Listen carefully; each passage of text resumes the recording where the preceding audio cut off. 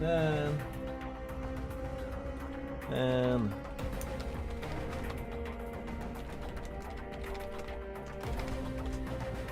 Why does it do that?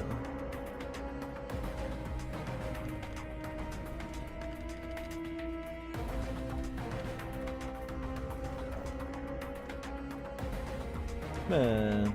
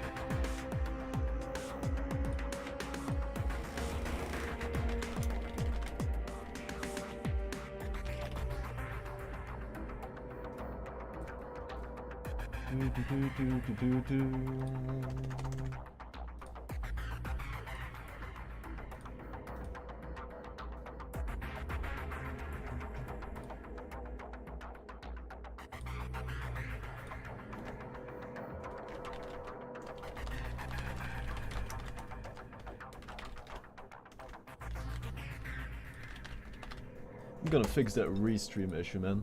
For some reason, after so many years, they automatically set my titles and descriptions to a default thing from years ago. So I gotta get rid of that. That is not the way. Something changed, huh?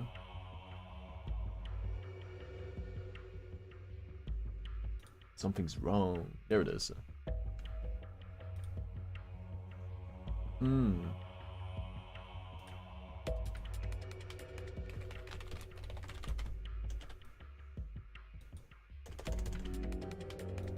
It's still using the CS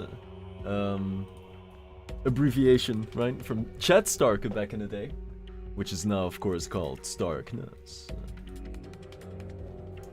For some reason, they start overriding it again.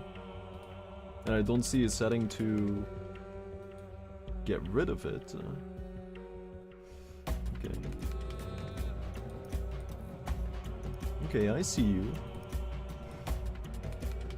It has been noted. All bugs have been fixed as well, of course. Of course. Not that there were too many, but they are taken care of, right? I just finished playing drums again, which was very nice, right? We're getting back in the groove, no pun intended. Every time that I play, I keep tweaking so many things, and it always gets a little bit better. Like regarding the triggers, you know, and especially the snare is always the most difficult to get right? But I just play a lot, and then I always record, I listen back to it, and then I take notes, you know, what can I tweak? But it's fun, right? It is a lot of fun. And the foot cam, actually you can see it right here. The foot cam is working, and it is buttery smooth.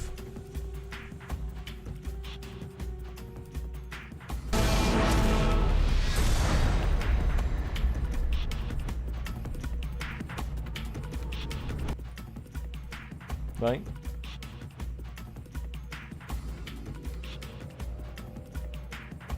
I plugged it in directly in the BIOS too, right? In one of those red USB slots. And that seems to have done the trick. So that's working too.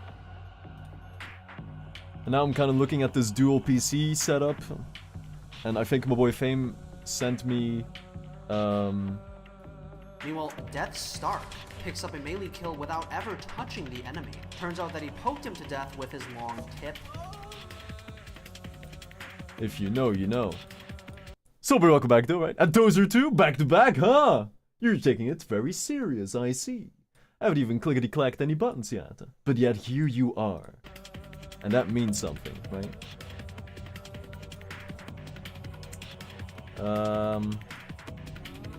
Yeah. I guess it makes sense why I don't play drums live yet. I mean, I have in the beginning, right? Just because it was so exciting. But, I know the reason why I don't is because I just don't want to... I don't want to suck live. And it's better to just practice offline first to get really comfortable. And then organically do it live. It's a weird thing though. Because I'm not embarrassed to suck live. But there's still like this element of why would I live stream myself sucking on drums? That doesn't make enough sense for me, you know? Like the stream itself should be packed with heated content, right? And there's a lesson in there too, right? To watch me suck, I guess. Because it's gonna show like progress as well, I get it. But it doesn't click 100% in my mind, so that's probably why I keep saying that I'm gonna do it on live. But then instead I just sit here practicing for a couple hours before the stream, which I did, you know, 5 minutes ago as well. So that probably explains it. But there will be a time, right? When it's all gonna flow. And I do feel it, man. Like, you know, naturally I improve every time that I play. Again, and I feel that old passion, energy coming back, right? When I was a kid. And then it was all about drums. 24/7, that was my entire life. That was my dream. That was the goal. Nothing else, right? And since then, many things have changed and been added to the pool of passions, right? But it is such a great feeling to just feel that bubble about to burst again, right? That excitement of just sitting down here and playing and zoning out and forgetting about the world around you, right? And you're locked in, and that feels good, man. To feel that, to feel your body return to that old mode. There's still music playing. Oh, wait, where's that music coming from? Huh, the game audio was playing in my drum headphones for a second. Is that gone? There you go. Yeah, so it's cool, it's all good. All good. One hit at a time. And I'm glad the foot cam is doing its job, right? It has not let me down. GoPro 7, ladies and gentlemen, right? Compared to the GoPro 9. GoPro 7 clears easily. So yeah, I think Fame sent me a very good laptop too. For the dual PC. Ironically, right? Dual PC. But Fame knows, man. I didn't even say any preferences to him. But he just knows what I like. We got that sync, man. And the first thing whenever I buy... I mean, my current laptop is from 2015 and it's still kicking ass, right? It's still super fast. It's blazing, it's performing. I don't play games on it, but you know, it serves me still after 10 years nearly. That was a great choice. And Fame sent me, without telling him anything, he sent me another laptop from the same series. And the first thing that I always look at when I buy a laptop is, does it have big ass fans in the back? And lo and behold, Fame sent me a big ass fan in the back, right? That was like, damn. How's he do it? Fame knows, man. So I might buy this laptop as well pretty soon. And then I'll try the dual PC. I keep calling it dual PC, but you know what I mean. It's too annoying to call it PC laptop setup, right? Simply because to save the frames, most importantly. It's kind of ridiculous how, like I was saying how I was getting 120 FPS minimum on Wilds, right? Consistently. And then when I go live, it drops to 80. That's 40 frames gone, man, just because I decide to stream it. That's a little bit too much, right? And I love my frames. And so to see 40 of them just gone, that doesn't sit right, right? So we're gonna fix that, right? Before Wilds gets here, it'll be buttery smooth. I mean, it was in the single PC's defense, it was looking very good on stream, and I'm saying that, right? And I'm very critical of stream performance, right? Whenever I check the VOD, and everyone said, "Oh yeah, it's looking fine and buttery smooth," then I look at it, it wasn't smooth at all. But when I did that with the Wilds gameplay, that looked pretty good. And I say that, and I'm the most critical person when it comes to frame drops, right? When I see one of those bitches, I'm out. But I didn't get triggered when I was watching the Wilds gameplay, so that's good. But still.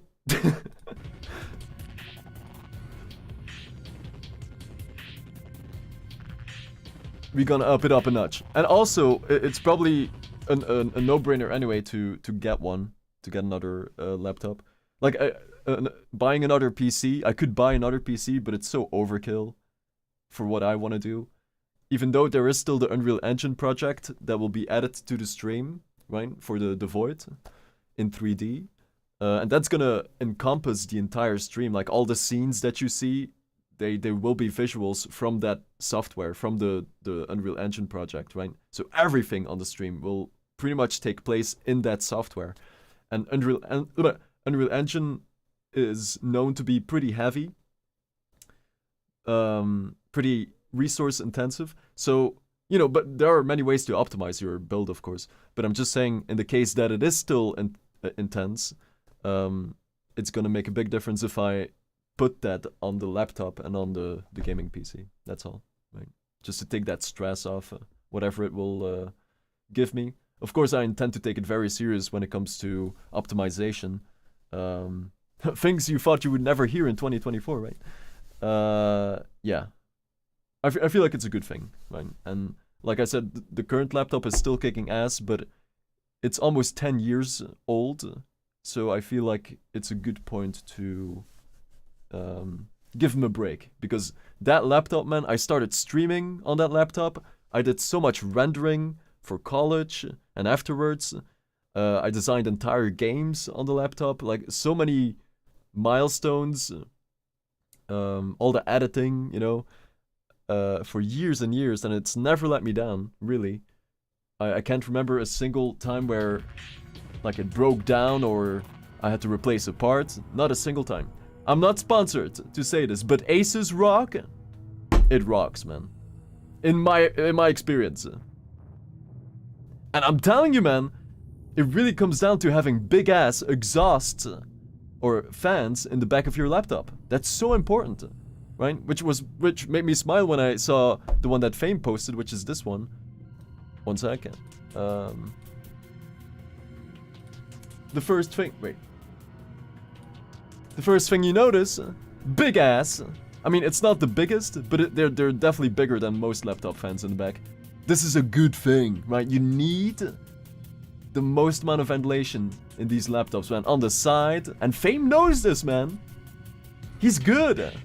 Right? So this is probably the one that I'll scoop up as well. Soon, just to get the setup finished, and so that laptop will then host the OBS, of course, the Starkeness labs. Even though, oh yeah, that's where the audio mixer comes in. Yeah, it's gonna be fine, because there's gonna be a lot of audio from here, and then pretty much only the game audio from this one. But I already know how to fix that, so it'll be fine. Yeah. I'm not a fan of, like, complex setups, but it makes sense, so I don't mind. You know, as long as it makes sense, it's cool.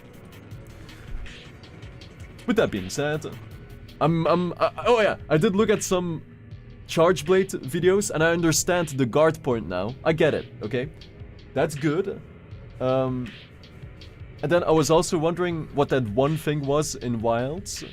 with the greatsword when you do like a backslash, and that's called, I don't remember the name, like perfect, not a parry, perfect something.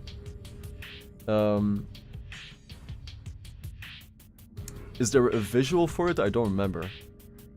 Like, some weapons have some attacks where you, if you time them right, you're gonna clash with the boss sometimes. But by default, you will, like, stagger the boss or something if you time it right? I don't remember what the name is. But that's interesting too. And I can't remember if other weapons have the same ability or if it's a greatsword ability. And it seems like you can only do it with the charged backslash. But hopefully most weapons have that ability with some attacks. I don't know. That was cool. But the guard points, yes. That's gonna make it spicy. I wanted to play GU today because I want to practice the timings for that, because it makes up for the biggest portion of the charge blade gameplay, right? If you can figure out the timings well and get used to that. So I get it now. Yeah. It would be nice if, you know, I really dig the charge blade, and it proves to be faster than the hammer, my hammer fights. Which will probably still take a while, right? Because I'm all about hammering. So that's the most natural feeling thing.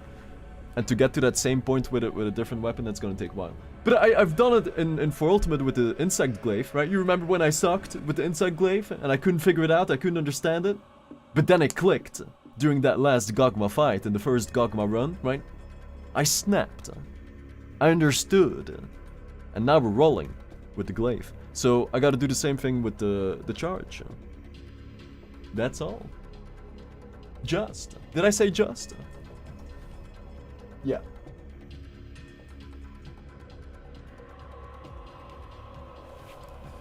The hair is ruined again. That's another downside to playing drums first, and then appearing live. I'm not drained though, so that's good. The energy is coming back too. It's nice.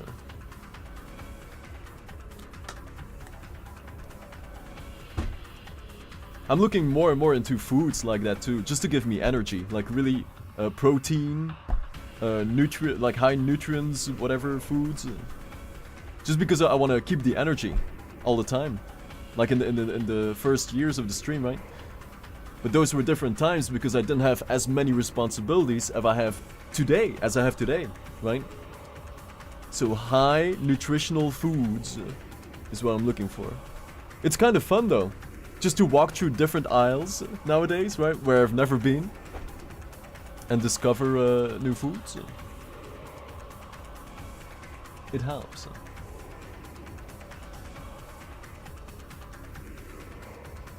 Alright. Welcome back. By the way, here we go. Dig in.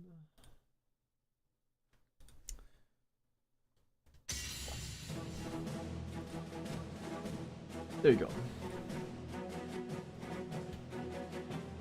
I think Megamoo said that rumble was vibration, but I've never felt any vibration. So, I don't know what you are. But I'ma leave it alone. This is Hunt Rank 3 that we're just starting, right?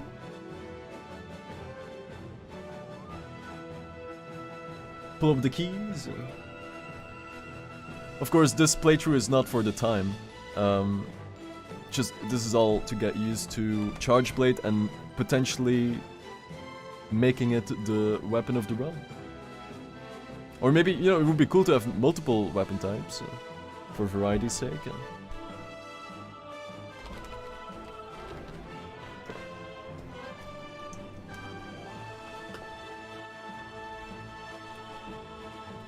Key Quest. Or Quecast, right? Which used to be... Yes, like he said. It used to be a fan favorite. Spoon. Also, I did a whole bunch of Starkeness stuff, and I finished the chat. I mean, not finished, of course, but I did the next big chunk for the chat zone.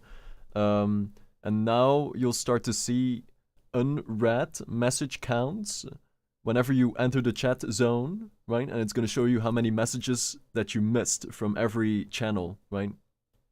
But it's not 100%. It's being stored locally just for testing, and then later I'm gonna put your latest seen message IDs on the server, right? So it's gonna be consistent across any device that you're signed in Starkeness, right? So that's cool. The biggest chunk for that is done at least. So now I just gotta make it so it updates every time there's a new message in a channel, and then it depends. Are you in that channel right now, or are you in a different one, right? It's a lot more complex than it sounds, really. It usually is. These features usually are more complex than they sound. But I'm glad that it's on its way. That's good. And what else did I do? Just that, I think. Yeah, it takes that much time and attention. And I did fix those bugs from the last stream, but they weren't really... They were like on my side of things, right? You guys wouldn't know. But they're fixed anyway. So next up, I'll enable share media again, even though you can submit media already. But I just gotta integrate it in the Starkeness labs, just so I can view the submissions again. And mods can already accept or reject media shares. And then there's Scarce Starke to bring back as well. And then I'll probably go back to the Trailer Bale, which is the hub for the announcements and events. It's kind of like the Twitter area of Starkeness. The chat zone is the Discord area, the forums is the Reddit area, right? And then you have the plug DJ area in layer 4, I think, which I still need a name for. The Starke OST, right? So that's pretty much going to be an audio live stream player, and so on. Yeah, pretty nice, pretty good. We are sponsored today as well.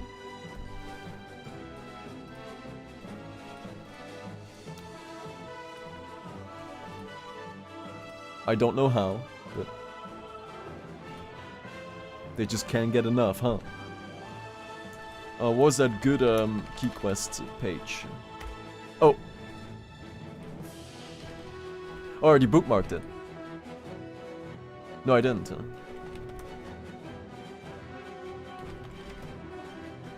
I will do now. Oh. There they are. Yeah, that's better.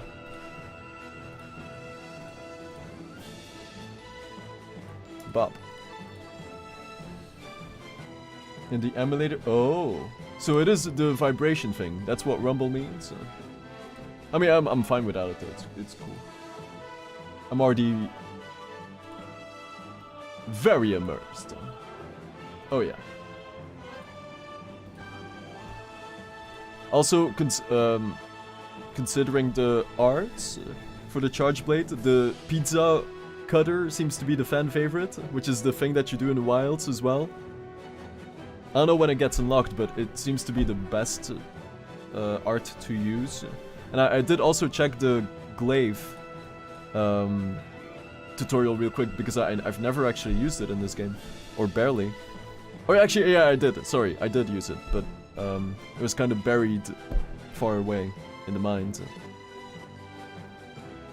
With glaive, for me, it's definitely that multi-suck attack, right? So you just have to shoot it once and you get all the colors. That's huge. And then depending on which style that I play, I can still do more, but if I only had to pick one, then that is the art that I would use. Oh yeah. No doubt. Come on now.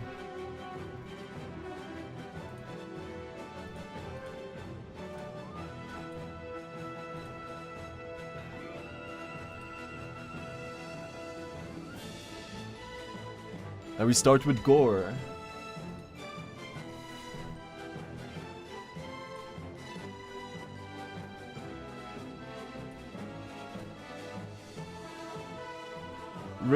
Ripperoni slash?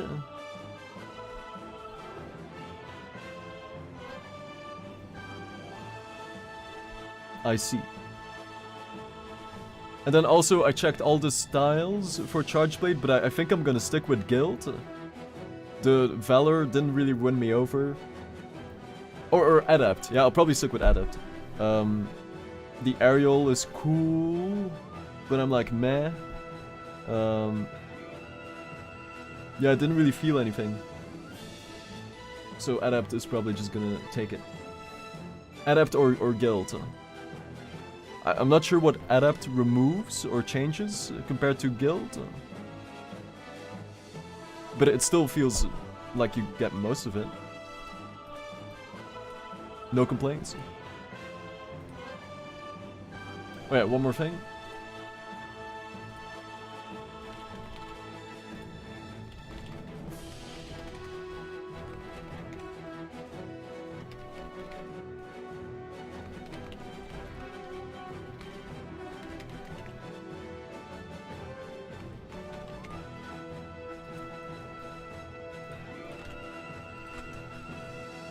Habab.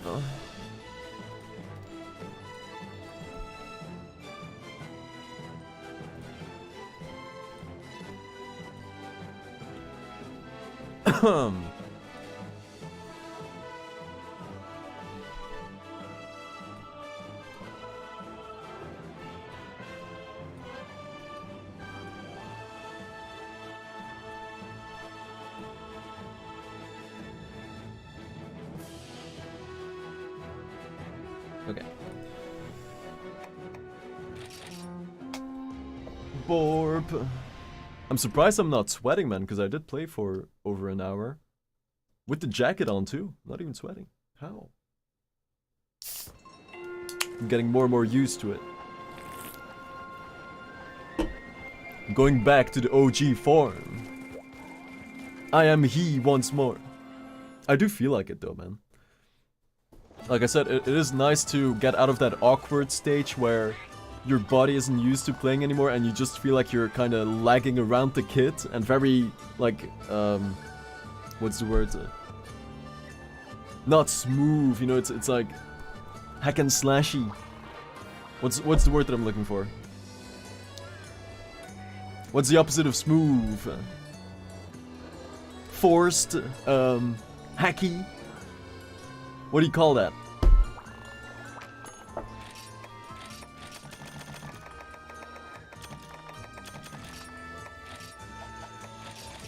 Ooh!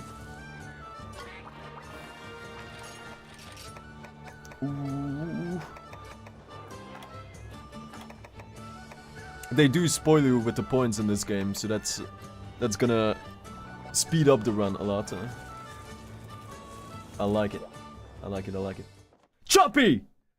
Thank you, Orson. Choppy! Right? But now the smooth jelly pie is coming back slowly, and that's nice. The thing is, with a kit like this, a hybrid kit, every mistake that you play will be heard 10 times as loud, right? Which makes it more difficult in the beginning. I mean, it is good for learning, because you hear every mistake that you make clearly. But it does require you to play differently as well, from what I've noticed. It's nice though, but just it's on another level. Why am I talking? Choppy. Framey. Ooh.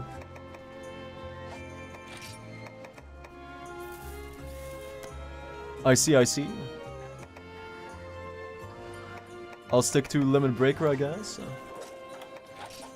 Until we get the pizza card. Sure. Sure.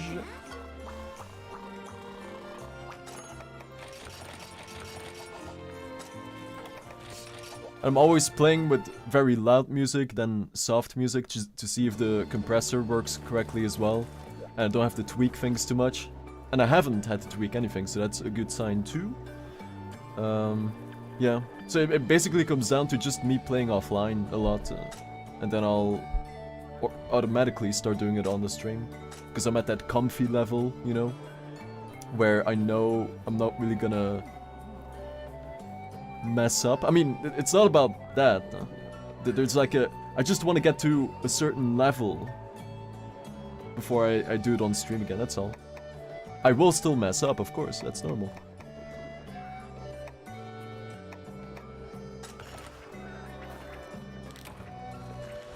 If anything, that's a beautiful thing, right? Because then you just go into the segue rhythm, and you still make it work. At least that's what I'll try. And you discover new things. I can't lose.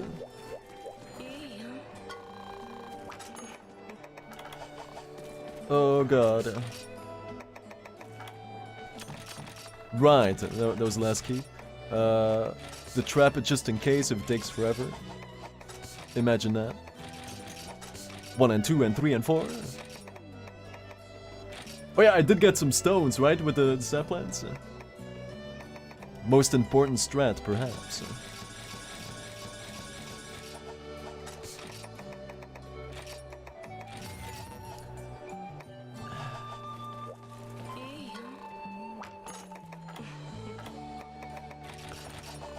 How much is that? Oh, I should probably get some bookie wooks.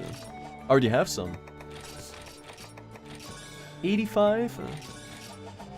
You remember when I failed 5 potions in a row in the last Gogma run? 5? Were you there? Or did you miss out? Oh, I should get those psychos too. Real quick. Yeah. Real quick.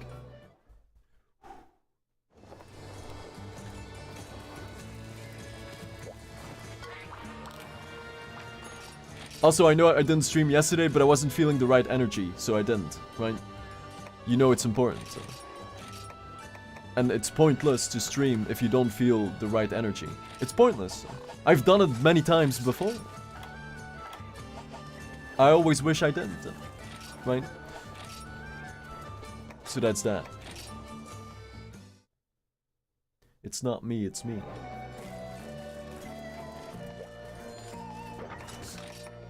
I had a great day though. I just didn't feel the energy for the stream. That's all. Yeah, that's all. Yeah. Ooh. Can I get my Oh. Can I get my Dragonite? Because then I can upgrade, right?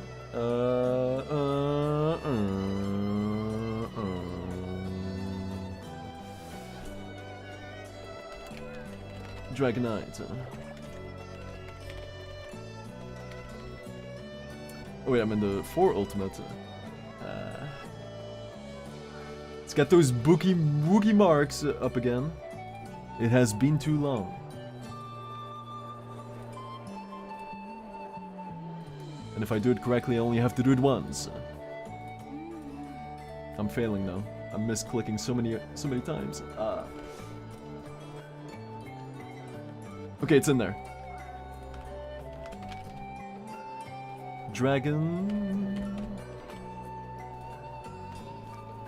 Low rank. Oh. Volcano. Nice. I'm gonna do that first then. How many?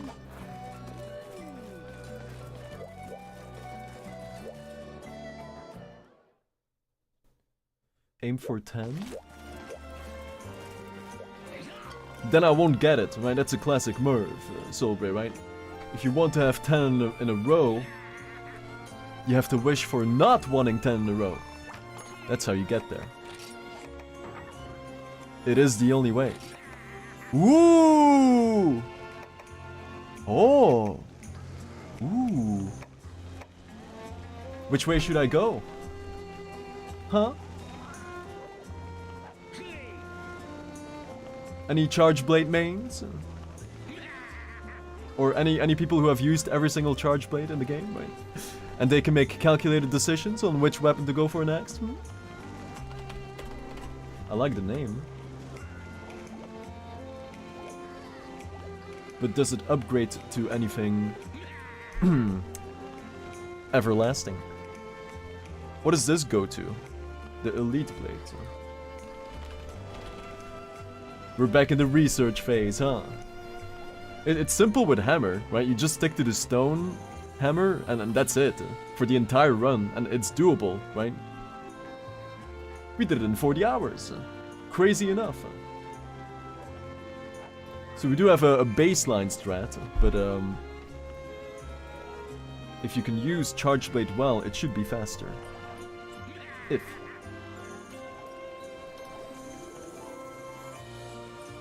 Elite Blade level 4. I see, okay.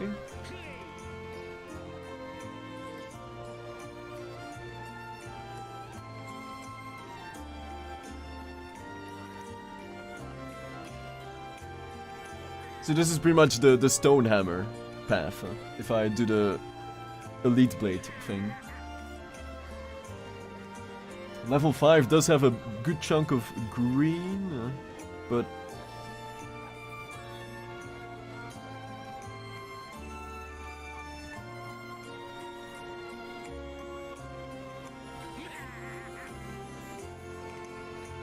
Black guards.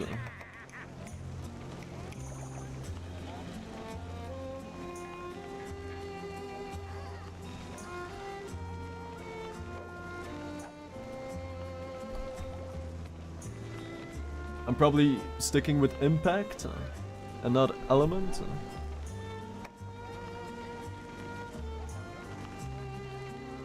I mean, there are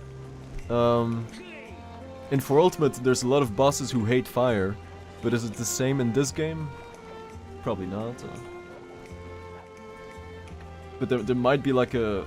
I mean, you can never go wrong with poison, in my opinion. Be a little toxic.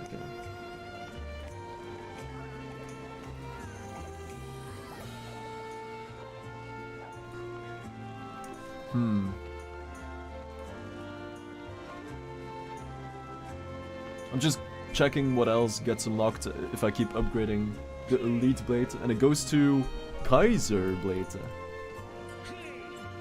Meh.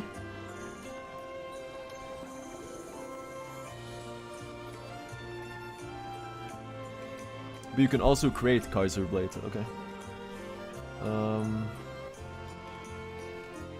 I need like a nice overview of all the charge blades.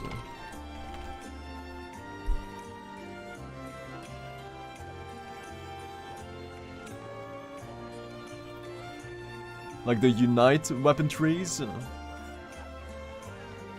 I need that for Charge Blade, but... Oh! There it is.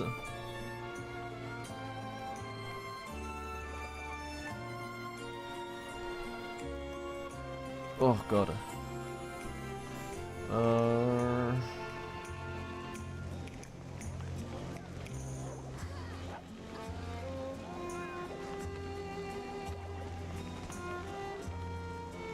Pizza axe? No way. Ooh, look at that sharpness though.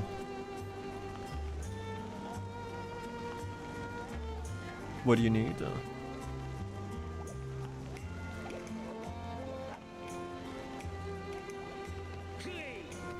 Accolade G. I'll probably get that. In G rank. Yeah, okay, I'll probably get that. For level 5. Damn. Damn!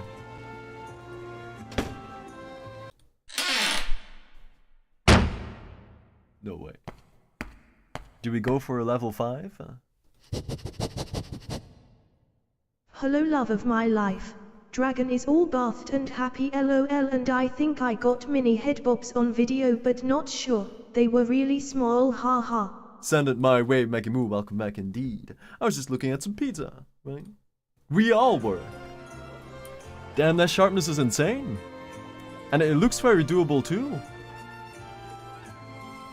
Imagine if this turns out to be the weapon. 270, 180. Ultimas Crystal. AhtalNess. What? There's a subspecies? I've never seen that name before. What the hell? Oh.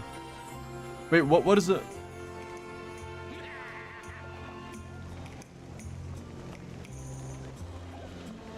Huh? Nesset? What is that? Ooh, Death Start with a good bounce. Oh, it's the... Pick up first place. Oh, it's the face. Death Star. You dab Death Star. I didn't know it had a name. Nesset. Okay, that's cool. Okay. Okay, so I mean, yeah. So I won't be able to max it out then. But level 6, 180. 180. Sick. Okay, I'll just continue for now. I don't want to stall too much. 90 or 120. Let's just go Elite later. Just. Damn. Okay. Welcome back, Mega Moon.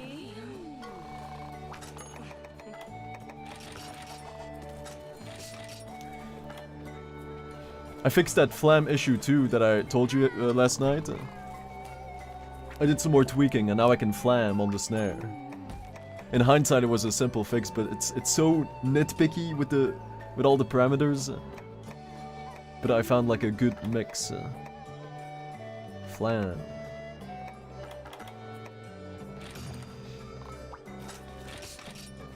Oh, I gotta sneeze.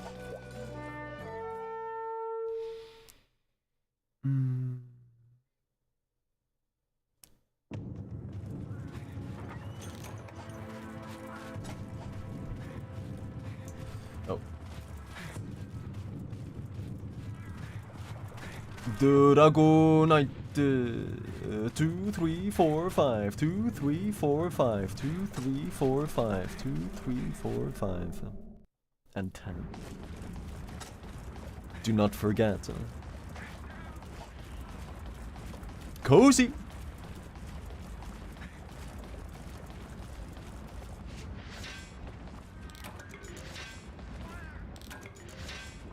It is the Mac indeed, thank you, yeah. I had no idea that it had a name.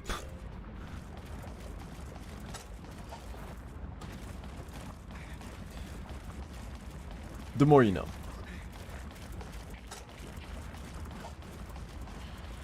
Metal Gear indeed, I would love to... I would actually love to play those games again. Start over. It's time. It's been too long. 2, 3, 4, 5, 6, 8. Send those videos my way, please, Megamo, right? Even if it's only a slight bob. It's better than nothing.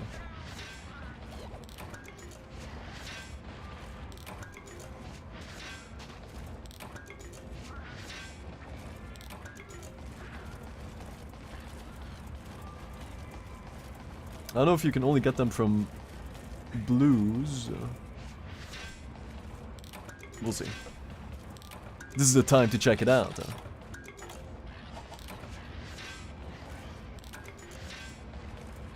But then again, even if I confirm, I keep asking the same questions every time I want to do a run, so... To an extent, it doesn't matter.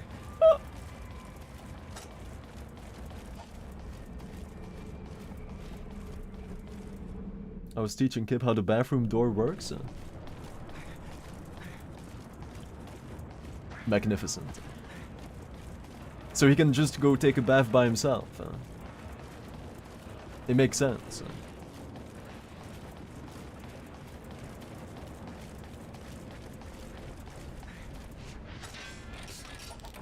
Oh, the bathroom. Wait, wait. Yeah, the bathroom door. Yeah.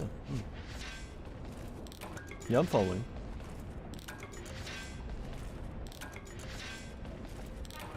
There is walking the dog, but there's no walking the dragon, is there?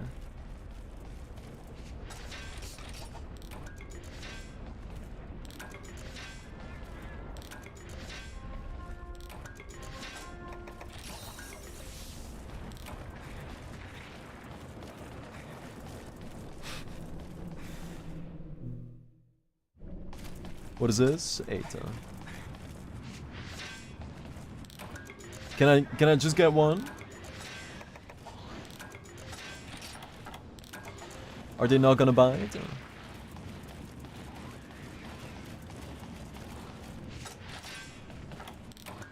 Did the wiki lie?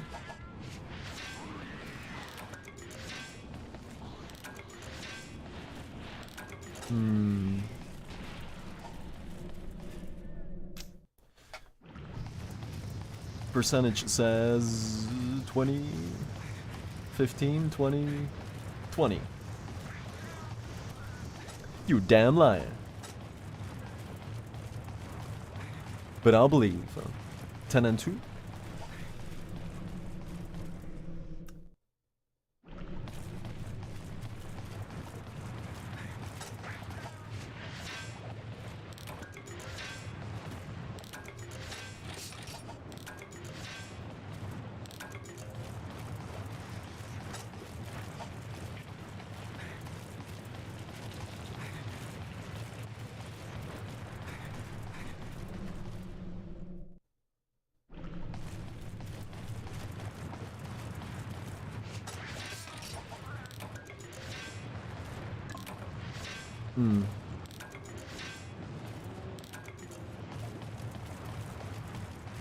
Not today, huh?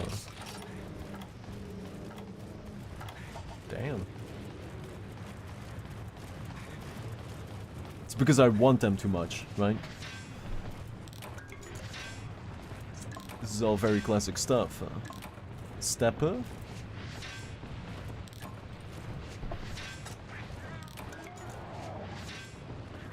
Oh, the timing. Oh, I thought I was gonna die.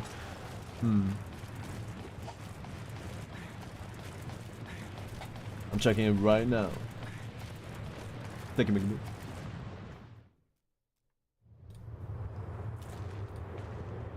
Oh, he's feeling good today, huh? That's a big old smile. Look at that beard. Trailing all over the place.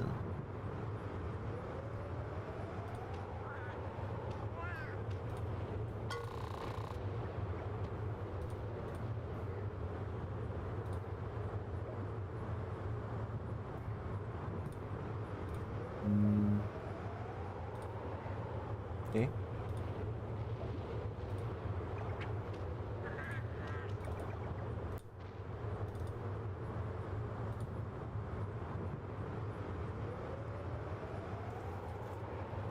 God damn.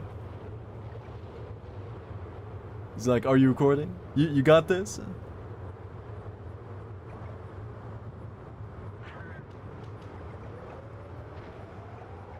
Oh, he's not gonna...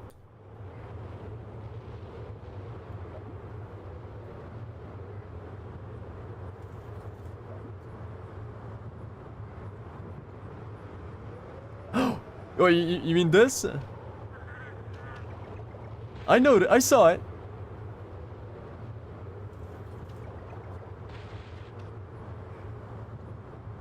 Oh!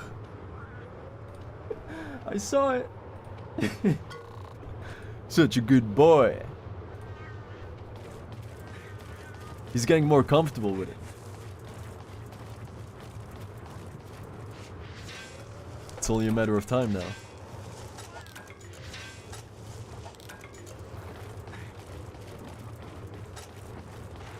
Where's my Dragonites at, huh? What have you done? Where's my stuff? God. And it's the only map for now. 10% Misty Peaks.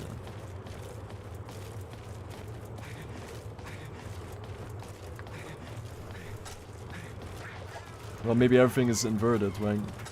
10% means 90. And 100 means none.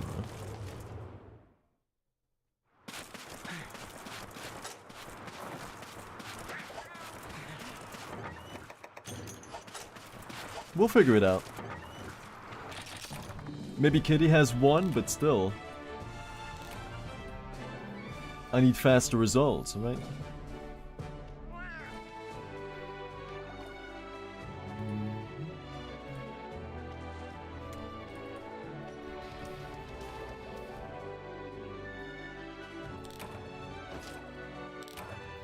Do-do-do, do-do-do.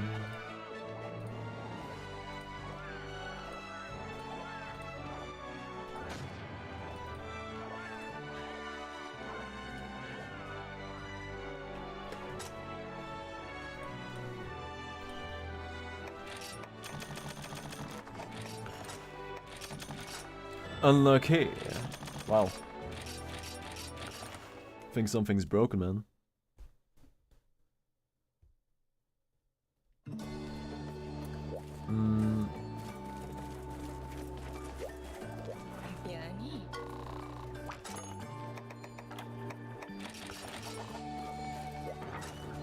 If I don't get any this time, then I'm either really unlucky or it's only unlocked in rank 4 or something, right? When you reach high rank.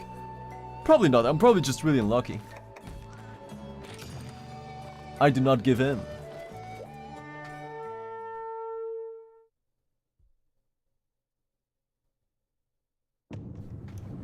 I will get at least 1.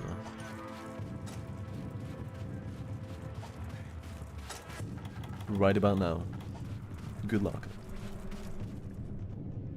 I'm watching the clip at the same time. Oh. So inquisitive.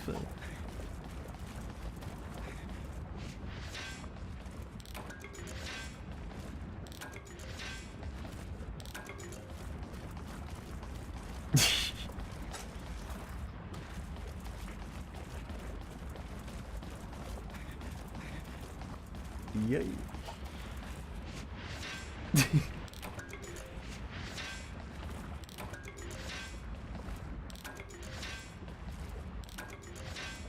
There you go. Whoa. Damn, he's out.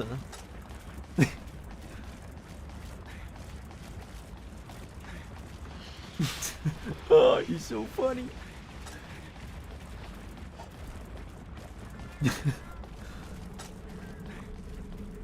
Thank you for sharing, Megabo.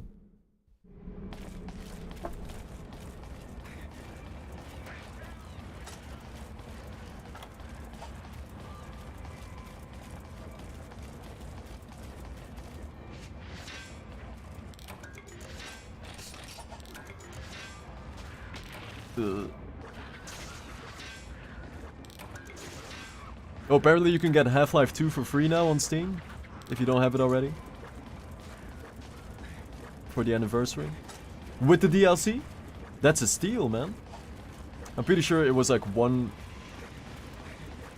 I don't know, it was already very cheap, but still.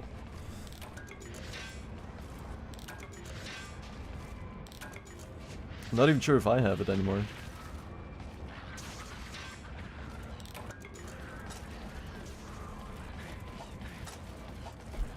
But apparently it's free on Steam, so get it. Come on now. You gotta have played Half-Life at least once. So.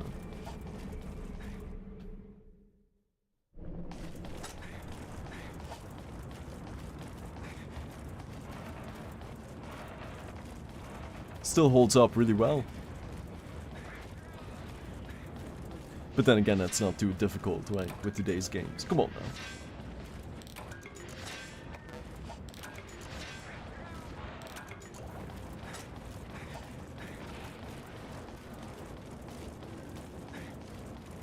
Some new features.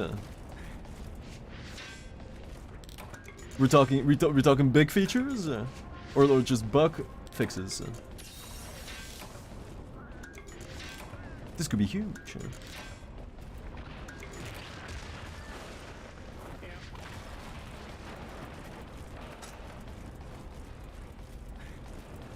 Do they now show your hands when you're driving the boat? I hope they don't, because I always like that more. For some reason. The fact that you don't see your hands, and you just see the steering wheel going left and right. For some reason, man. I was always a big fan.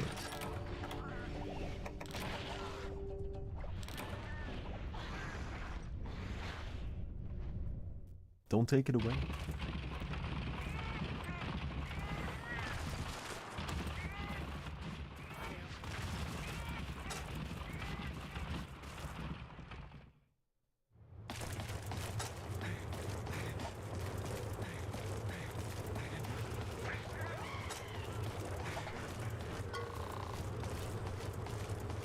Three, 4, 5, 8, 10. Oh, not area 2? 15. See, throughout the game, the G-Man.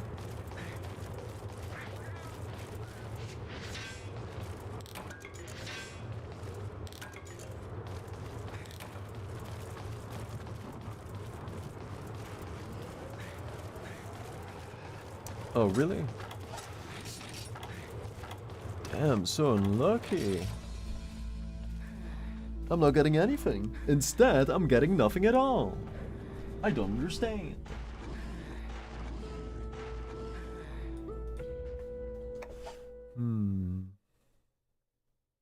It's only 20%, but still, I'm usually lucky with these drops. So. I need that hard confirm, man. Is it really not available? Or am I just really unlucky? I don't even need 5, just let me see 1, and I'll be on my way.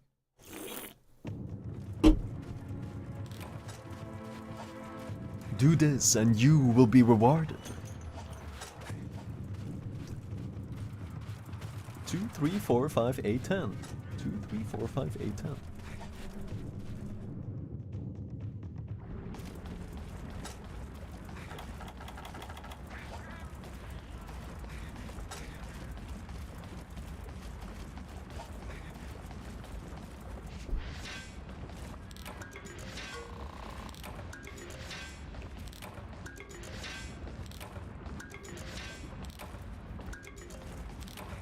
There it is. Confirmed. Oh, 2 in a row.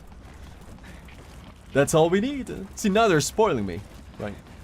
But since I have 2, I might as well go for the 5. They do exist. Really unlucky then, huh?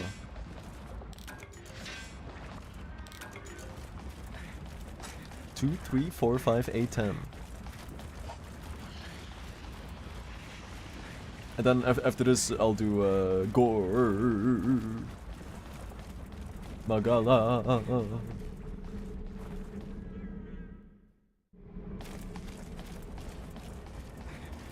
The next key. The next Quee cast. Nice! God damn! This is the God Seed? Holy!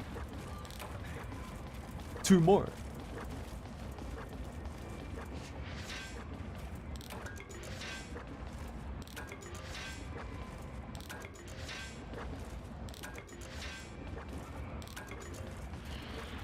I like what I'm seeing.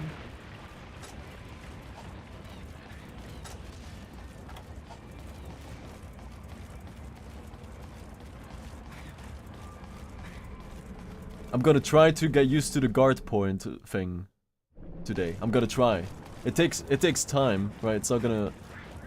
You have to get used to the timings and used to the flow, right? Incorporate it into the fight slowly. But it's very rewarding. Clearly, even I know that.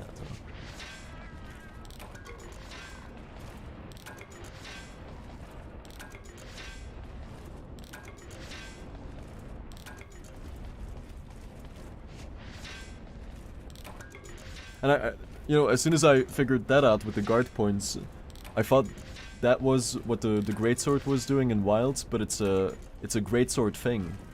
Charged slash back or something, and if you time it well, I guess it's kind of like a guard point, but your offense becomes a defense, or a defensive offense.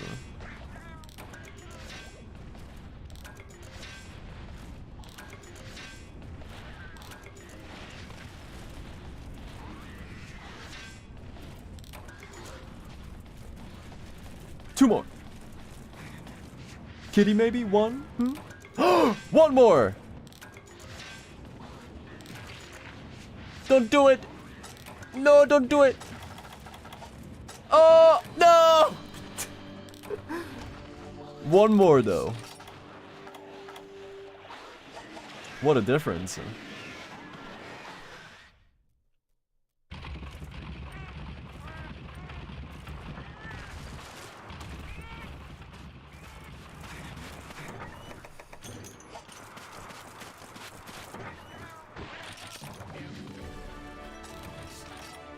Very good.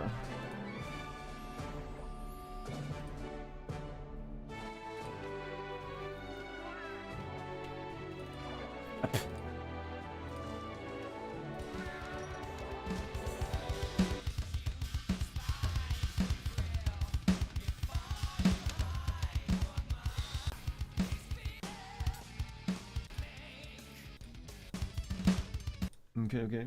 I'm just checking the recordings. Oh.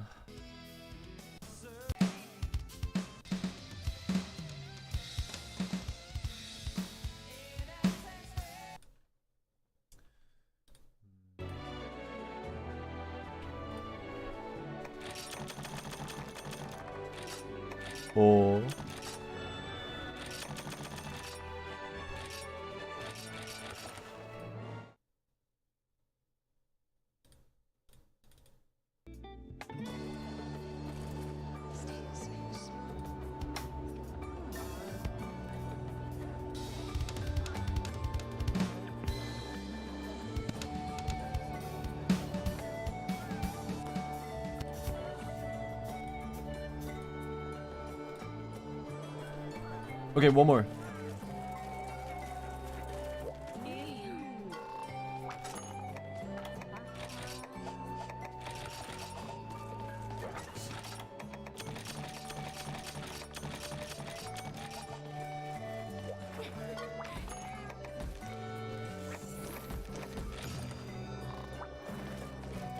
Then we can play the game.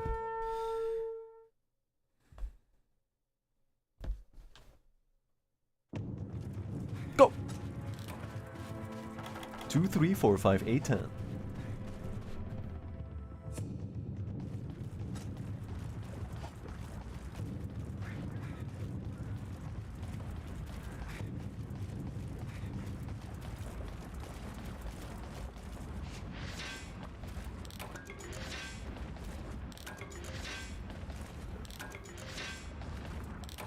GG! 2 in a row again! It's like the same seed! Damn! I'm sensing a pattern.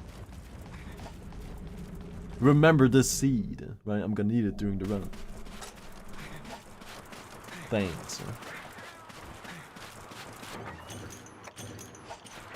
That's back-to-back 2 in a row. We're already going home.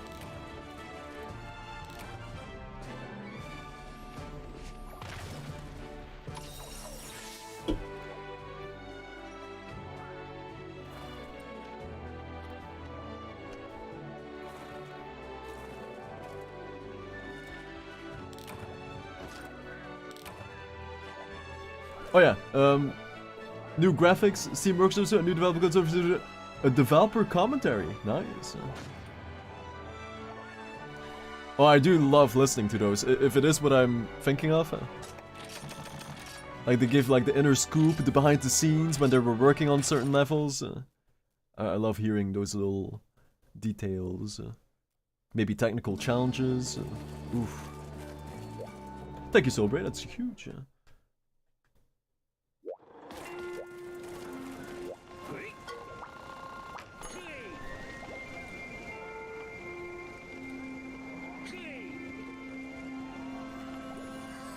In that case, I'm quickly gonna check it, if I can scoop it.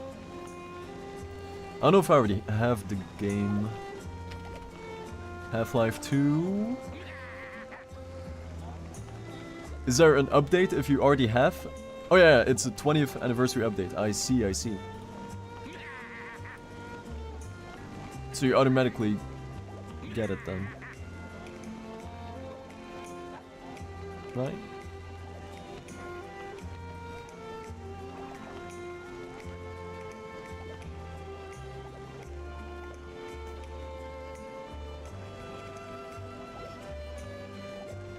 Damn, they even did a little fix last year for like 2 bugs. That's passion right there. That is cool to see. Instead of just letting it, you know, rot away. They're taking real good care of their game. Lava Nuggies. Oh, that's from the Chin dude.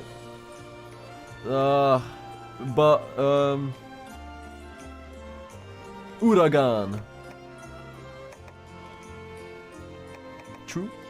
Oh, I see. I get it, okay. Can I already get the nuggies?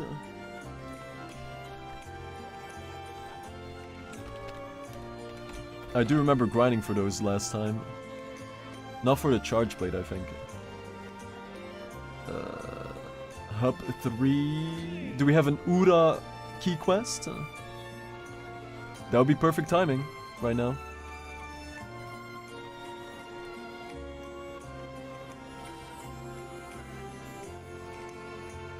Hold on. I don't see Ura in the keys. He is in Hunt Rank 3, but it's not a key. From what I can tell.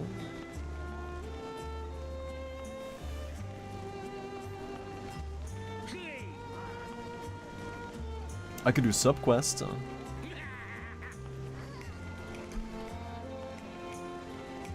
30%. Oh no, yeah, 30% in low rank. From drops, I'm guessing. Oh no, yeah, from mining his back, it's 30%. Oh, I remember now. I like it. So that shouldn't take too long. 20% shiny, 40% carve. Oh. Oh, it's in G rank. Ah. Oh no no. Oh no, it is only from the back. I misread it. Body gather, not body carve. Okay, and then capture. Slice the tail and capture for more. Okay, okay. Shiny drop. Cool. I doubt that there's one available here. Yeah, okay. Then it is what it is.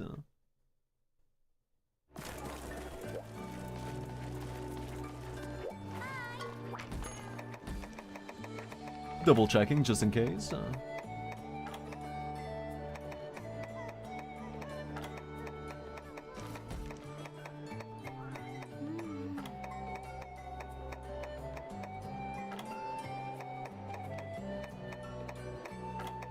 Damn, he's pretty high up.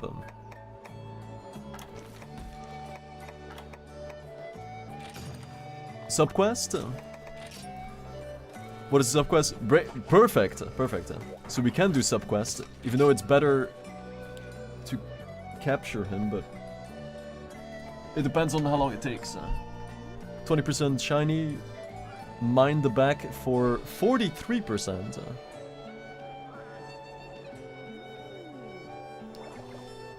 And then capture was 15 for 2. But if I cut the tail, then it's 25 for 2.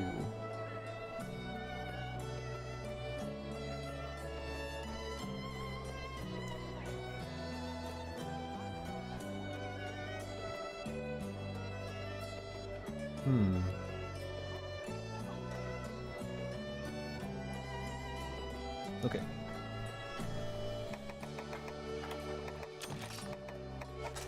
We'll see how long it takes, so. Now's the time to test things out, right? It's time. You go!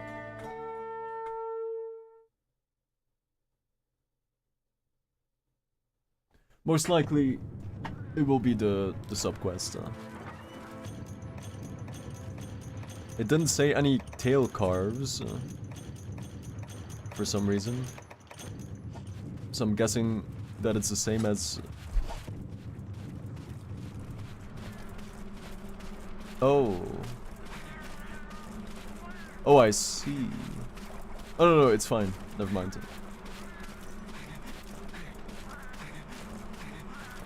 It's a little bit confusing to read, but... I get it now. Shinies, mind the back, and capture. Okay.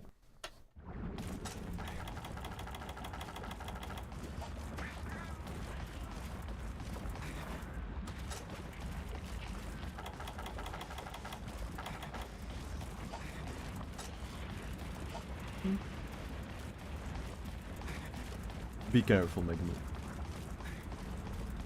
Don't slip, don't trip. Take your time when you're going down them steps.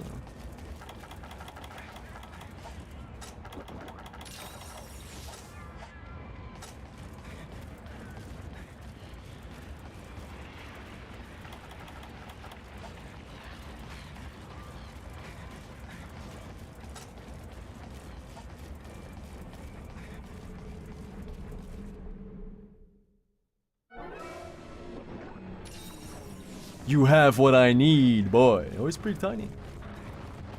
You're pretty tiny, huh? Oh, my controller does vibrate. I just noticed it now. Well then.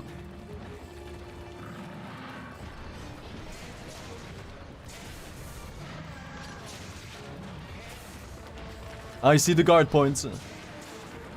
Now I just have to get used to them. Damn.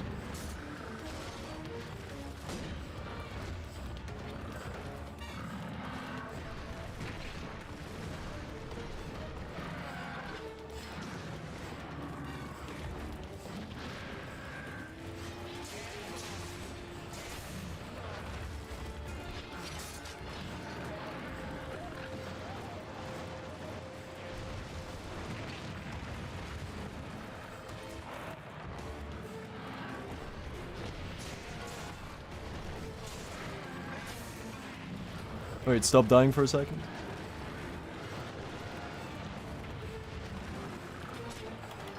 Oh, this is not a heroics run? Oh. My bad.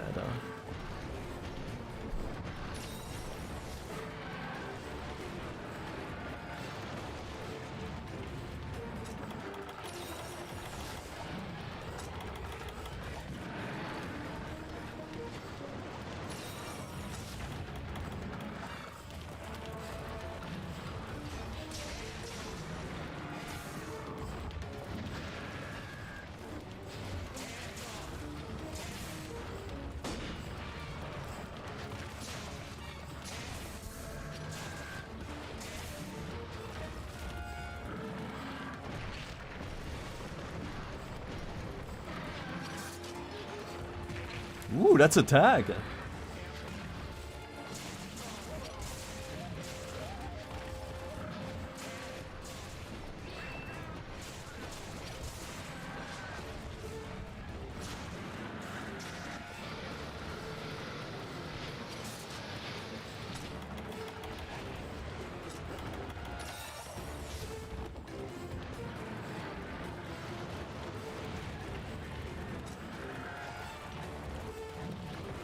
I guess mounting would speed it up too.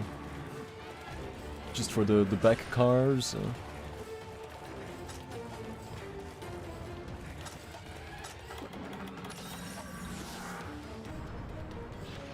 Would be nice if this was a key quest, but unfortunately it's not. It's still very early days, of course, so if Charge Blade does end up being the strat, doesn't mean that this will be the charge for the run. But since it does have that stone path, that does tell me a couple of things.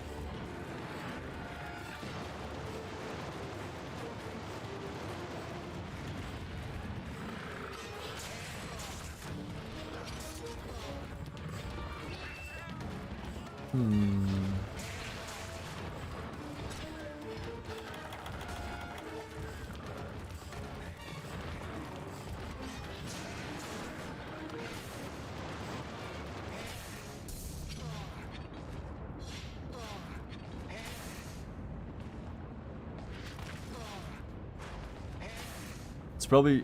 Is this the fastest guard point if you do this? Wait. This one?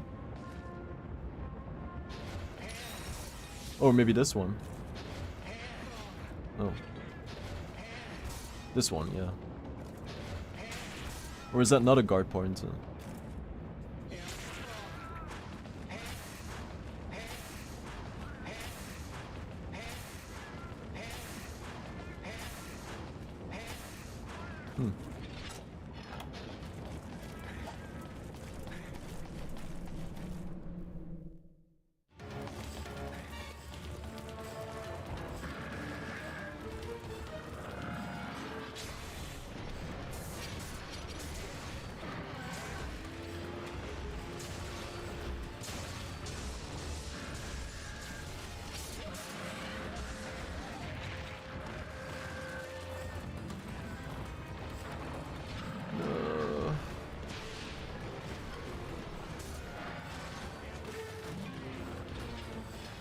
Oh, there's no mounting thing here.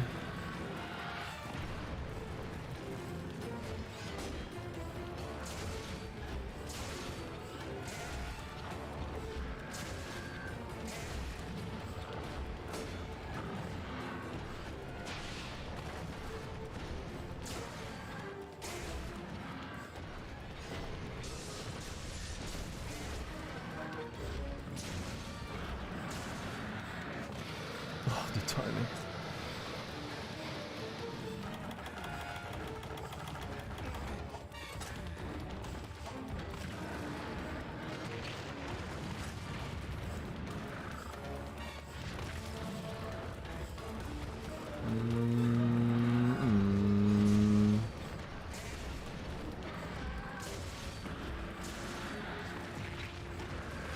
If this does become...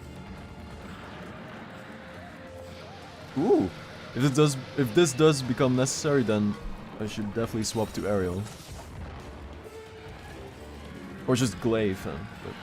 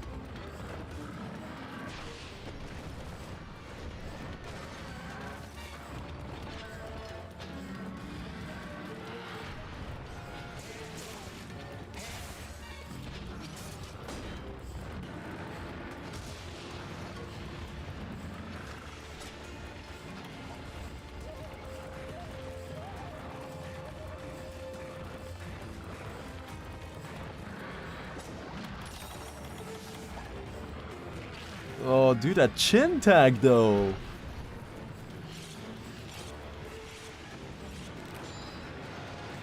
It's pretty nasty.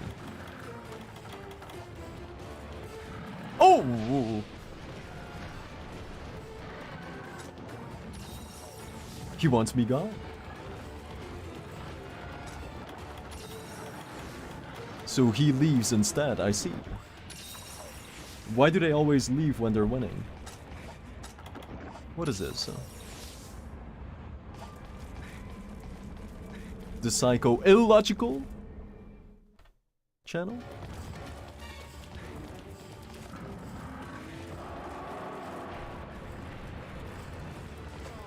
I'ma break that chin.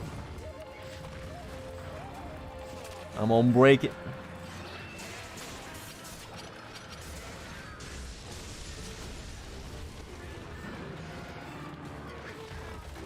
Yeah, yeet. Mind the back, huh?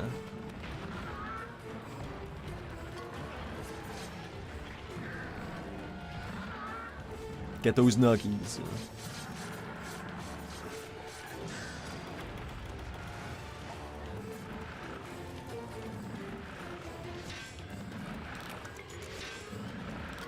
Nice. +1. How many do I need? 3? Dude, that tag! It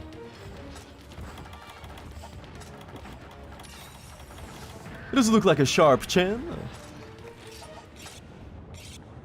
Do you still get tagged if you break the chin? That's a good question.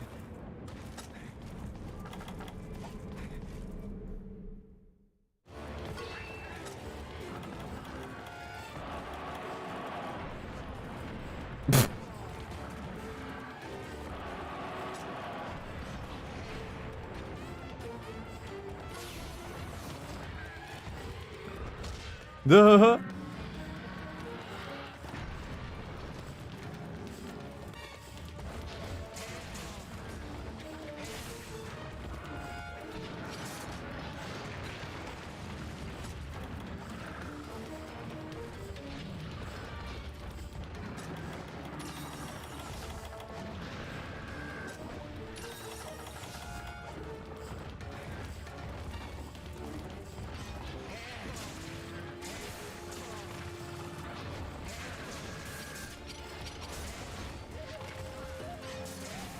It's also a guard point.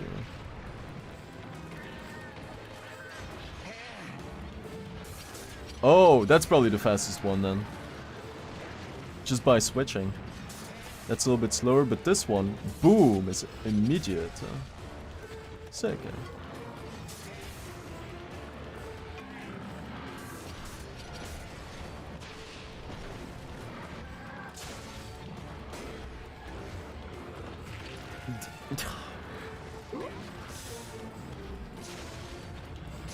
That's gonna be a thing for a long time, huh?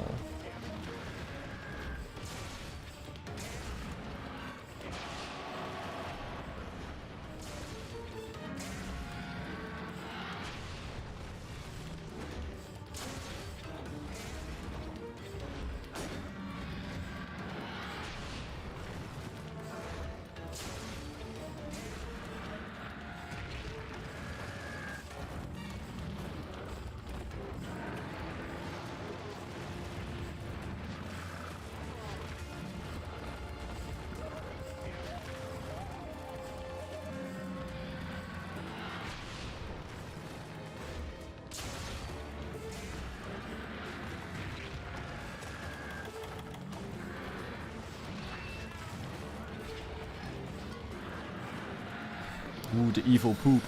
Did Little Kip have a poop too, Magmoo?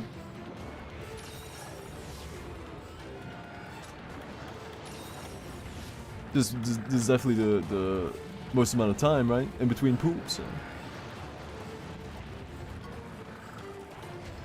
Oh, nice! I'm glad. That's good. That's really nice. I'm glad he pooped. If he still didn't poop today, I would have been worried a little bit.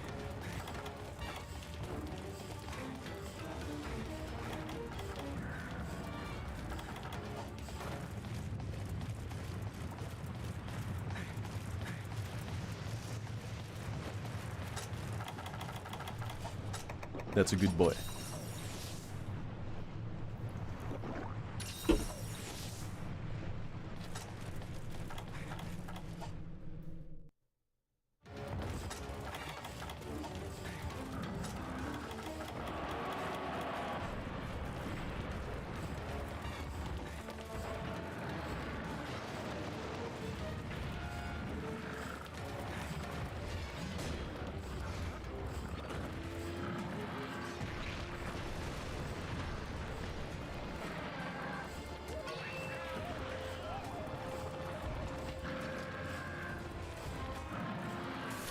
Oh!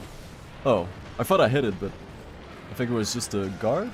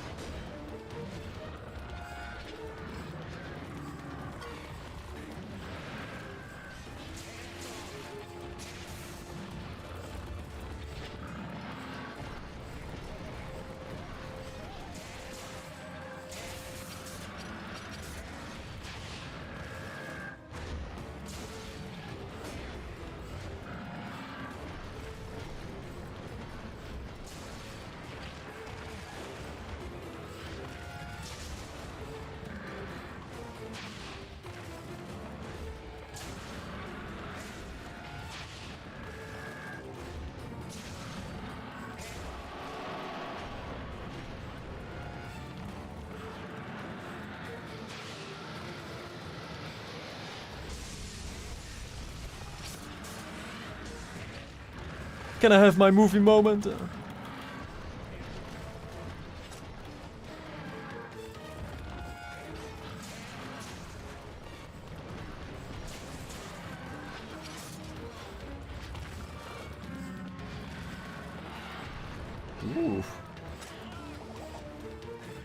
I was hoping that it would do the lag stagger by now, but no. Mounting it is.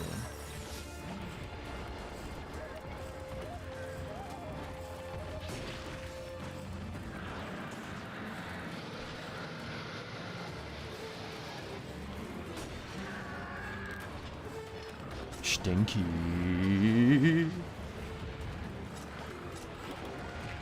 Man, why are you always there? How's he figure it out on the ground? No.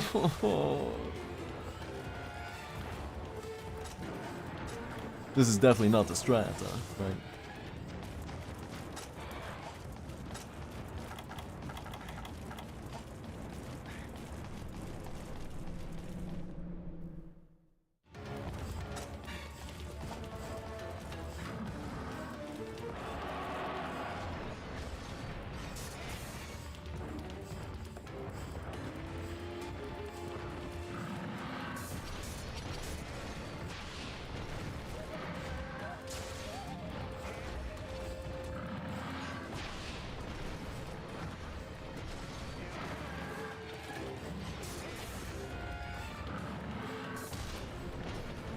Okay. It's probably because I don't continue the attack.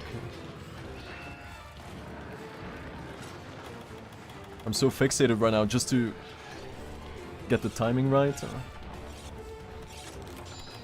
Which is a good first step.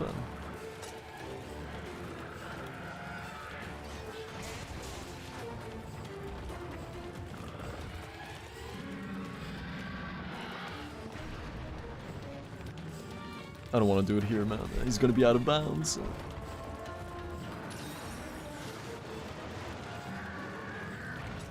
I forgot about that too. One nuggie? No way, another nuggie? Another nuggie? I think one more.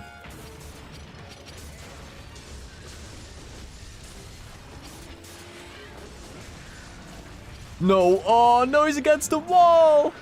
Unless, oh, this does work, nice. I faintly remembered something, nice. Oh, that's huge, so now I just have to cut the tail. Sick, that should be it. I can't believe it.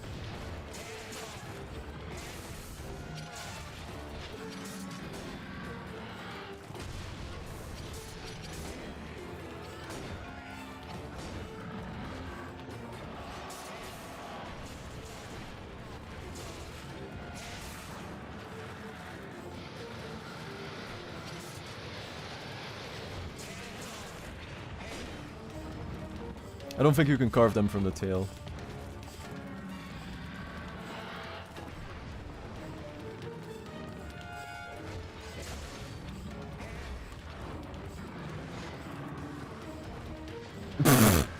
Wow, I'm washed, man. Holy. There is no hope. I'm not protecting the village today. Clearly.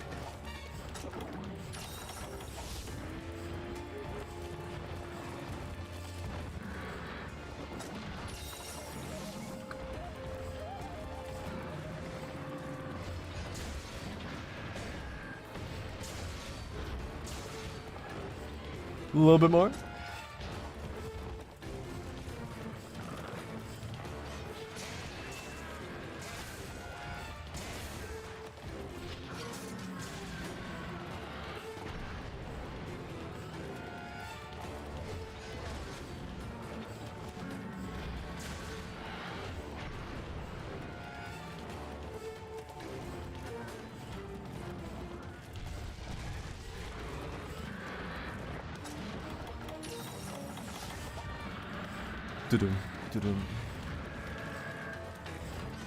I gotta stop doing that because my voice is probably not in sync with the music anymore.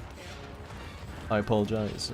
It used to be, but there have been so many audio changes that it's probably screwed over again. But I guess I could just die 3 times.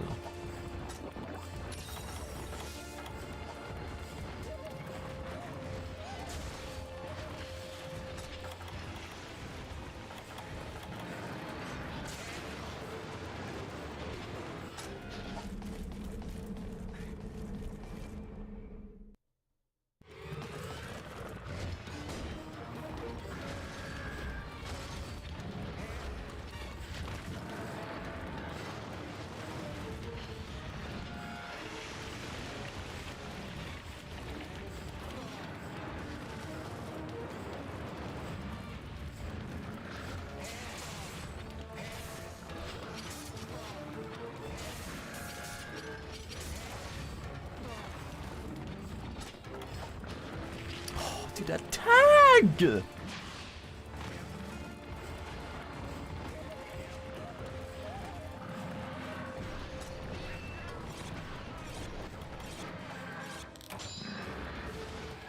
Now I'm hoping that he is not a key quest.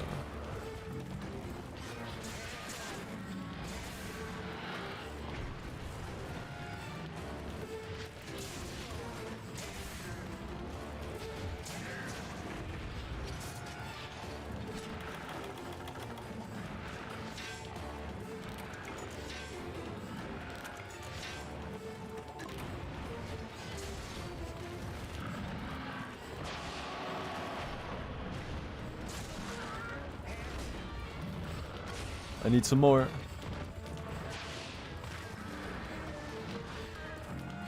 That won't do. Also, I haven't seen a single shiny.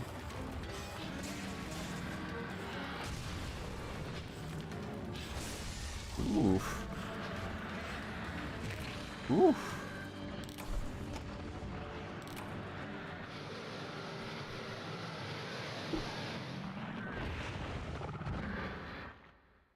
I know you can do the AED after you block as well. Or like a perfect block or whatever it's called. I just don't know which buttons to press.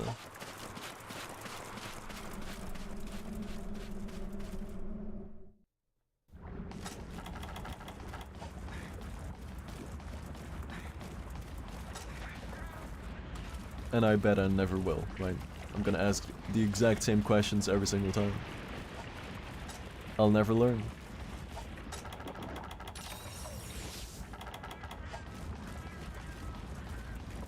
But that's how you'll know you're watching me and not a clone, right? There's that as well. You're very welcome.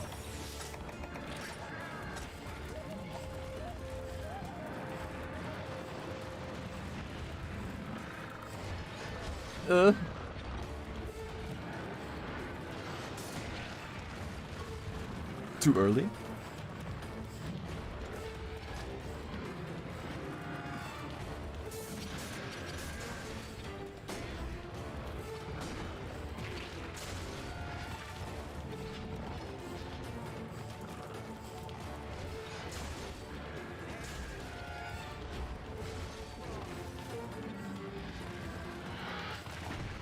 I knew it was coming, but yeah, no time.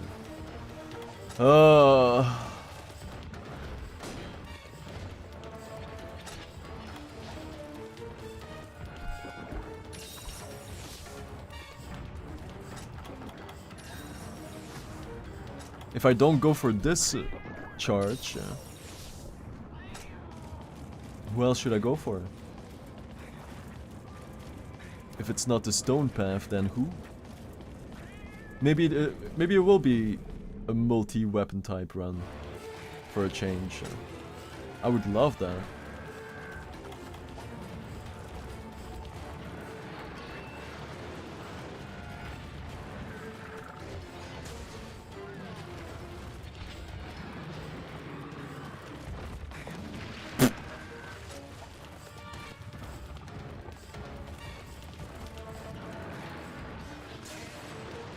I just need that slice, man.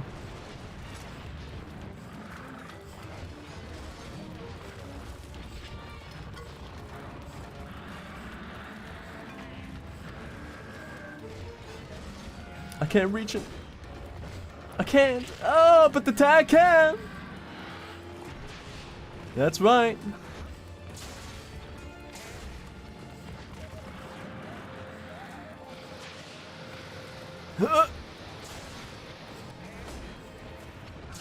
Come on.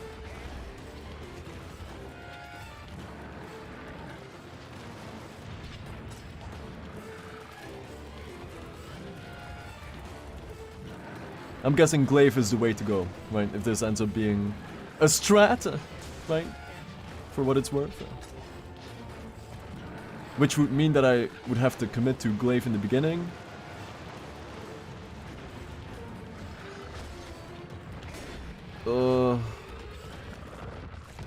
No tag. No tags, no backhands, no minions, no rubble.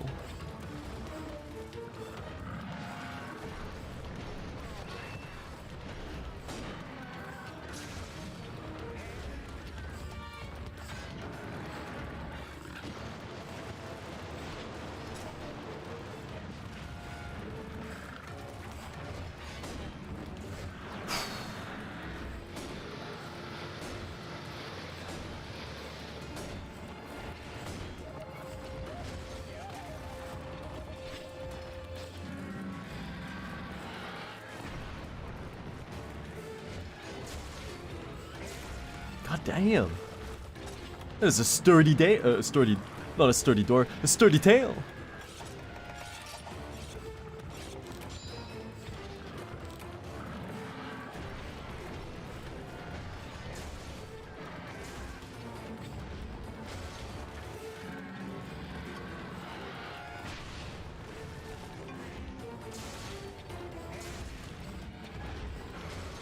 You done? Okay, well, yeah. I was gonna say it's probably faster to just go for the kill than the subquest. Yikes, that is a yikes. But this is why we do prep runs, huh? I haven't checked the other keys, but the wall in this run will, so far, is definitely still the Lao fight. If you mess one thing up, it's GG, right?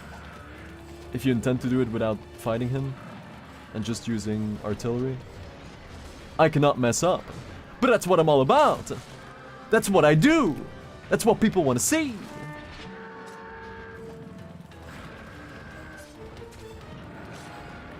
Hence the wall.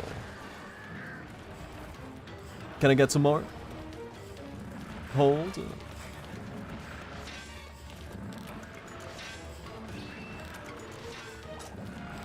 Oh, we eating good.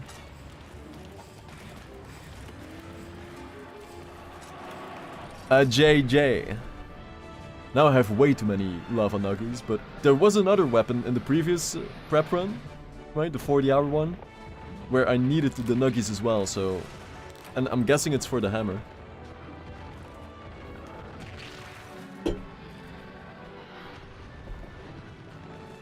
So now that's done as well. Great progress.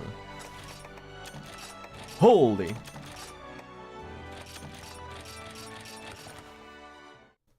One upgrade and then we go. The prediction should be, can I successfully do a guard point in the gore fight? And counter it? Or is a guard point for... do you guard point to then counter? Or is a guard point you organically blocking because your attack has your shield in front? And that's it. It doesn't do anything after that. Please let me know. Because I think I'm confusing the two things, like one is the shield parry, and then you counter with the discharge thing. And then you have those guard points, which I think is just you being able to keep attacking while being attacked because of your timing. Am I right? We need some charge plate mains in here, man. It do be time. That's probably high rank. Great! We good?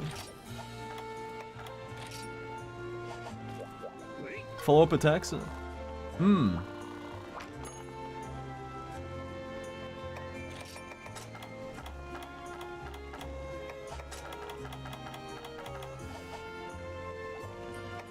Oh yeah, didn't I have...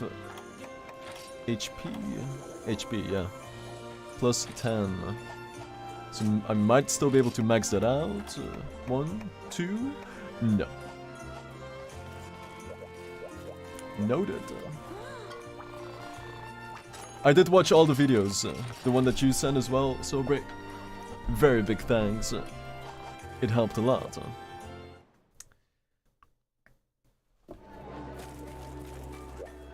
Let's put it to the test right now. Like the shield parry counter is definitely easier. Of course, yeah, of course it is.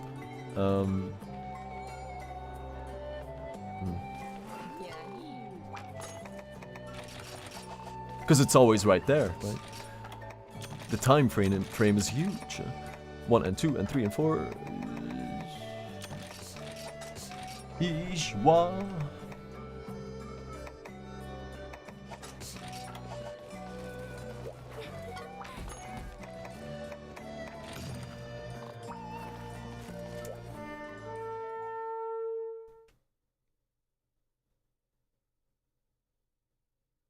Oh! Sorry.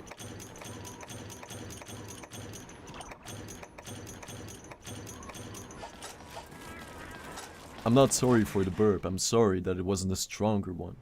I let you down. I'm sorry. I will be better.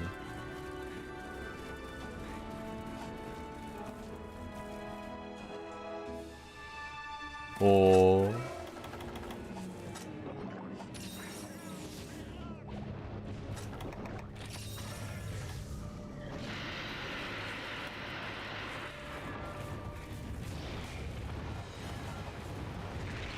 Whoa, okay. Ah, yes, the classics.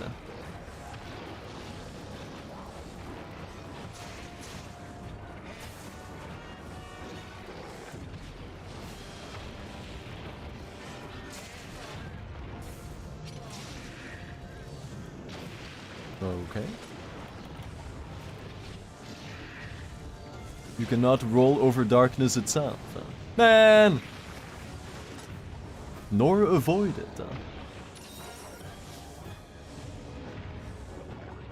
You don't want to do this! You don't want to do this! How you do it? Classic.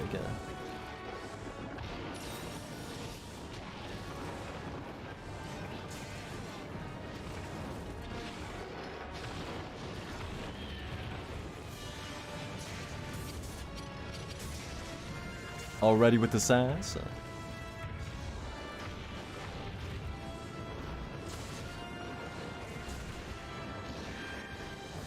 Oh, it's later. I keep trying to time it, man. That's gonna take a lot of time to get used to.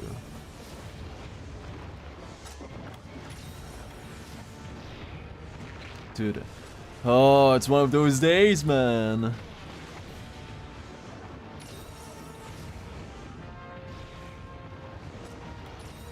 Already?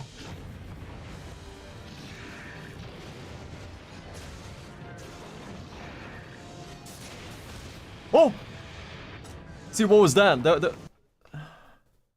I did the... That was a guard point, but I still blocked. So I can't counter anymore.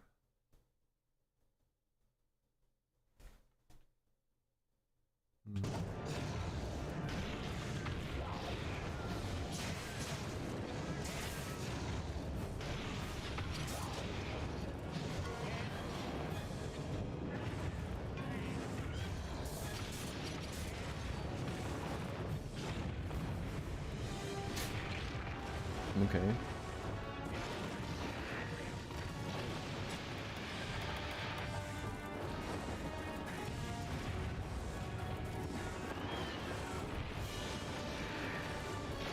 Don't do it.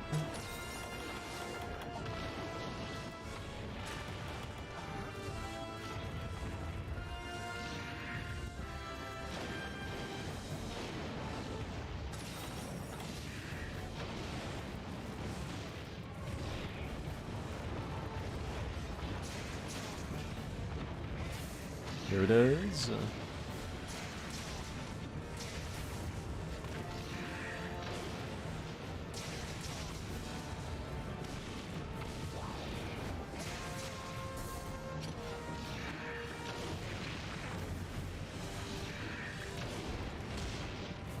Why does he do that double... Why does he do this double shield thing? What does that mean?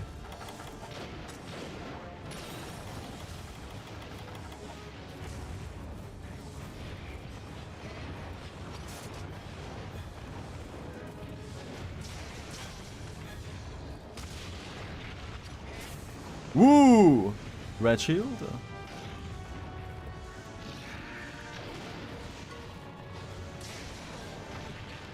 That makes sense.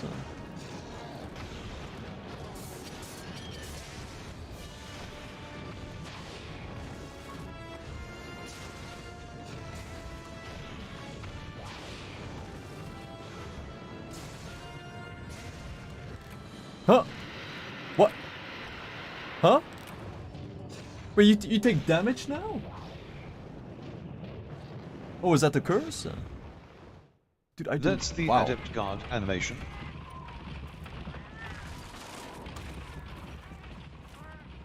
Did I die to the curse? I wasn't even paying attention to that. I guess it was. Wow. I'm just so fixated on trying to hit these counters that I don't really... Everything else just kind of blurs out.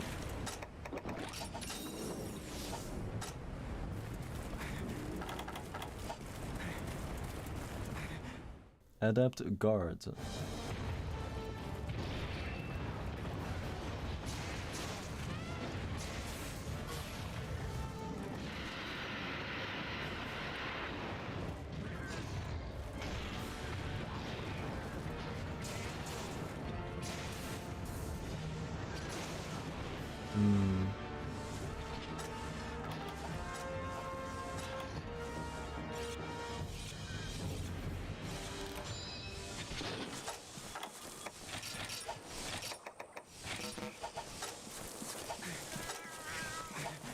That balloon is currently shooting a Dragonator to area 5, right? On the dot, huh?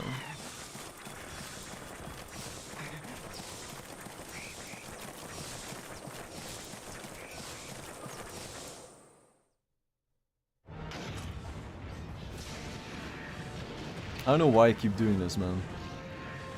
I can't roll over it.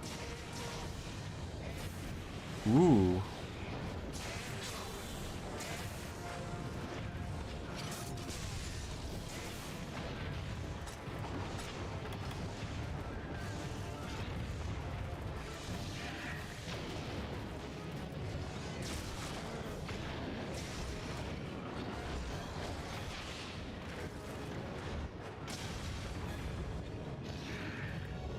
Oh, there it is. Who that? Who that? Who that right there? It's getting chilly.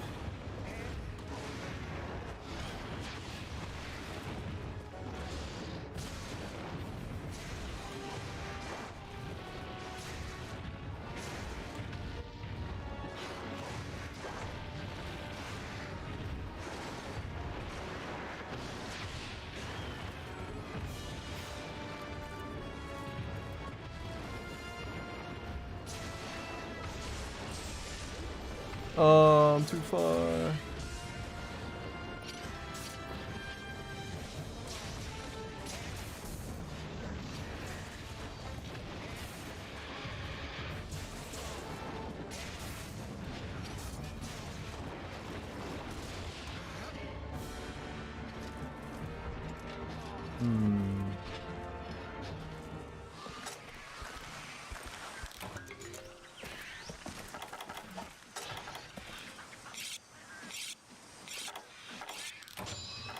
Thinking, processing.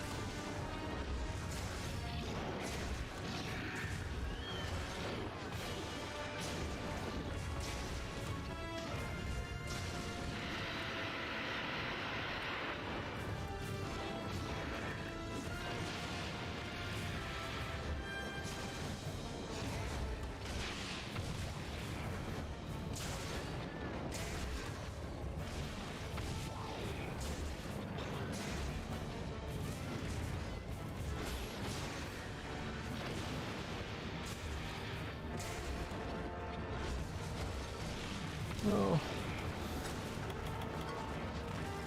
Oh god. Ugh.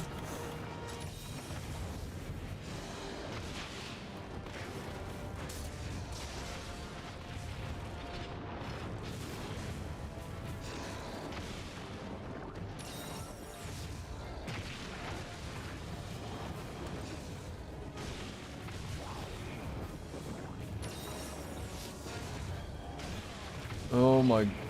Dude. I know that's not the time to take potions, but I just don't care. 99% of the time, I just spam them anyway. I know. I just don't care.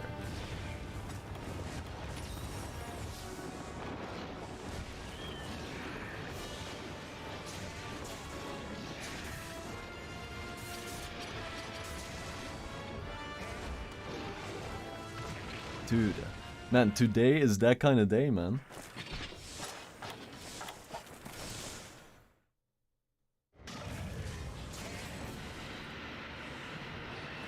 We don't like those days.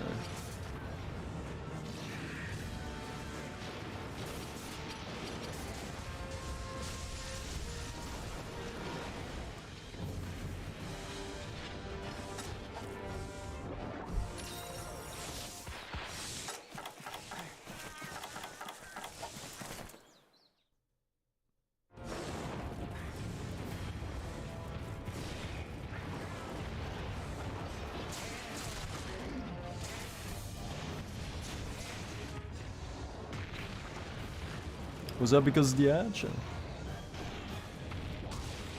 Ah! I mean, that's only for the shield charge. Okay, okay.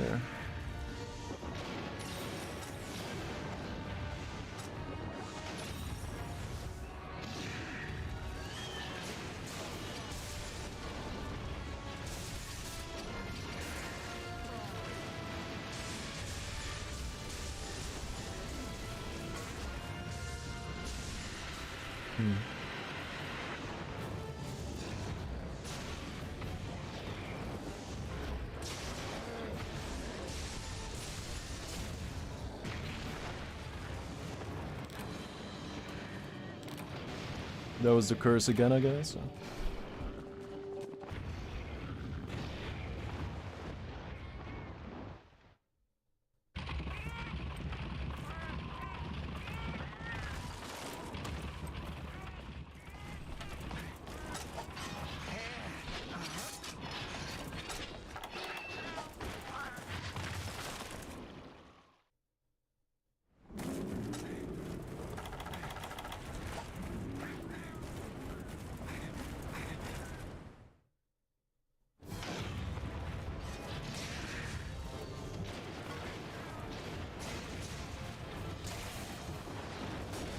Classic. Yeah.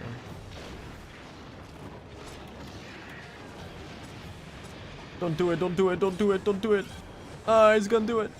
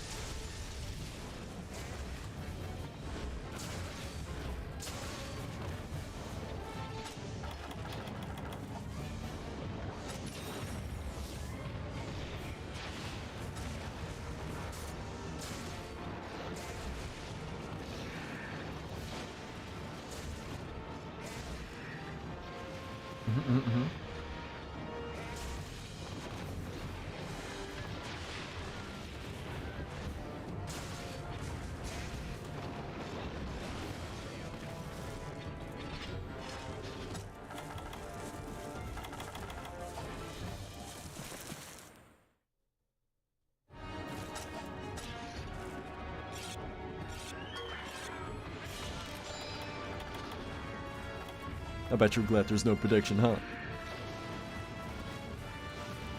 I mean, there was that one guard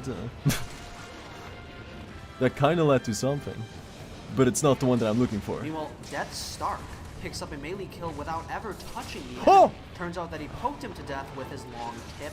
I think that was a normal, just a normal guard.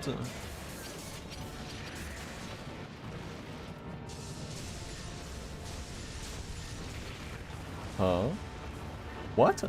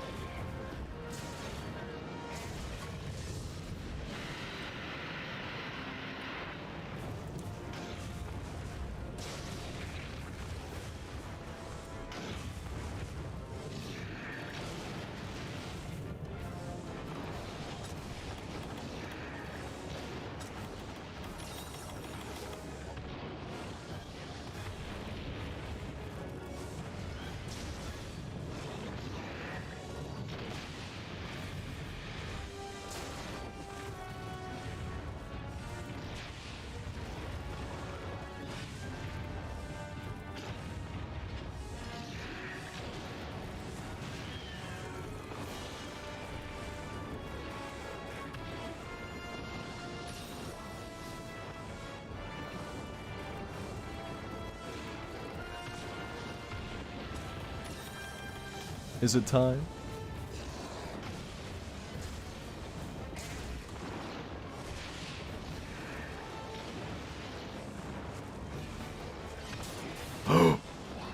Almost. Almost. Just a couple more frames.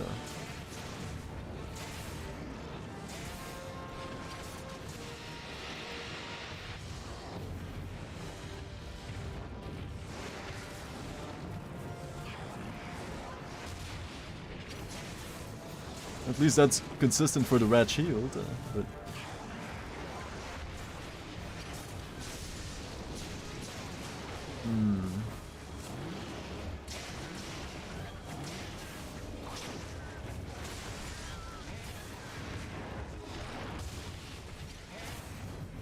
Is that the only thing I need to know? Is that the only thing that I can do if I block like that? Just to activate the red shield? Or can I do a big boy slash? I feel like you can, but I just don't know what buttons to press. And I'm spamming. That's probably why. Oh, Brede, welcome back. Big boy slash. Ah! What do I have to press? I keep pressing R, triangles, circle. But I think that's for the shield.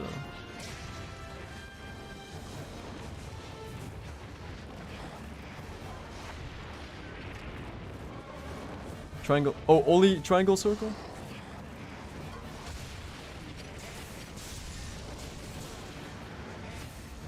That was a shield charge again. Oh, what am I doing? Oh, dude. I'm too hyper focused on these things, man, but it's gotta happen.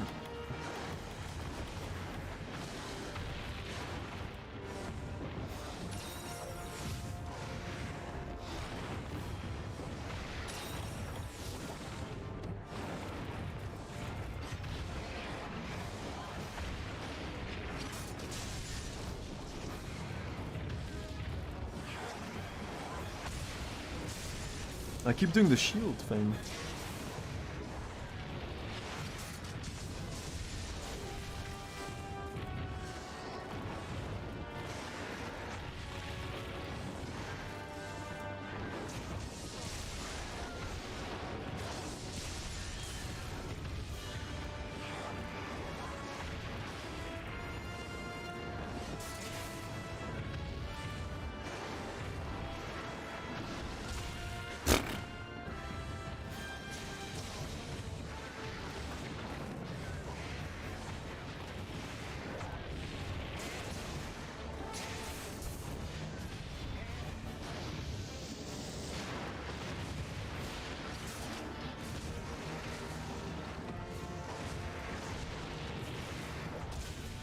No.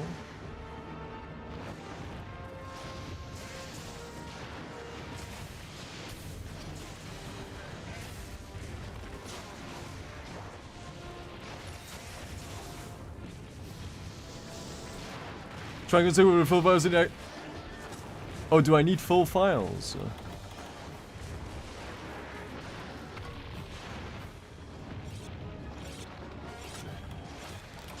This changes everything.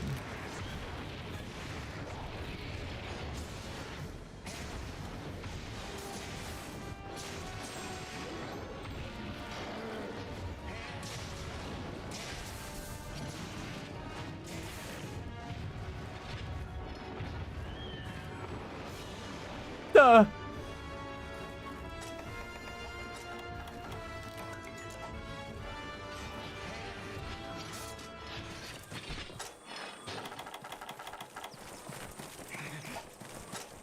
Big boy tail.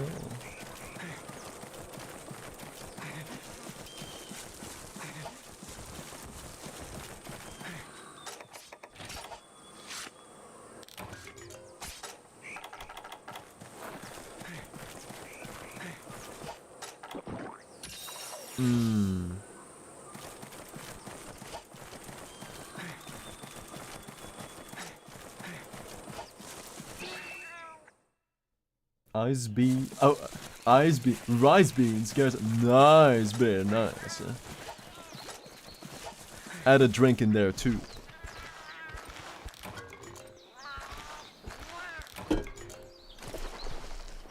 You gonna finish your play?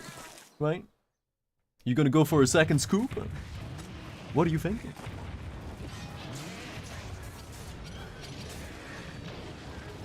Can it be done?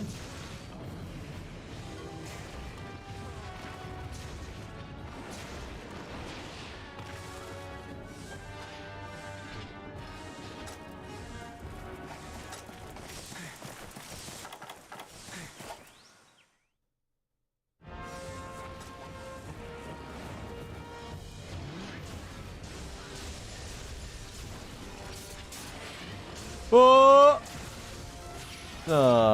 It's kind of lame when nothing happens.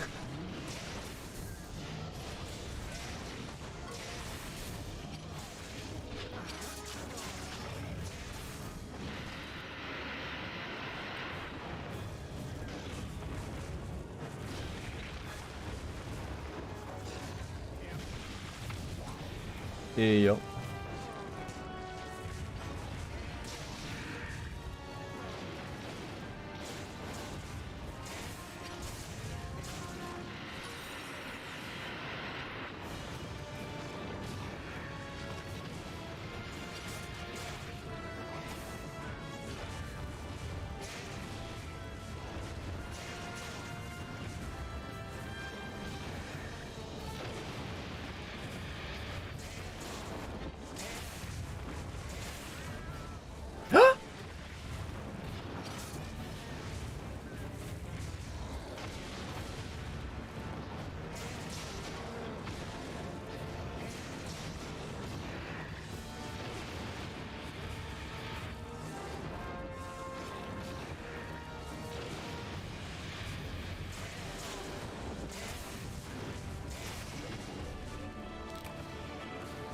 It's time to watch the video again, huh?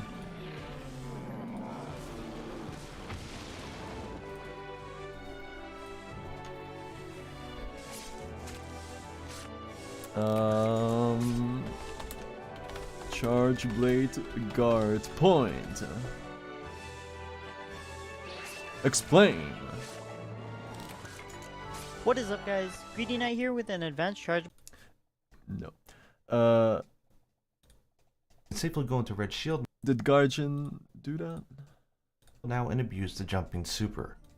Alchemy style. I actually like alchemy. Hey, he didn't charge go blade for quite a Valor bit. style for There's a some few reason. restrictive changes though that make it so that sword and axe mode feel to 75. These blasts for elemental Charges attacks 3 these are are more guarding powerful as visit- well. They're worth 10% Guarding? guard. The guarding capabilities is the same as a greatsword, so it's between a sword and a shield and a lance. In yellow, Adapt. Oh, is it because I'm using adapt? That's not doing it. Oh! Verify? adept style. In Verify? adept style, you'll lose the ability to charge into a yellow charge, but as we've already To charge into a yellow charge. But I'm still getting the yellows. What does that mean? covered before, that's not an issue because red is where it's all at. True. And in return, you get so much. First, in sword mode, you now get a new guard point when you hold down the A button to do So you still have guard. Okay. a charged hit. This guard point lasts for quite some time, so it basically means you're going to have a really hard time getting interrupted if you're doing your charge shot, which is amazing. Second, in sword mode, you get the adept guard. Right after you guard, you have two choices. You can press A to do a quick charged hit, Yeah, that's for. Isn't that for the shield? which bypasses Oh no. Press A. What is A on a PlayStation controller? Circle? the charge up animation. Or if you already have files charged up, press the X Yeah, that's for the shield. Yeah, that's what I keep doing. button after an adept guard and you'll immediately do a charge attack. This is also a powerful attack, but it also charges your axe into red mode without even needing to go into axe mode first. Yes. Yeah, that is good. So not only do you get the adept guards, but in axe mode you get adept evades. After an evade, press X to go what we think about each style. Let's check. It gets transferred to the red mode, which is kind of nice. And the big one is once you're in red, I need those guard points. Attack +2, not the generic elemental attack up. And load up for the odd aerial charge blade set, which increases your boost jump to AED ratio. Finally, there's also guard for very specific matchups where you need to make use of specific windows, though I wouldn't recommend it unless you have the experience to know you need it. For endgame weapons, we've got the terrific. Finally, you may perform an ultra amped elemental discharge attack to yellow, which lacks all the affirmation or R for morph to sword attack. And round slash, upward slice, morph to axe, super amped elemental discharge, shield charge. Who's gonna do it? Guard points. And I figured the first one you It's perform for by ultimate, pressing but R and X at surely the it's same not that time. different. Wait, what am I trying to do? What am I trying to figure out? I don't even remember. Oh yeah, the how to do like the instant slasher after that guard point, yeah.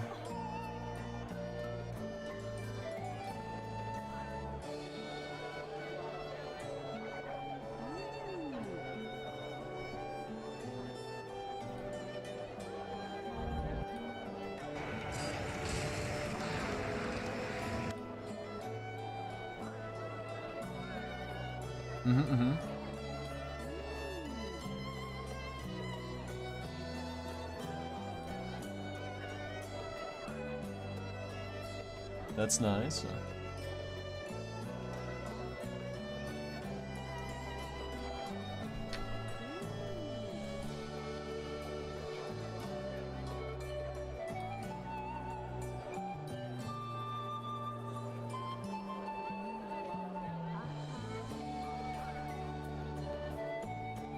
Regular spins cause large. Okay, yeah.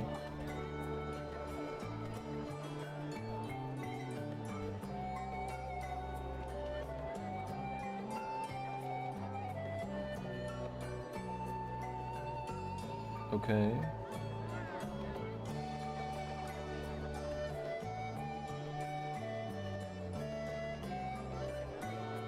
Okay, it's all about the timing, right? Mm-hmm. And then he does the follow. No.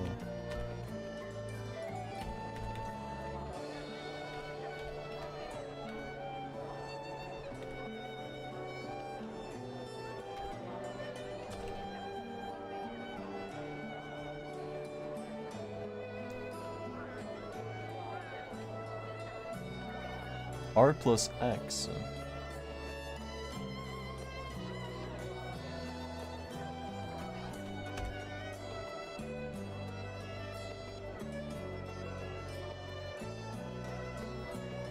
Oh yeah, for the charge thing, right?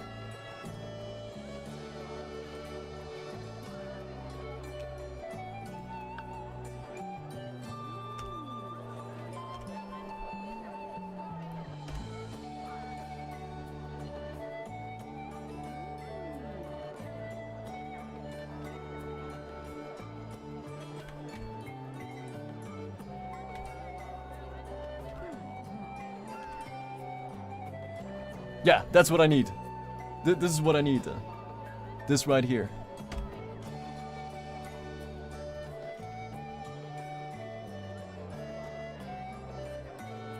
See, he doesn't even have files, so you don't need files. But he does have the red shield, or maybe it's a 4 ultimate thing, maybe. This is what I'm trying to do. Boom, you time the guard point and then you counter with the big boy slash.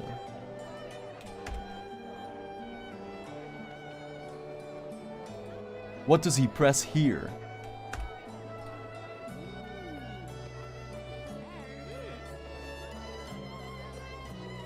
Bam.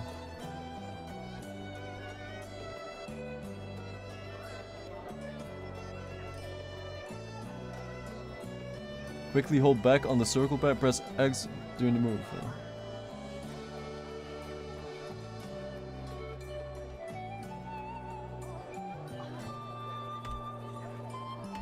Alright. Let's try it again. Or who's next key.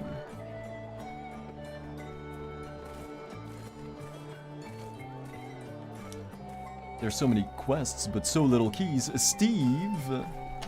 Okay.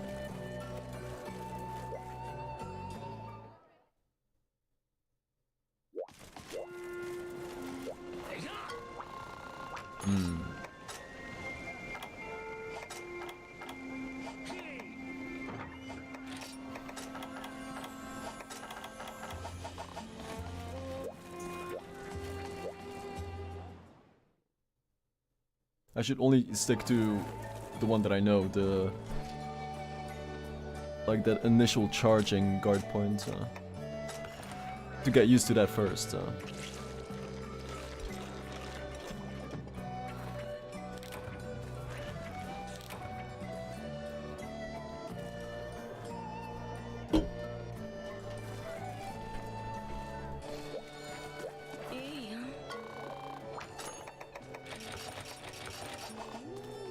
Oh, I don't even want to think about the Nakarko's fight with this weapon. And I just did.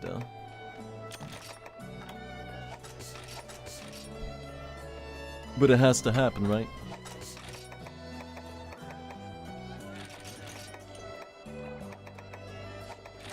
One poop scoop? I think with regard to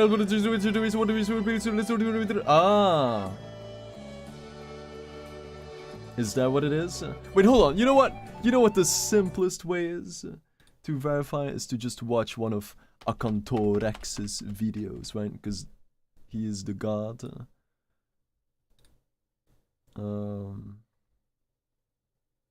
There.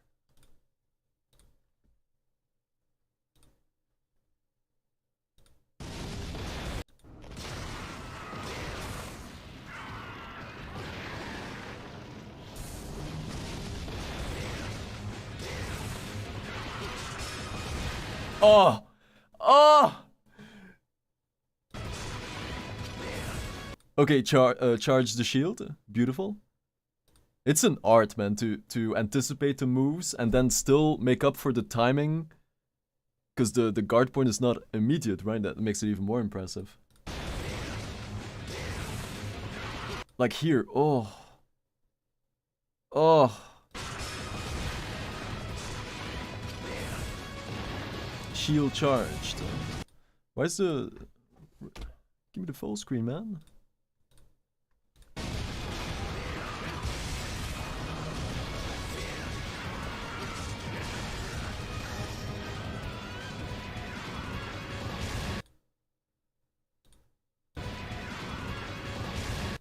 That was a normal... That was a normal guard?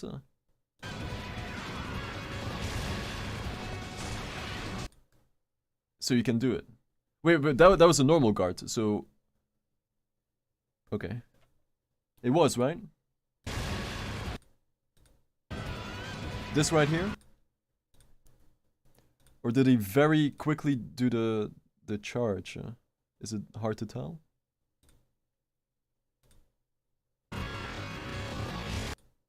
That looks like a normal guard. To the untrained eye. But you do need or maybe you do need the red shield. You either need files or the red shield.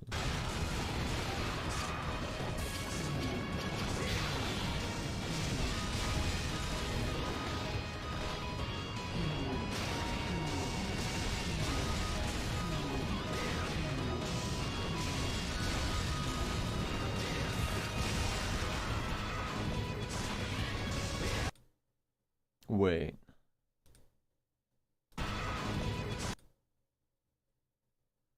Oh, so you can do an immediate finisher after you charge your blade. Oh. Or is that a red shield mode thing as well? Damn.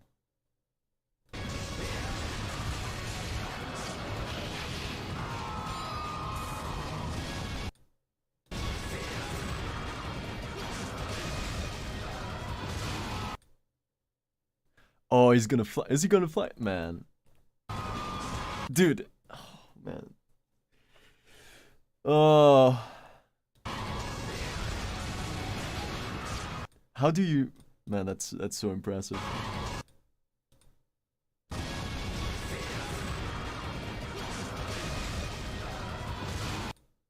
I mean, I guess in rage mode he usually flies back, right? But still. Awareness. And then still making up with the timing. Oh. I'm glazing.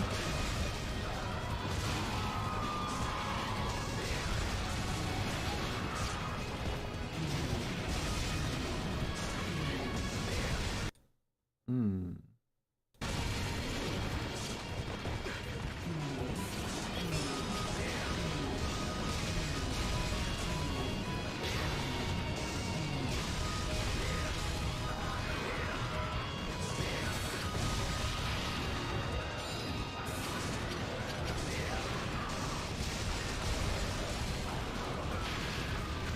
So here's using adapt. That confirms it. That dodge right there, right? Because he just did his absolute evasion. So, okay.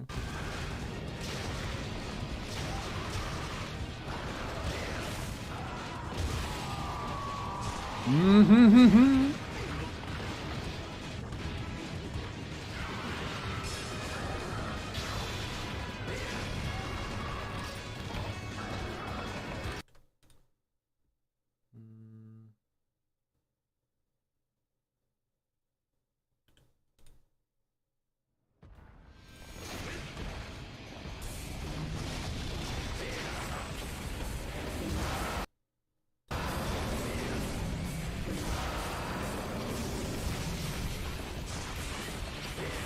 Activating shield.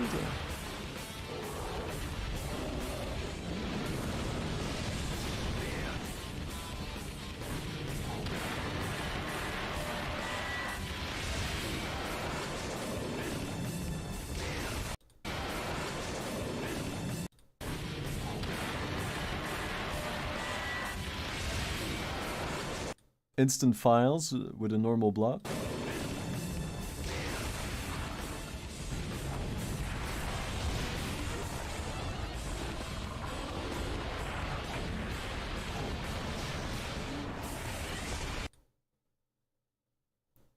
Celebrate, do you know, like, the fact that he can immediately do the ultra slash thing, AED, is that a red shield thing? Or can you do that by default? Normal slash and then he immediately does the finisher here. I need to know that. That's huge.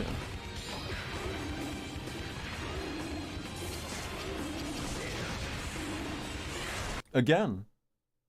So you need to do one normal hit and then you can do the finisher. And again. From a normal block.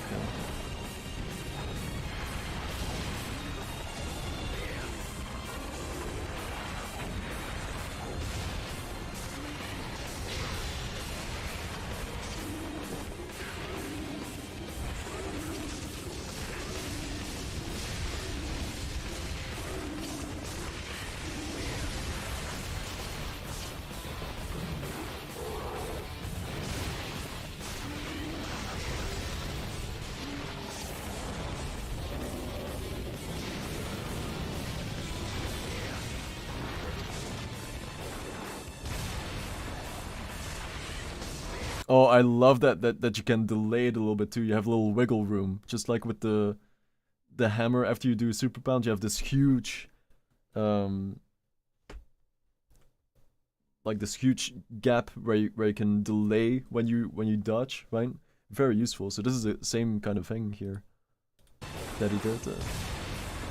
Like here, the delayed execution. Oh.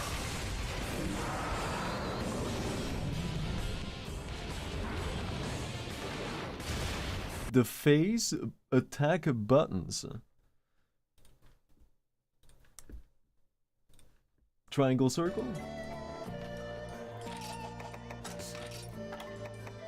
1, 2, 3, 4.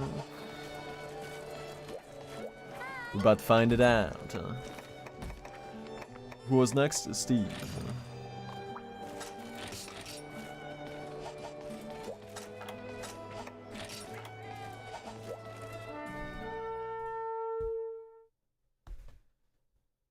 Gon' get it.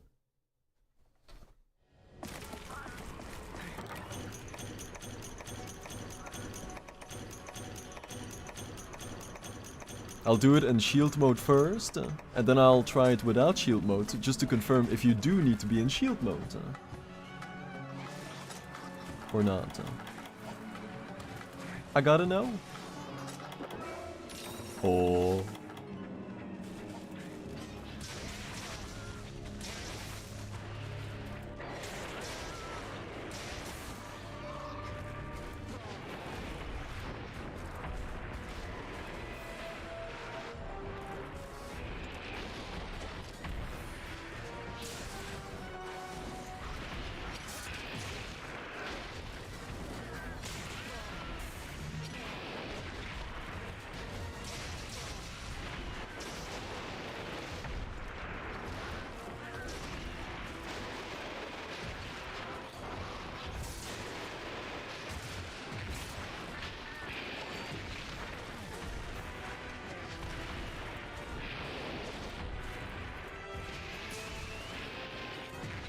Boo.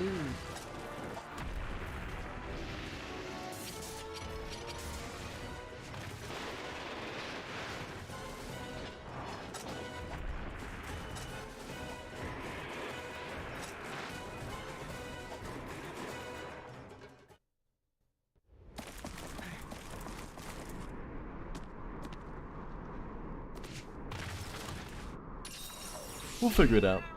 Right, just remember the whole insect glaive arc when I tried to understand it, how long that took.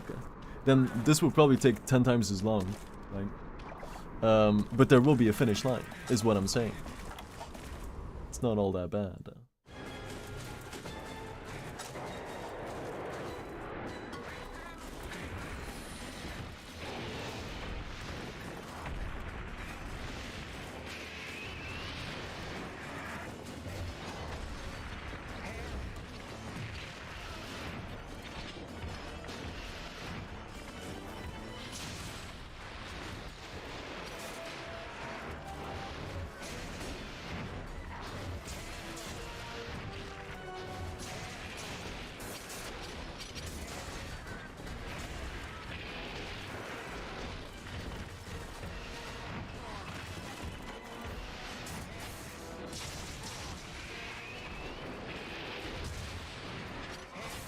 Shield.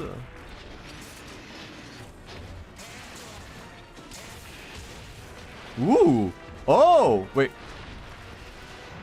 I didn't even dodge there. Or guard. Oh yeah, don't you get auto guard in this mode? Wait, do you?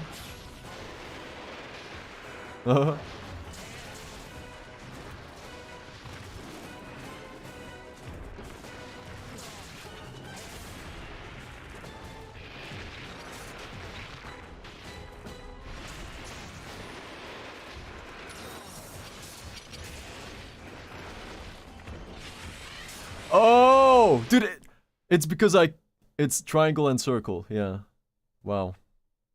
Only because I always kept hitting R triangle circle.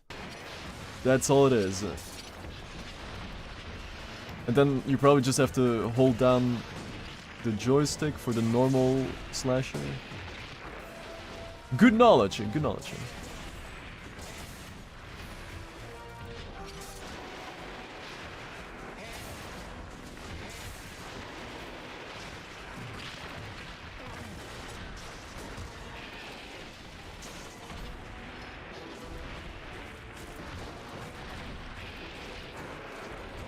That's all it took, man.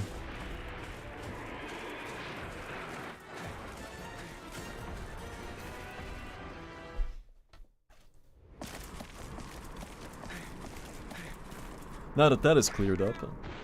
Was that in shield mode? I wasn't checking that.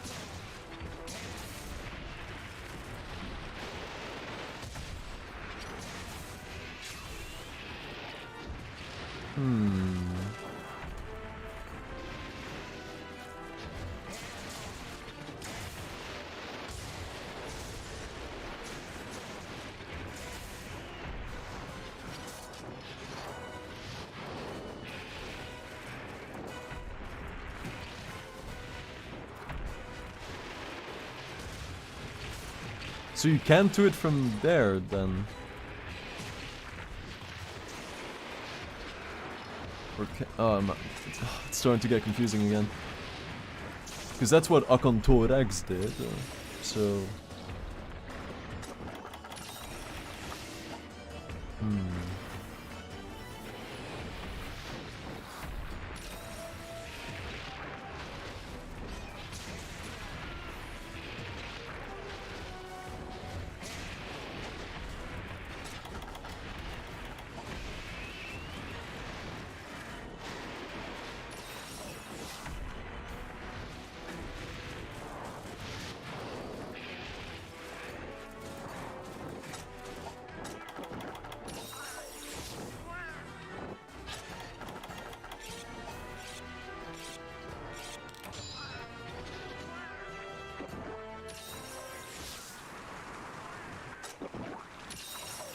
Ooh, let me try it on him.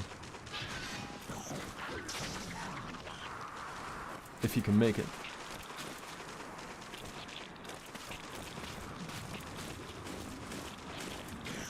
Right.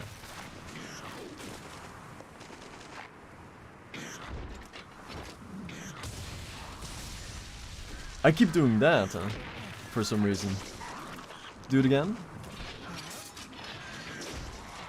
Man!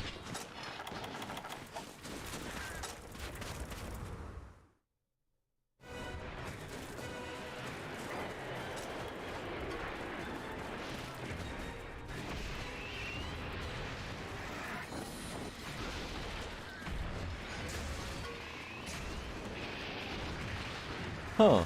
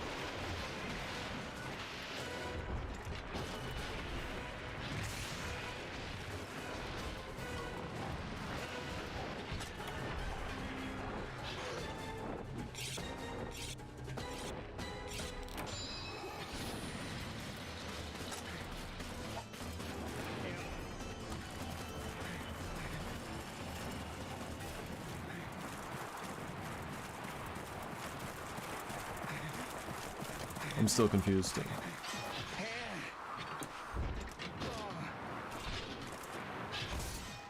Right there, like if he can do this, then why can't he do the slash?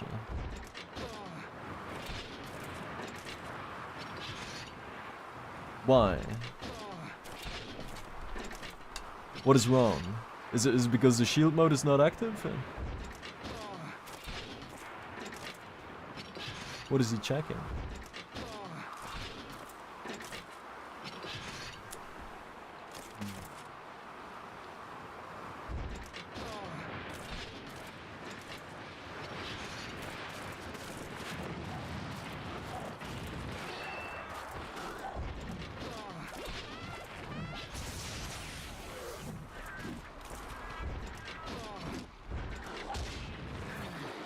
That makes sense.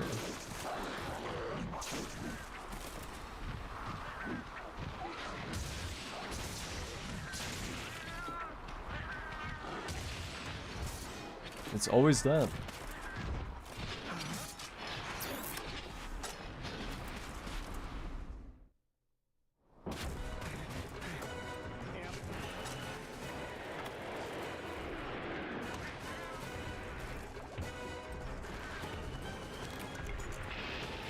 Boo.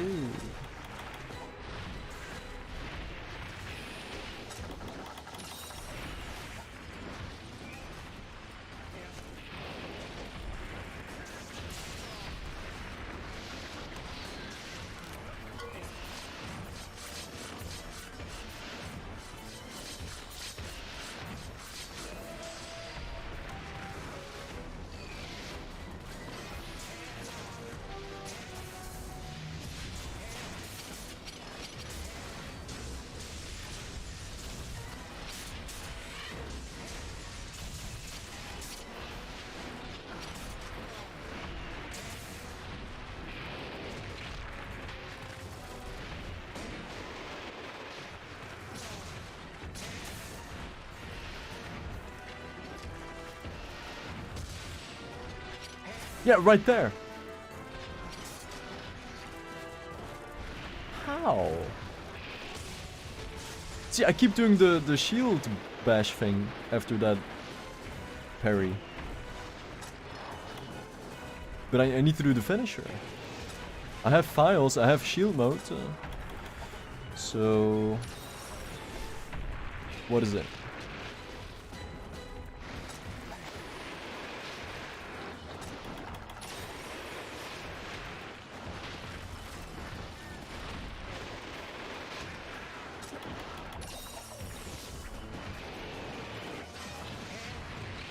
Oh.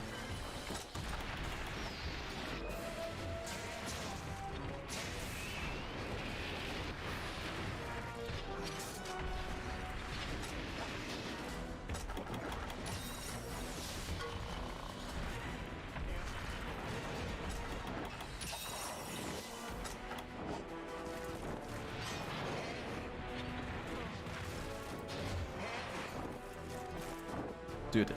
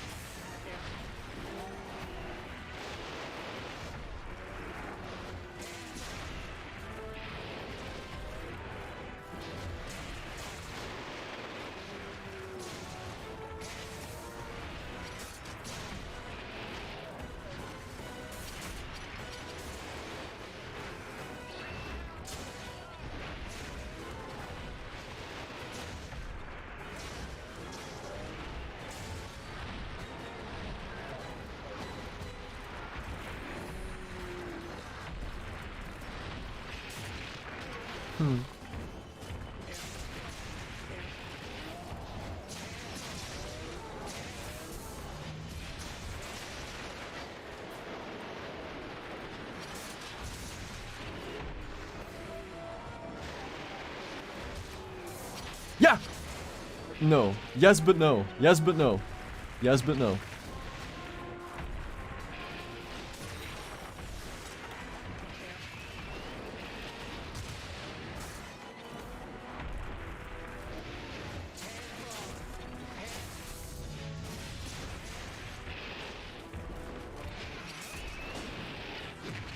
But...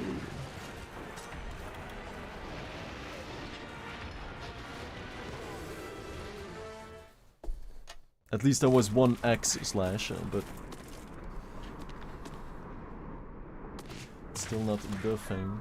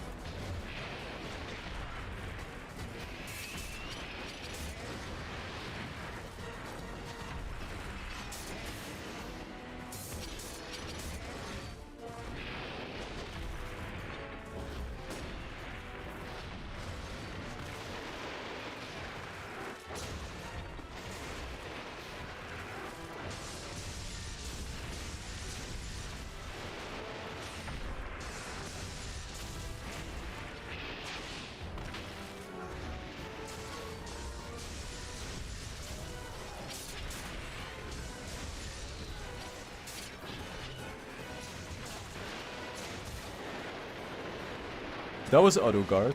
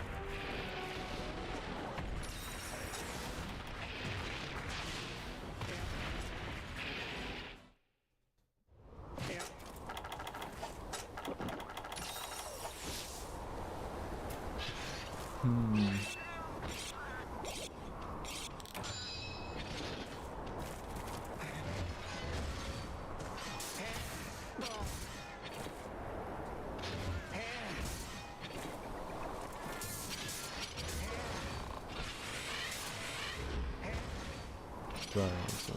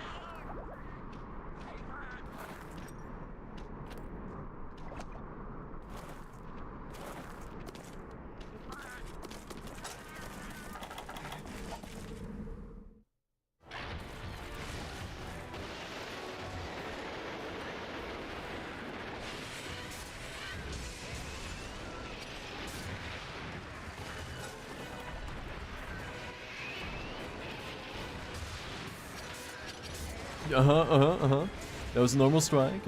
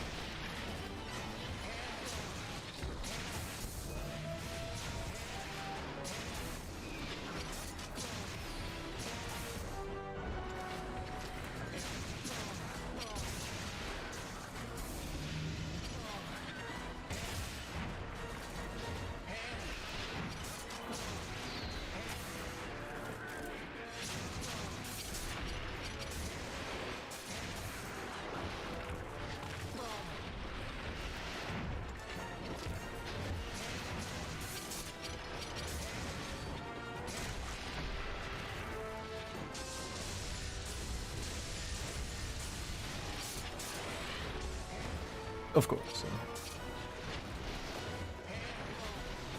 Man, not a single time. I don't even know. It can't be this deep, man. I'm probably just dumb.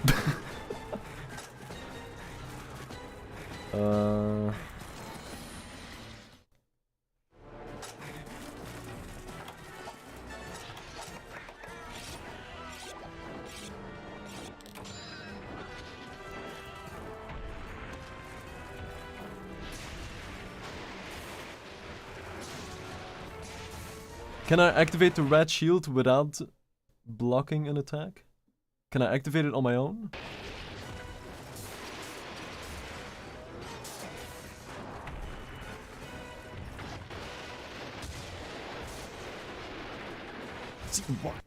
Okay. I'm gonna try that again with the red shield thing.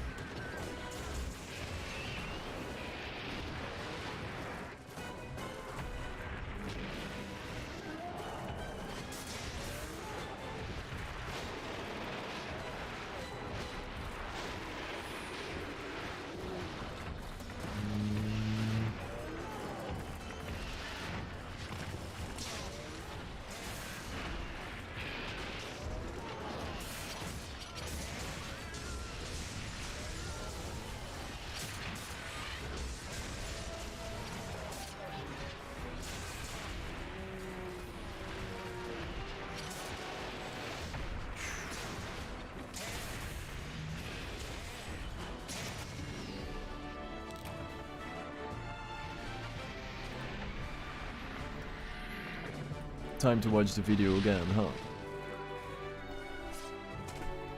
Oh.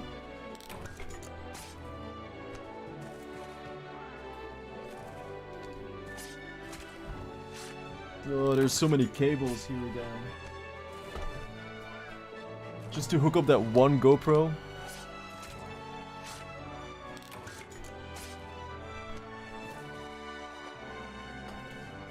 Shame? Alright, be right back. Get your sneakies.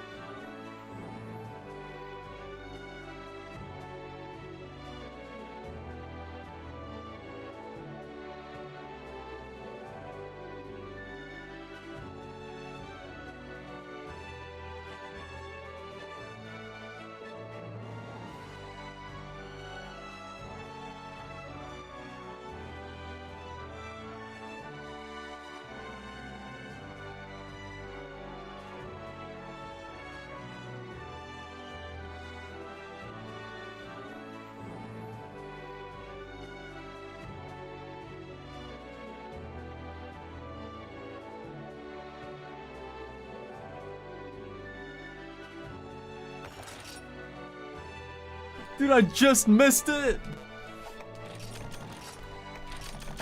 Oh well.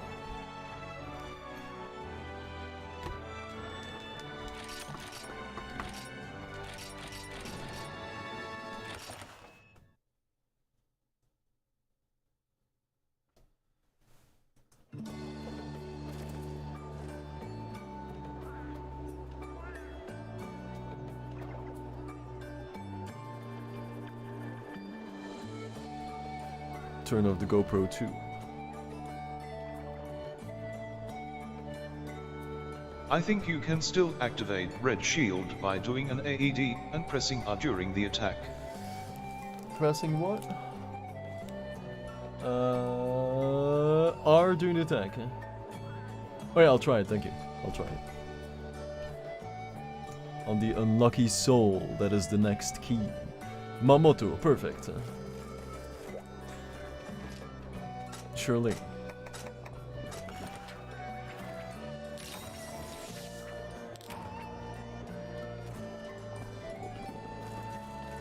I guess it's normal that I'm so confused.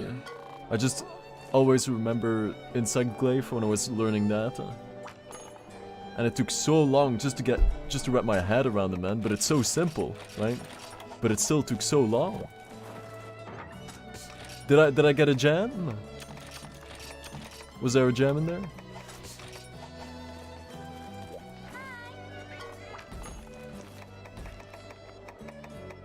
Mamoto.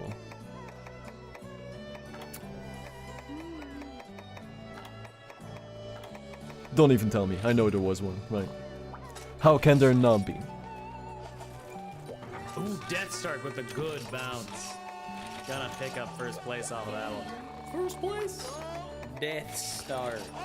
You job, Death Star.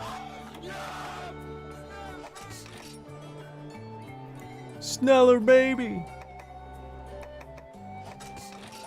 Let's try this again one more time.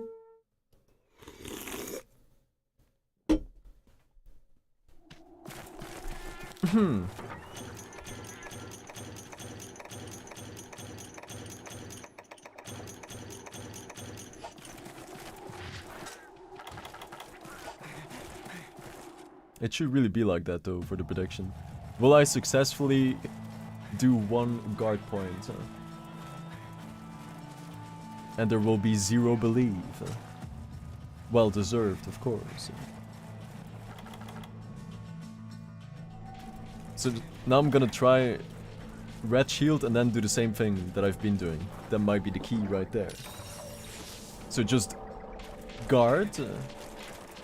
No, not even the guard point, it's just a guard and then the AED counter. That's all I'm trying to do right now. I can't do it.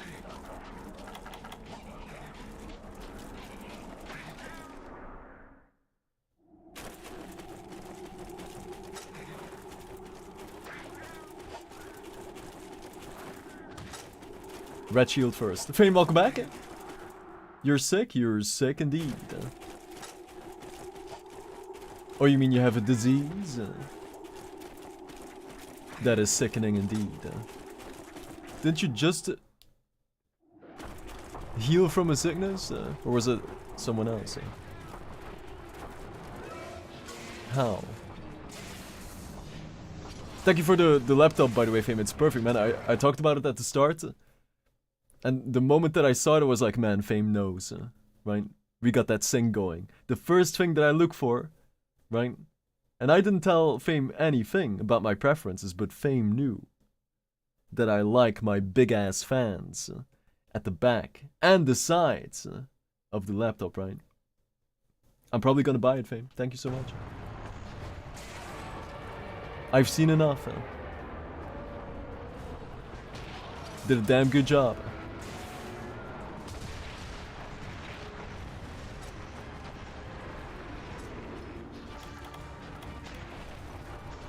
You're fired, just to get hired again.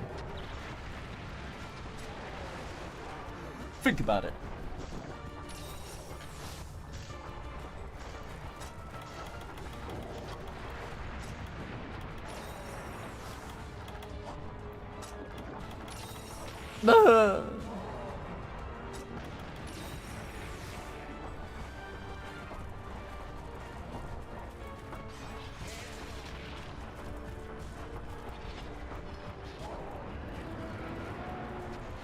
I was looking for something that I would want for myself because I know my boy has the same standards.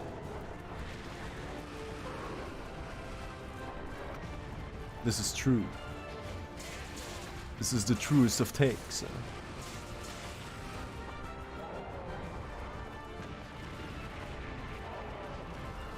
Alright, let me try to activate the shield without needing to block anything. Just to figure that out too.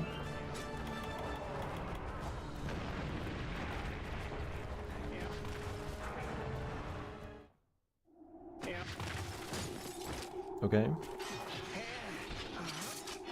So how...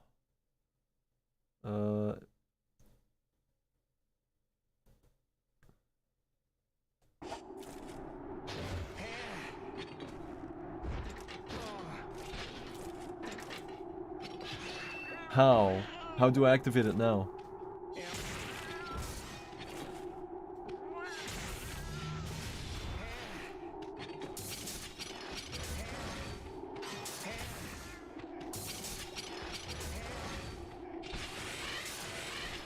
Ah! There it is. Okay. X mode and then AD and then R. Okay, okay, okay.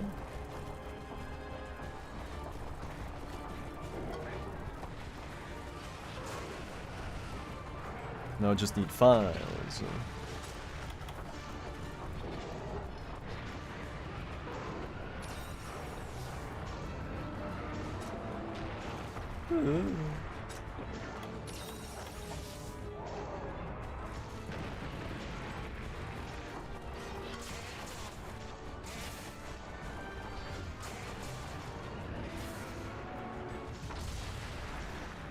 Nice.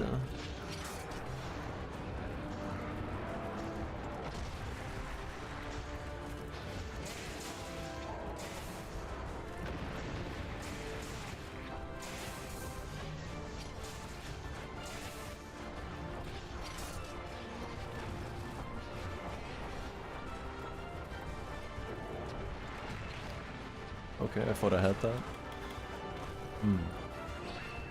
Again.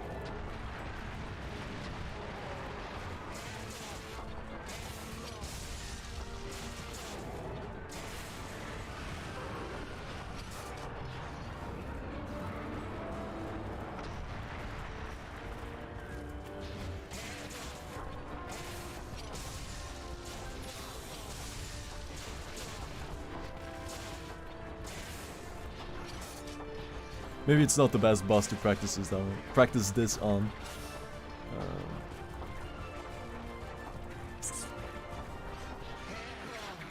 Gone like the wind.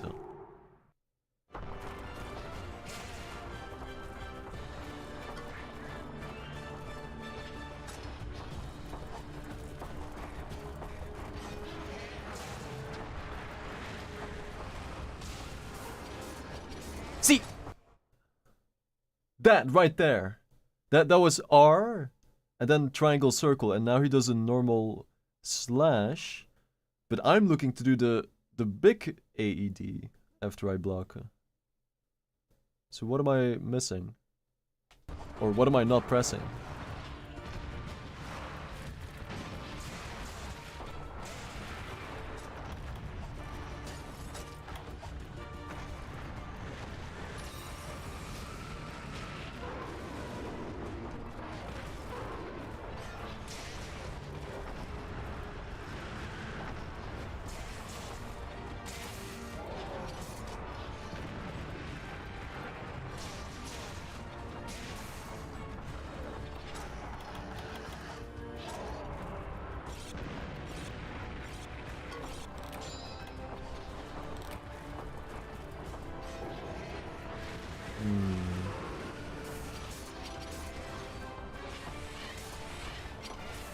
Okay, shield back.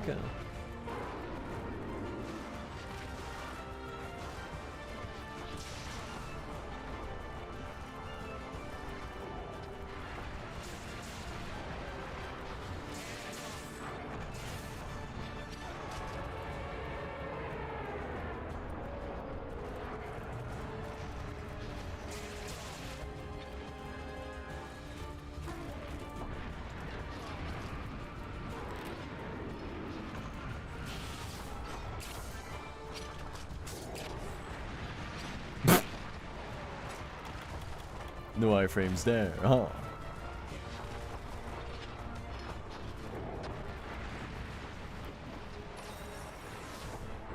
Didn't I have limit breaker too? Oh, I guess it doesn't automatically change. Noted.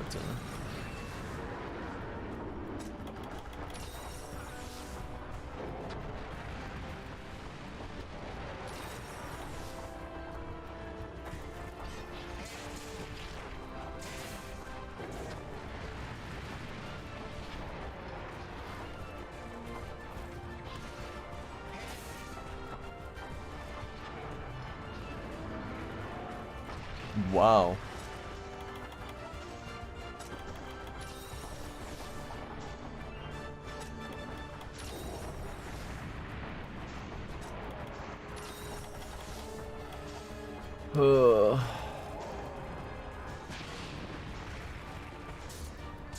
That's a good note as well.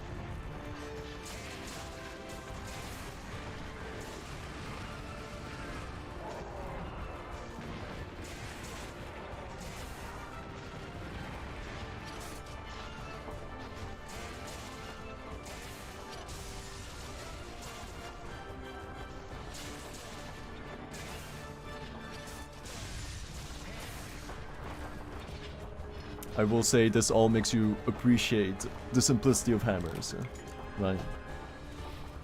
Big fact, huh? It's nice to have both sides.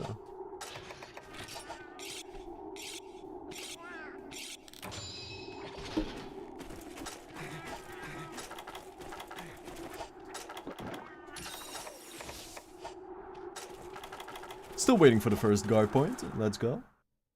Or just normal guard.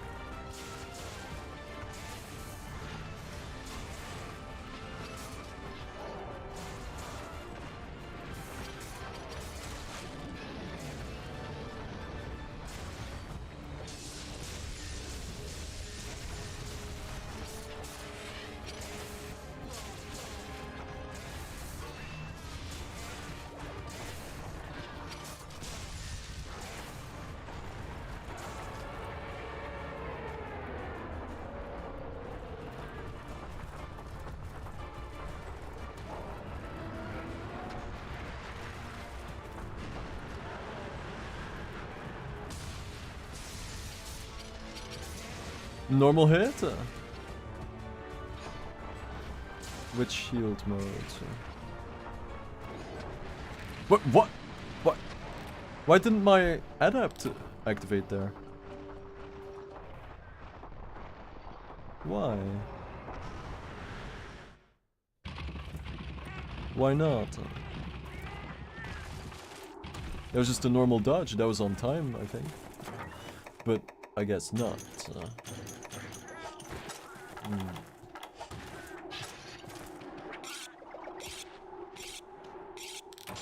So many questions.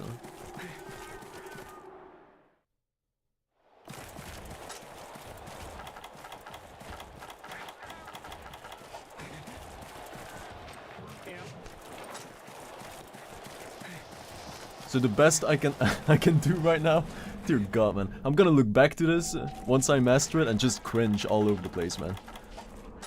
So the best I can do right now is guard, parry, and then a normal slash. But what I want to do is guard AED. But for some reason I can't.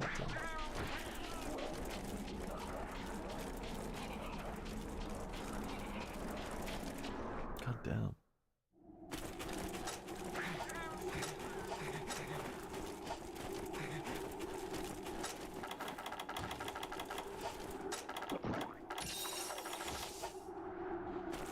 And I press R triangle, not R triangle circle. Sorry, triangle circle, not R triangle circle.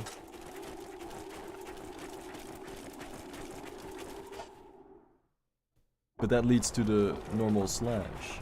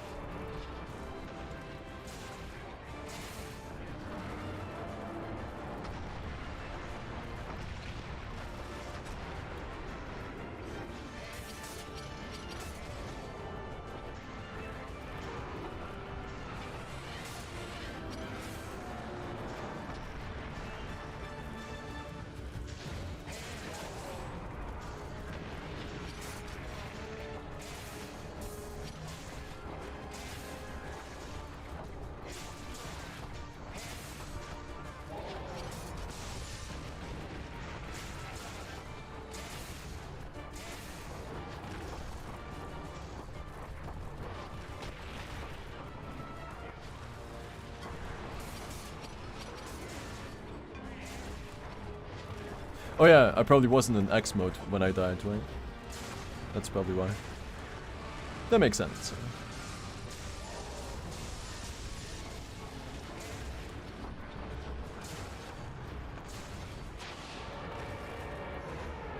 Then that was a good death.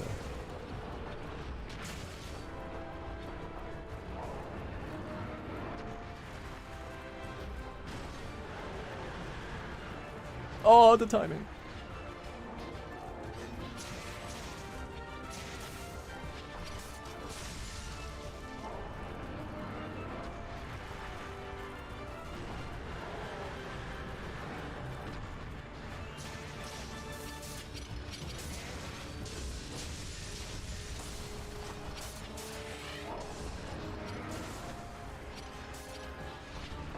Damn, 3 times in a row?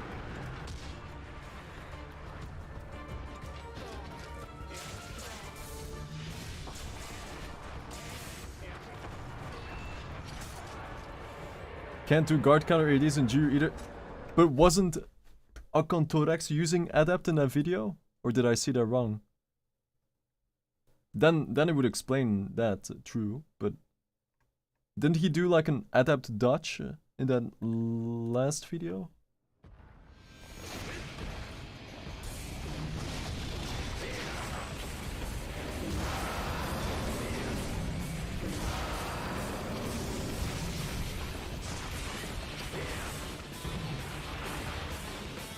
Here we go again.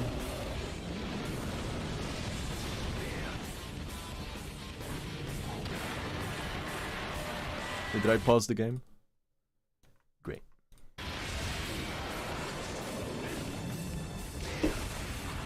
Already my favorite feature of Wilds, right? Just pausing.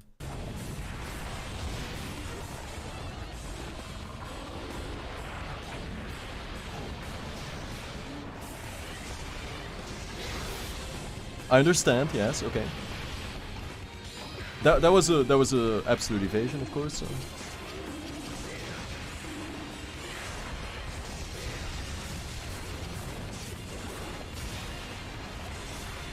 Oh. Was that one?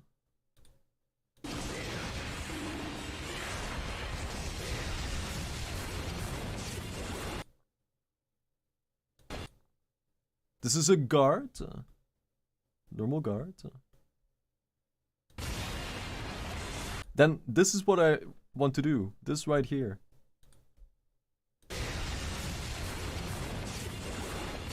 Block and boom. That's all I want to do.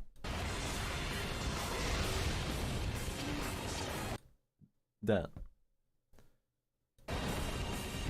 Maybe he says in the description.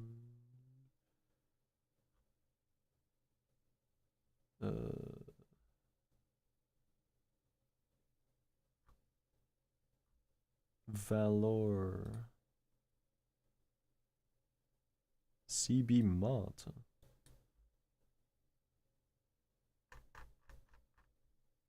That was a guard counter, but it looked like it's performed differently.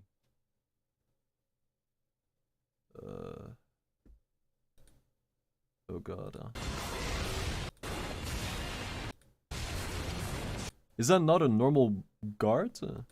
A normal shield guard?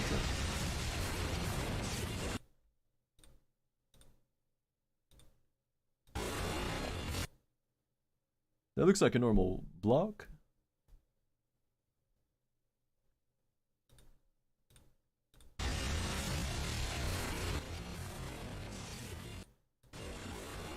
Hey, just presses R.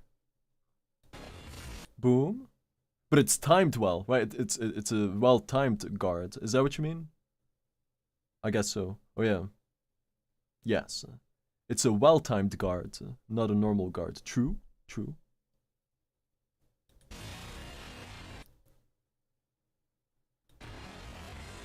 And then he does this. But how? What do you have to press?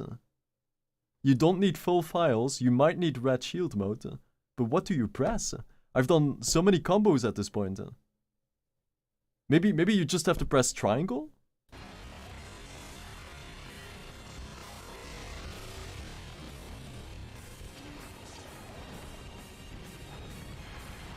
Again?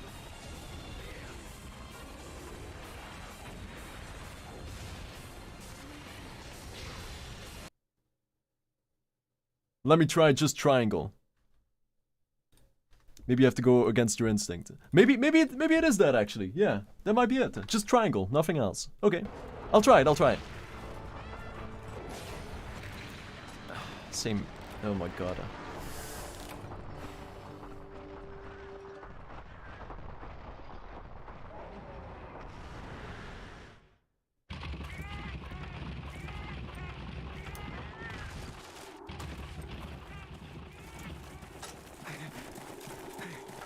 No more trying.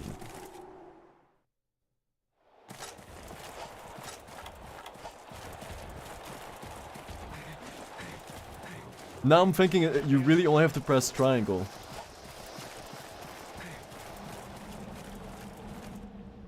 Ironically. I've seen the light.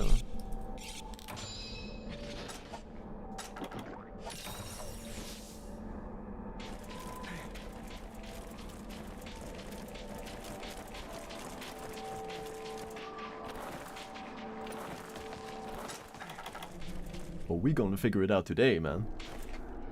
We're getting ever so close.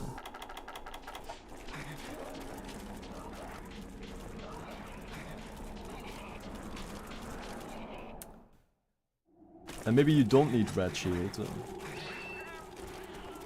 I'll figure that out next. Oh. I know what I heard. HyperX headset right there.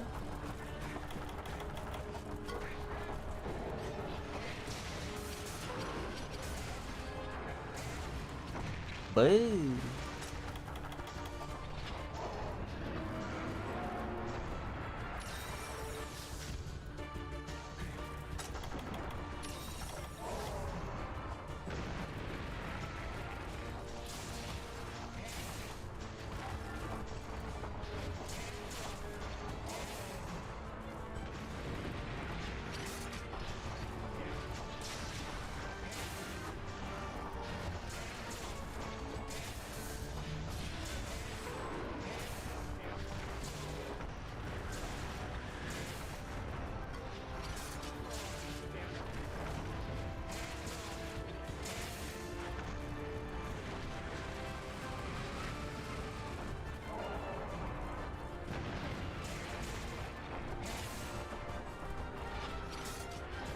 Damn, dude. Wow.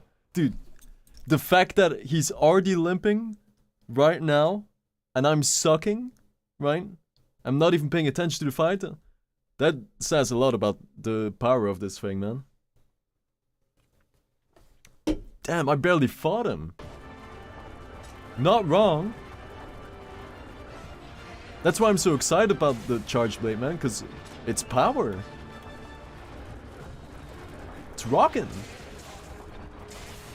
We've barely fought. I've just been trying to block things. He's already limping. Crazy.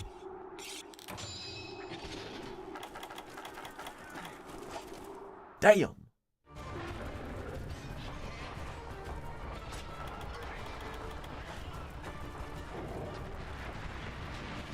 How is that a tag? The spiky noodle on his ankle? Really?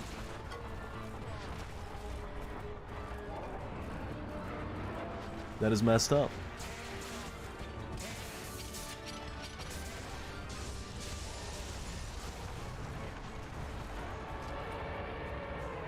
That is weak sauce.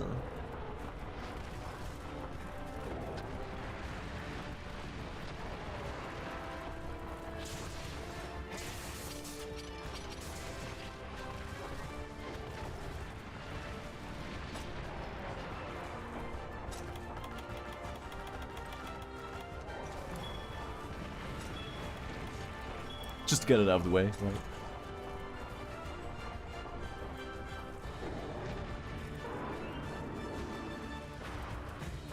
Whoa!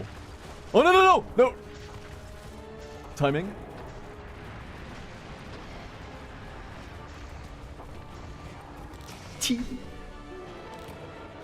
I just don't want to do it again right now, so we move on. To Mizu. I'm still a big fan of that G-rank claw move that Mizu does, right? High in the sky. Oof. Looks so intimidating, man. Big fan. That looks like a front... Wait, is that a Frontier thing? No, she's not in Frontier, right?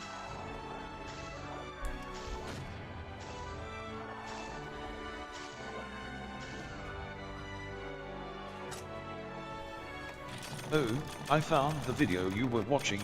It's using a mod to bring back the MH3U CV moves. Oh.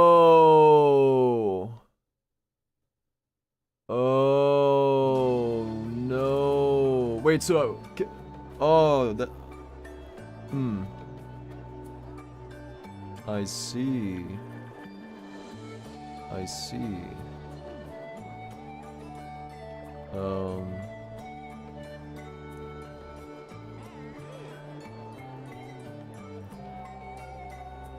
Can I still do something similar then, or no? Like, can I do an AD after a block? Oh, that's a shame.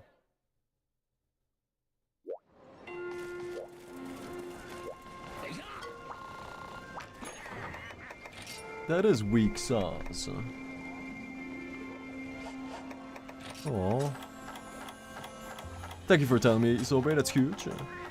At least that's something cleared up, but still. What can I do?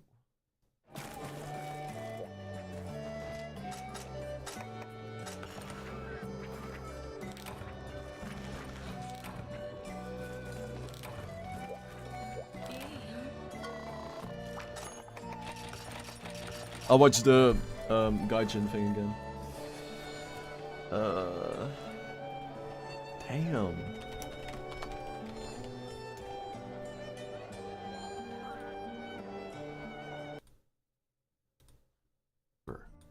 Alchemy style. Talk to me, Gaijin. Combo is the round slash. There are two major things that we need to talk about this move. First, and you may have noticed, hold down the A button and then release. Not only is it super powerful, but it also move at another under, and of course, at any time hit X and you'll be fine. That wonderful down slash you can actually do by holding forward shield, on charge, guarding. Guard. The guarding capabilities is the same as a great sword, so it's between a sword and a shield and a lance. In yellow or red shield mode though, it goes up as if you had the armor skill guard +1, making it the same power as a lance. After a guard, you can press X to morph to X, B to do a sidestep, A to go right into a charge, and X plus A to do Yes. the charge and attack. You can no longer go into the super or ultra burst from a guard, and let's face it, that was... Ah! He says it! He says it right here! Or red shield mode though, it goes up as if you had the armor skill guard +1, making it the same power as a lance.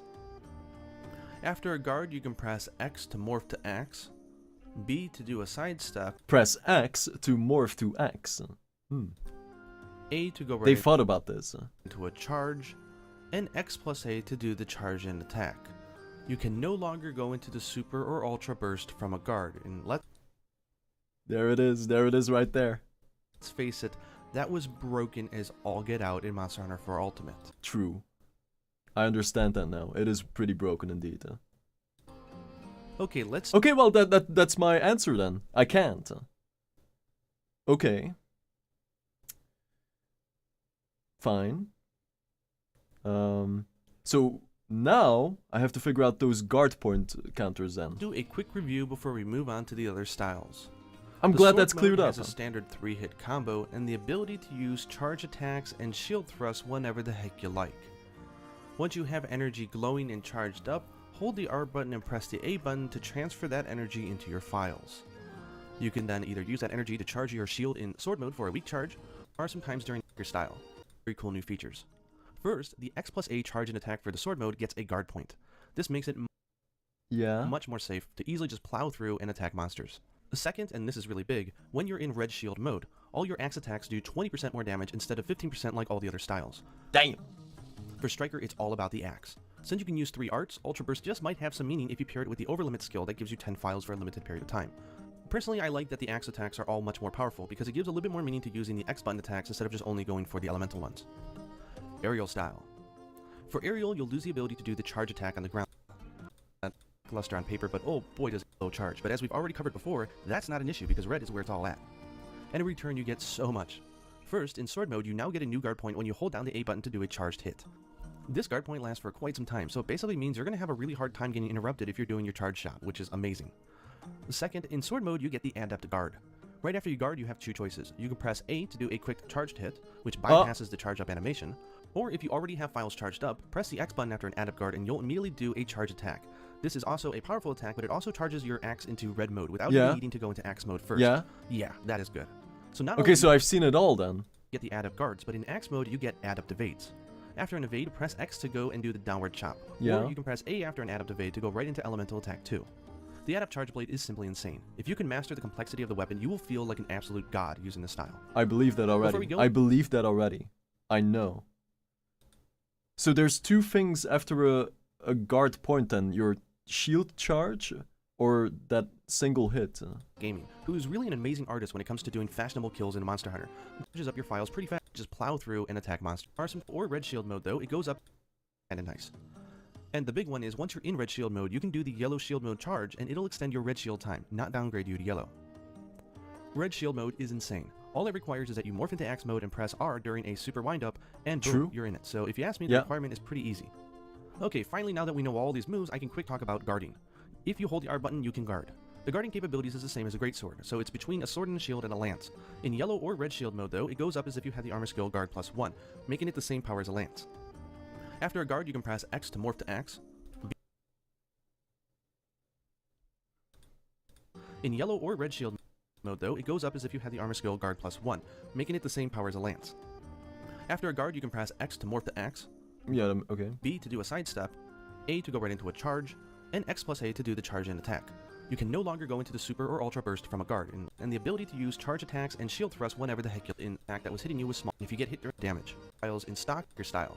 As for Striker, it's all about the axe. The dunk video from Good for Received first. This charges up your files pretty fast, and you can continue the combo once you hit the ground. After the aerial vault, you can press X in axe mode to do an aerial axe attack, or you can press X plus A while you're in axe mode to do the aerial super burst.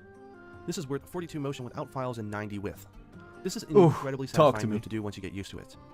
I received a special dunk video from good friend and Poogie Platoon member Apex Gaming, who is really an amazing artist when it comes to doing fashionable kills in Monster Hunter. Check this out. The pickle did not have a chance.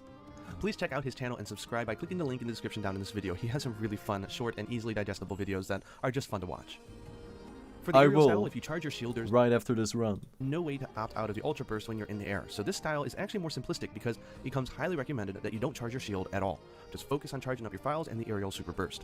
I swear it sounds simple and lackluster on paper, but oh boy does aerial charge blade feel good when you play it. Adept style.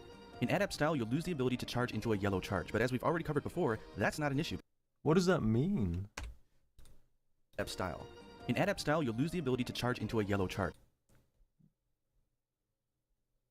To charge in a yellow charge. What does that mean? Charge in a yellow charge, but I can still do my yellow thing. Does he mean like when you hold circle? No. What does he mean? Good when you play it. Adept style. In Adept style, you'll lose the ability to charge into a yellow charge, but as we've already You lose the ability to charge in a yellow charge. How? When? What? already covered before, that's not an issue because red is where it's all at. Charge in a yellow charge. And in return, you get so much. I don't First, get it. in sword mode, you now get a new I don't guard know point what when he you hold means. down the A button to do a charged hit. This guard point lasts for quite some time, so it basically means you're going to have a really hard time getting interrupted if you're doing your charge shot, which is amazing. The second The shield charge from sword mode, get the yellow shield. Oh, there's a yellow shield buff? Why? in sword mode, you get the Adept guard. Right after you guard, you have two choices. You can press A to do a quick charged hit, Right. That's the adept block, yeah. which bypasses the charge up animation. Or if you already have files charged up, press the X button after Yeah. an Adept guard and you'll immediately do a charge attack. Yeah, This is yeah. also a powerful attack, but it also charges your axe into red mode without even needing to go into axe mode first. Yeah. That is good. So not only do you get the Adept guards, but in axe mode you get Adept evades. After an evade, press X to go and do the simply That is solo pretty review of when otherworldly first due to the godly, length and yes. the angle of the attack. So it is worth noting that this attack does not get sugar-coated. It is Adept and charge blade quite a bit. There's a few restrictive changes though that make it so that sword and axe mode feel quite separate, sort of like they did in the Japanese only release of Monster Hunter 4. For sword mode, you'll lose the ability to do a shield thrust. If you accidentally hit X plus A, you'll do a shield charge. Now while this sounds good, you can only charge it to yellow shield from sword. Wait, There it what Adept is and this? aerial. I can't choose between the two, they're both just so much fun. Changes. Aerial style gets a nice buff. In Generations, the general rule was to never go into red shield because the aerial vault finisher would be the ultra, which was not as strong, and would eat all your shield charge. Well, Capcom changed it so now you do the super with A and the ultra with X and A, so you can safely go into red shield now and abuse the jumping super. Alchemy style. I actually like Alchemy Charge Blade quite a bit. There's a few restrictive changes though that make it so that sword and axe mode feel quite separate, sort of like they did in the Japanese only release of Monster Hunter 4. For sword mode, you'll lose the ability to do a shield thrust. If you accidentally go directly into boost in the Fire and Valor mode, point like all the and press R to do a morph to axe attack. While in axe mode, hold Y and press X to do a slam, hold Y and then press A to do a double swing, and finally hold Y and press R to morph back to sword. If you hold back in relation to your hunter and press X during the Y,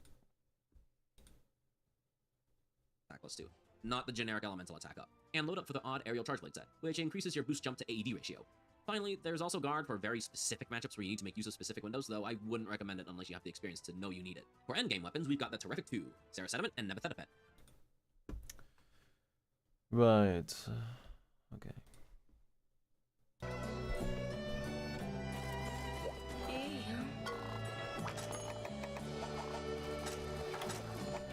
Who's next? Mizo?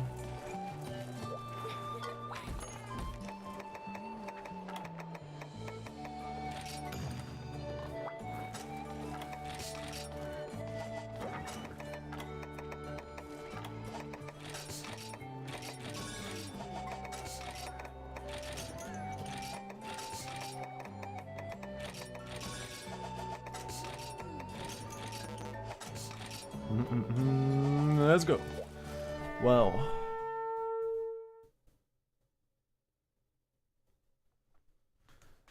It does seem very OP indeed.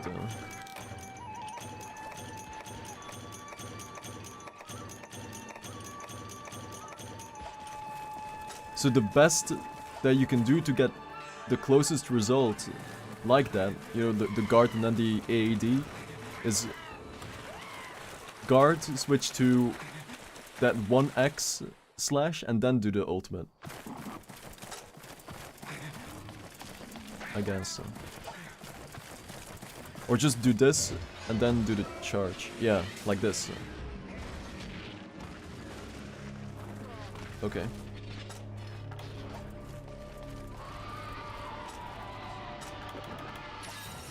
Bubble farts!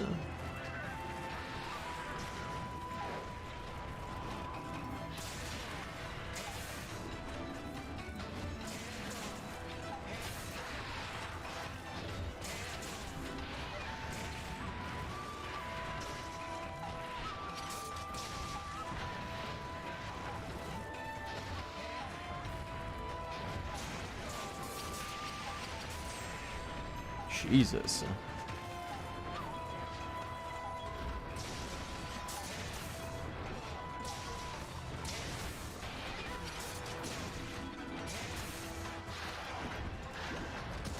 Ooh. Nice. That was pure luck, but feels good when it happens.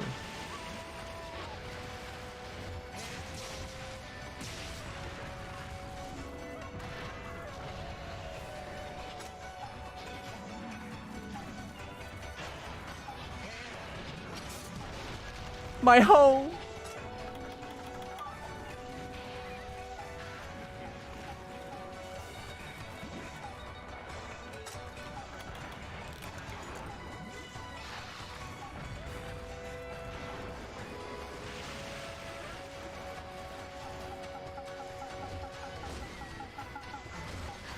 You gonna break your neck, man.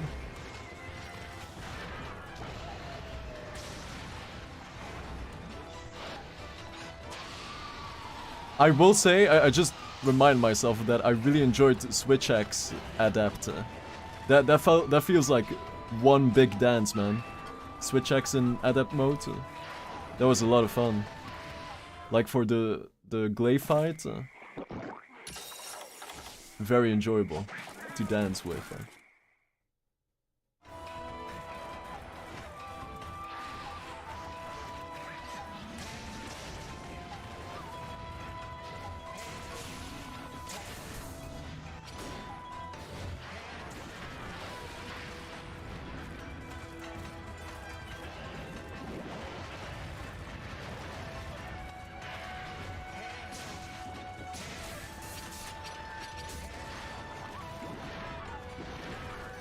Ah!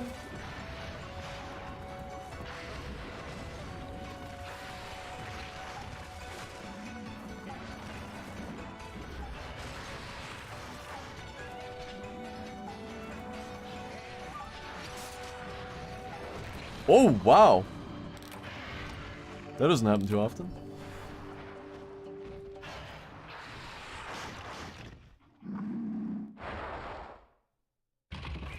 I was just about to say that there should be a Mizu subspecies that is very aggressive, because this one always feels like she's trying to not hit you. Ironically, of course, right now, but you know, usually it feels like that.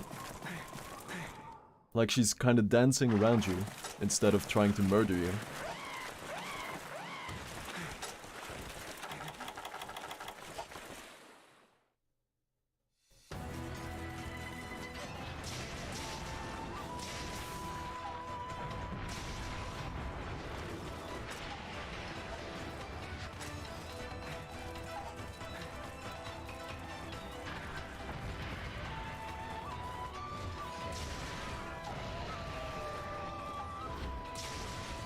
Soul Seer. Oh, is that the answer? Very well. Well, that's good then, because it makes sense. I'm glad to hear. Thank you, Megamon.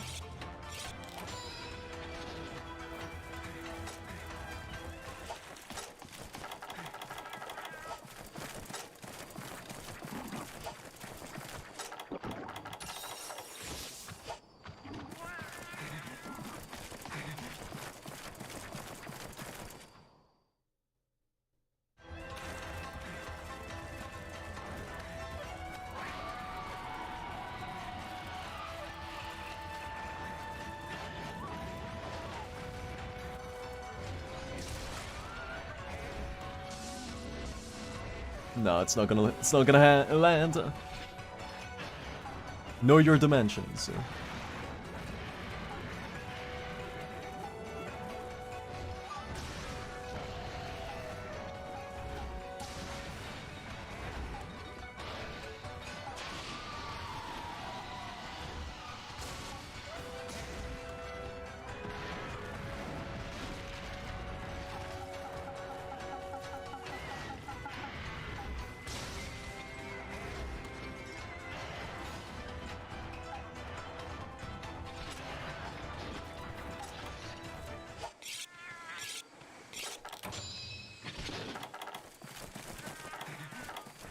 They always leave when they're winning.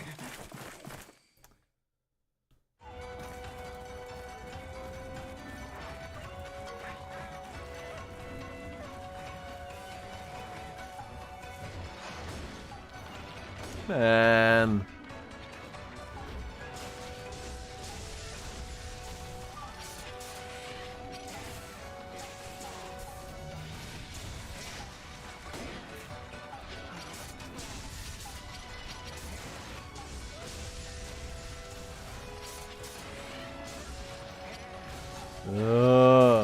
Wait, I thought if you held down the joystick that it would do the normal one. So you can't hold it down. Okay.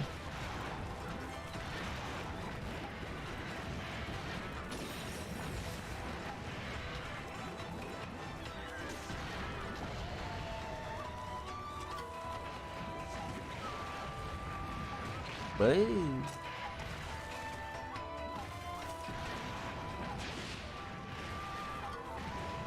Damn.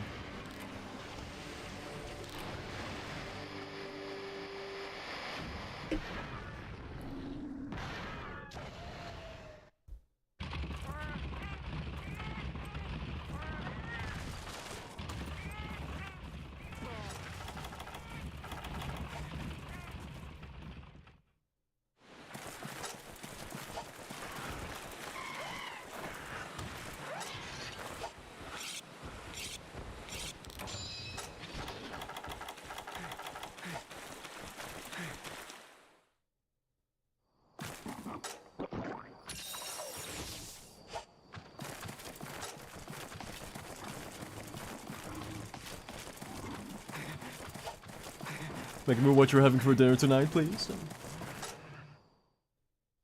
What are you craving?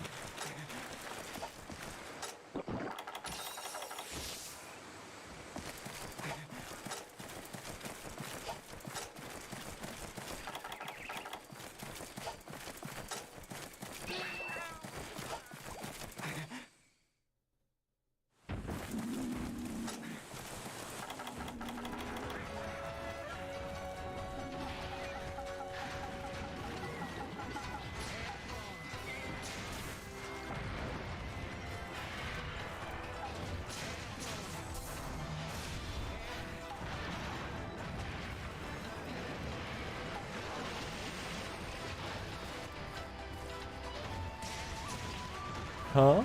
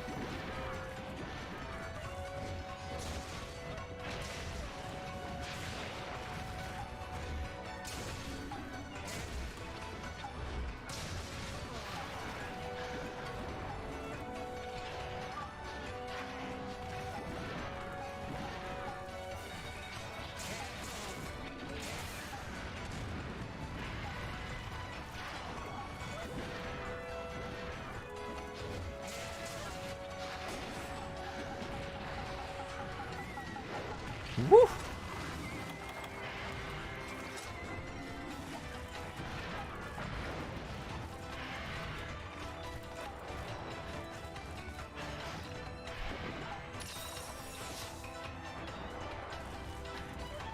Oh, they brought it back in Wilds?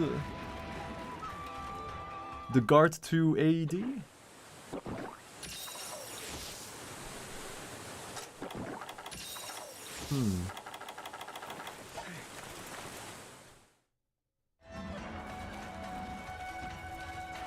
I'm sure they've balanced it out somehow. I wasn't checking that because, you know, obviously I'm ignorant, but I'm sure they'll balance it. If it's not already.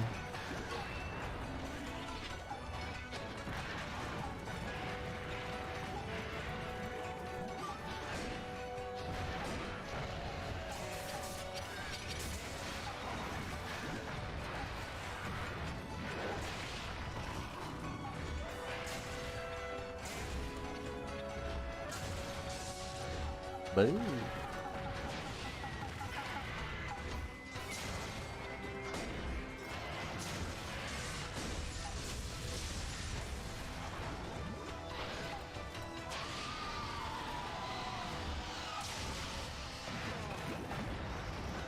No, dude, my timing, man.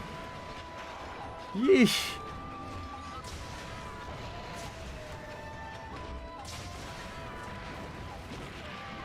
It is completely gone today. It's all gone.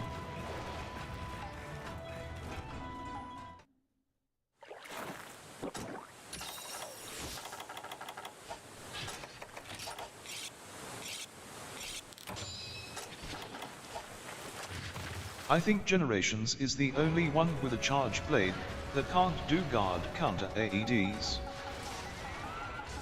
AEDs. What?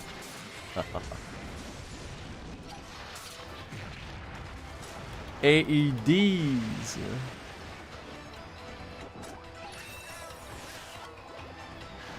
Damn.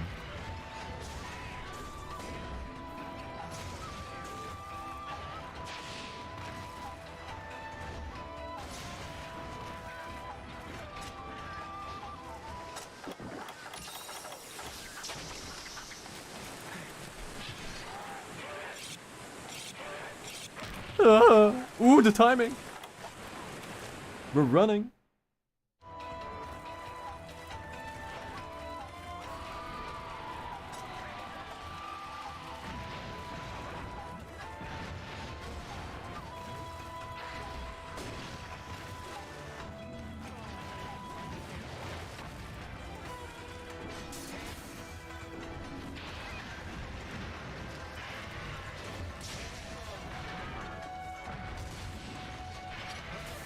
Right. Right. Uh-huh.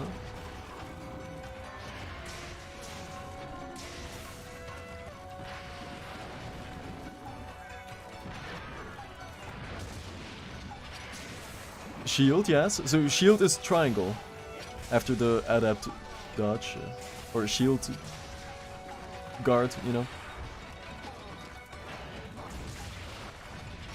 Yes, it's 100% triangle, okay. Now what about circle? Ah! Okay, that makes sense, that makes sense. That makes sense, yeah. Now what about the triangle and circle?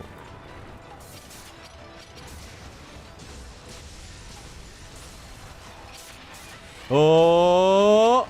Ba-blam!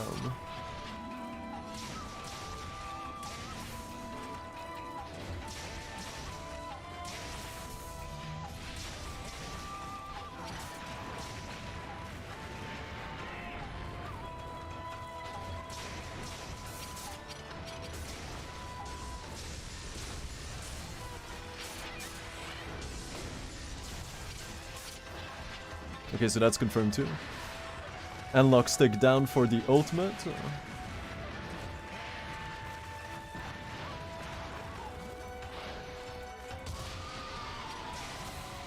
I get it now. I get it now.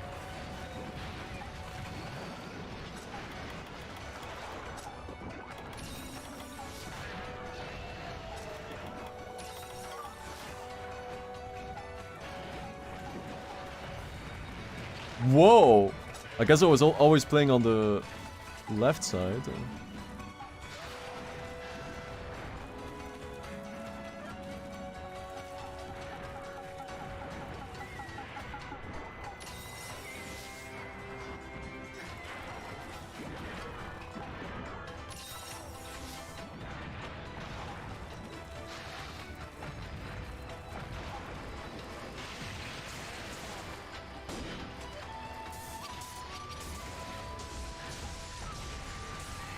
Whoa.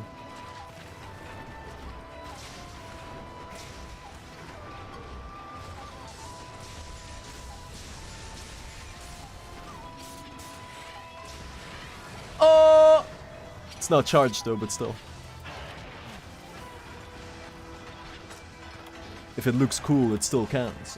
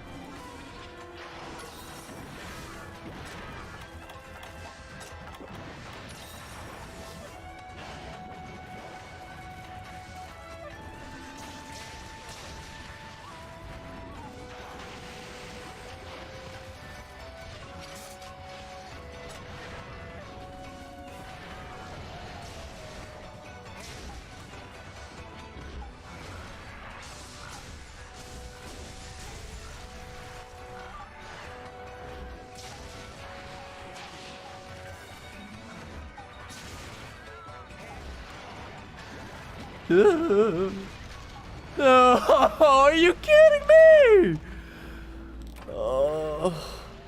That was still so fast though. Oh god.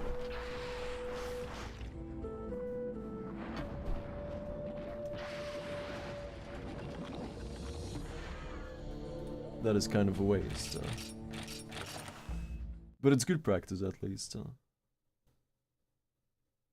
Well, maybe not. Maybe Mizu isn't really the best boss either to test the guard thing against.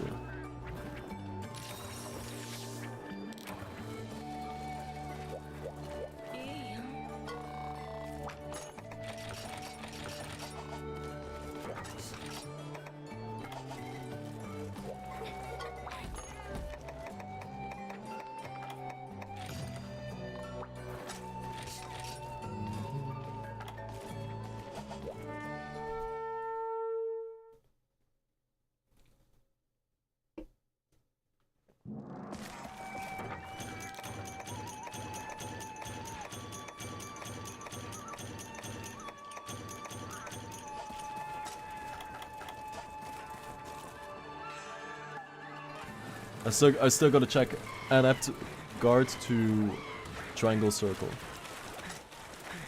Triangle is... What did triangle do? Yeah, triangle goes to the red shield charge. Circle does the blade charge. And then triangle circle probably does that slash. Or maybe it's R triangle, because that makes more sense.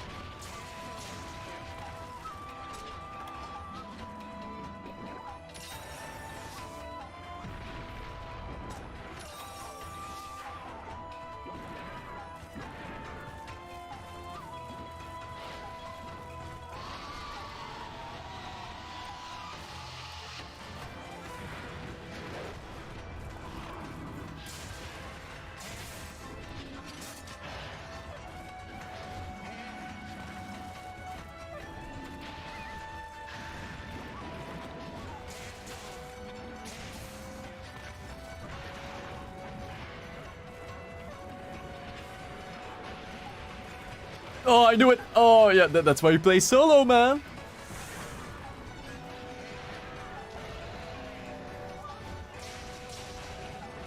Dude, I've never been hit by a tail this many times before, man. It's crazy. Just because I don't play on the left side.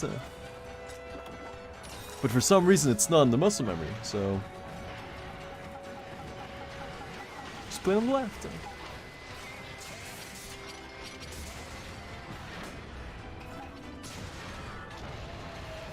Just.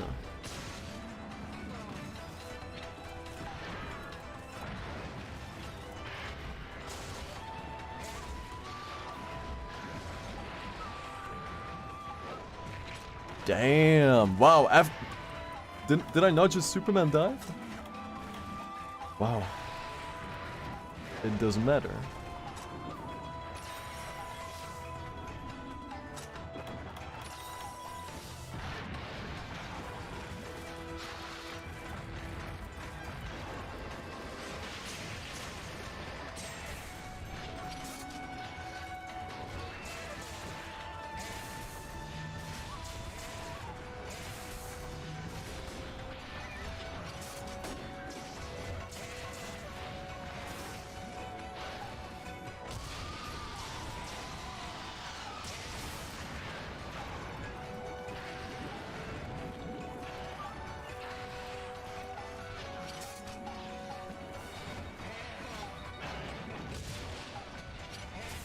Right.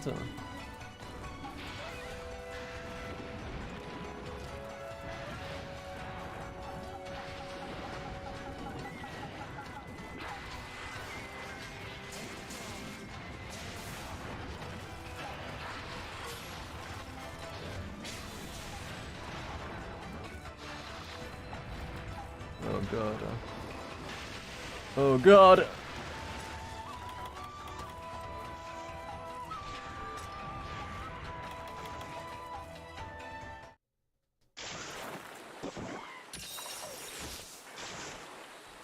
I'm wet.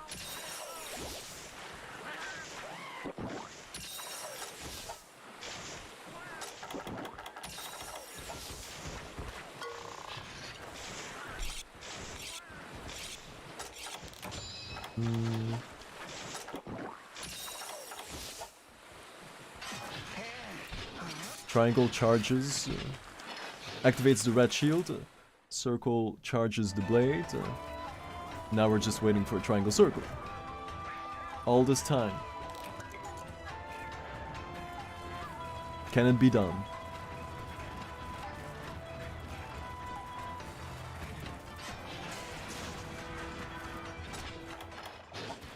At this rate, it's a big fat no. Chunky too.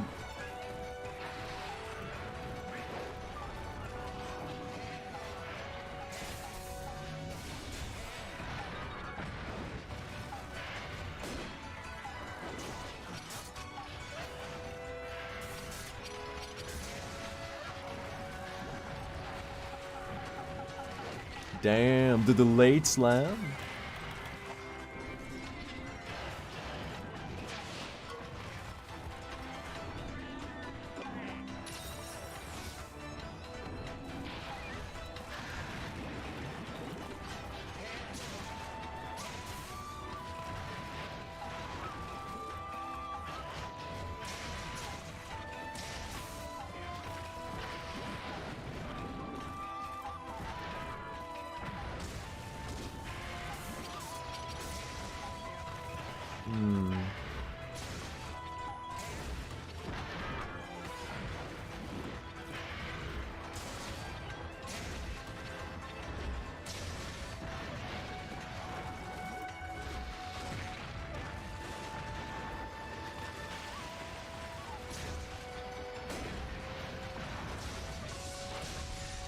Ooh.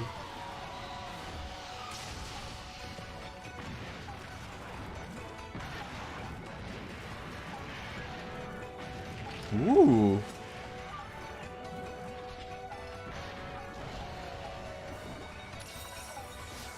Was that a triple rush?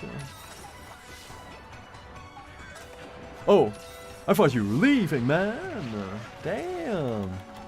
So many surprises today.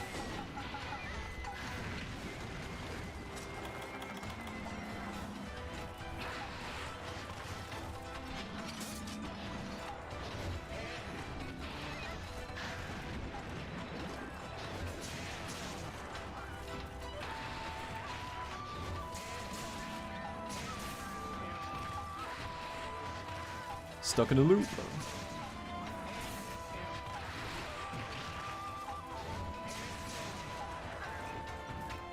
Dude. Dude! Was that 5 times in a row?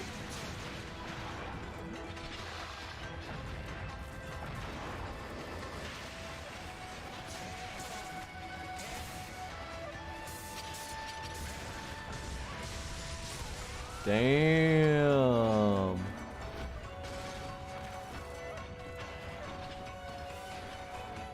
Five times in a row. Only here.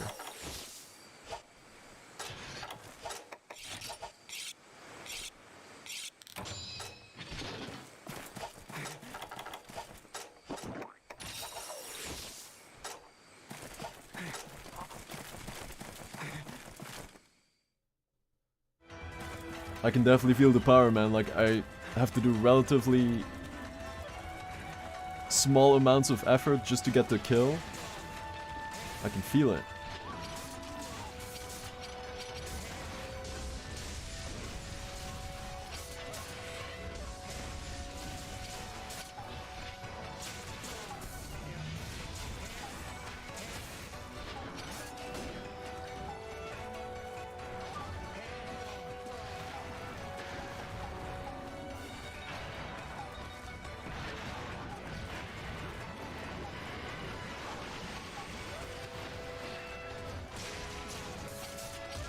Whoa!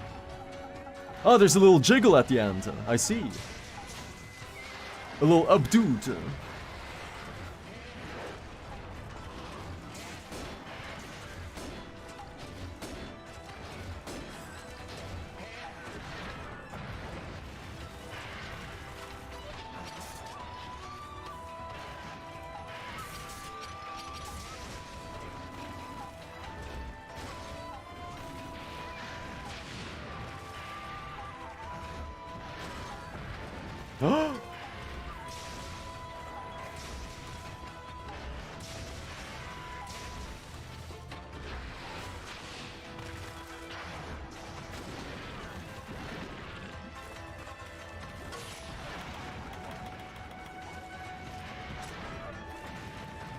Ooh, is this the triple charge? Almost. Or it's 2 charges and then the bubble fart gun.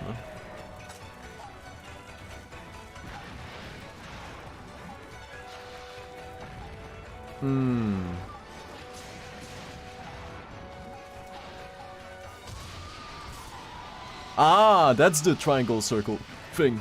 Oh yeah, what does that thing do? The thing that I just did, the shield bash. Is that stun damage? Oh no, is that the explosion? Is that what it is? It might be. Only when it connects.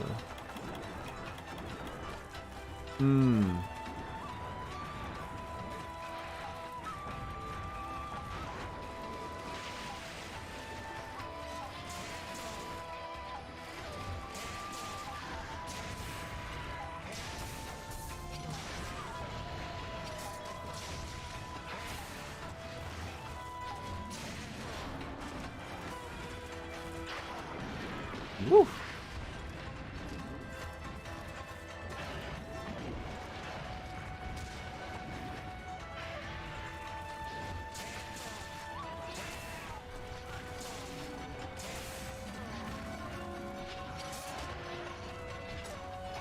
This thing is strong, man. I mean the charge blade, right? So little attacks that I'm doing and so many staggers. Imagine if I know what I'm doing, right? Imagine.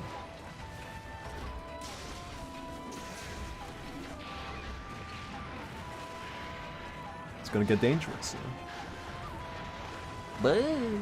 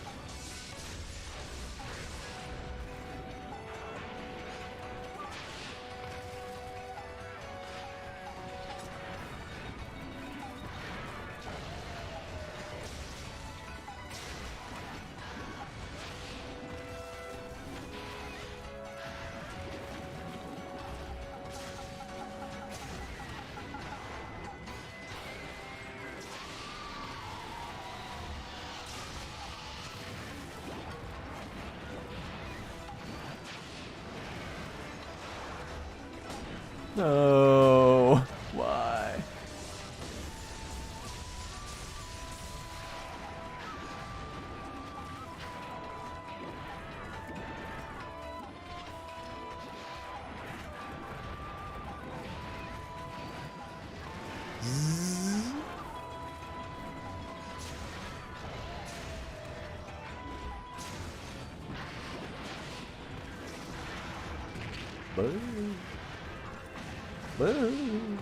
It's the thing. Oh, a little bit targeted. A little pop at the end. Yeah, there's the pop. Hmm.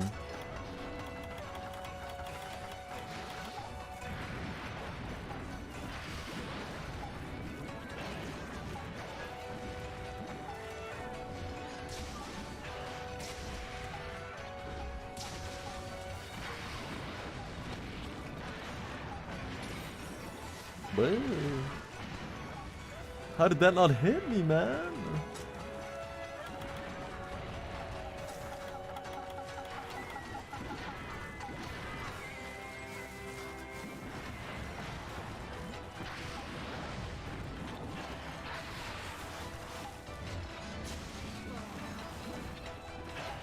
Boo.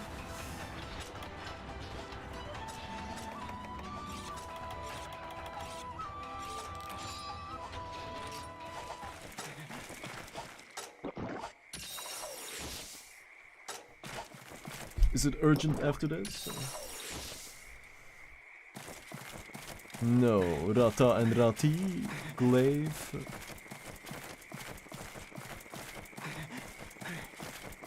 Then urgent. Okay.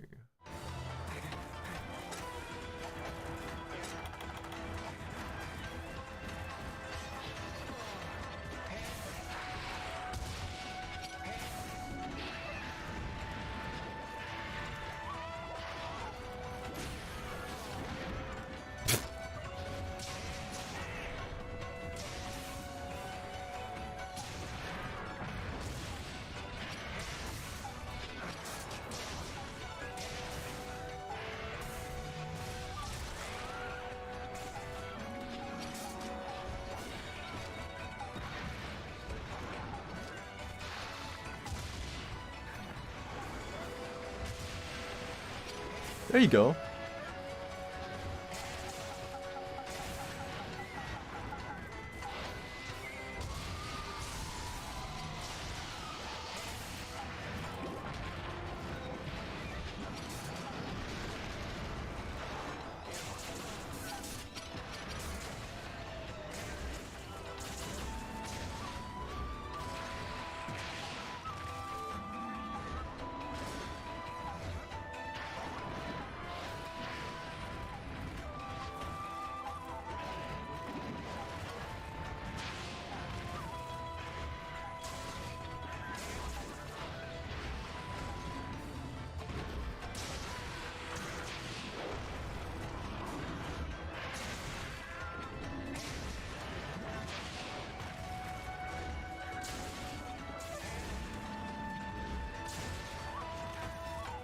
Oh my god. Dude, do you see how fast these fights are?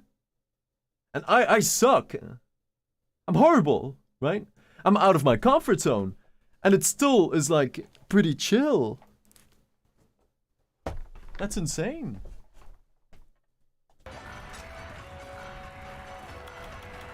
Now watch me fail it again, right? Oh, please stick around.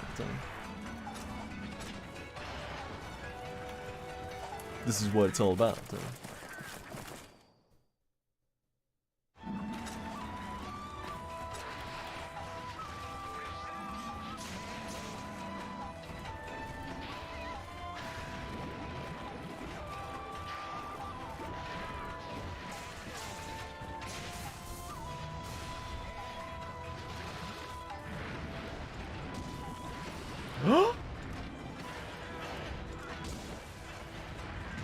Damn, the back-to-back?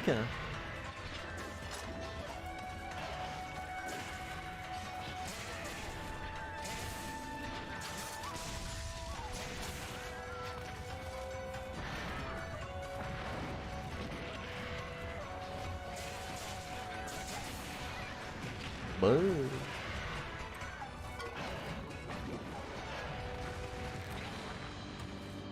Here we go again.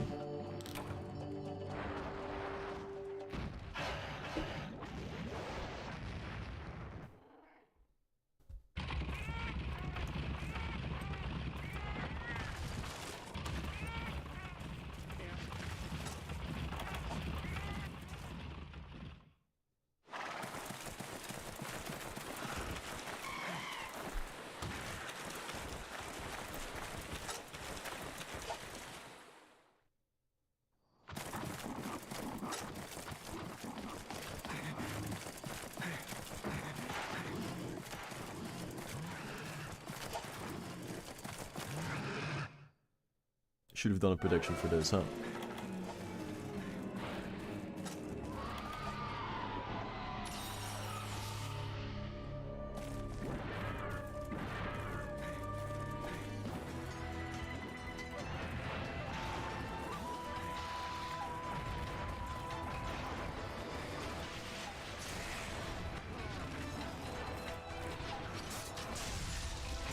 Ooh. No.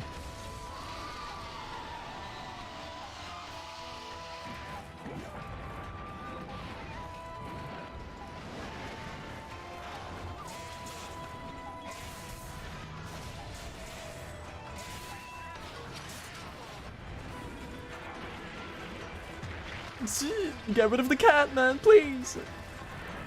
It serves no use.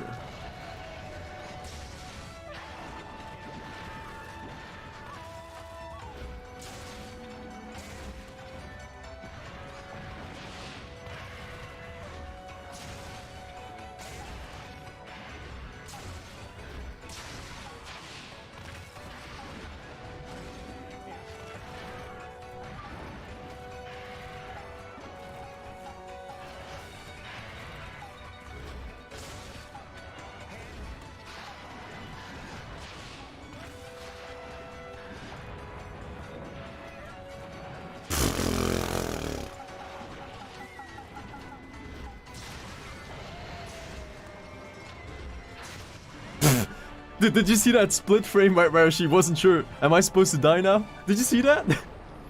Like the main objective completed thing popped up and she was still just standing there. Is this the part where I yeet? She had to reread the script again, huh? Oh, this game is funny, man.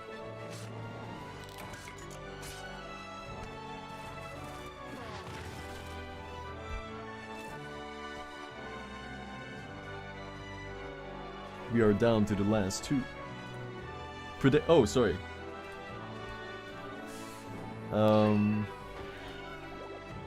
Glaive or Rata and Rati. Capture the glaive.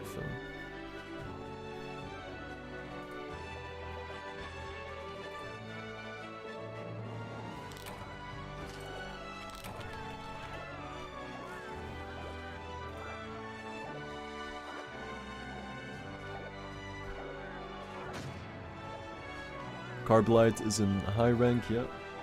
Confirmed.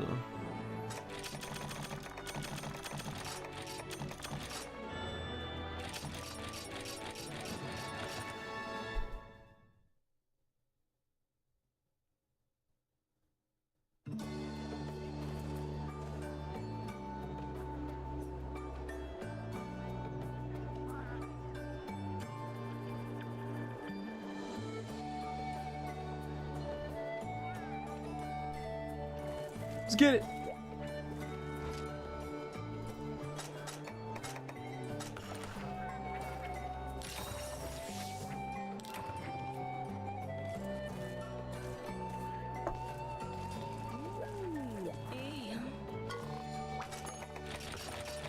Now let's do Rati and Rata. First of all.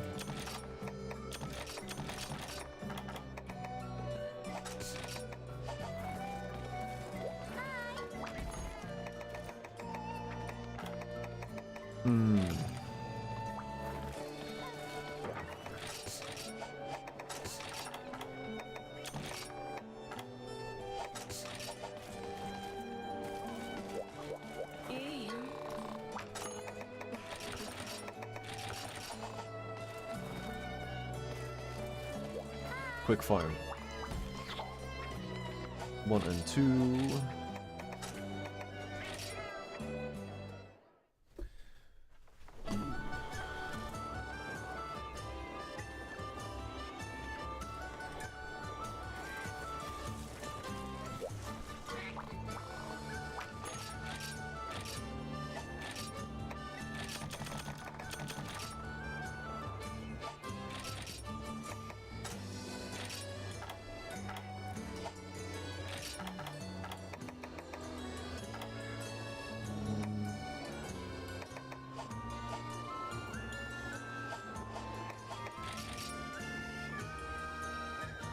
Already at 36k points, wow. 4 Ultimate wants to know your secrets.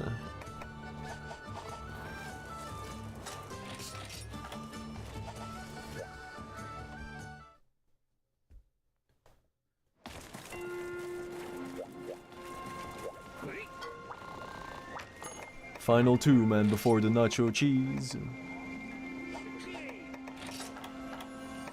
Ooh, ah, oh god.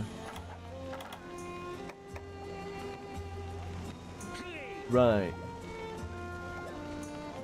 I guess it makes sense.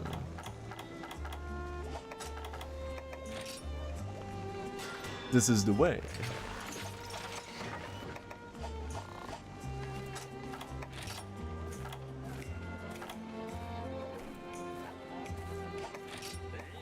One slot, 8. 1, 2, 3.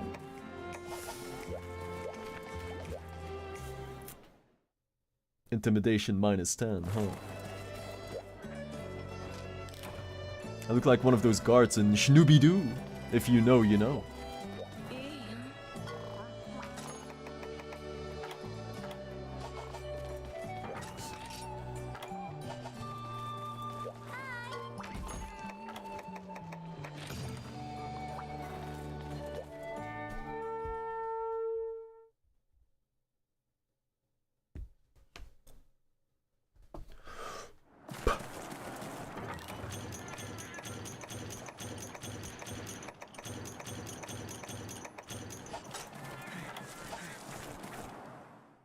I'm switching after Nakarkos. I don't know to what, but I want to switch to something else.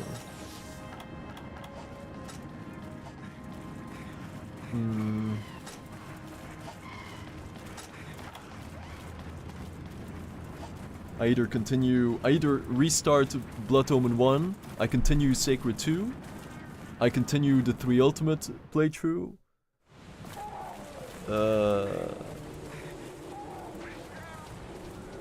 or I just do a random story mode, whatever I feel like.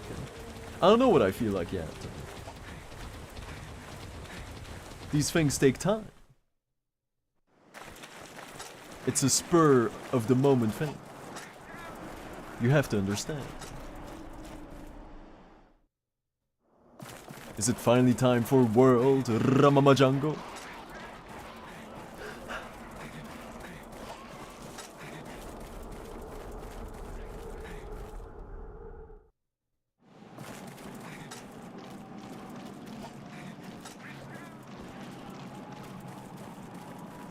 I see there's a new message in the chat in the corner of my eye, and I'm telling you it's definitely Megamoo. Yeah, it is. There you go. I knew it.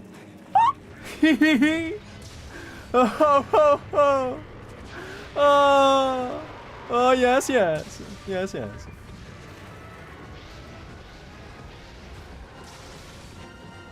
The neck crack. Oh, let's add that neck crack audio sample to TTS, right? So you can fully express yourself. Yeah. What should I search for a neck crack audio sample? How do you find that?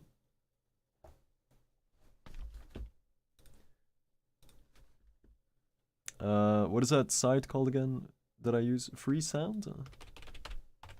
Oh. No, Free Sound. Neck crack. Ooh, stomach. How am I still so hungry, man? That's insane. Oh, wait. I already did these samples, but I think I just haven't added them to the software yet. But just playing that one audio sample, it reminded me. I already have some of these. Yeah. Oh, no. I'm sorry, it's from the Kip video. Magimu, all these neck cracks. Oh, yeah. That's what it is. But I immediately recognized all these audio samples. This is where I got them from, yeah. So I'll add one of these to the TTS as well. That's a good one. That's a good one. No. I think it's... top one, yeah. Alright, I'll add it after the stream. Oh, that's funny, man.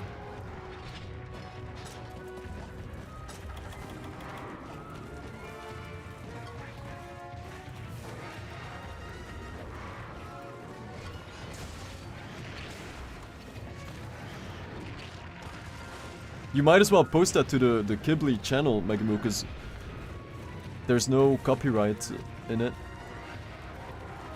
It's only the audio, the neck crack audio samples. So. Why not? Just to have something on there.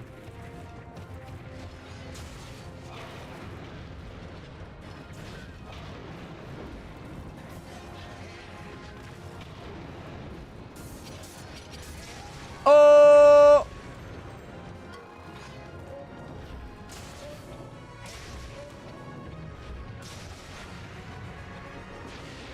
I am he.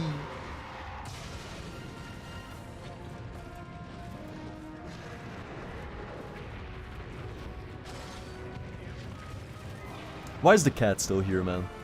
I guess I'm just too lazy to get rid of the cat.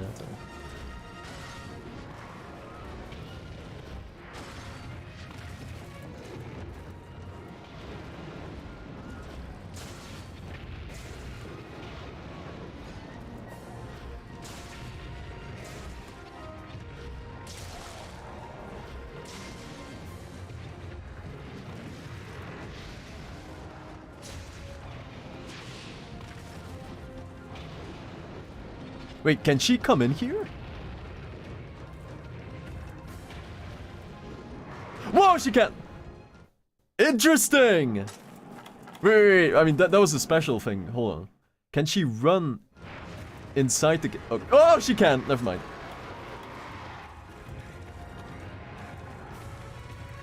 She has that technology, huh?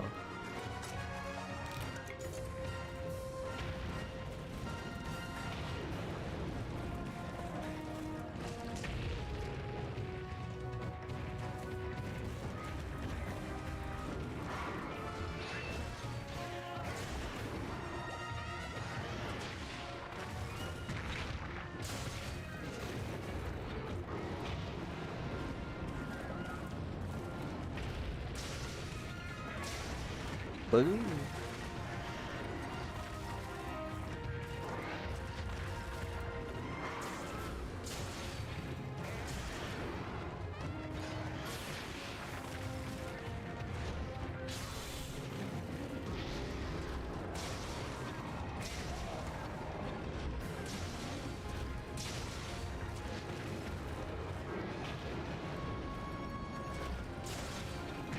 Boom.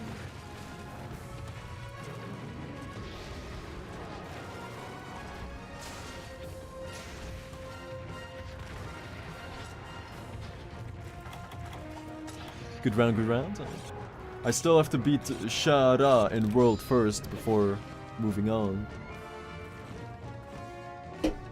I got to phase 2 on the first try, so it's looking good.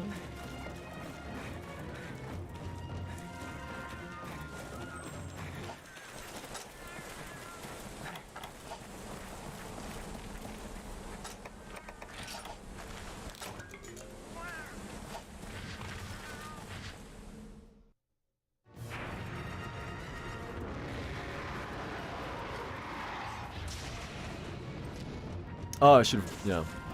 Right. I know.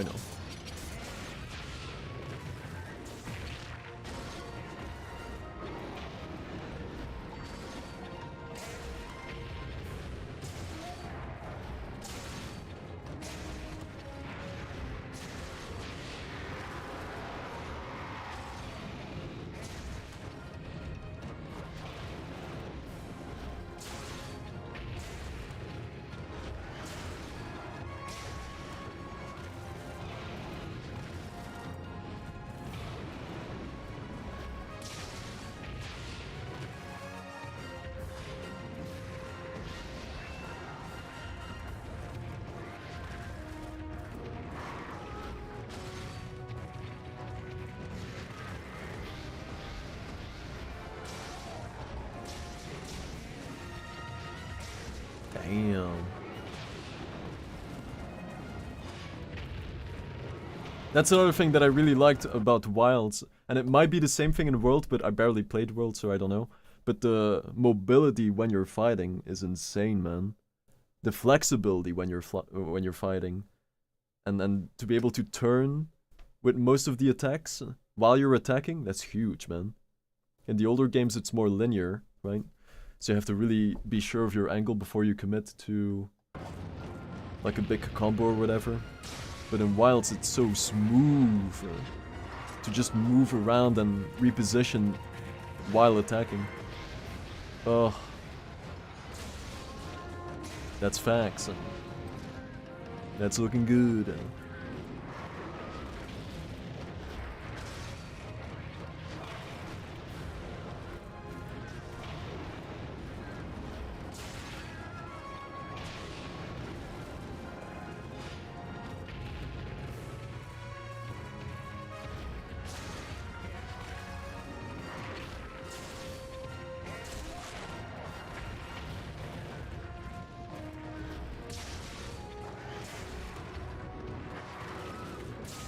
Ooh. Oh yeah. That little attack right there reminded me of a video that I saw of World, sorry.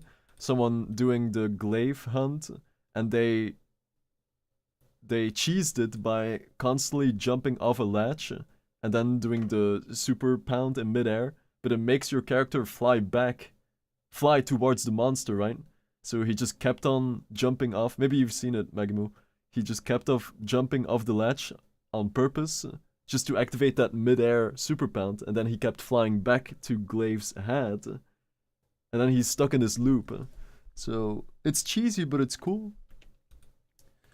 Do you notice? Have you heard about this?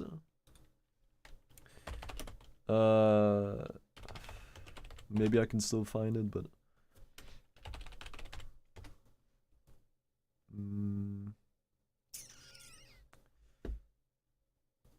it was definitely like a home feed video. I wasn't searching for anything. So maybe speed, yeah.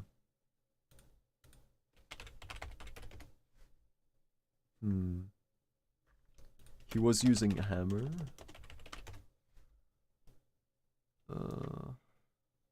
And it was in that annoying forest map.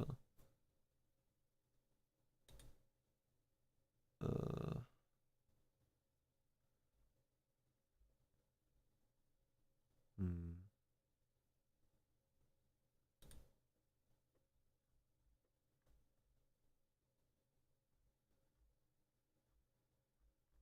It's not popping up, I think.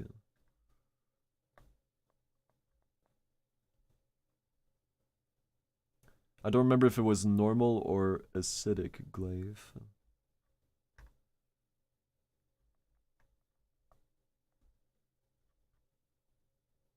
Shame.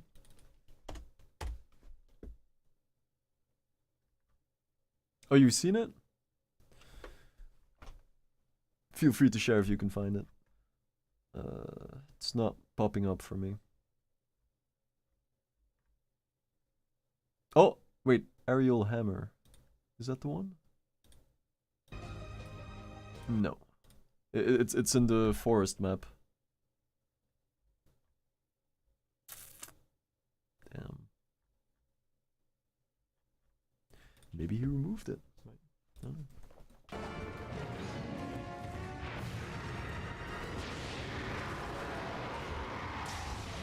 He couldn't take that much cheese.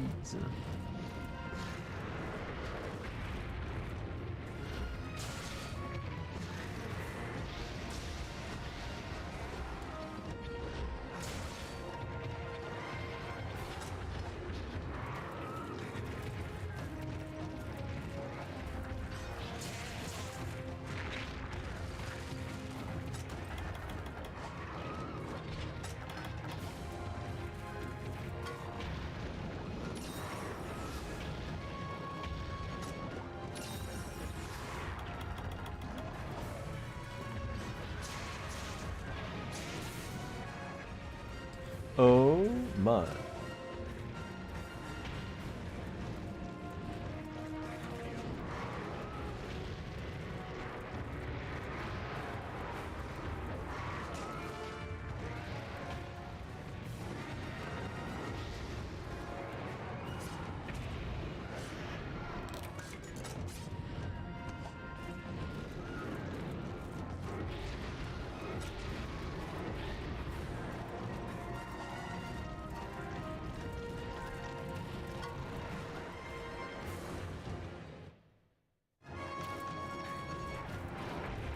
Oh, maybe it was heroics.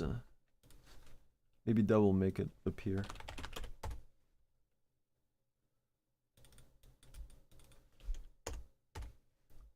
Or maybe not. Damn. I want to find it now.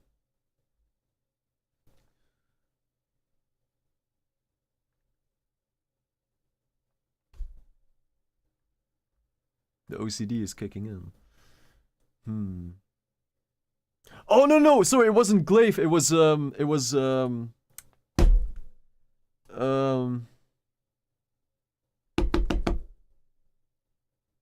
his name, man? The stumper. I can't, what's his name? Fire drill. Zeno and... Dude, I can't remember his name. Holy. Zeno and... Wait, don't... Wait. What's his name? Zeno and... Holy wow, dude, my brain is like completely erased. What's his name? Don't tell me, don't use TTS, hold on.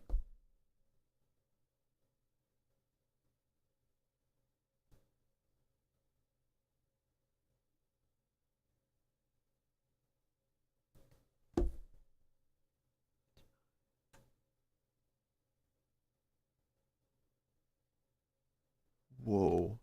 Dude, it has not happened in a long while. I can't remember his name. That's insane.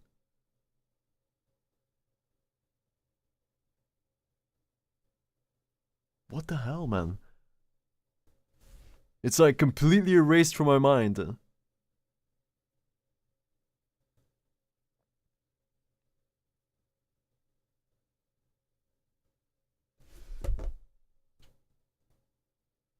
A, B, B, C, D.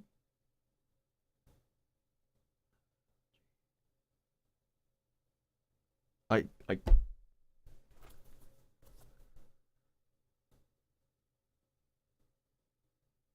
Fire Drill is Xeno and Stigi and what's his name? Bracky! God. Ah! I could not remember his name at all. Wow. That's serious, man. I could not remember it. Right, so it was Bracky that he was fighting. Not the Glaive. I'm getting old, man. Ah, and now it immediately... Oh, no, it wasn't Greatsword, it was Hammer. It does say that I've watched the video, but that's not the one.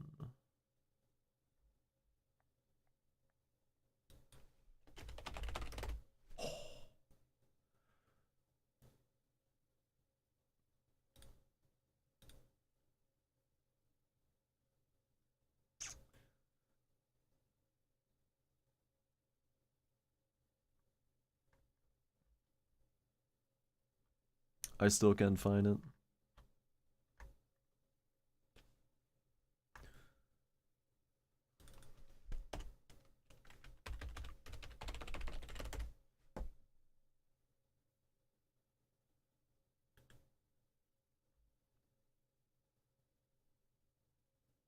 It does not pop up. Jesus Christ. I'm an inspiration, or for getting obvious boss names for more than 5 minutes. I'm glad to do my part. Thank you so much. God damn. It was Bracky all along. Do you know what video I'm talking about, Megamoo? It was Bracky in the forest, and then he just kept on jumping off a ledge the entire time. God damn, man. I wonder how long it would have taken if I didn't look at the chat. Because I was going through the alphabet, man, right? Does his name start with an A? No. With a B? No. But it did. But I still didn't know.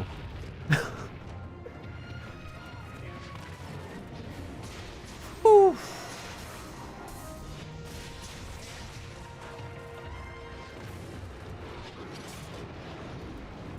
Fire drill was chill. Like Bracky was not even the problem last time.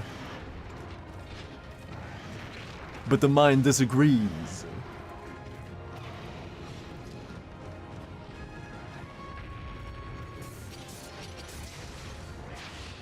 God damn.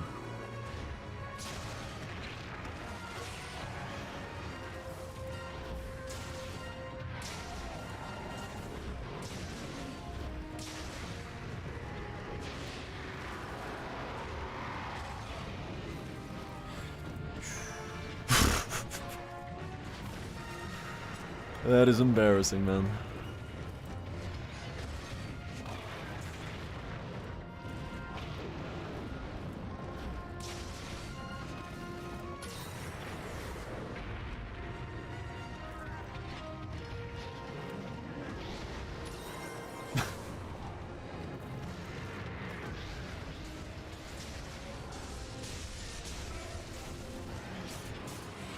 Oh no.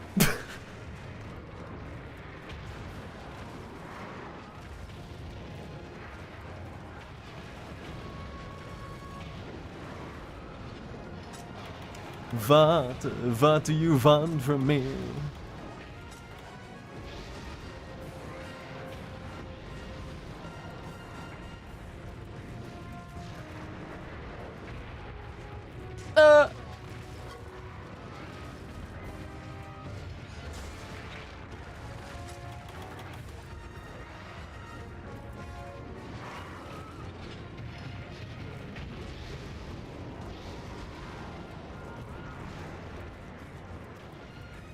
Oh yeah, there's also the hellish run. It's true. That I have to continue practicing. True, true, true.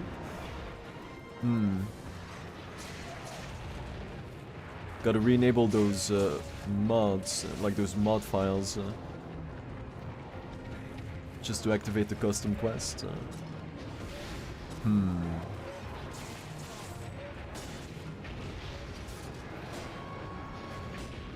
Bye.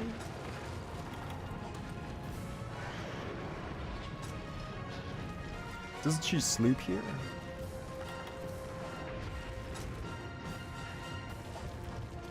We're all gonna stall for a minute, huh?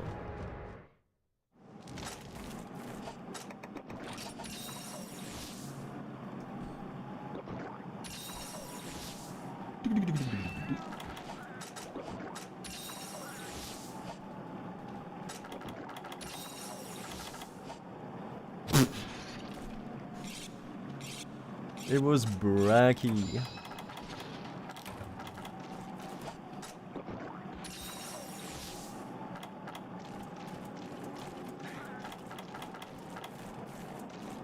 I know if I'm gonna chase, she's gonna do the 360, right? Unless if she... Wait, does she sleep in 5?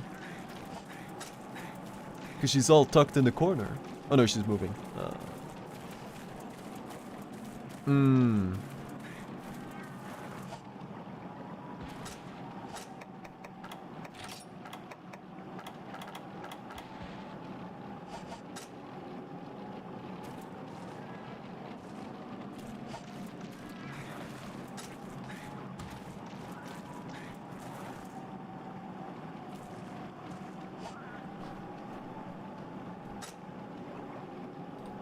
Might as well check my mail in the meantime. Or look for that video. See, now I'm thinking, what if it wasn't Hammer, but it was the Greatsword? I can't remember anything, huh? No, it was definitely Hammer. Yeah, I'll find it. Unless if they removed it, but...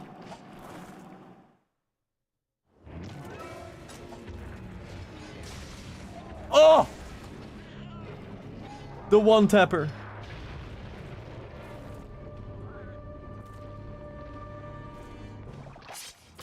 Boom. Pum pum. And it's all over.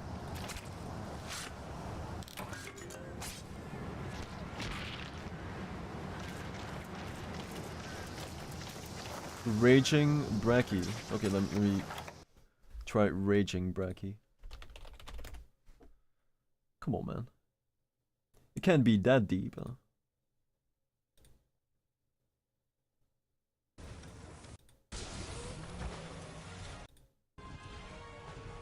No.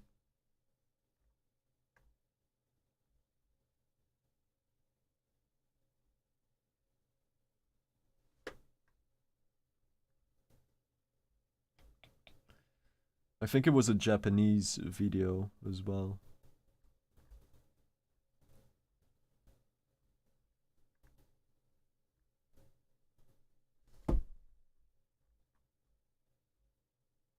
Damn. Oh well. Maybe it will pop up again at some point.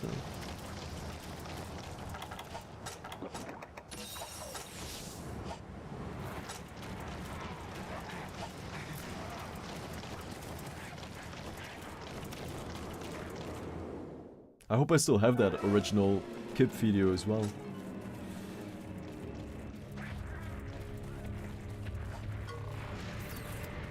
So many things to check.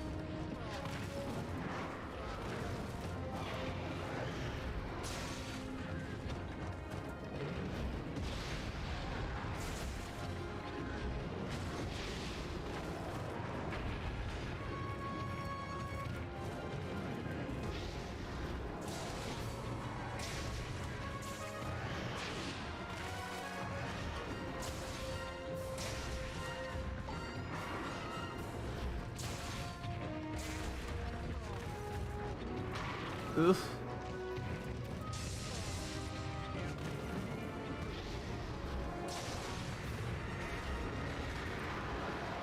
No.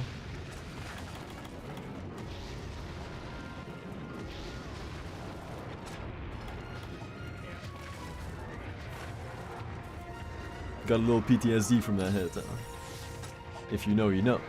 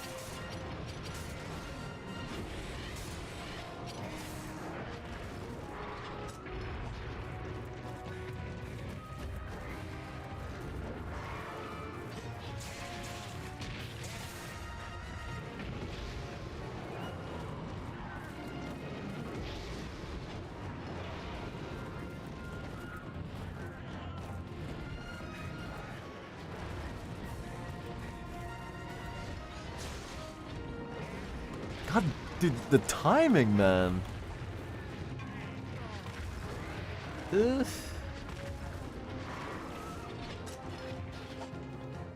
Is not there.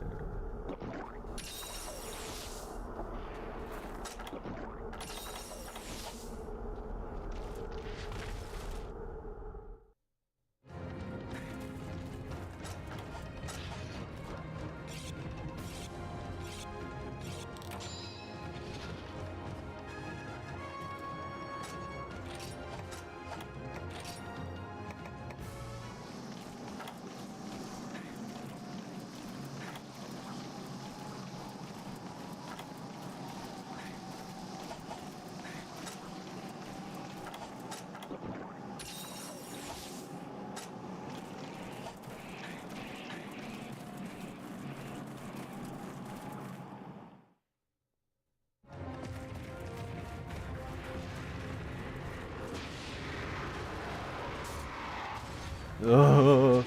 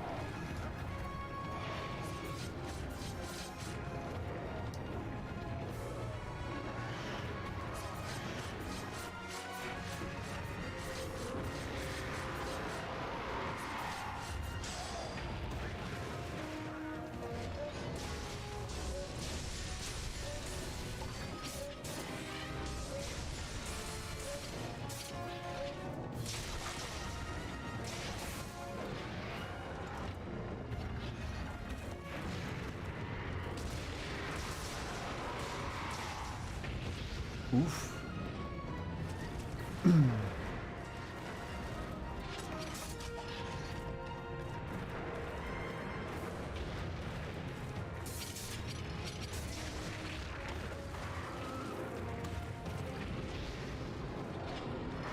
Nice. That was a good move. Oh, I didn't bring the poop scoop? No.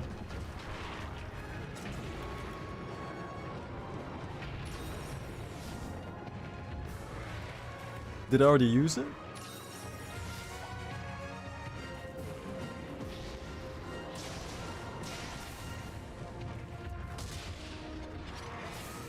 Very nice.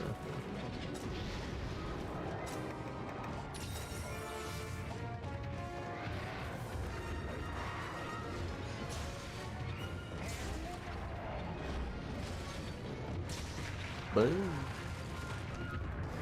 Good round, good round.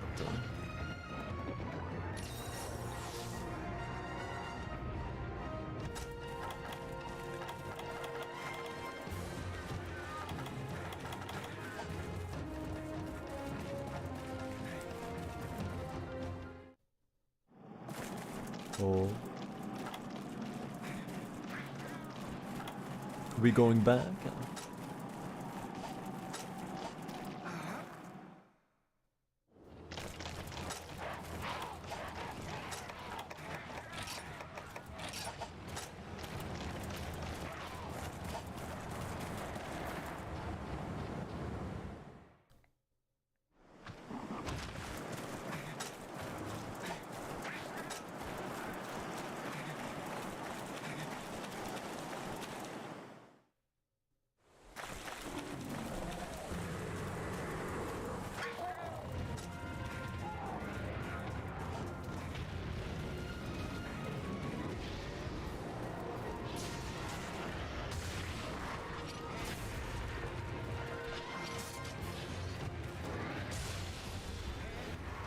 Okay, okay, I get it, I get it.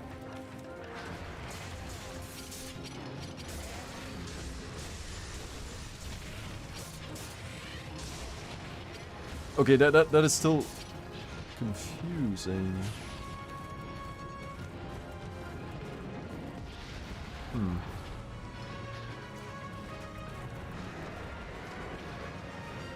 So if you don't press anything else, he's automatically gonna do the big slam. And maybe that's when you have to that's when you have to hold analog stick down to do the normal one, I guess.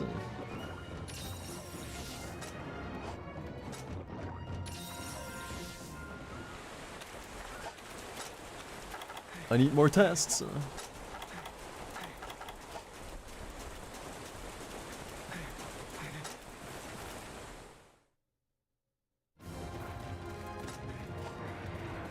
Koi!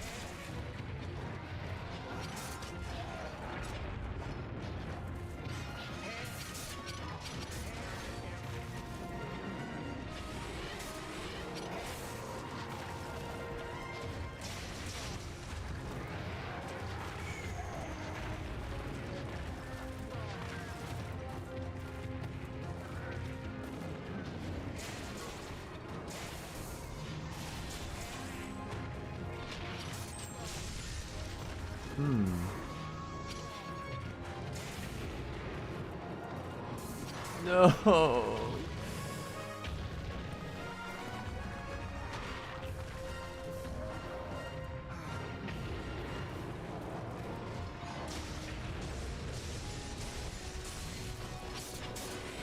Oh! Are you kidding me?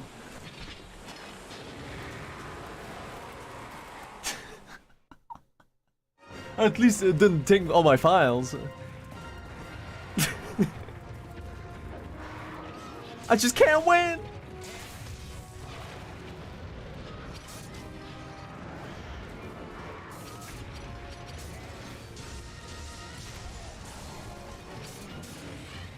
Oh! That's a little bit better.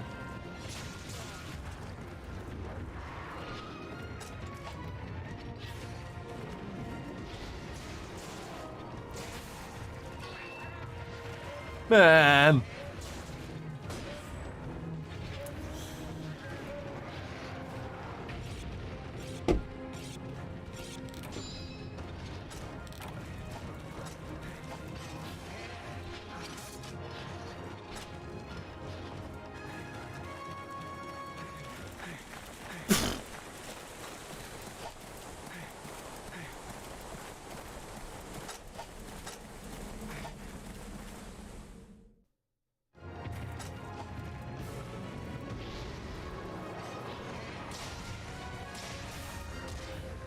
Ooh.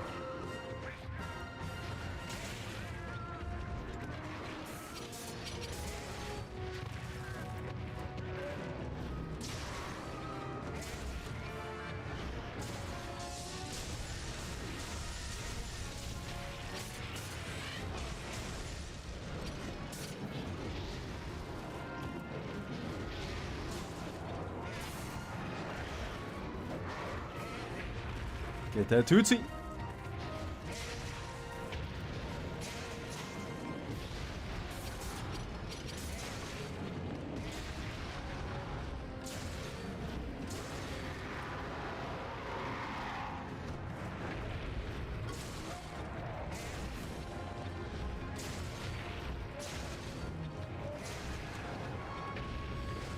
One shot again? Can we kill them on the exact same pixel? Is today the day?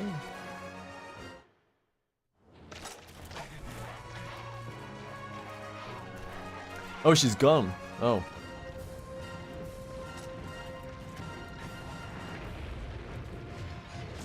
Oh, he was one shot!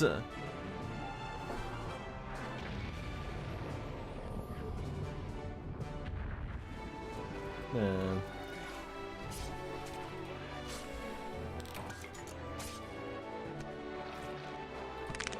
No.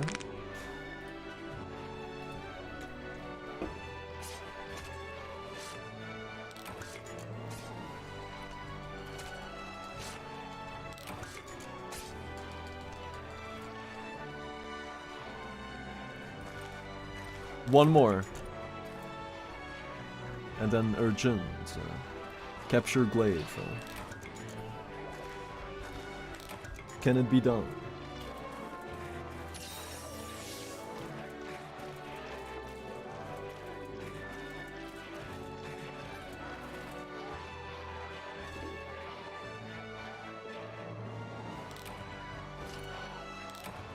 After that, I'm gonna get some food too. But I'll stay here, it's fine. I'm not eating.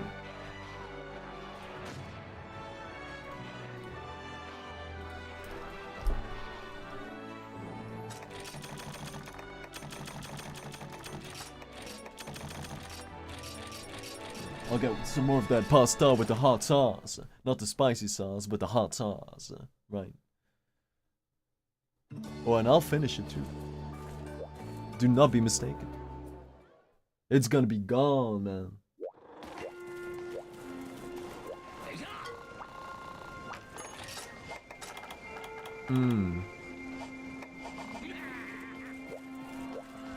I should probably get rid of the cat. Unless... let's see what skills I have. There might still be something there.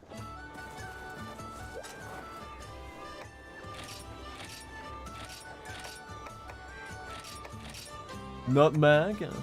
It should only be nutmeg and me, right?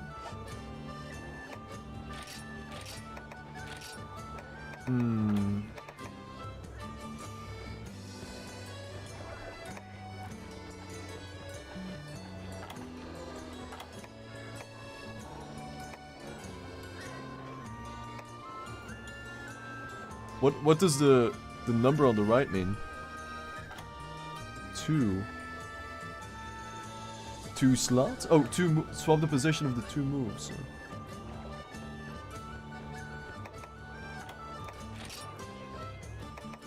Huh? Oh, gauge use. Ah. Of course.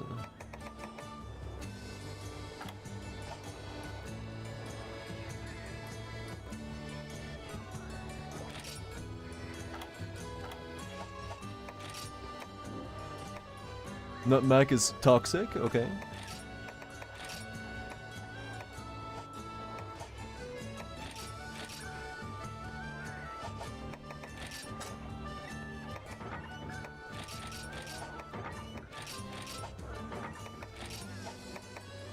One bonk.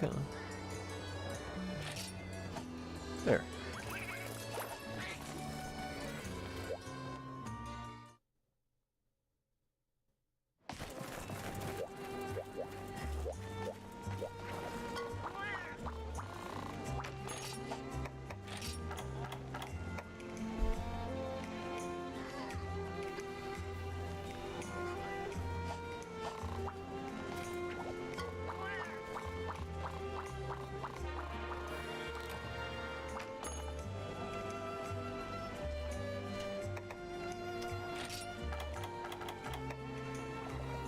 Selected Hayano.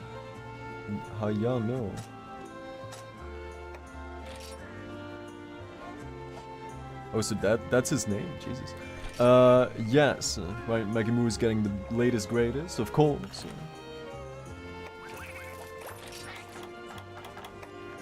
Yes. Yes to all.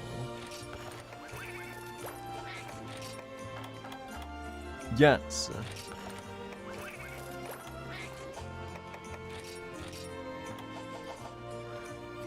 Beautiful.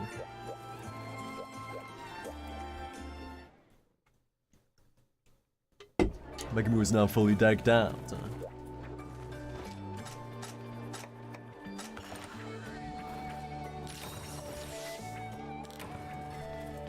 Here we go. Capture glaive.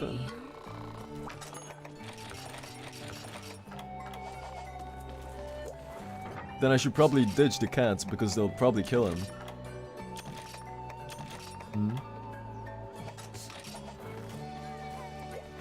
Should that be the prediction? Right. Will the cats get the kill before I get the capture? I'm pretty sure in one of the prep runs, that's exactly what I said. To not bring the cats because they screwed me over. So if it happens again, I'll laugh. You know, I'll laugh eventually. It's a good lesson learned.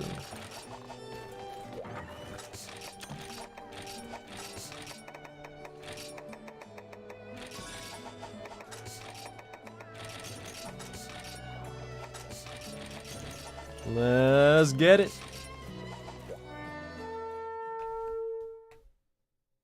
Do a prediction for that, please. Are the cats gonna ruin the capture? Yes or no? That's a very good prediction. Good luck. Any mods? Mods. It's time.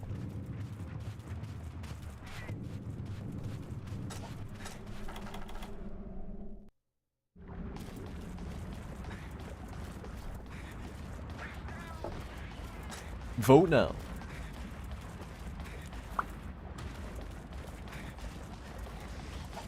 Or remain shrouded in mystery.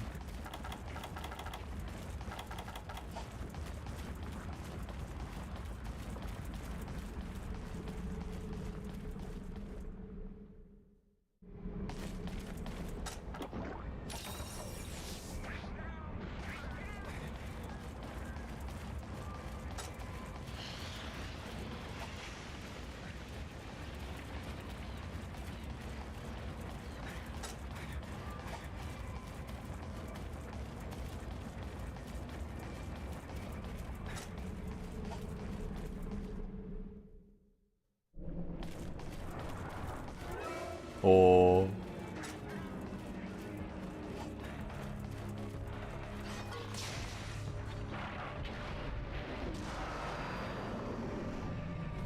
He's pretty small.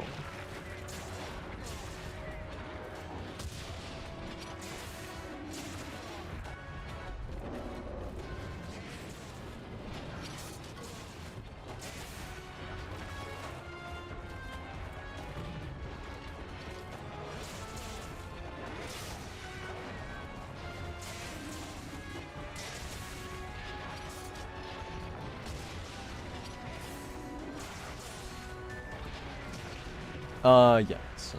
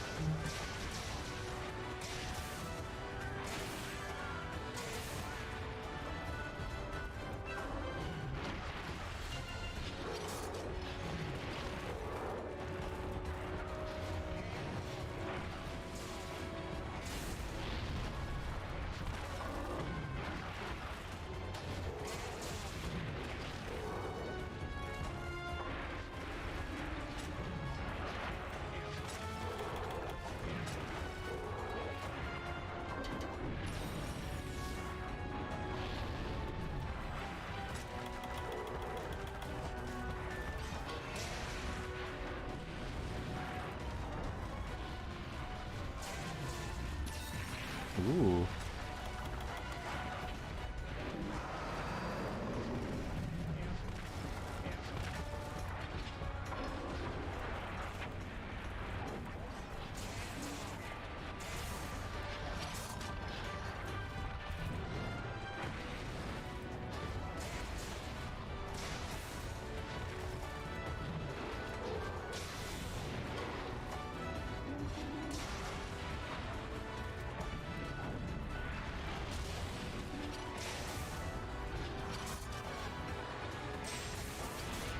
Of course.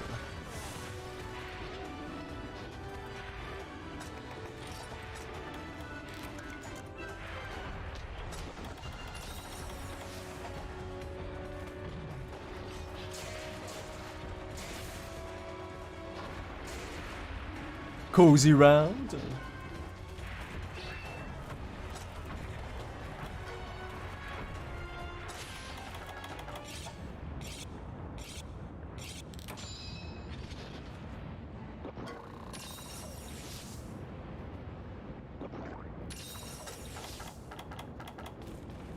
Can't wait to see what's next. Oh no.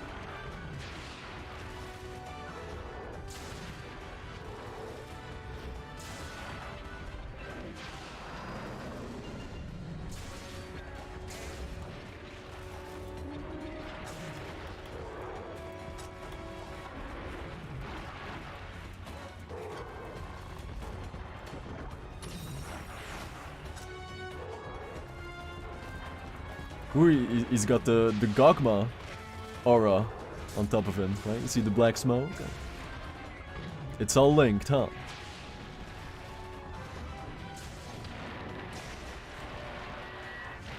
But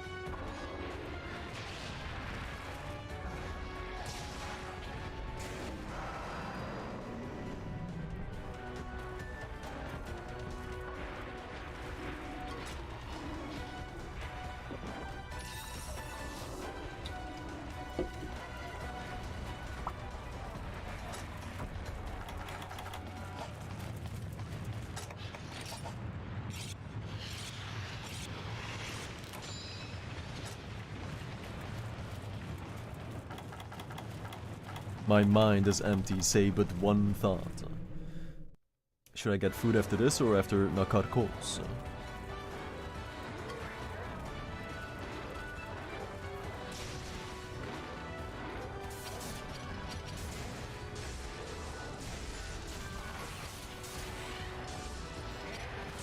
Oh! Thank God for a huge splash radius.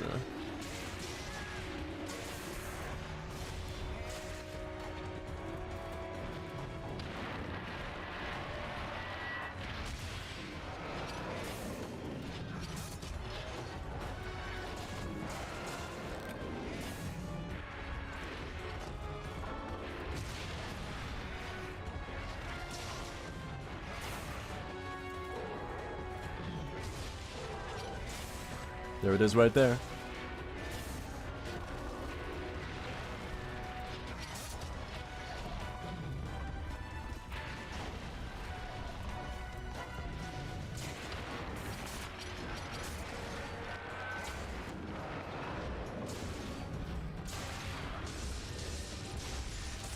Oh!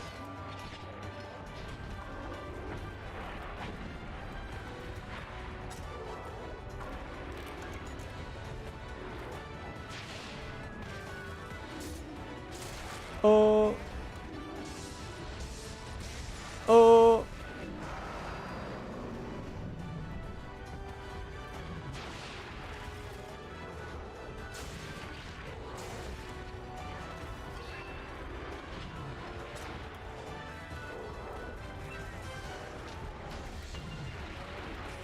Making move with the priorities, of course, by taking care of the real boss first. No! Ah! God! Ah.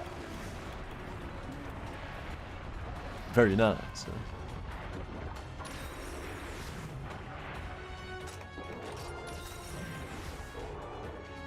Don't do it. Don't jump.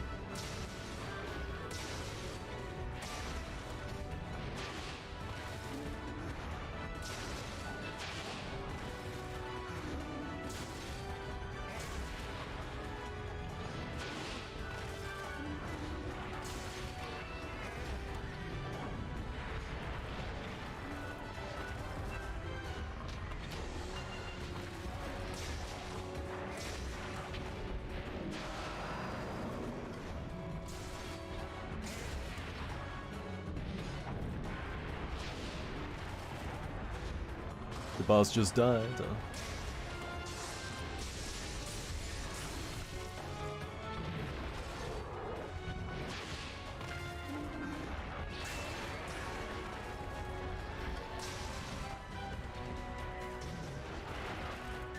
Oh, he didn't.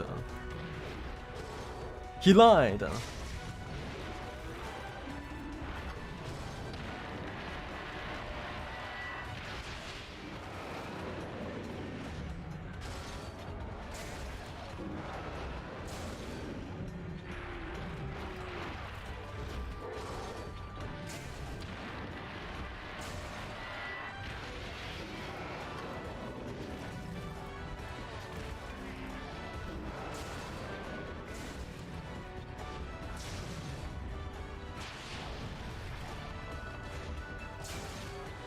Wow!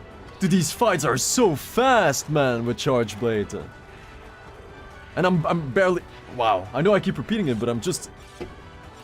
impressed. Wow. This gives me hope for the next 4 Ultimate run, too, if I commit to Charge Blade. If... But man... I mean, of course, I don't remember how long these fights took in the previous prep run, but it definitely feels faster. And the reason why I know is because I keep getting surprised with how early they start limping, so... If it was similar to the hammer duration, then I probably wouldn't be too surprised when I see them limp, you know? Oh yeah, I have to capture him! Oh, god damn it. Please don't. Oh! Don't. Man. Oh! The pixel! God damn! That would have ruined it all. We're going to the urgent. That's right. You made it just in time.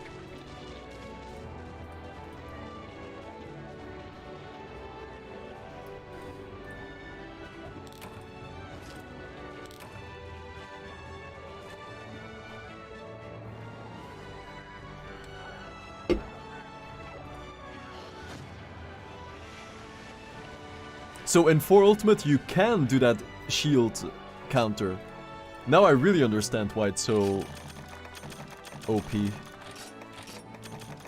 Ooh. That's gonna be interesting, man. For the next 4 Ultimate run. Who knows, maybe I'll end up using it for the Hellish run too. If I really get comfy using it.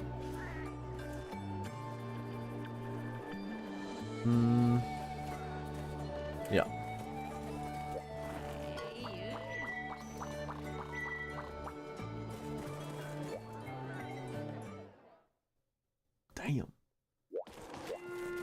Damn. Damn.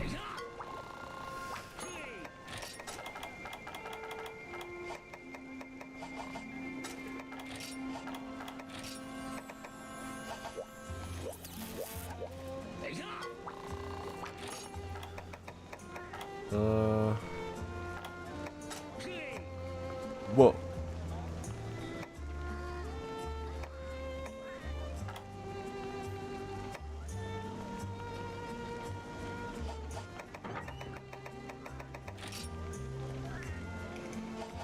I guess that's it.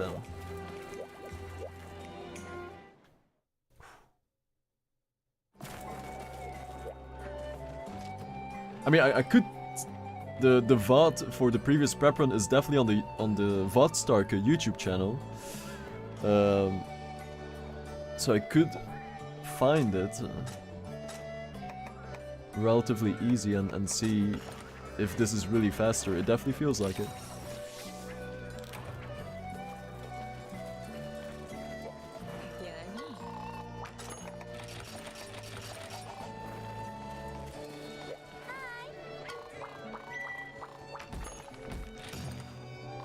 It's already faster, and you know, I haven't even mastered the weapon. I'm just spamming. A little bit less, because I do, you know, understand the biggest chunk. Do I need cleanser for the Rockies? Oh yeah. Can you use tranks, or what was the thing again? When he's in the water, what do I throw at him? Is it Dung Bomb or Trank Bomb? It's Trank Bomb, right? Or when he does that big charge up for the beam?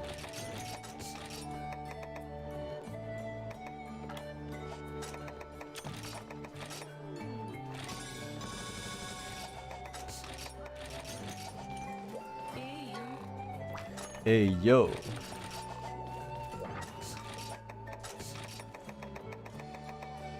I see.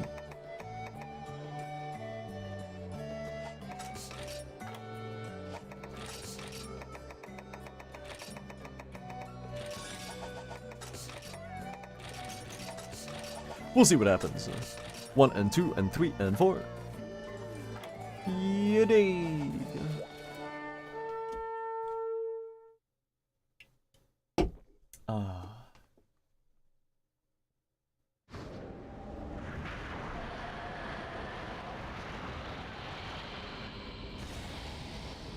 Nacho cheese. It's time.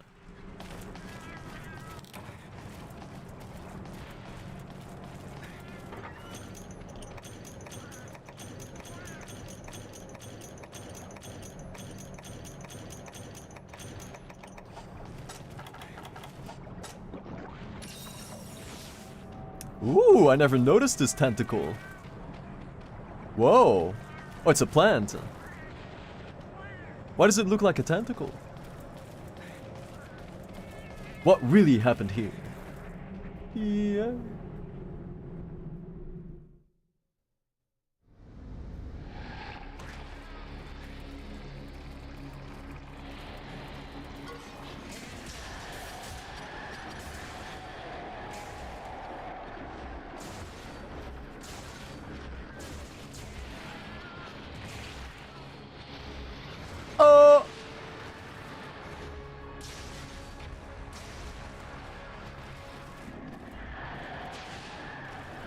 Shake it off, baby.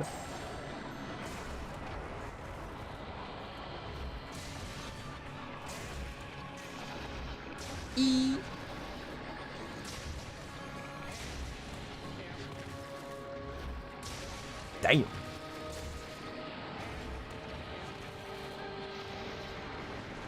little bit too early.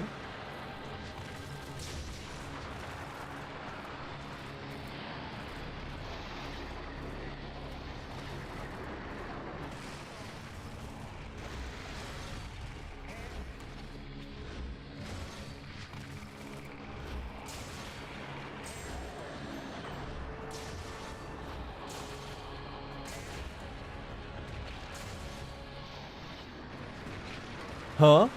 Damn, was that still too early? Okay. Okay, alright. No! Oh, so much booty in my face! And this time I don't like it at all. I'm not a fan. Get off! Right.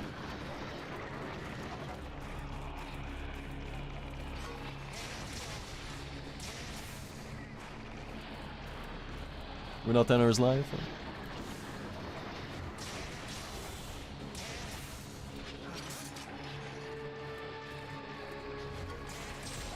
Damn, very chunky hitbox too. Definitely welcome, right?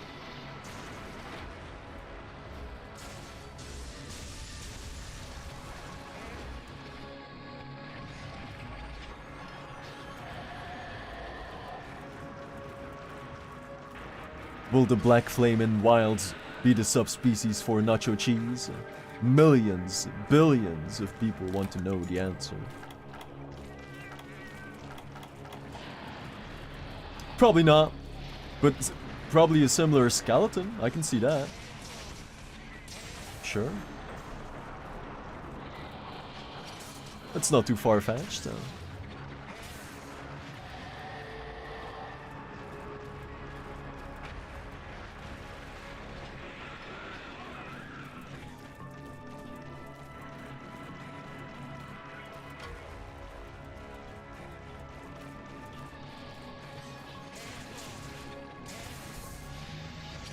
Bye.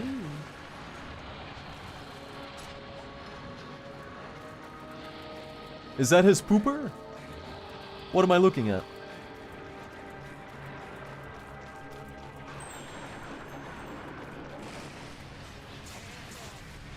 Everybody needs one, true.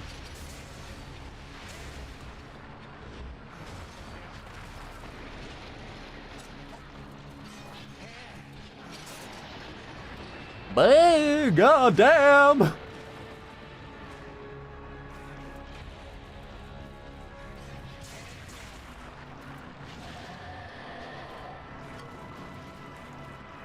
I wasn't even thinking about getting food first. God damn it.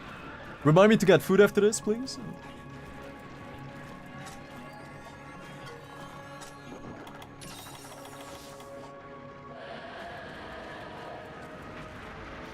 When do I use the ballistas again? When he does the charge for the big beam, or... Oh wait, time-worn ballista. Is that just normal ballista? Or is it like the one that keeps him stuck? I don't remember. What are you? Ballista shot. Oh. I see, I see. Wait, no, why is it a separate thing? What does it do? The time-worn thing? Because there's normal ballista as well.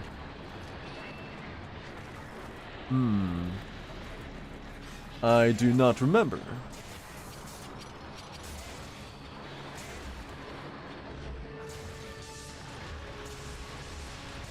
Eee!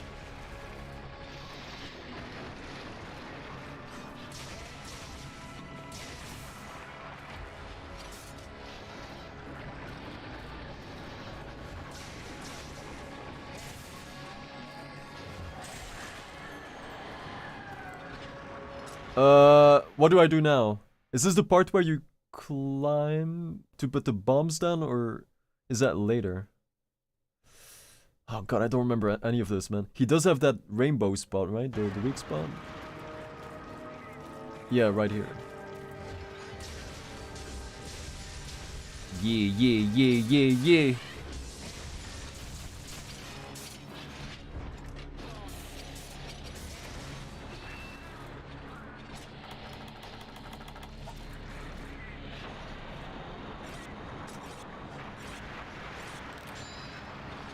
Bye.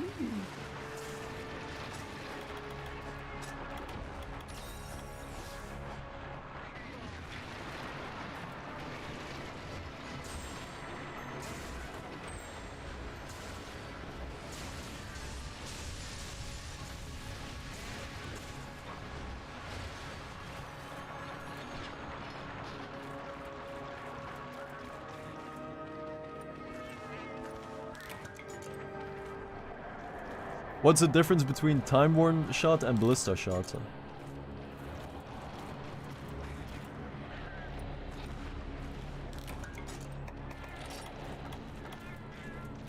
Old piece embed in the bone. Okay.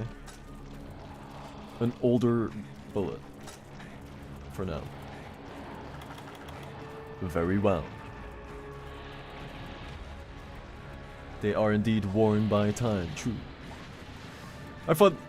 Oh no.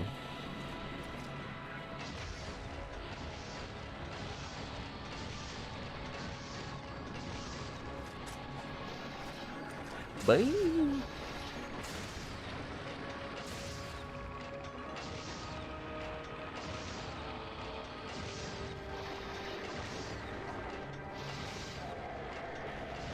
Damn. Can I still reach it? Look at all that pure jelly. I'm surprised he's not pissed yet.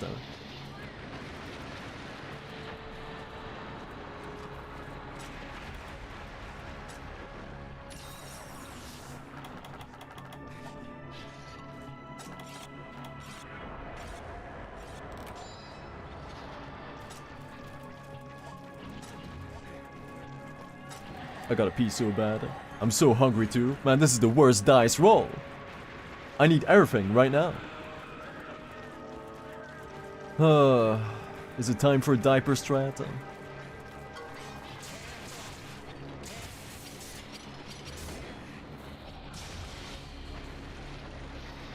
Oh my god, dude, my... Wow. Okay. It is indeed that kind of day.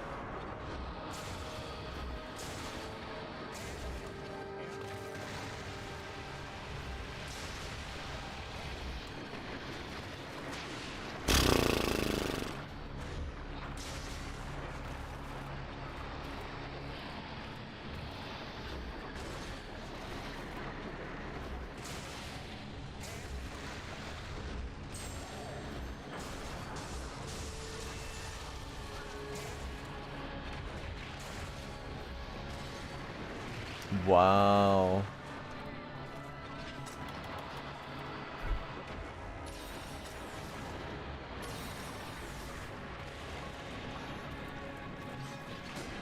But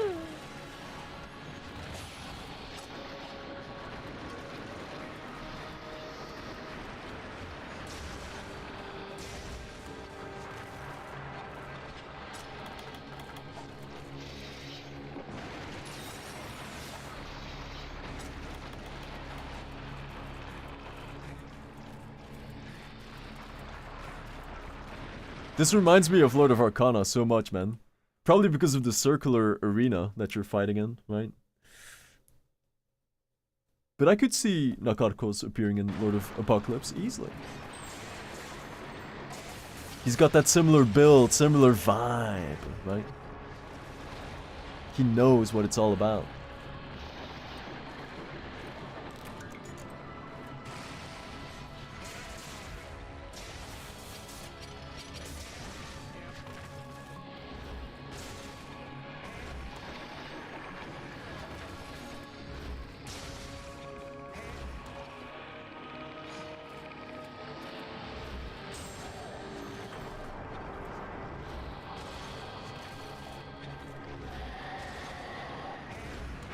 Whoa! Whoa! Booty! Ew, I got smurfed. I guess that makes sense. Oh, can I not get rid of that? Of the blue goo? Man! What does the blue goo do?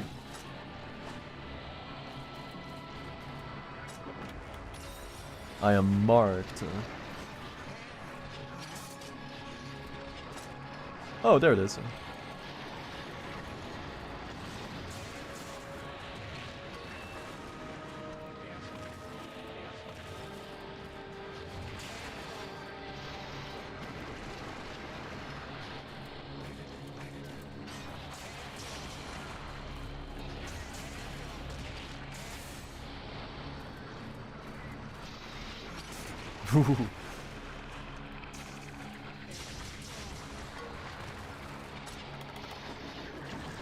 Man!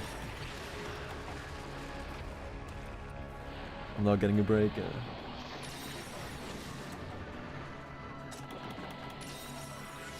Today is a dark day for timings.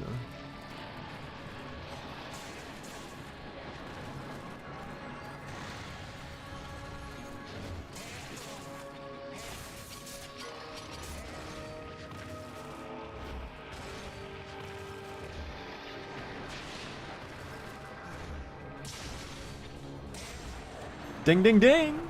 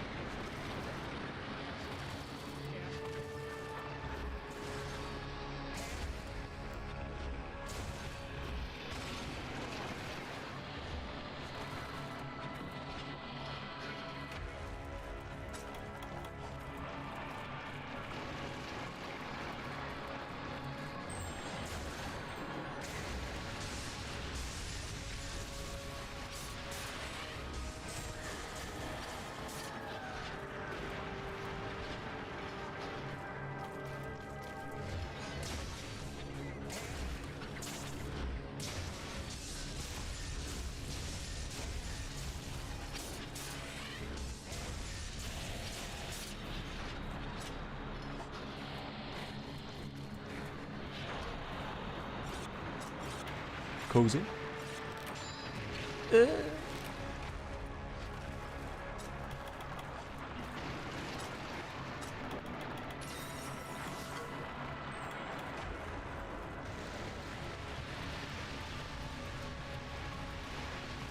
Hmm.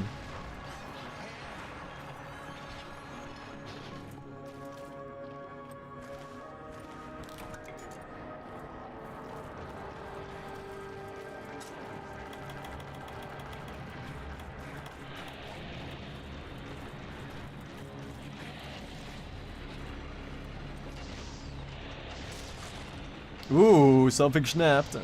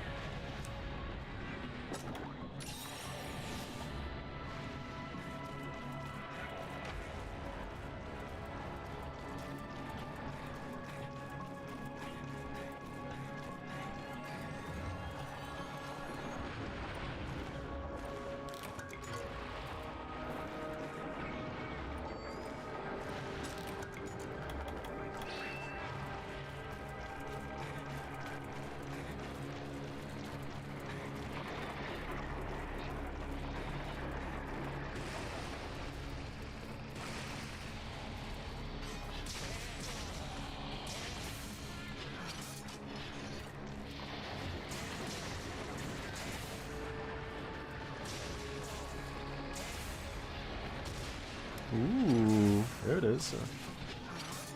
Indirectly, of course, but...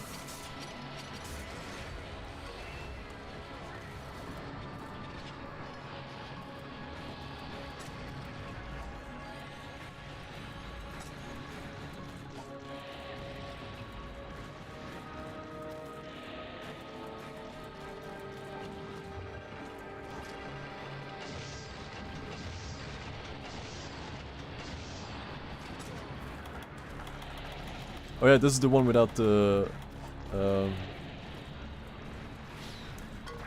anti-dragon bombs.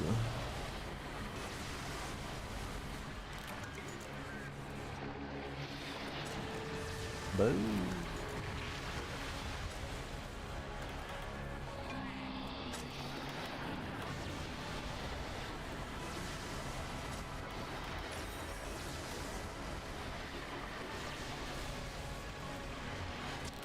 Oh! Another one shot. I drank 4! Yes, yes. Hmm.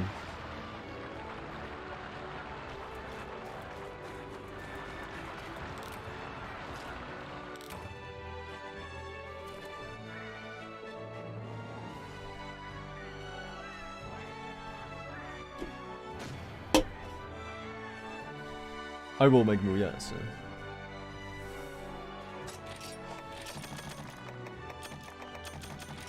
What was that end frame? I realized it too late.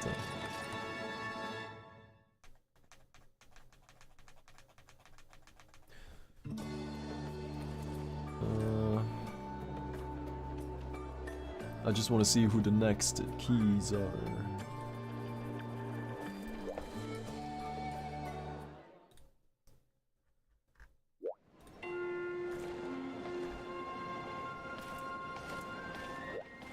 Kacha, Saltas, Daimyo, Kutku and Gypsy together, and Urgent Plazy. Oh, I remember that Urgent Plazy. A mini wall, a little bit. But it was clueless, so it's not all that bad. Ooh.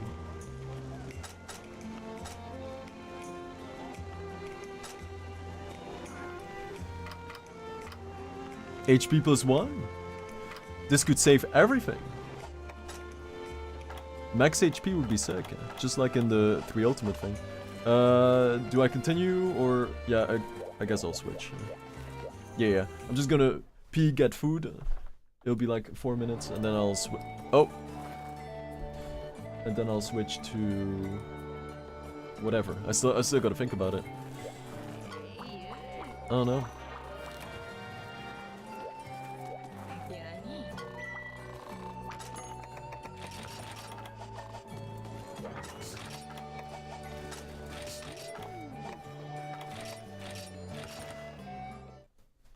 I'll think about it.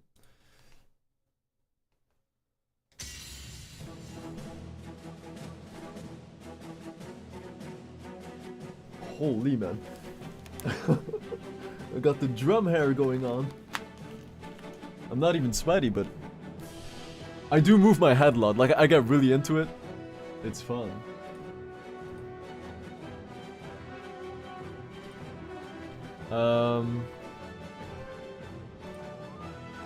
Just gonna put it on the screen.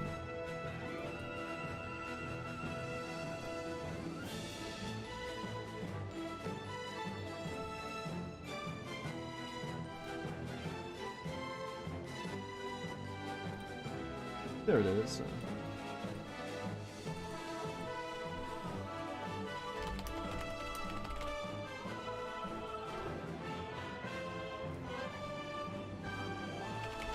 There.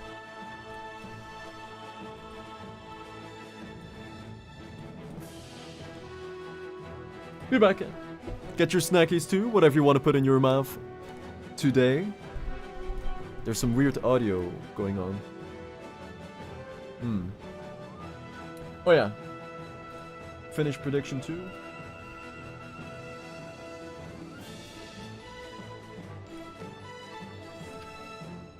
What should I switch to? Do we...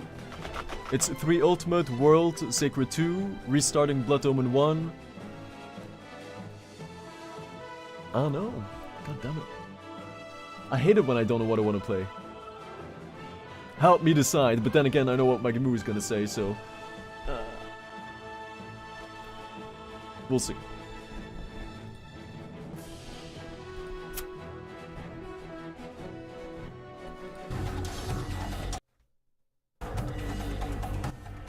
I'll let this play in the meantime. Alright, beer back. 5 minutes.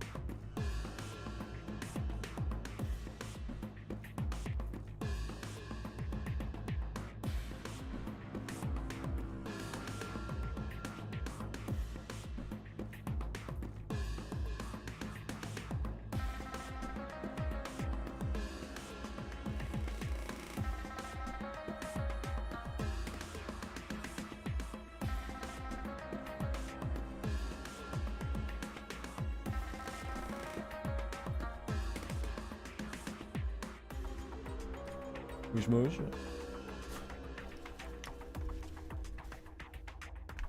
I should have thought of a video to watch real quick. Magamoo, perhaps? One video real quick? Oh man, this is when the share media queue would have been helpful, huh? If it was implemented. I see.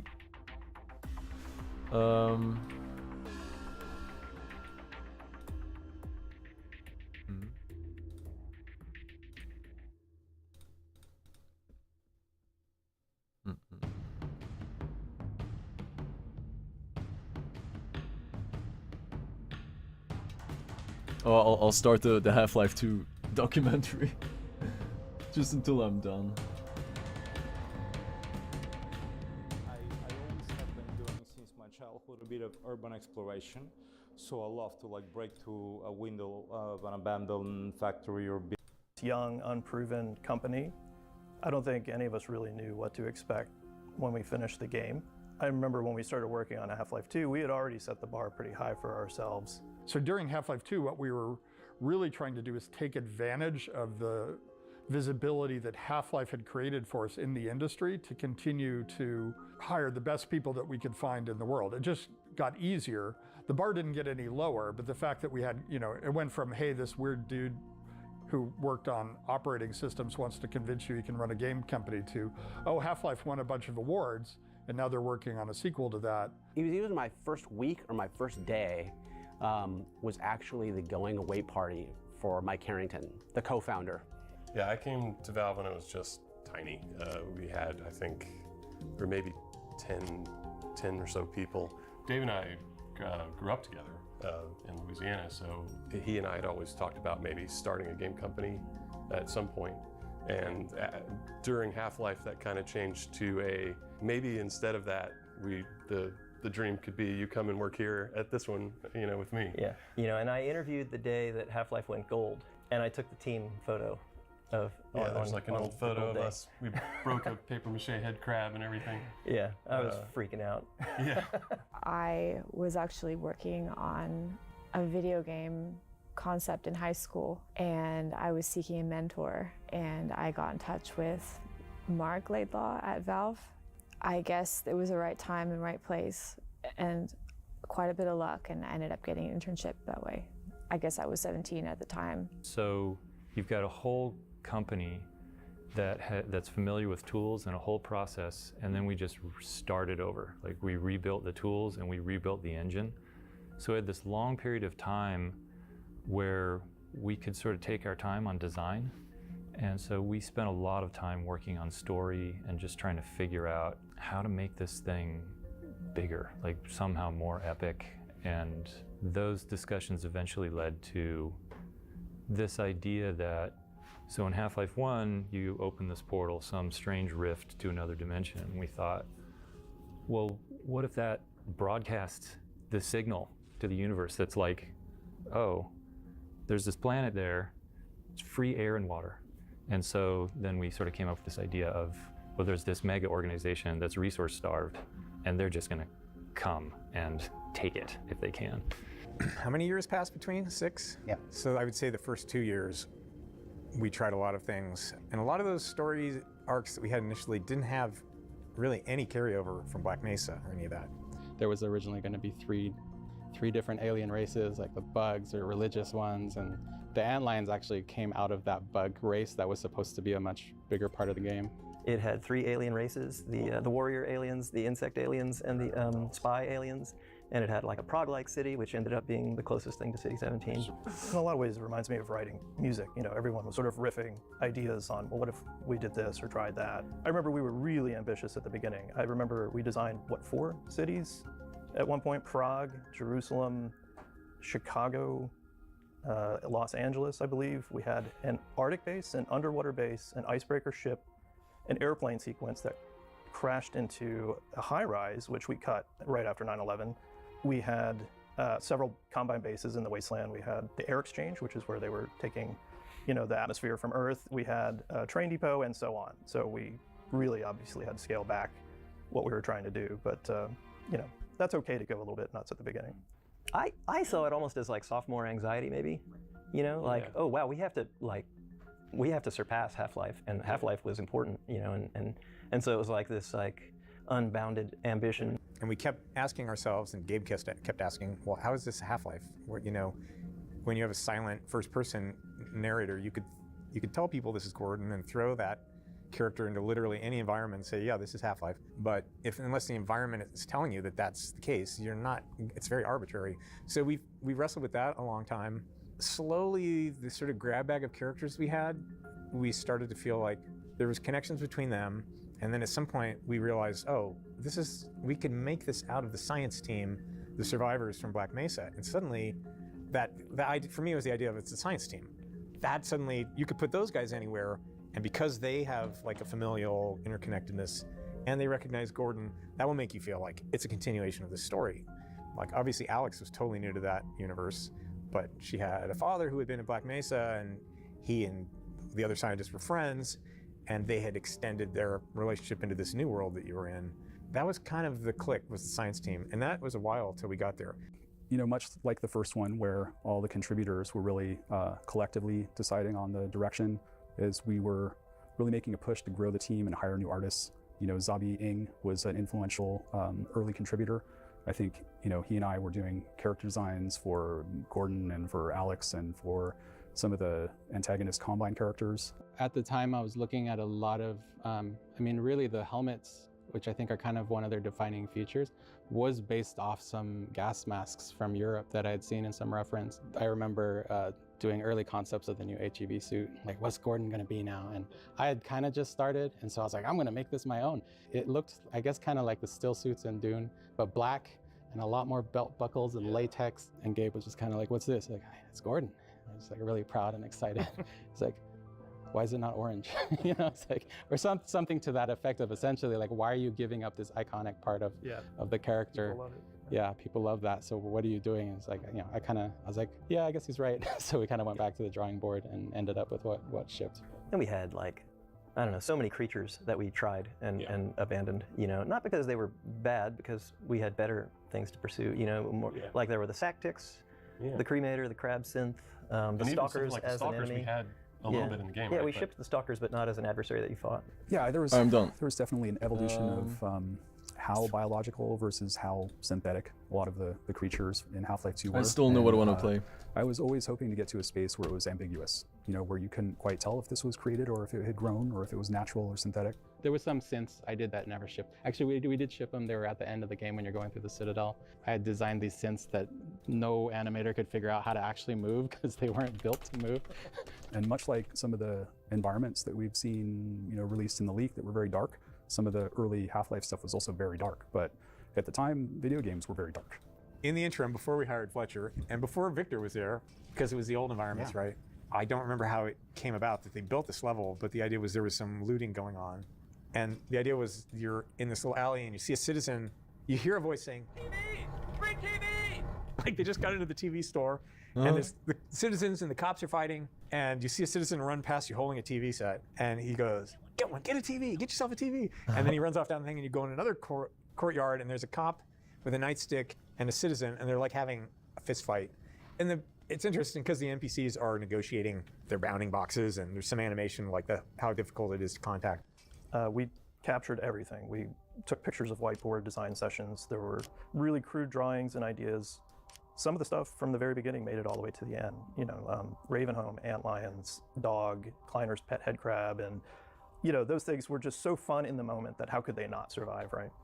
The other thing that was really memorable is I remember we started making the world really dystopian, really dark at the beginning, and some of the concept art shows that. We didn't think players would enjoy spending 20 to 40 hours in such a dark, you know, kind of oppressive setting, so the game lightened up considerably over time, but you know, still maintained the feeling of a security state. So I was trying to like get all these cool ideas that the team had already when I arrived and streamline them. You know, instantly I think we were friends with Mark Laidlaw. We had a common sort of vision and fantasy to create a Orwell-like city. And then slowly, you know, I brought context behind that. The idea that we can place this in an anonymous Central Eastern European city.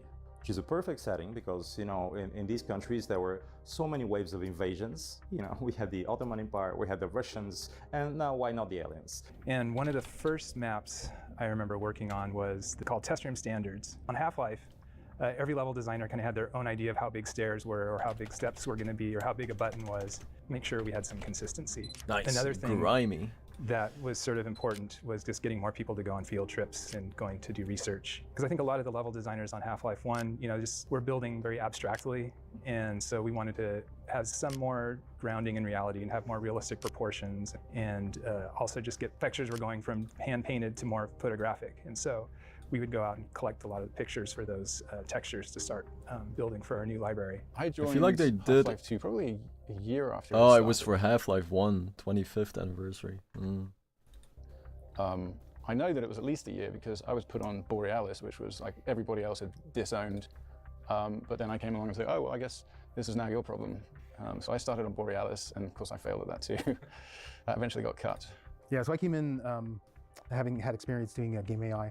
I was at Looking Glass Studios. Probably the biggest thing I did there was lead program on Thief, the Dark Project, to do the AI for that too. Ooh, Thief! And actually my first thing is they handed Borealis to me to do the first Thief game. To do the AI for the guy that you're supposed to walk through the Borealis ship with. There was a bunch of work put into it.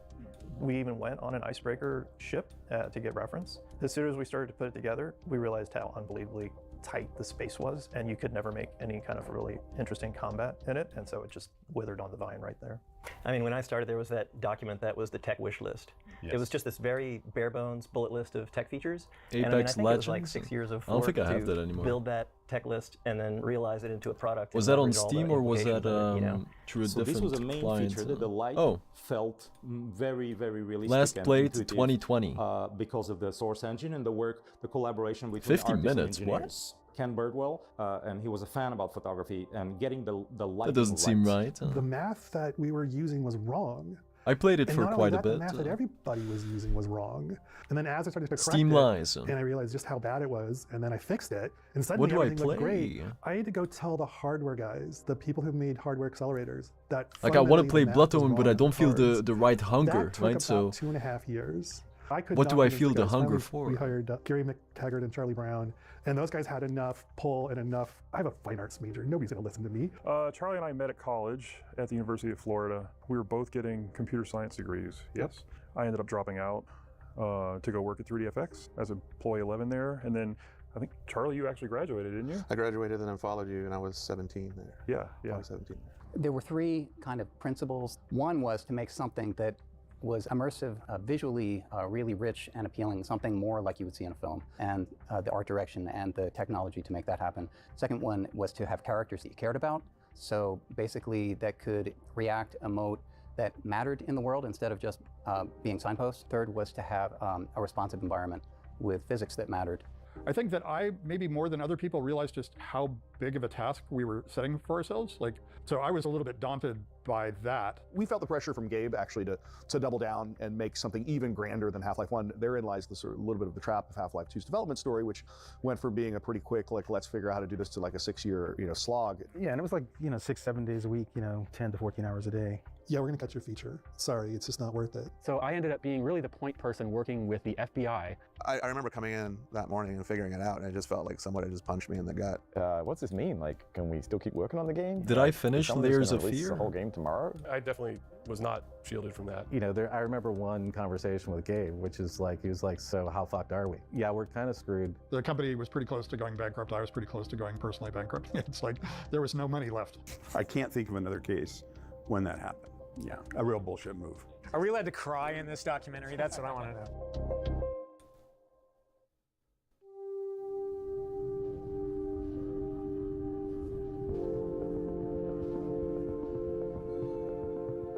Remember, we shipped Half-Life 1, and the world loved it, and we're just super happy. Like, yeah, we did this thing, and we had a big meeting, and Gabe looked at me and goes like, "So all the animations are terrible. How are you going to make Half-Life 2 better?" In Half-Life 1, we made what were at the time significant improvements, but still they were fairly robotic and mechanical. And so we had to go and do a huge amount of work on the animation system and on the facial animation system and coming up with authoring tools that allowed you to do it. Well, end of the line. A lot of this was level designer design, like figuring out how to build atmosphere. We knew that we wanted to start you off seeing the Citadel right away, and we wanted to introduce you to the city with this great voice acting from Robert Culp. We wanted to finally do real characters. We knew that from Half-Life 1, the way that players would respond to having any character talk to them was like way beyond the reaction that we expected. Like when we figured this out in playtesting, like if Barney would follow you around and shoot things, suddenly you just love this guy and you love the scientists and you love these characters. So we knew we wanted to just bring that like way up to the next like levels beyond what we could imagine. Damn, Rice is $10. And the theory was if we could make a character who could act realistically, that would help the player make an emotional connection to the other characters in the game. And at the time we decided we were going to do that, not only did none of the technology work, but I would go talk to industry professionals and they would tell me not to bother because you couldn't do it. Luckily found a research work done in the 70s by Dr. Paul Ekman. And he had just broken down how the face works and how humans make expressions. And he had this incredibly wonderful formal clinical description of what a face does and the sorts of things that normal people do with their face. I tried this experiment with putting a grid on Scott Lynch's face and shooting him from the front and the side so that we could get points from this grid in 3 space for the geometry, and we got shots of his texture, and we found a good way to model a reasonable head, of his geometry, and then project the texture onto it, and then abstract it or stylize it enough so that it didn't look totally photographic, but it looked like a kind of a real person. Occasionally, when somebody hears the history, it will, generate a light bulb. But no, I don't get accosted. No one's asking you for beers or anything? No, or buying me beers. We added Ken's eye tech to that, which was amazing because he really modeled and he went deep into the research of how eyes work. Eyeballs was about 9 months, just on eyeballs. But you have to do each step. You have to get the shape of the eye right. You have to get how the eyelid gets pushed by the cornea and the ball of the eye. So as your eyes move around, your lower lid, your upper lid, all of those get shifted slightly, and it's all automatic. It was wonderful. The day I got it working, the characters went from looking like interesting dolls to, Alex just looked at me. Oh my God, this is working. They would ask for surprising things at times, like they wanted really fine control over looking at named objects in the 3D world, no matter what direction the actor is facing. So you had to figure out things about, maybe the upper body needs to turn and the head needs to turn and the eyes need to turn. So we're in the elevator coming back from Starbucks to get morning coffee, and we saw this face, and it's like, that's him. That's the scientist. And he was an accountant in the firm below ours in Kirkland. Yeah, nothing kind of blows your mind when you've been working all day on this character in your game, and all of a sudden you get on the elevator and you're like, holy crap, it's him. I once ran into him at the airport. So we cast people that were real change vendors in front of supermarkets. We cast waiters in restaurants. When I was in junior high school, I took karate classes, and that was my old karate instructor. Randy Lundeen said, hey, there is a guy holding a sign for work at this exit on 520 every day who has this great face, and he took a picture of his face, and he stopped and asked if he could. And so it's like, oh, this is great. No I way. think this guy's Eli. We brought him in and paid That's him a couple cool. $100s, which is what we were paying people back then, and so that's where he came from. Erdine Grcic was a Bosnian friend that I knew from school. He was like, we want the East European contingent and stuff too, so it was pretty interesting. We wanted anybody to feel a part of the world when they're playing it as a player, and so we found people from pretty much every skin color, different ages, male and female, equal numbers of males and females. Sadly for them, they all had to share the same voice actor. Sadly for us, too. We dropped a crate of rockets coming across the plaza. We hoped for one more fighter to help storm that barricade. We never dreamed it would be you.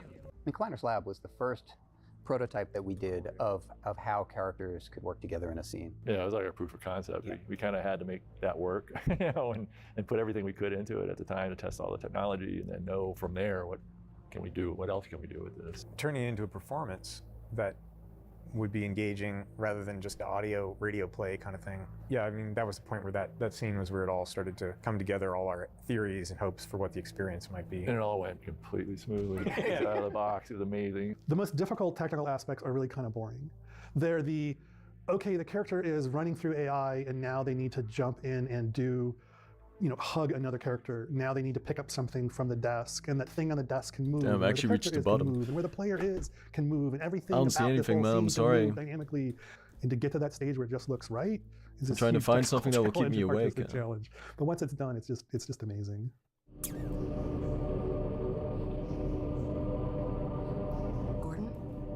Couldn't snap out of it. You're staring at me again. Warming up nicely. Are you sure you don't want me to swap out the polarizer? I remember when we got Fletcher on, and he would kind of teach us about how they did things at Disney, and they would bring in acting coaches for the animators. What does sarcasm look like? Certain expressions, and there's a timing to those expressions. And when you have a scene with multiple characters, it's not always the person talking that's doing the acting, right? Everybody's acting. You know, even though you may be looking at Kleiner because he's the one talking, every character in that scene around you, behind you, they're all doing stuff because not everybody's going to be looking at the same place. Yeah, I remember even just like when Alex teleports and then you see her show up on the screen, right? Oh, that was and she's incredible. Heads over, gives him a quick kiss, and like it tells you so much about the relationship without having to say, "Hi, Dad, I love you," and all this extra like heavy-handed stuff. So. Jake was a random demo reel that was sent in. That was incredible. Jake was incredible. Jake was incredible. Like, miss that guy. One of a kind. Yeah, miss that guy. Amazing technical animator. Yeah, I mean, Jake was one of those guys that, you know, whatever needed to be done, he would figure it out and just make it happen, you know. With it. It'll just get done correctly. I think also the context of when all this was taking place, like the problems that he was helping solve were just things that weren't being done. Even something as simple as passing someone an object between two characters sounds super simple, but actually really complex, especially back then. Yeah. And so he really helped push, like, how do we even do this in collaboration with the programmers? Zabi wanted to do a goo thing, so I worked on the shader for that. I did the stuff for rendering that and all the little monitors everywhere that showed other scenes. I did the refraction shaders and the supporting code for that. The shaders didn't really have conditionals or loops or anything like that, so we would unroll it all and compile a bazillion shaders.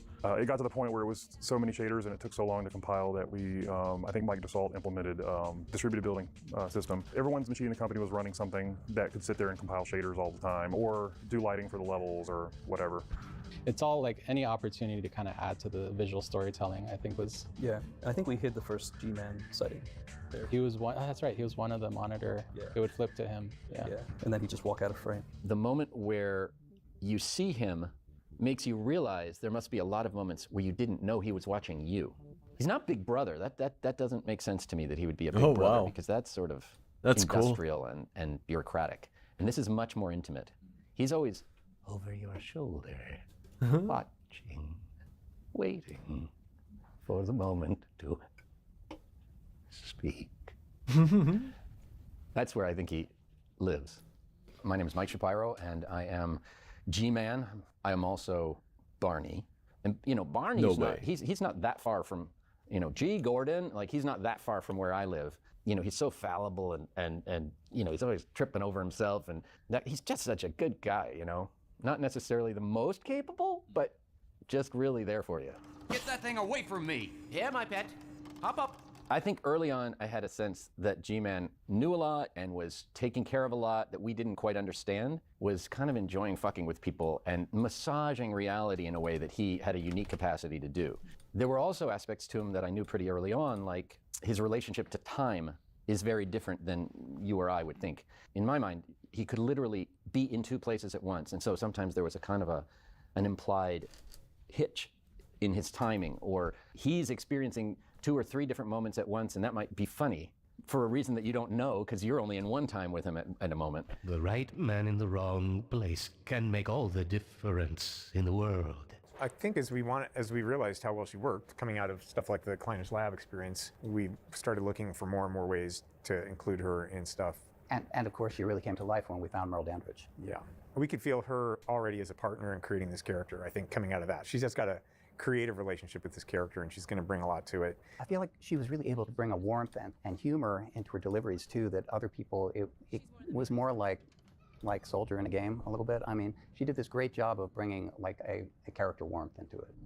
And now we're sitting ducks unless we can get this thing running. Come on, Dr. Kleiner, is it going to work or not?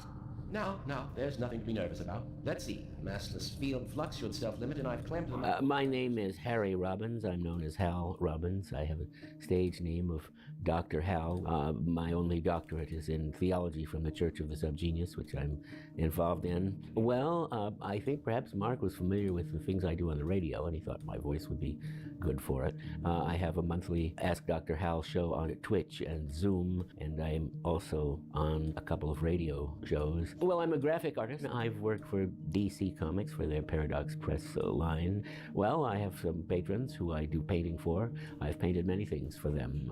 I played Dr. Isaac Kleiner after I did the voice of a number of different scientists. I try to pronounce all the words.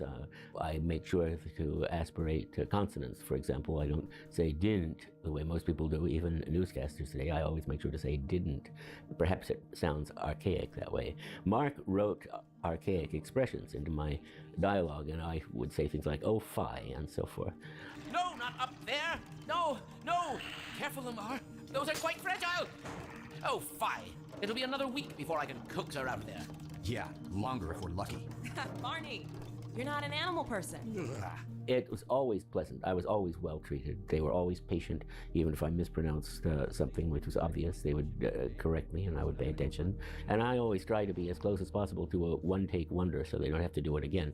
But that enabled them to do it many times. And so they had a lot of things which arose from that. And some of these are the things I'm asked to say by fans, which are inexplicable to people who don't know the game. Like, you want this guy to say, have you seen my coffee cup? And why do we all have to wear these ridiculous ties?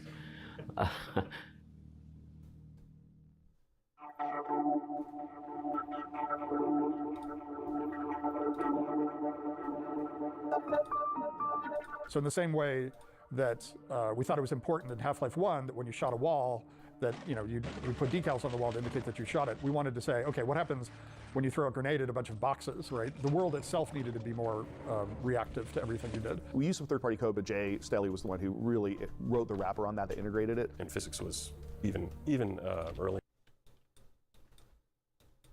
in the project was pretty successful. Right? Once we got over the initial thing of like things falling over, and we started adding breakable objects, things you could script and hammer.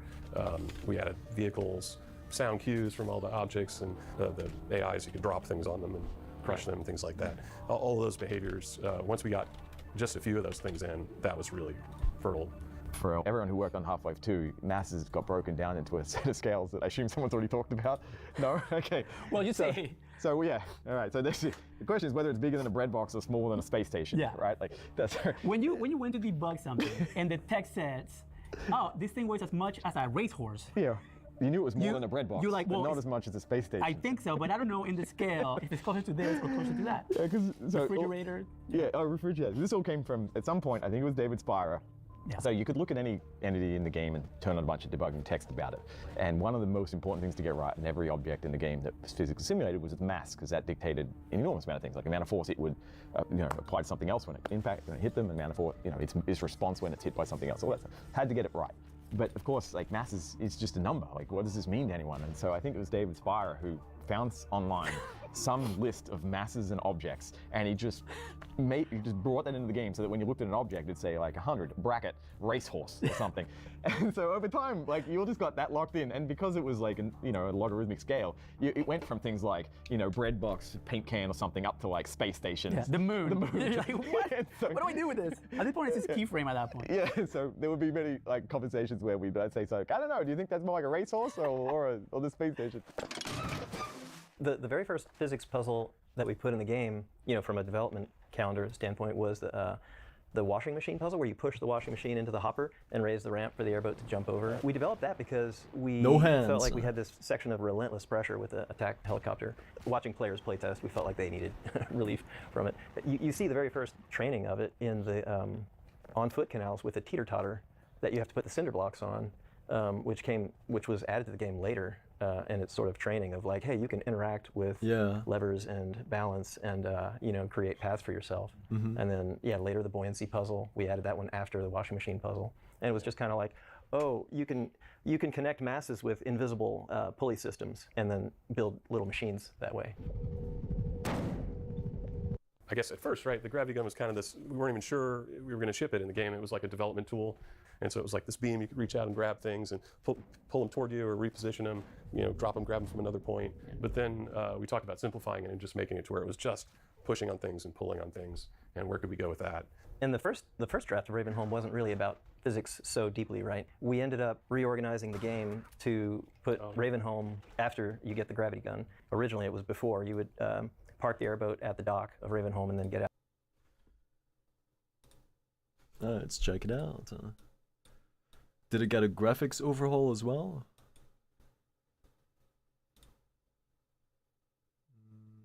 Update.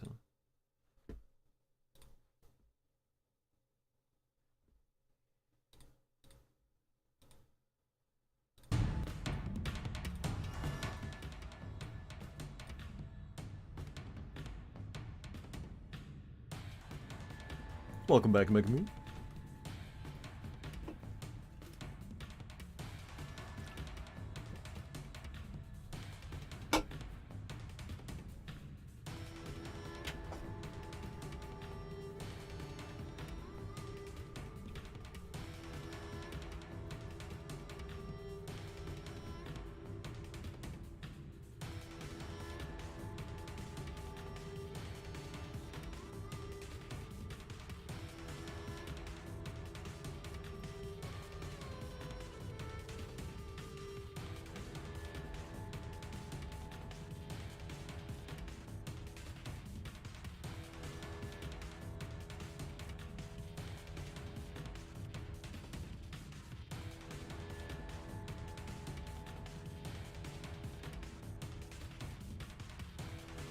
Is little Kip snoozing in the hammock?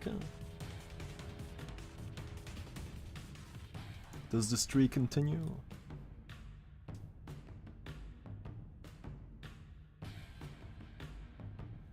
Here we go. 1 second.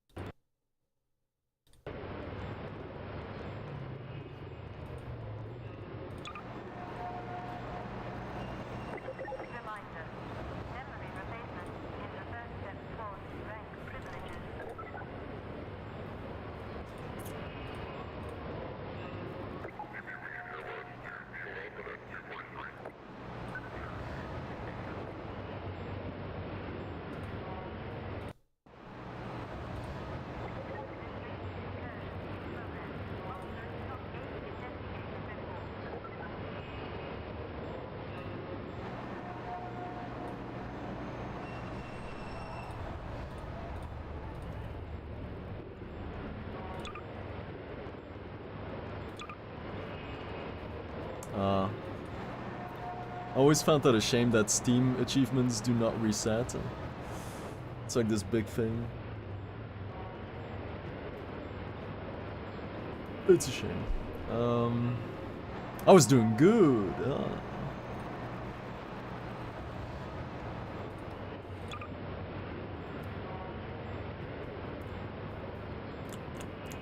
Commentary track.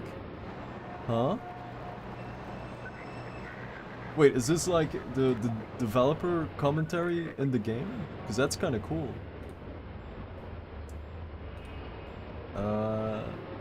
Developers commentary. Well, the episode as well as the commentary tracks. The base game never did. Wow. Oh, that's so cool. That is really nice. I wish I knew that before I watched the video. Alright, here we go. Commentary is on. Commentary notes contain audio commentary by the Valve team. To start or stop a note, aim at any balloon icon and press your use button. You take no damage while listening to a note. Okay. Sick. How neat.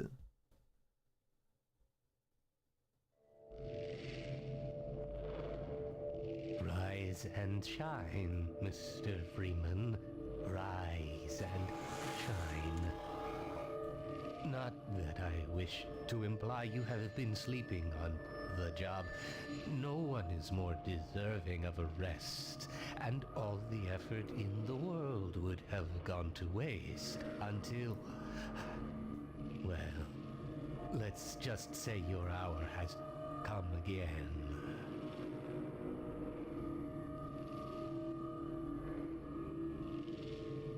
The right man in the wrong place can make all the difference in the world. So wake up, Mr. Freeman. Wake up and smell the ashes.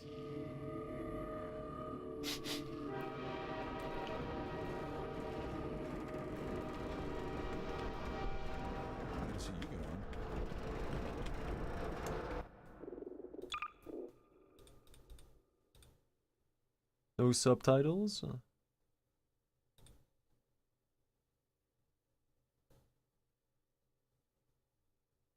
Huh. Really? This is my third transfer this year.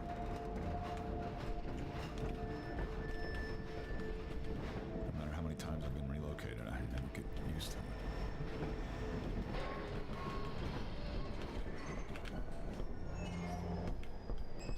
I'm Gabe Newell, and welcome back to Half-Life 2. It's been a long 20 years since its release. In this anniversary update, we've tried to respond to as many of the community's requests as possible. And while this might not be the absolute #1 request from fans, I often hear how much people would like a commentary mode, so we're excited to finally make that happen. Not only was it a challenge to remember many of the details of Half-Life 2's development, but it's not easy to crack open decades-old computer code and wonder what the hell you were thinking way back then. Yeah. Along with the dev commentary, we've cleaned up a bunch of old bugs and tried to leave things in better shape than we found them. And at least this time, we had the luxury of knowing how things turned out in the end. To listen to a commentary node, put your crosshair over the floating commentary symbol and press your use key. To stop a commentary node, put your crosshair over the rotating node and press the use key again. And please, let me know what you think. You can reach me at gaben@valvesoftware.com. Thanks, and have fun. Physics objects. It might be hard to remember it now, but back when Half-Life 2 came out, small objects in games, like these bits of trash, were usually static, as in they didn't really move, or if they did, it was in a very simple way. If you were lucky, they might break apart into some sprites if you hit them. One of the goals for this initial train station section was to really make it clear to players that these kinds of things were properly, physically, actually being simulated in Half-Life 2. They could be picked up, dropped, thrown, broken, moved by other forces, you name it. Here we're starting with just a small thing, showing that trash is being blown by the arrival of the train, or, more specifically, an invisible volume that's triggered by the player leaving the train. Whether you are here to stay or... Train station. The beginning of a Half-Life game has a big job to do. We have to introduce players to a new world while teaching them how to interact with it.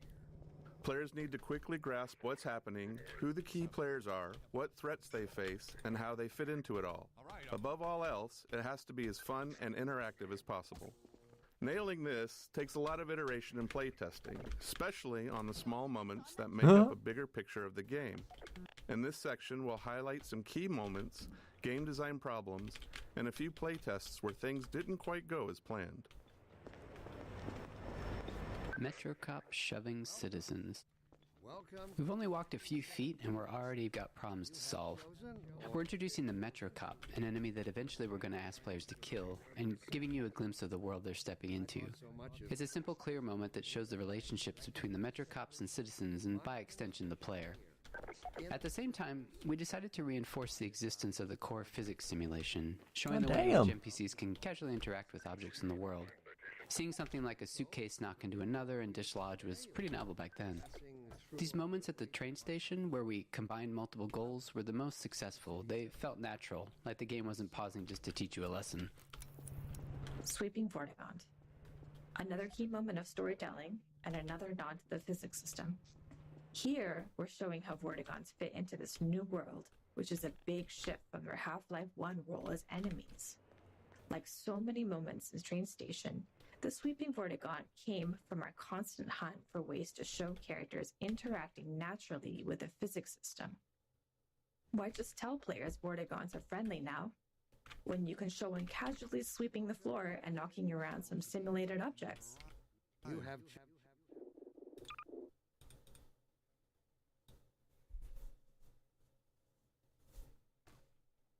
Suit zoom.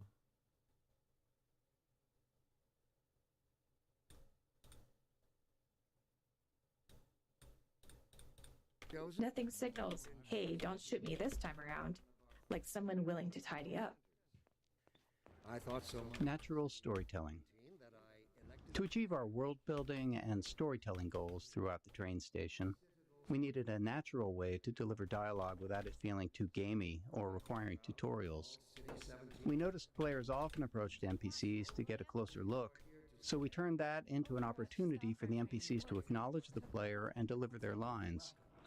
This kept interactions low-key, which was essential since the citizens aren't exactly too cheerful or lively. The simplicity of this approach also aligned with one of Half-Life's core storytelling goals, making the narrative responsive to the player's interest. Some players want to dig into every detail, while others just want to know what to do next.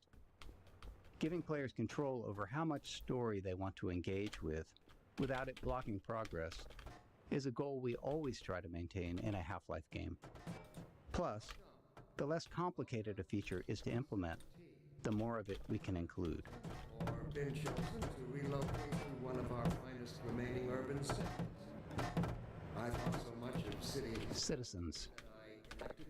When it came time to design the human citizens of City 17 and the world outside the city, we chose to include a variety of races, ages, and genders. This not only provided narrative context for the Combine's enslavement of all of humanity, but it was also important to us that anyone playing the game could see themselves represented in the Resistance, with everyone on Earth united against the Combine. While we found a number of candidates to use as reference in creating these citizens through our daily lives and connections, we ultimately resorted to advertising in the Seattle Times classifieds to reach the desired range of faces that we'd envisioned. Early tech planning. Shipping a game always teaches us a lot. We finally get to find out which choices we made were good ones, and which were ones we should do differently next time. So after Half-Life 1, when we sat down to start thinking about what kind of sequel we could build, we had all kinds of player feedback to digest. From it, we tried to build a master list of things that Half-Life 2 was going to focus on. We didn't try to design a specific player experience. Instead, we found it more useful to approach the question from a technological standpoint. Black Mesa's security guards and scientists had worked well. What could we do if we pushed it really, really hard on characters? We liked our interactive storytelling. What could we build that would allow us to do even more of it, and a greater variety? The exploration and interaction with the Black Mesa was compelling to players. Maybe a physics system would allow us to take that further.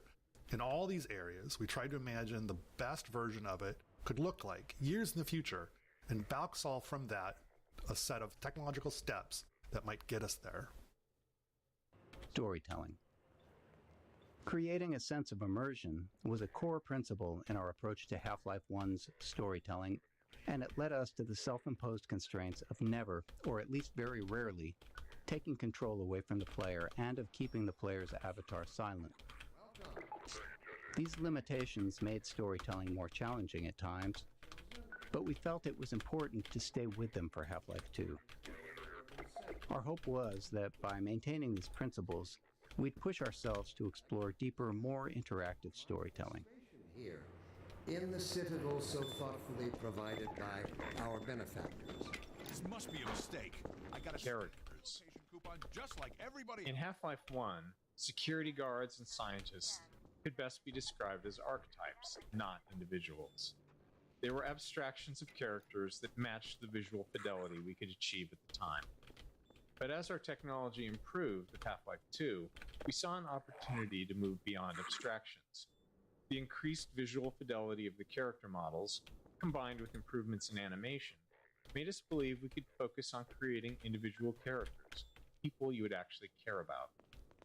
We allowed ourselves to write real dialogue and have characters deliver it in a way that felt realistic enough for players to not think about them as pawns in a video game, and hopefully propel our narrative forward. In 2001, a couple of years into development, We were energized by Japan Studios' Eco. Directed by an animator, it blew us away with its reliance on characters as the key connection to the player, giving us the courage to keep pushing forward. Get suspicious. I'm way behind on my beating quota. Yes, Barney, what is it? I'm in the middle of a critical test. Sorry, Doc, but look who's here. Great Scott! Gordon Freeman! I expected more warning. Yeah, you and me both, Doc. He was about to board the express to Nova Prospect. Well, Barney, what do you intend? I'm thinking. Alex is around here somewhere. She would have a better idea how to get him here. Oh, as long as he stays away from checkpoints, we should be okay. Listen, I gotta go, Doc. We're taking enough chances as it is. Very well. And, Gordon, good to see you. Okay, Gordon. You're gonna have to make your own way to Dr. Kleiner's lab. Oh, man, that's what I was afraid of. Get in here, Gordon, before you blow my cover.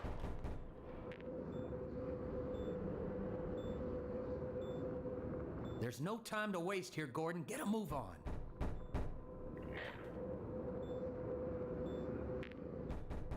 Move it along.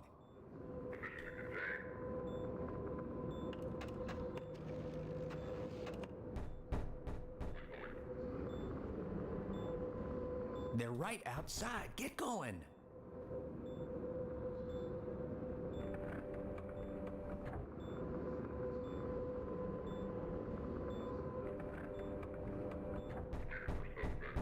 Hurry up.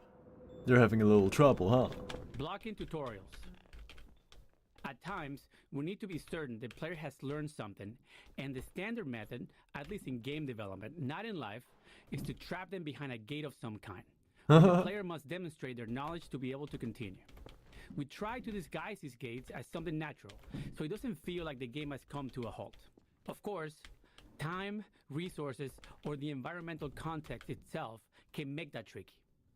In this case, we needed to teach the players how to move objects, so a simple stacking puzzle seemed like the best solution. Yeah. We tested more complex designs, but they ended up being less effective at teaching the actual thing we needed the player to learn. Blocking tutorials 2. There are 2 failures of note in this tutorial. First, players can break it by tossing all the boxes out the window, which is obviously not great. This leaves them stuck and unable to continue, which we consider a game-stopping bug that must be fixed. A clean solution would have been to tweak the window or crate sizes so that the player could fit through but not the crates. The problem was that we really only caught this problem late in development, and making even a simple change like that can have unpredictable game-breaking consequences, and right before launch no less. Also, this issue was purely theoretical. We'd never actually seen players do it. Our playtests of the design space had gone smoothly, with players learning what they needed and moving on.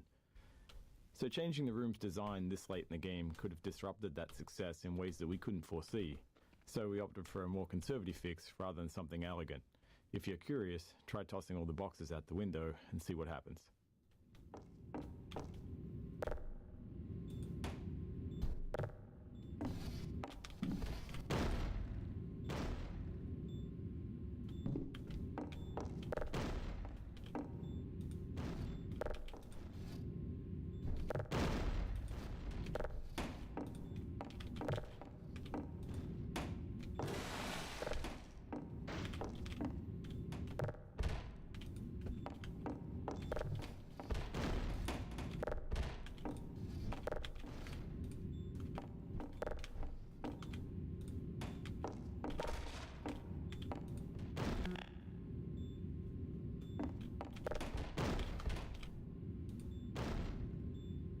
That's good user experience.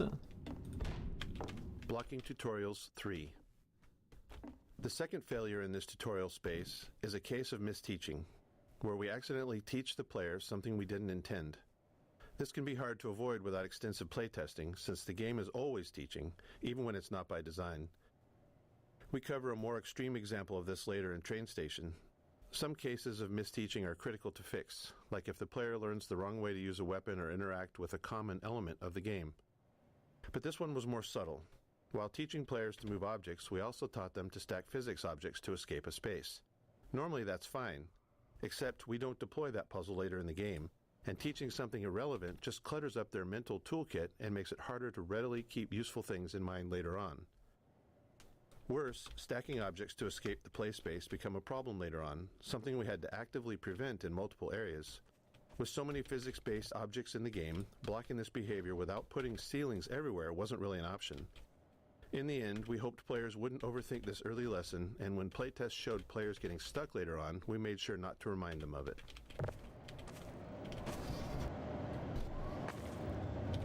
Fall damage. Teaching players how to do things is an essential thing for the game to do, but for them to make confident decisions...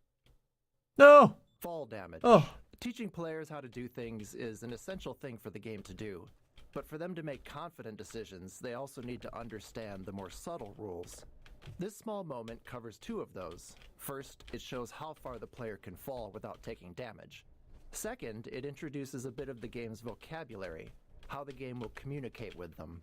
Players often worry about taking fall damage, but they also worry about taking a step that they can't take back. So here, a welcoming crate to land on signals that dropping down is safe and it's the way forward. And when the crate breaks, it reinforces the physics simulation and is likely the first time players will see that larger objects can be broken apart.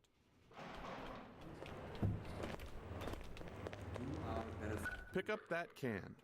Contextualizing tutorials, creating a story scenario in which they happen, lets us do more than just stop the game to teach players something.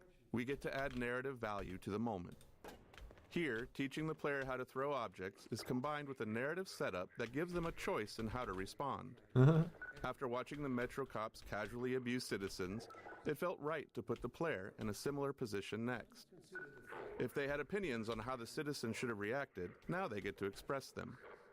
Playtesting showed most players either complied or refused the request to pick up the can, but some tried to avoid the confrontation entirely.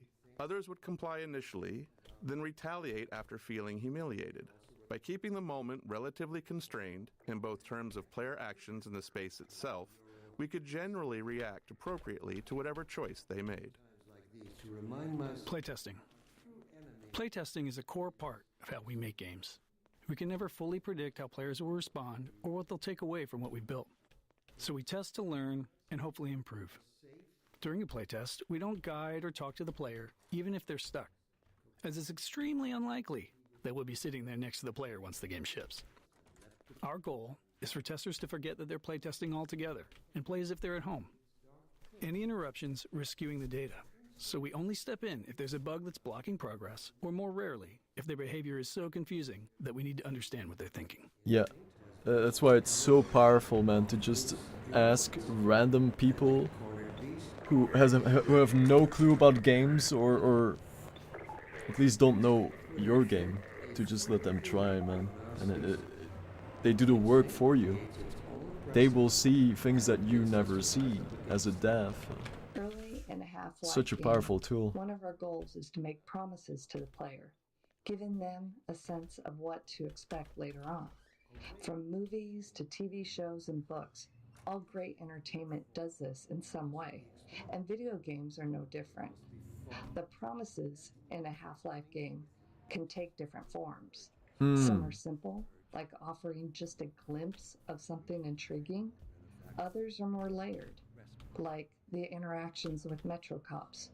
By putting the player in a powerless position against them, we set the stage for that future moment when they can finally get to retaliate. The Citadel.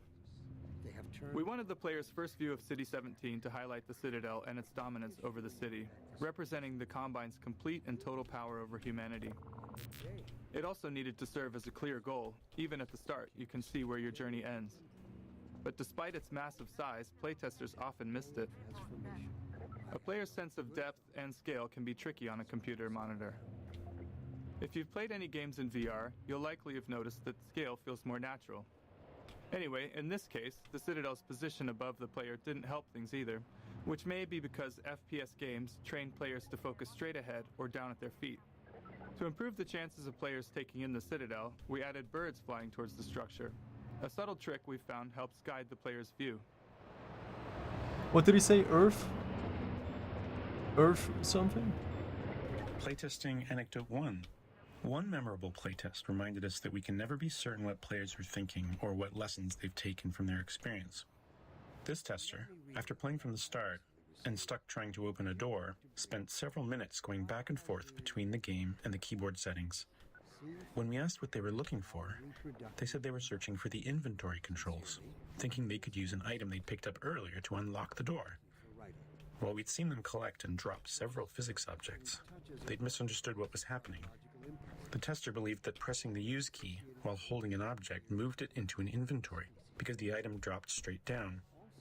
We knew it was just gravity, but their assumption wasn't crazy. Some adventure games of that era did slide items into an invisible inventory that way. We explained there was no inventory, and the playtest continued. Later, we considered whether we needed to address this, but since no other playtesters had the same confusion, and all of our potential solutions were more heavy-handed than necessary, we decided it was an outlier that was okay to remain unaddressed. It served as a good reminder, though, of how even the most subtle, overlooked details can mislead a player. Ropes.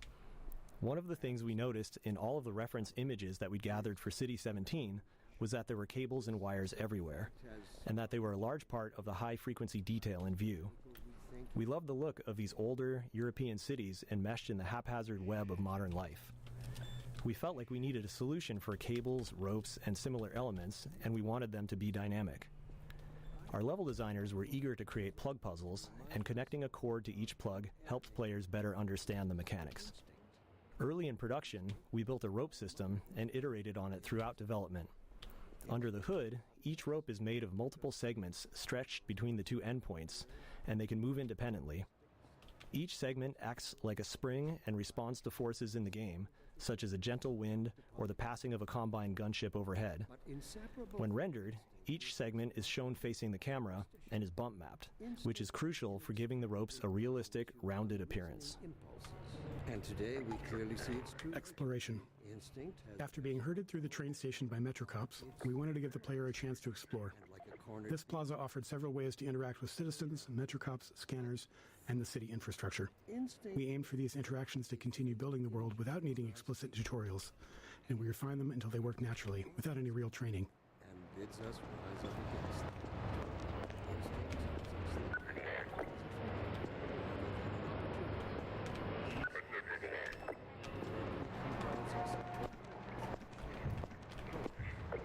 Strider. This simple moment is a promise that you'll encounter this enormous thing later in the game.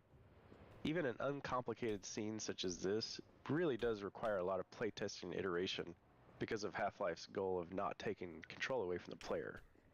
As you can imagine, it takes a lot of small tweaks to ensure that as many players as possible are looking at the right place at the right time here. Yeah, and the I street didn't. layout and the Metrocop scene are all set to guide the player's gaze, perfectly framing the Strider when it appears. That's such a classic thing for me, man. I always miss, like, if I'm playing a horror game, most of the time when there's a jump scare, I'm always looking in the wrong direction and I miss it. It's so annoying, man. Closed captions. During Half-Life 2 development, we were approached by folks interested in accessibility who encouraged us to go beyond the subtitle system we had built for Half-Life 1. They requested a full-featured closed captioning system to capture all game sounds, not just dialogue. This turned out to be a much tougher challenge than expected. Half-Life 2 produced a wide variety of sounds, and categorizing them for captions was crucial. Prioritization was also key. Dialogue needed to stand out, and it had to be clear who was speaking. Ambient sounds, like distant combat, were important for setting the mood in some levels, but less so if there was an enemy shooting nearby. Our level designers also often reuse sounds in different contexts, so sound might require captioning in one area, but not in another. Ultimately, every sound in the game ended up with its own caption data, formatted almost like a small version of HTML, giving us control over the visual style of each caption. As with the audio files, the caption data was too large to keep in memory, so we built an asynchronous caching system to handle it efficiently.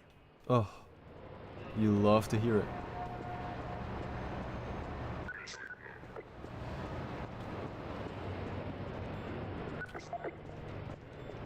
Early game exploration. Up until this plaza, the player likely hasn't had to think much about their path, as it's been clear and straightforward.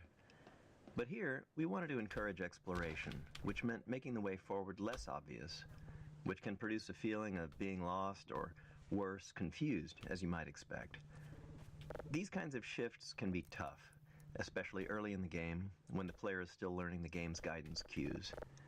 Here, it's further complicated by force-fielded checkpoints, which allow NPC citizens to move through, but restrict the player, leading many playtesters to believe that there was a way to bypass them. Ultimately, it was extensive testing that helped us find the right visibility for the alley forward, using lighting, layout, and a wooden crate, an object players have already used as a sign they're headed in the right direction. Clever. All to subtly guide them forward. Physics simulation. Even though we began Half-Life 2 with a functional third-party physics simulation, it still took us years of additional work both on the simulation itself and its integration into the game until we felt like we could meet our designers' ambitions. Maintaining a shippable level of quality and performance was something we knew would be a challenge along the way, but the more subtle issue was actually figuring out what to simulate and to what extent. We can't simulate everything, and even if we could, there are game design reasons why the experience is better when we don't. In many cases, we deliberately bend the simulation to improve the player's experience. These adjustments usually go unnoticed because they align with player intentions. For example, we disable collisions between the player and large objects to let them turn in narrow spaces. Or we tweak the Combine rifle's alternate fire to gently guide the Combine ball toward enemies, making it more effective.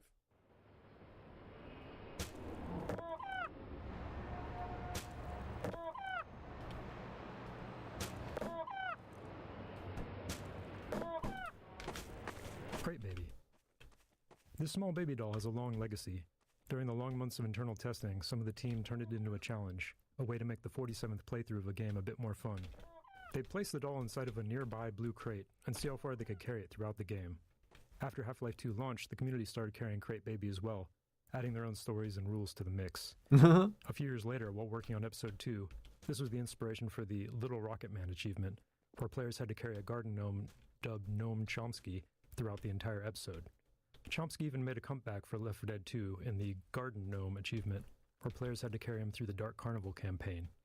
These kind of interactions with players are some of the most rewarding parts of game development. We design games with theories in mind, but you never really know where things are going until players get their hands on it. That's so cool. Physics Simulation 2. Playground. Oh. Physics Simulation 2. Areas where game design or other constraints impacted the physical simulation often required extra tuning to keep the simulation from blowing up. As an example, early on we experimented with increasing the simulation on the player entity, which is to say, make player movement much more a part of the physical simulation of the world. We knew this might make movement feel less precise, but hoped it could lead to some novel experiences. However, after tuning the movement to match the less simulated version, we hit a major problem. The physical force needed for the player to move at their usual speed was so high that simply running into other simulated objects could result in death from the impact. We iterated on it, but ultimately couldn't find a solution we liked, and reverted to the less simulated movement. However, this wasn't exactly the easier path. It introduced new challenges with how the less simulated player interacted with the more simulated objects in the game. But it did allow us to deliver the precise movement experience we wanted. Physics Simulation 2. Areas where game design or other constraints impacted the physical simulation often required extra tuning to keep the simulation from blowing up. As an example, early on we experimented with increasing the simulation on the player entity, which is to say, make player movement much more a part of the physical simulation of the world. We knew this might make movement feel less precise, but hoped it could lead to some novel experiences. However, after tuning the movement to match the less simulated version, we hit a major problem. The physical force needed for the player to move at their usual speed was so high that simply running into other... Physics Simulation 2. Teaching players how to do things Areas is where an game essential design or thing other for the game to constraints do. I found the So bug. for them to make confident often required decisions, extra they also tuning need to to keep the understand the more subtle rules. This small moment covers two of those. First, it shows how far the player can fall without taking damage.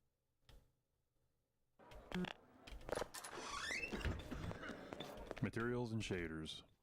Half-Life 2 came out in the midst of a significant shift in 3D graphics, where the industry moved from textures to materials and shaders. In Half-Life 1, every surface had a texture, essentially an image wrapped onto the polygons of the surface. But by Half-Life 2, just 5 years later, every surface had both a material and a shader. The shader was a lump of code that customized how the surface was rendered. The material defined properties for how the surface behaved physically and how it responded to gameplay features. It also held references to textures and other parameters for the shader to use for rendering. As a result, artists and designers had much more control over how things looked and behaved. However, this came with a trade-off. Half-Life 1 could run on a computer with only a CPU, but Half-Life 2 required a GPU because the computations needed for materials and shaders were specifically designed for GPU hardware. The refracting glass door here is a clear example of a custom shader, but every surface in the scene is actually running a shader of some kind. Crazy. Cube maps. With the addition of materials and shaders, we needed a solution for reflective surfaces like glass and steel. These surfaces had to know what to reflect, but in 2003 we couldn't do any of that rendering in real time, so we developed the cube map system for pre-computed reflections. A cube map is a set of 6 images on the inside of a cube, capturing the environment in every direction, like a panoramic photo that surrounds you on all sides. Level designers placed invisible marker entities throughout the levels, and during map compilation we generate a cube map at each marker. Then, during gameplay, when rendering a reflective surface, we locate the nearest pre-computed cube map to create the reflection. Field of view. Still had a door. In Half-Life 1, we used a 90-degree field of view, or FOV, which was fairly standard for first-person shooters at the time. But during Half-Life 2's development, we grew unhappy with it. With our game's focus on characters, we'd put extensive effort into detailed facial and body animations. But the 90-degree FOV just didn't allow players to get close enough to fully appreciate that detail. So we began experimenting with a tighter FOV and ultimately landed on 75 degrees. It took some adjustment for both us and players, and it required an additional FOV for view models, which are the player's weapon held at the bottom of the screen. Their models were originally built with 90 degrees in mind, so they looked distorted at 75.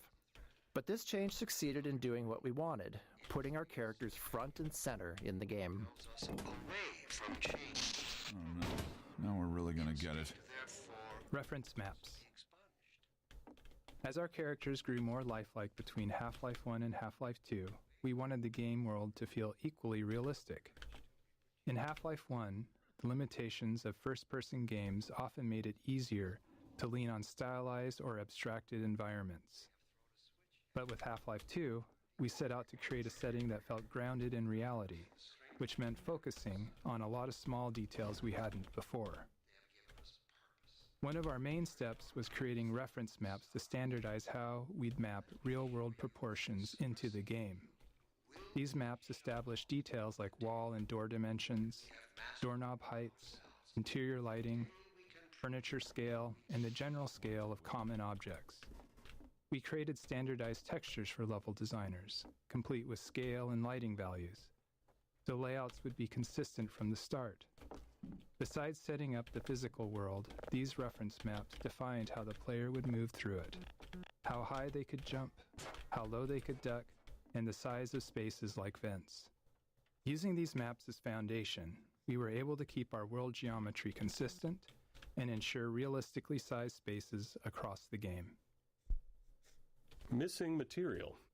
Early on in developing our low-level graphics code, we realized it would be difficult to spot polygons that weren't rendering due to a missing texture. When this happened, you'd typically just see black where the polygon should be, which could easily go unnoticed in darker scenes. To catch this bug more reliably, we created an error texture that would be visually unmistakable and generated automatically whenever a texture failed to load. This gave rise to the now iconic purple and black checkerboard texture, which has since taken on a life of its own well beyond Half-Life 2.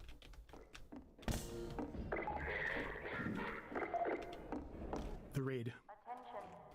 The section ahead, where the Metro cops raid the apartment while the player is inside, took a lot of iteration to get right. Generally, we design Half-Life to let players set their own pace, since people move through the game in a variety of ways. Some players run, ignoring anything that doesn't seem like a threat, while others methodically poke at everything. So whenever we need to force a specific pace, it's always a challenge to ensure players perceive that pace and naturally play along. Since this is the first time we do this, we had to put in a lot of work to make it clear to the player that they needed to move quickly, and there's no time for exploration here. The Raid 2. In addition to making sure the player felt the pressure to move forward, we had to ensure the raid itself was foolproof. There couldn't be any way for the player to avoid it or double back past the Metro Cop. The real challenge wasn't that players would try to break the scene, but that many would panic and run in random directions once they realized they were under threat for the first time. This moment requires a delicate balance. We wanted a heart-pounding escape, the sense of real danger, but Oh.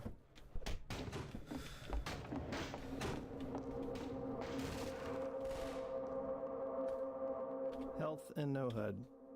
The rooftop chase sequence posed a unique design challenge. We didn't want it to be a true gameplay obstacle, and our best case was for players to make it through on their first try.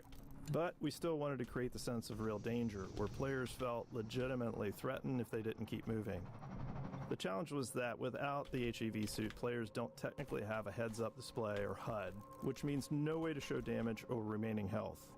After some experimenting, we created a special health system for this section, using a red glow around the screen to indicate damage. Players reacted as we hoped, taking it as a sign to keep moving, and the chase unfolded as intended. To top it off, we made health regenerate quickly so the glow wouldn't linger, reinforcing to players that running was indeed the right choice, and ensuring players weren't taken down by a stray bullet at the end just because they dawdled or hesitated earlier on. Playtesting Anecdote 2. In the upcoming section, we needed the player to be knocked down so Alex could save them. With limited time and resources, we simplified the encounter as much as possible, reusing existing systems and letting it play out like a normal combat sequence, with a custom event triggered when the player died. After a few playtests to fine-tune the timing, we moved on. But as we got close to shipping, we encountered a problem with a playtester who quick-saved constantly and immediately hit quick-load whenever they thought they'd failed. When a Metro Cop hit them, they quick-loaded before Alex could step in, repeating this more than 10 times before we asked them to stop. At this stage of development, in the final bug-fixing phase, we had to limit ourselves to fixing only game-breaking issues, since even small changes could risk breaking something more important. Knowing this was a rare edge case, because most players had no trouble, we made a few conservative changes. We shortened the delay between the knockdown and Alex's first line, and changed the fade-out color to white instead of black, which wasn't ultimately that useful since players hadn't died enough yet to associate black with death. We considered disabling quick load for the few seconds that the scene plays out, but we were worried that could introduce a bug where quick load became disabled permanently. Stanky lag. This one. Damn.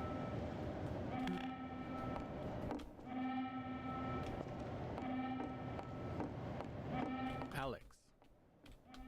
Nailing Alex's design was a big challenge. We wanted the player to both respect and care for her. I'm Alex. Saving Eli was a key player goal midway through the game, and we knew that getting players to care about that goal would be easier if they also cared about Alex and her relationship with her father. We intentionally designed, wrote dialogue, and cast a voice actor for Alex to be savvy, capable, and relatable within the Combine-controlled world, while also making her attractive and charismatic.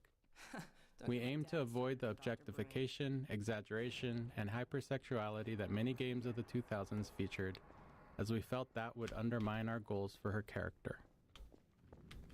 NPCs on elevators. We often spend a significant amount of time solving problems that players might not even notice. Yeah. Many of these are subtle design challenges, while others stem from multiple systems interacting with each other. For example, getting non-player characters to ride in elevators posed a complex problem because it involved various systems, NPC AI decision-making, navigation planning, and movement simulation, to name a few. Additionally, the elevator itself had its own simulation requirements unrelated to NPCs. One of the more subtle challenges came from the fact that we simulate NPCs at a slower rate than we simulate elevators. This meant that... Oh, just muted for the sneeze. I got him. NPCs on a descending elevator would simulate to make sure they were properly standing on the elevator, and then the elevator would simulate a few times, each time moving further down the elevator shaft, subtly leaving the NPC behind. Shortly after that, the NPC would simulate a second time and pop itself down on the elevator floor once again. You can imagine that it was hard to take Alex seriously when she was constantly falling down in small increments while talking to you. Interactive storytelling.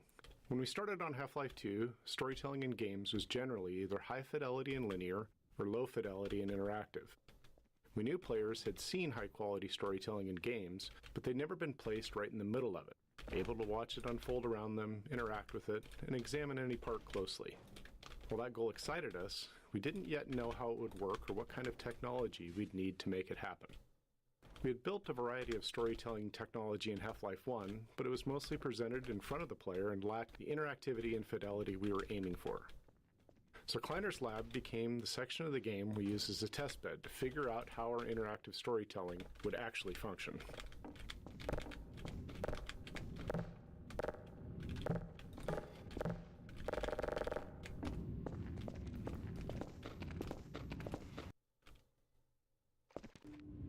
Funny, you showing up on this day in particular.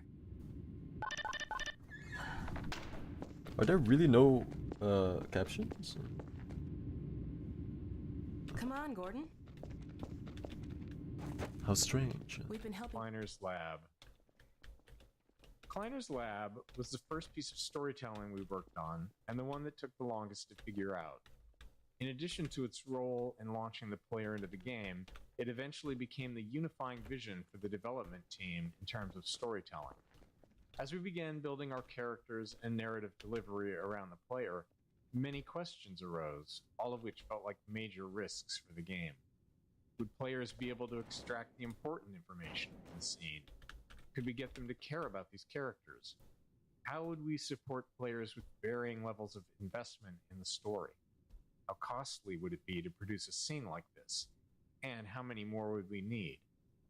These and many more were questions we couldn't answer until we built enough of the scene and tested it with a lot of playtesters.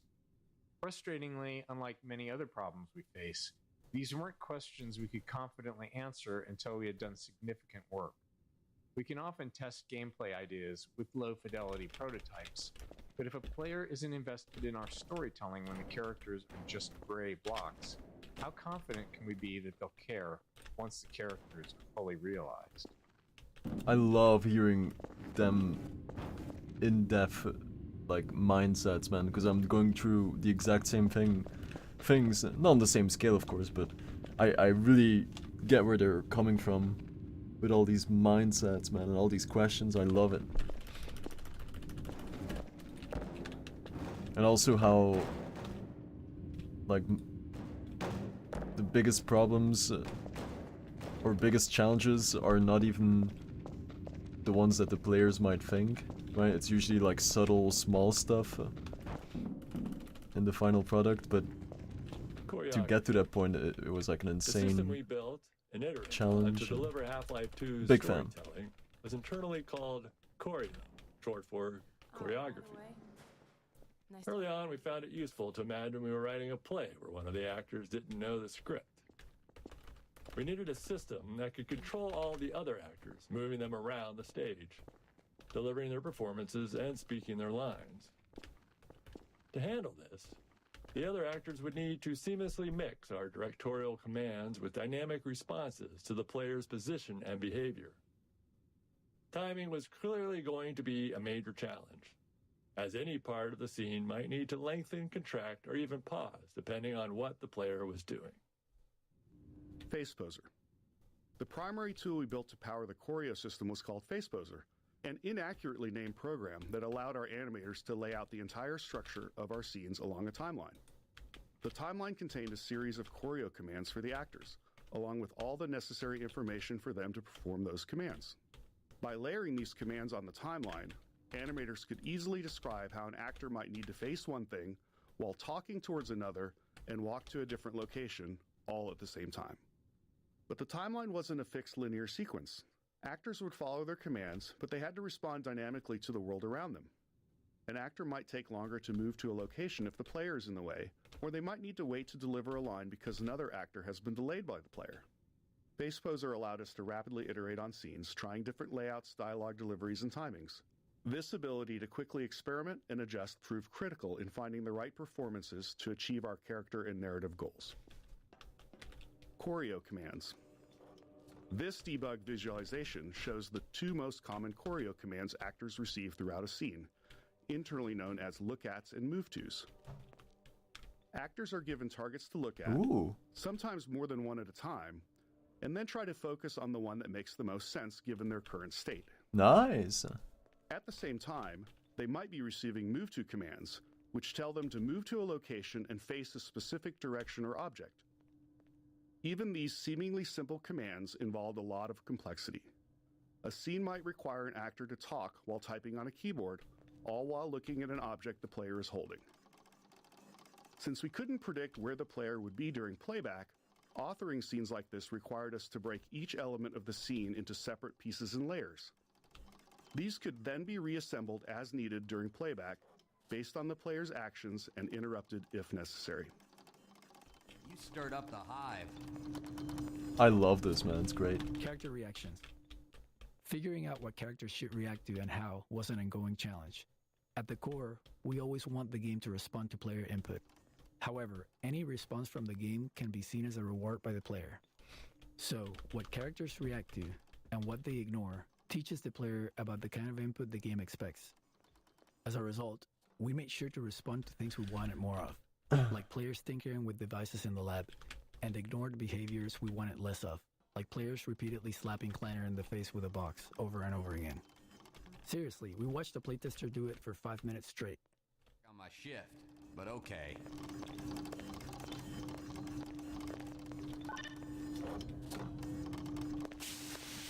Writing. In the Half-Life 1 era, player goals in FPS games were still largely about fighting and defeating an obviously evil enemy. It was hard to get players to care about characters when they were as low fidelity as they were in Half-Life 1.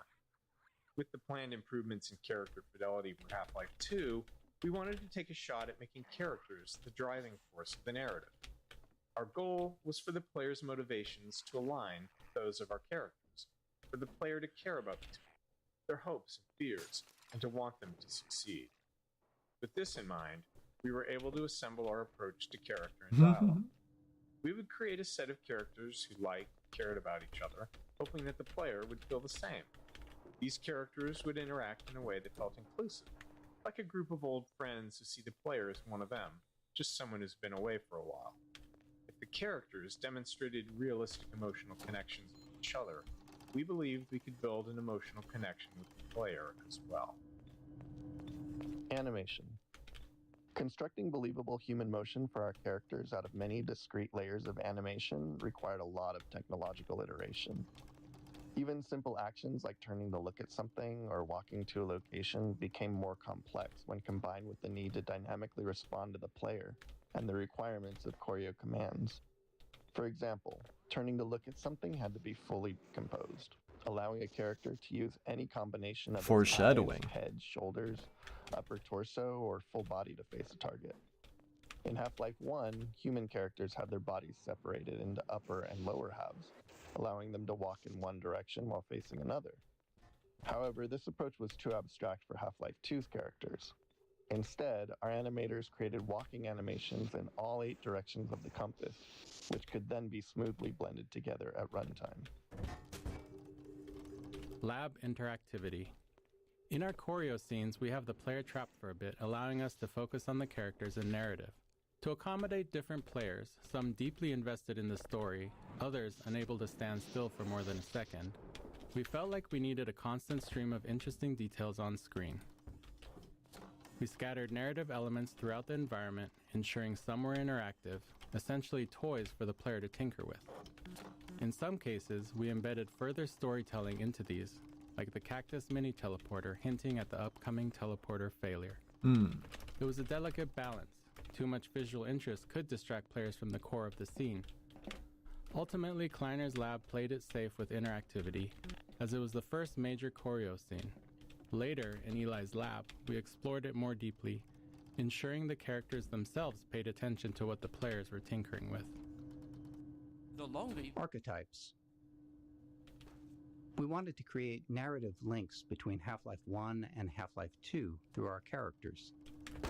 Our idea was to design individuals who felt like representations of Half-Life 1's archetypes, so that players might find them familiar, almost as though they'd met them in Half-Life 1 at some point that they couldn't quite remember.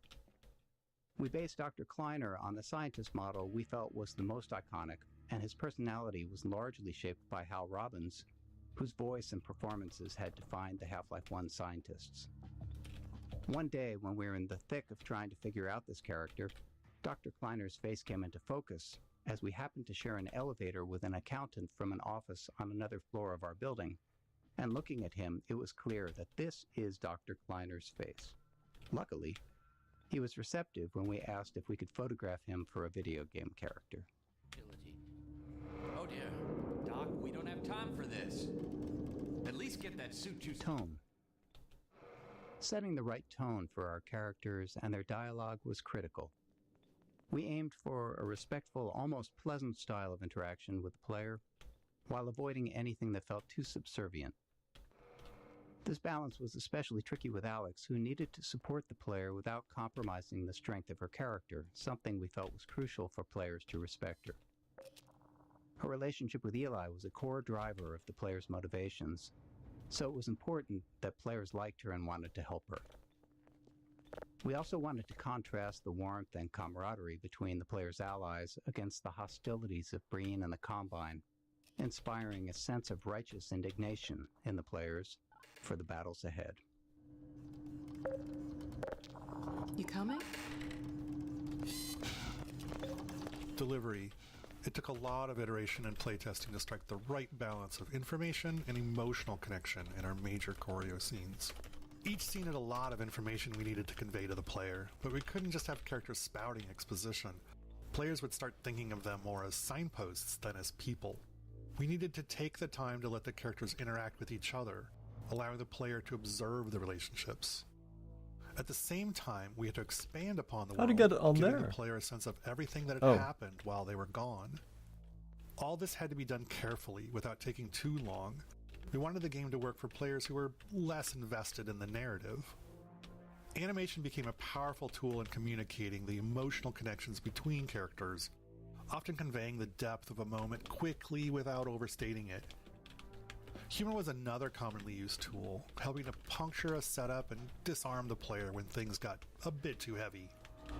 Base and LG orbifold, conditions could hardly be more ideal.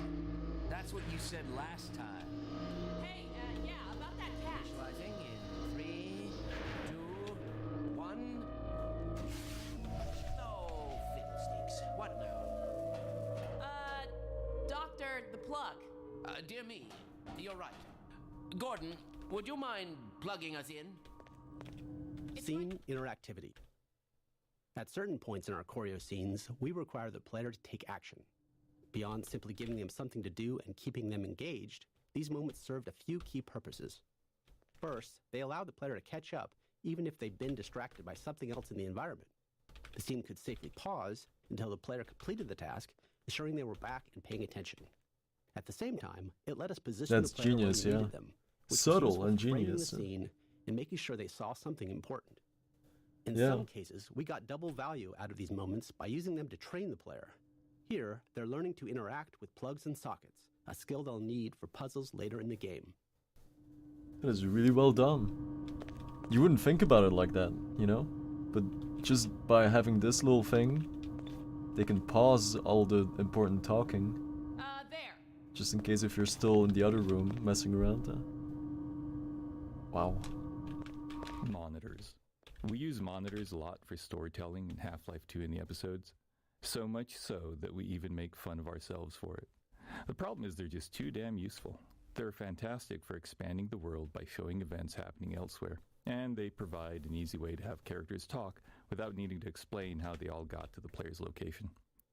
Anyone who's ever written any kind of story, especially one with an ensemble cast, understands the unique frustration of trying to create natural reasons for all of your characters to come together in the same place. In this case, we were really happy with how the monitor allowed Alex to teleport away and then quickly appear in Eli's lab, making everything feel real and connected. There. Alex's kiss. It's a small moment, but Alex's kiss on Eli's cheek was important. Eventually, we're going to ask the player to save Eli, and we want them to care about him. To build that emotional connection, we needed to show the warmth and affection between Alex and Eli. We didn't want to oversell it with dialogue or make it too big of an event. It had to feel genuine, not performative. And we were able to iterate on the subtleties of this moment until it struck just the right note. Noted. Excellent. You gonna let Gordon throw the switch? Gordon, go right ahead. Very good. Final sequence. Commencing. Hit it. Now. I can't look. Okay.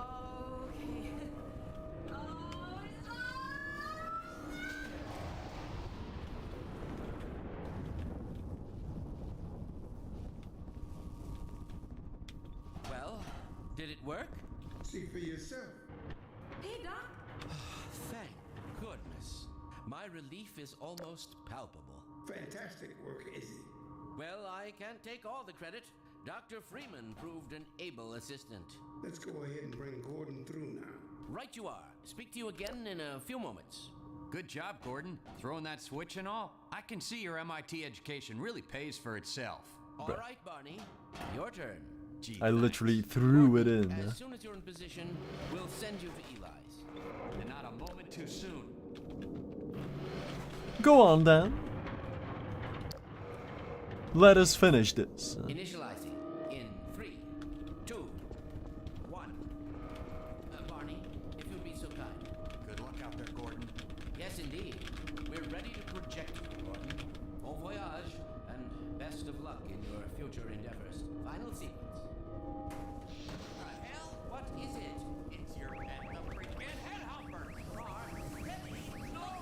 No.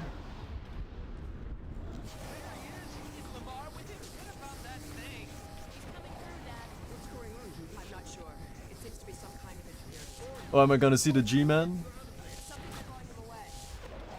What's the meaning of this? Ooh. Who are you? How did you get in here? I like that.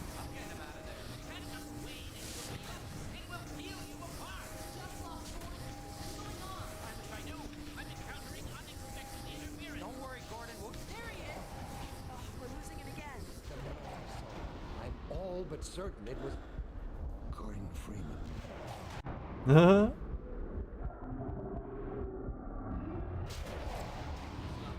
didn't come through. Then where is he? Behind you. Shut it down. Shut it down. Gordon, you must get out of here. Get down out of sight. I'll come find you. So it worked, but it didn't. Oh wait, are there no bubbles?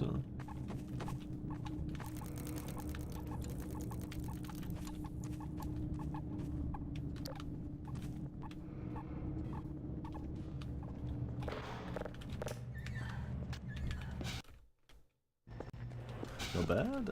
Phonium extraction.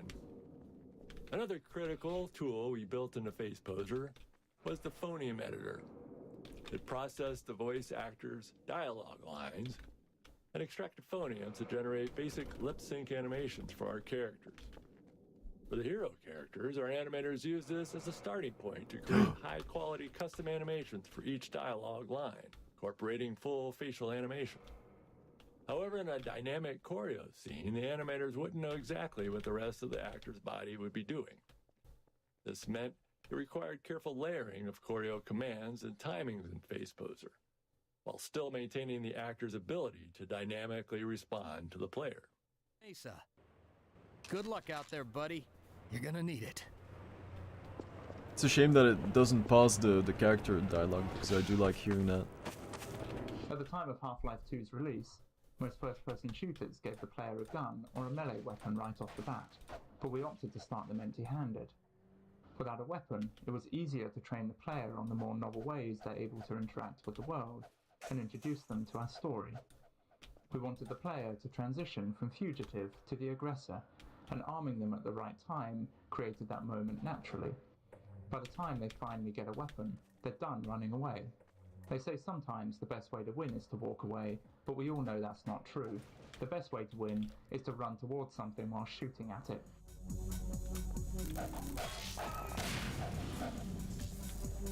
Dynamic mixing.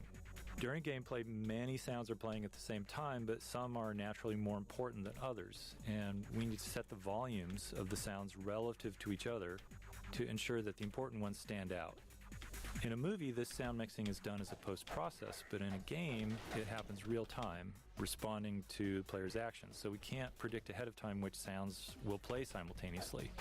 To handle this, all the sounds are grouped into types and tagged with priorities.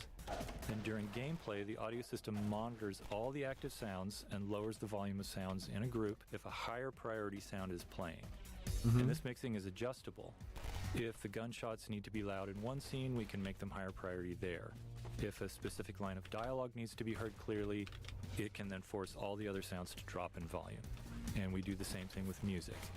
It's a subtle but very critical system, and it just prevents the soundscape from becoming too cluttered. Bullet audio. If there's one thing we're sure of, it's that a lot of bullets will fly past a player throughout the game. So we spent a bunch of time trying to perfect the audio treatment for it. Unfortunately, bullets in the game are essentially instantaneous, so we can't just attach a sound to them and rely on the movement for positioning. So after some experimentation, we landed on this solution. By figuring out the closest point on the bullet's trajectory to the player's ear, we calculate the exact time and position the bullet would conceptually pass them. We then play two different sounds at that point to fake a Doppler effect, one for the bullet's approach and one for its departure. And we delay the departure sound based on the calculated time the bullet passed by. Beautiful. I love it. Audio caching. Another problem we ran into was the sheer amount of audio in the game. With all the gameplay sounds, music, and dialogue, we had too much audio to be able to store it all in memory. Memory was at a premium in 2003. But as you can imagine, we need to be able to play sounds immediately, especially if they're gameplay related. So we built an audio cache, which stored only the first 125 milliseconds of every audio file and kept that in memory. That 125 millisecond time was our best guess for how long it would take us to be able to stream an audio file in from disk. Then, whenever a sound was played in-game, we'd play the start of it from our audio cache while simultaneously kicking off a load of the full audio file from disk. By the time our cache start ended, we'd have the file loaded and could continue playing the rest of the sound. There were some other minor features, like keeping recent sounds fully in memory so that high-traffic ones didn't need to be loaded constantly. Beautiful. In today's engines, all kinds of assets, beyond just sounds, typically use the same kind of strategy.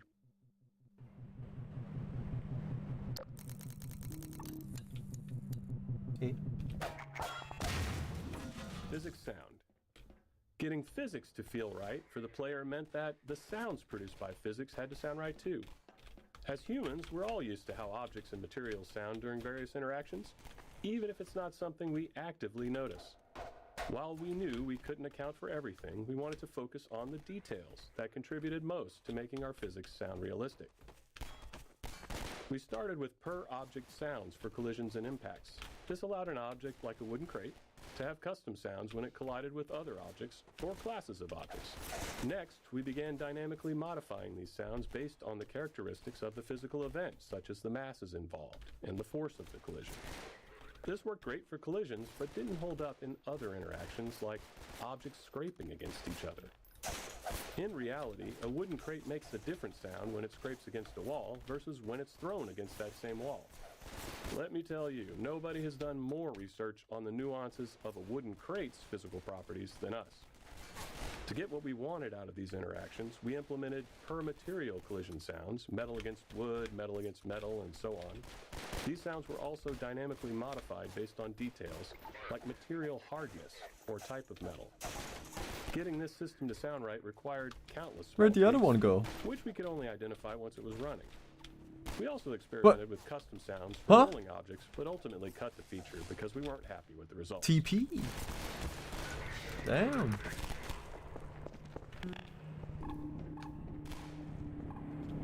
Automating DSP. All the sounds the player hears are processed through our digital signal processing system, or DSP. And this just refers to how audio is altered to reflect the environment the player is in. For example, the same sound will differ when heard in a parking garage, a small room, outdoors. In Half-Life 1, we manually placed invisible nodes throughout the world to define these DSP settings for each space. For Half-Life 2, we knew that manual placement was just going to be way too time-consuming, especially since we wanted a larger game, and we still only had one audio person on the team. So we built a system that automatically determines the DSP settings around the player in real time. It does this by analyzing the space around the player, assessing the volume they're within. It examines the materials that make up the environment, basically. And then the system matches that space to one of the 25 hand-authored basic DSP types. We adjust some parameters, and we create the fully detailed DSP that modifies the sounds the player hears.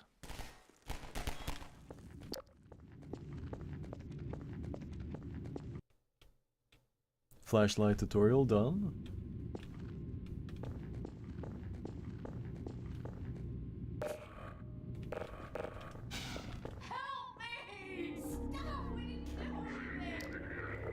Metro Cop scene.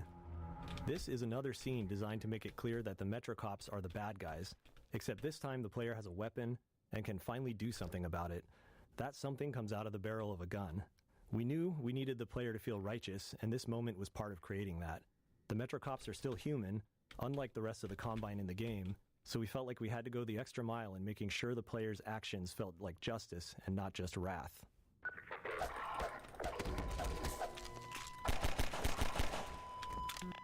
They'll be looking for you now. You'd better run. There's nothing else you can do here.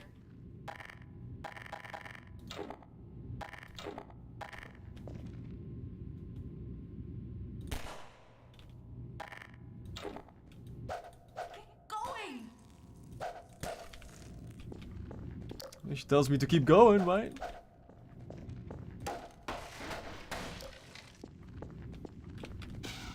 You just can't win, huh?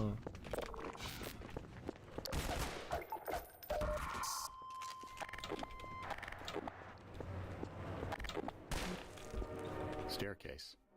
There are situations throughout the game that stem from simple and quite straightforward design goals, and this staircase features two of them. The first was to frame the Citadel as it awakened, showing the player they stirred up the hive. The second was to showcase our ragdoll system. While it's standard now, in 2004 it was still a novelty to see bodies tumble realistically, and stairs provided a perfect stage to make that happen.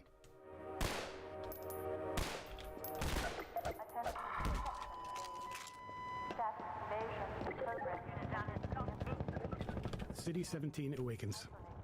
The early train station section was designed to make the city feel indifferent toward the player, as if Gordon is just another nameless, faceless citizen, ripe for subjugation. But during the tenement raid and rooftop chase, the city identifies the player as an anomaly and starts to stir. Now, with the player as the aggressor, the city fully turns its attention on them. The Overwatch PA system, first heard during the raid, played a key role in delivering this message. If players listen closely, there's a lot of information about the city's awareness. Even when players didn't pay attention, though, the audio treatment still conveyed the emotional message we were aiming for.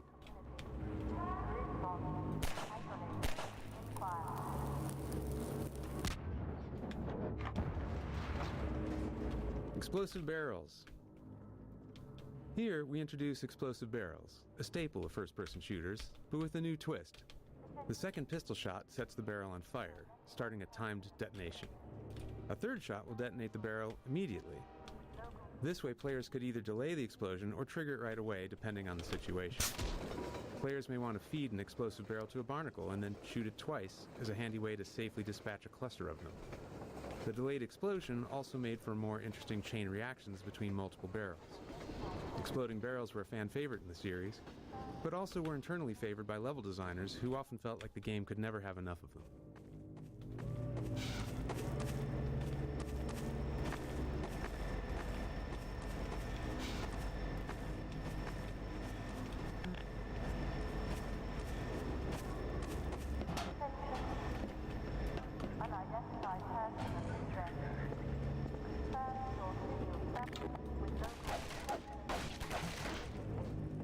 Scanners.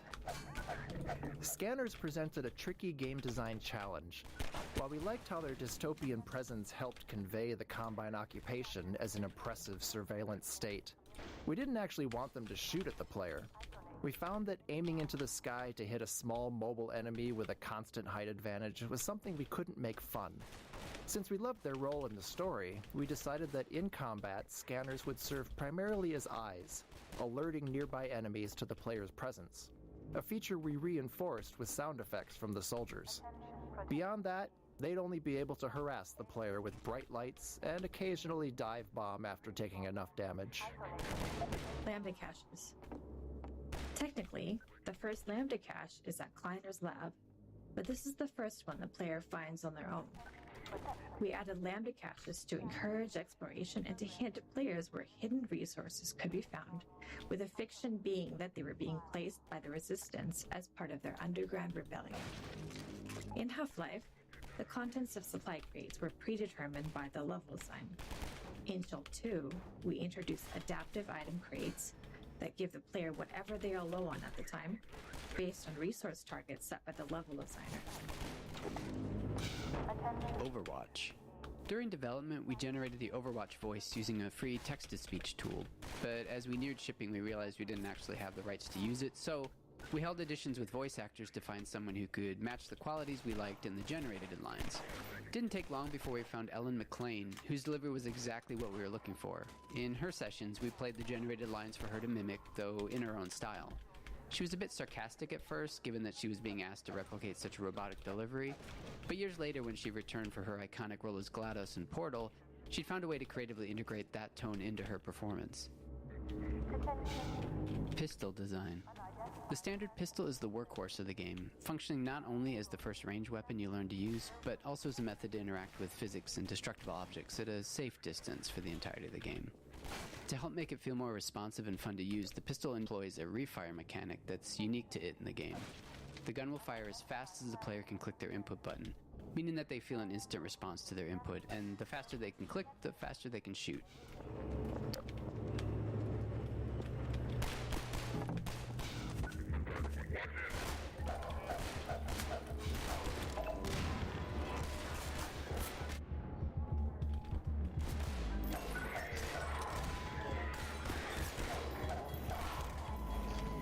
Shatter glass.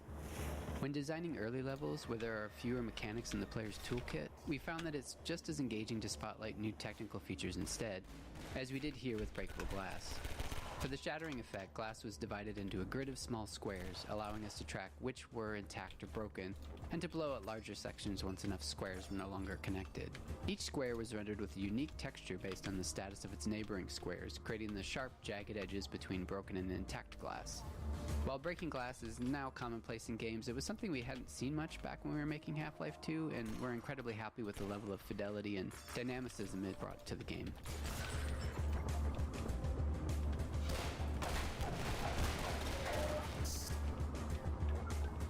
Helicopter Peekaboo. The Combine attack helicopter as central antagonist was something we wanted to develop throughout the entire chapter. The relentless chopper became a character in its own right. Here, if you listen and look overhead, you can hear its engine and see it flying along the train tracks and into the distance. This first glimpse is a small piece of foreshadowing, with its presence becoming more pronounced over time, until eventually you're squaring off against it.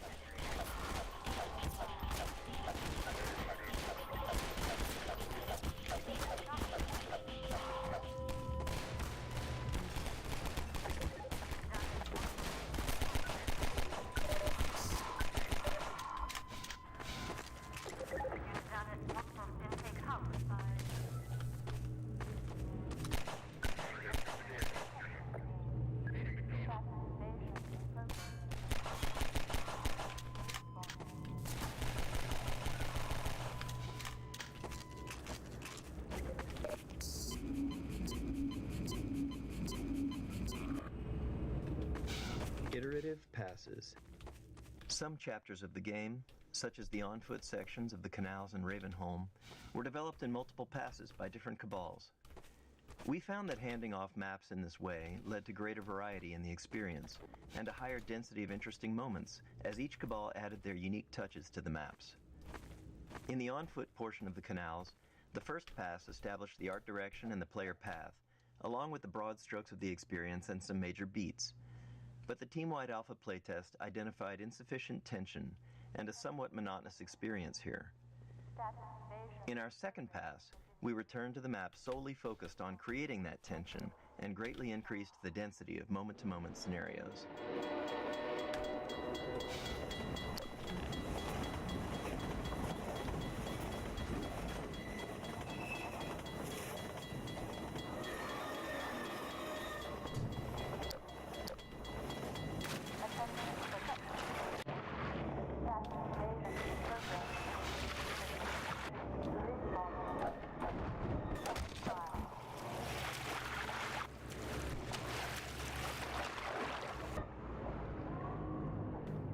Water shader. The most complex shader we made for the game was the water shader, which made full use of the newly available programmable graphics cards. When water was present, the scene was rendered 3 times. First, the underwater world for refraction, second, a reflected view, and third, the parts above the water. When rendering the water surface, we blended the refractive and reflective views, showing more reflection at glancing angles using the Fresnel equation. We also tracked the ground depth below the water's surface, making it more transparent and less refractive in shallow areas. Additionally, we had to create 2 alternate water rendering techniques for lower-end graphics cards. Mid-range cards displayed a lower detail reflection without refraction or transparency, while low-end cards only rendered a partially transparent surface. Interstitial scenes. As playtesting progressed, we often found areas where players lost track of their goal, which isn't uncommon in a game like Half-Life. To address this, we added smaller interstitial scenes to help guide players along their path and reinforce their objective. After finishing the bulk of development on our larger choreo scenes, like Kleiner's lab, putting these smaller scenes together became relatively straightforward. We discovered that using characters in these moments worked much better than relying on passive storytelling, or even some sort of reminder you'd find baked into a pause menu. They'll get you started on the right foot. Meanwhile, let my Vortigaunt friend here give you a jolt to get you going.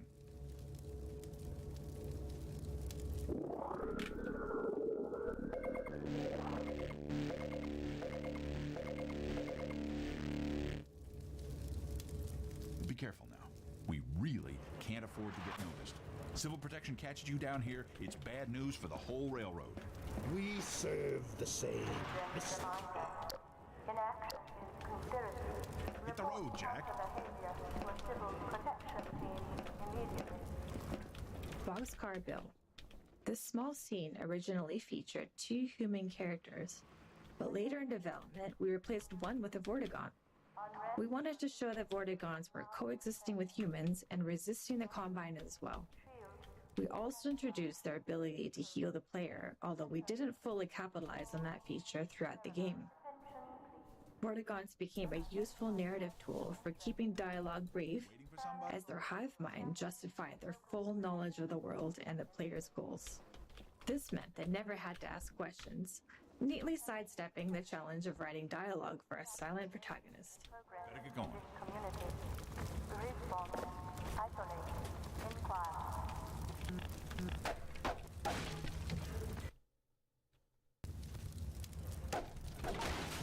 Particles. For the source engine, we invested in expanding particle and special effects technology. This allowed for more realistic and complex particle movement, as well as more intricate shapes and shader effects. In particular, adding bump mapping to our particles features made a huge difference in the volumetric look of them. While later iterations of the source engine include a powerful particle system editor, the original version used in Half-Life 2 relied on handcrafted effects, each requiring a programmer to meticulously build the effect manually, which was a pretty labor-intensive process. Attention, community. Hardware procedure methods now suspended. Inoculate, shield, pacify. Sword, sterilize. Barnacle Introduction. Because barnacles can be confusing when first encountered, we wanted to introduce them in a way that showed players their behavior at a safe distance. We decided to do that through a nature show style predator-prey scene. But, as always, scenes like this took a lot of iteration to get players to reliably see. Ooh.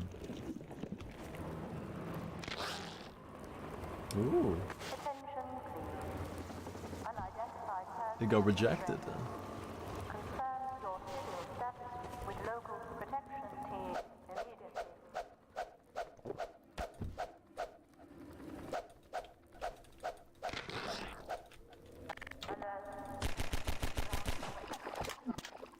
Ugh. Unrest structure detected. Assemble, administer, pacify.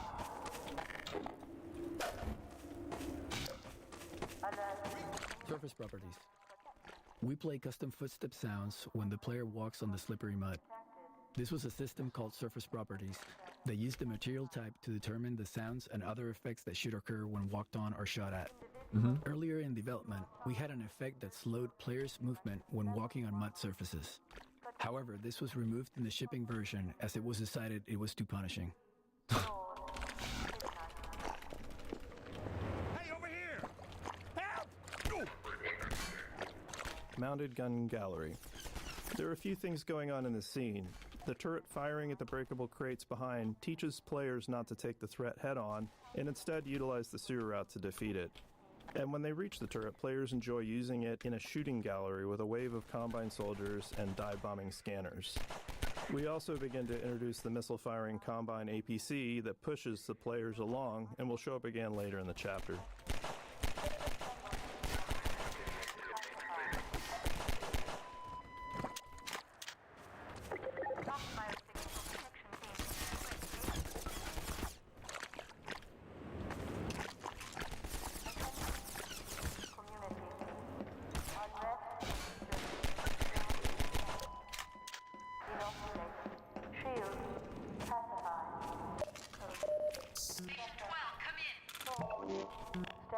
This is Station 8. We heard 12 go down and out. Surgical strike units are targeting railway stations. Repeat, civil protection is coming down on underground stations. We're already getting refugees from 9 and outlying. Looks like we're... Station 8, do you copy? Station 8, are you there? We have confirmed reports of manhacks. Repeat, they're filling the underground with manhacks.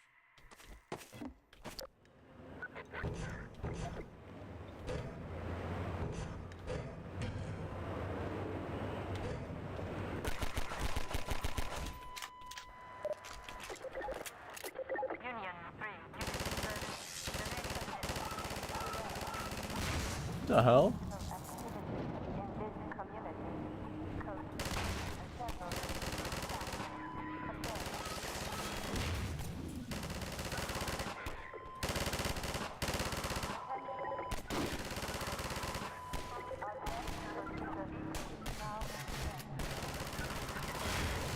Ugh.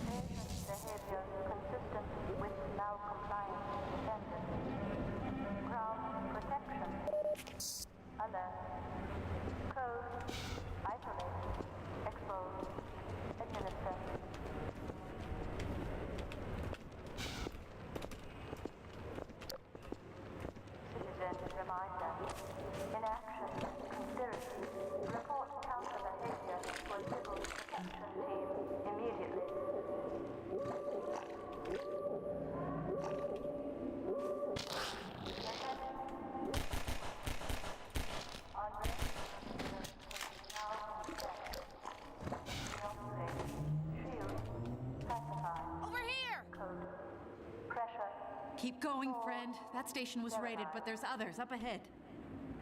I'm gonna stay here in case any others come through. Gotta keep the railway alive. Anti-civil activity level 1. Protection unit. Prosecution. Duty. Storm. Operate.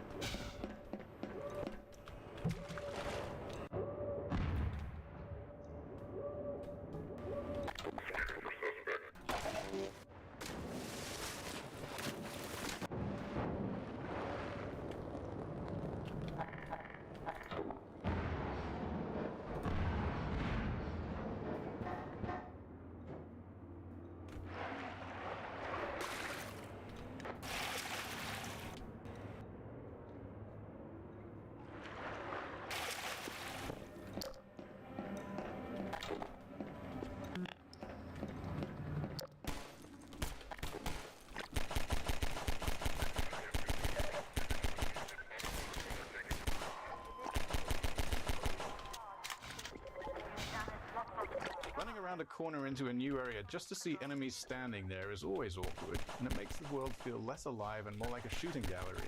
So we were motivated to introduce enemies into combat spaces in more interesting and dynamic ways that would communicate planning and intentionality on their part, as if these soldiers had had a plan for Gordon even before he showed up.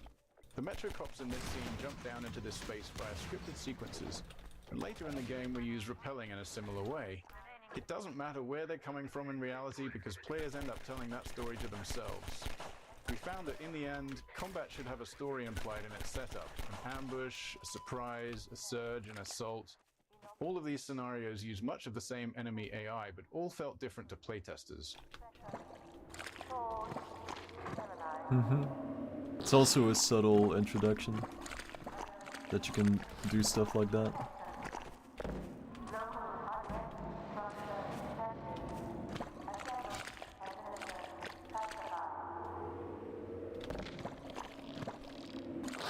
Barnacle bowling. Yeah. This is a satisfying example of how a bunch of design elements can come together in a matrix of interactions to create a memorable scenario for the player.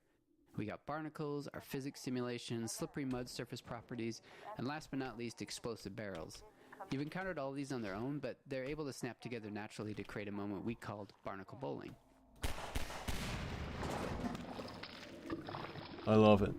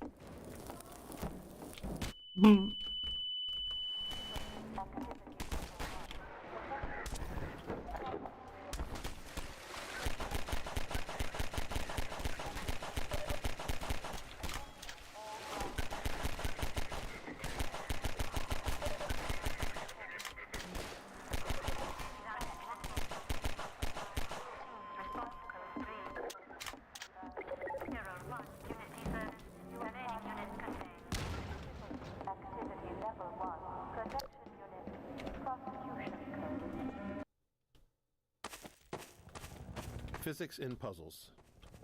Often, simpler mechanics encountered earlier in the game are pulled from more complex ones as a form of training. The teeter-totter puzzle, the first physics-based contraption in the game, was actually derived from a later, more intricate washing machine puzzle in the canals. The teeter-totter uses the same principles of mass and ramps, but in a more straightforward way that players can directly interact with, helping them understand the game's physics and making later puzzles easier to tackle. This puzzle also highlights the analog nature of the physics system, with the placement of cement blocks and the player's own weight both factoring into the solution.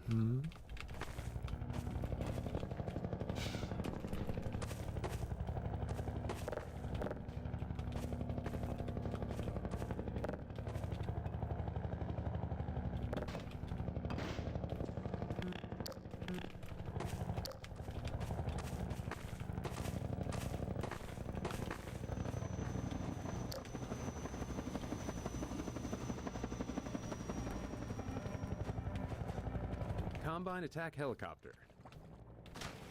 Players have had glimpses before, but here's where we fully introduce the main boss of the Canals chapter, the Combine Attack Helicopter. This chopper relentlessly destroys a player's cover, forcing them to move forward or risk being gunned down.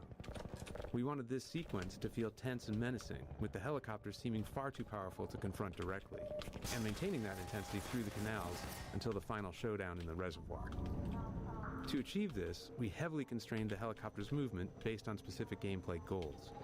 In this map, designed as a dash from cover to cover under helicopter fire, we created a ring path in the sky above the arena. The helicopter always travels to the farthest point on that ring from the player, keeping it visible and making it easier for us to place cover in just the right spots. Normal maps. Half-Life 2 was developed during an exciting time for graphics, as the first programmable shader-supported graphics cards were hitting the market. Using this technology, we became one of the first games to implement normal maps, a technique that enhanced the lighting on surface geometry. The normal map described the surface's roughness, allowing each pixel of a polygon to be lit in a way that made surfaces appear bumpier and more detailed than ever possible in Half-Life 1.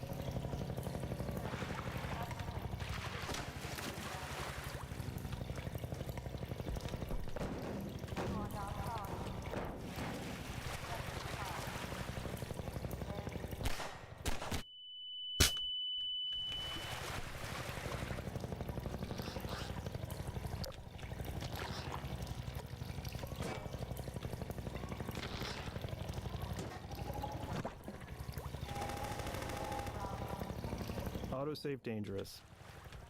In Half-Life 1, we had a set of autosaves throughout the game, hand-placed by level designers and triggered when the player reached some specific moment or position in the game. This ensured that the game was automatically saved for you as you traversed through Black Mesa's corridors. In Half-Life 2, we found ourselves needing a new tool. The problem arose in some of the more complex arenas we'd built. Some of those encounters would last for quite a while and features multiple sets of enemies.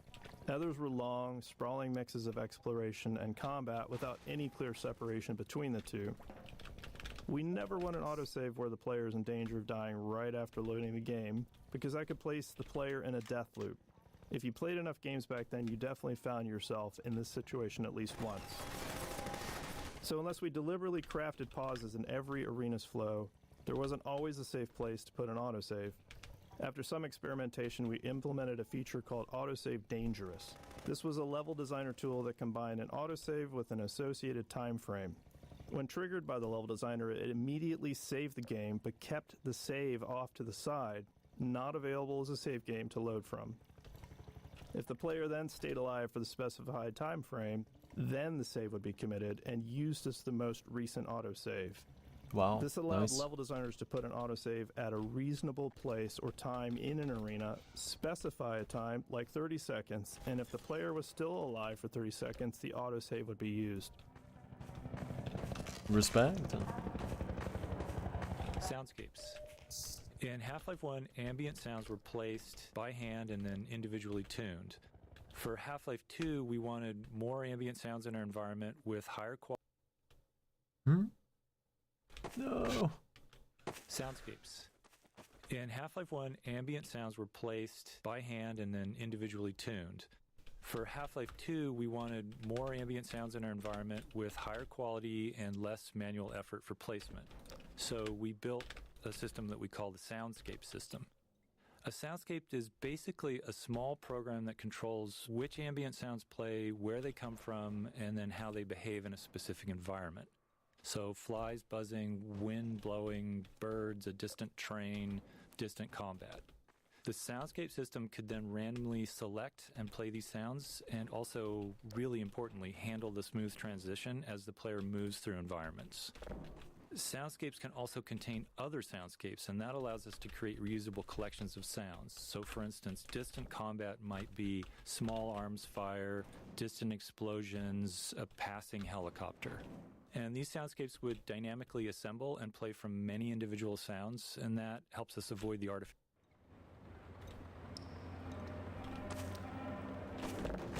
No!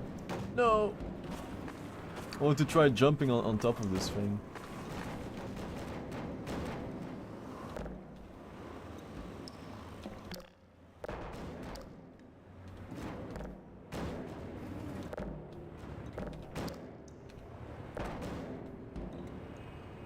It's probably better if I put them here.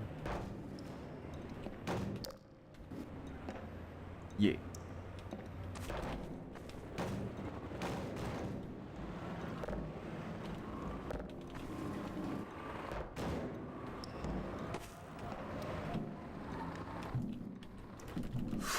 Nice. They could have left a little sneaky up here, but okay.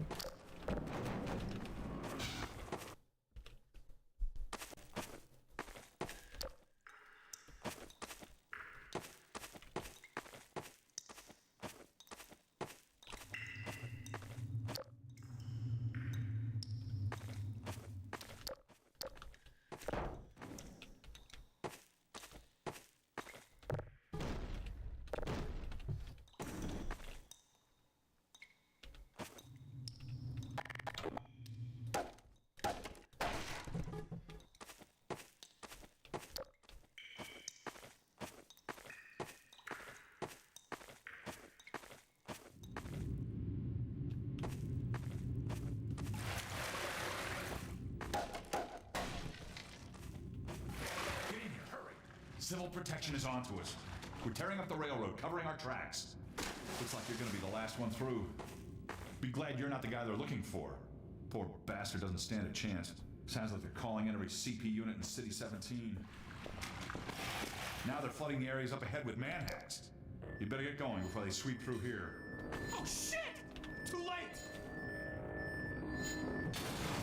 Whoa.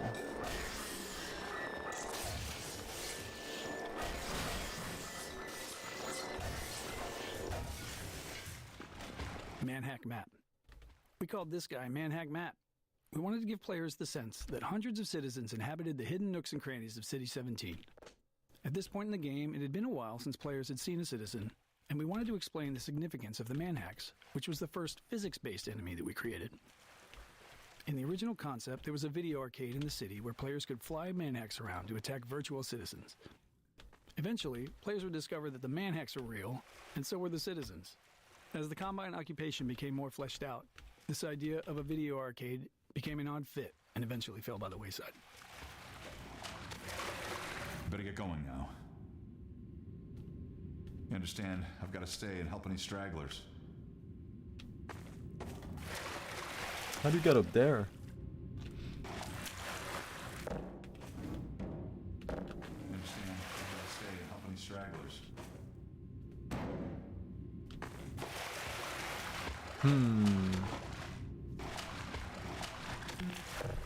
Ah.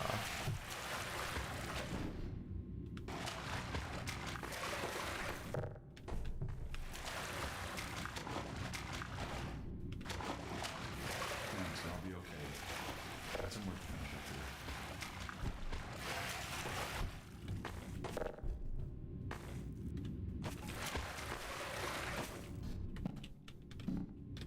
Sneeze.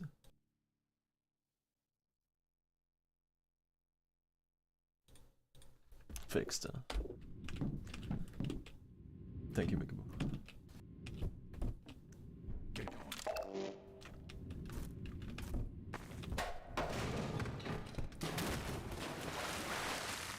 Huh.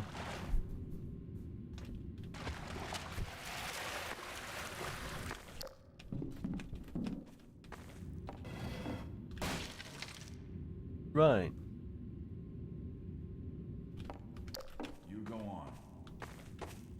But there's a sneaky in the back. I must have. There's a ladder! I was about to ask, is that really the intended way to do that? No. There is a ladder there. Right.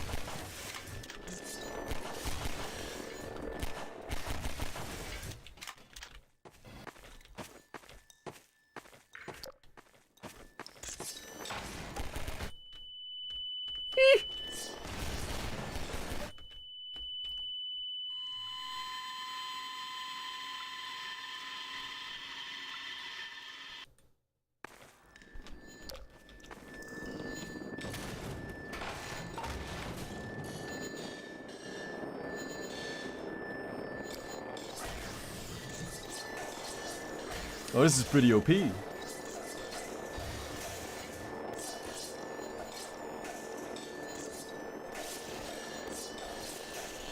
They can still tag me though, a little bit.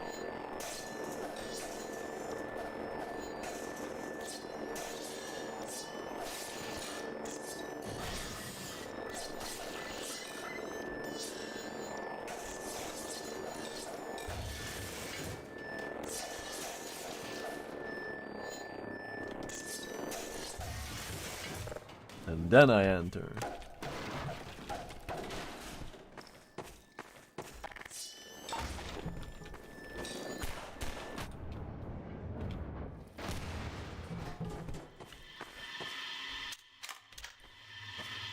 Ooh, creepy hallway.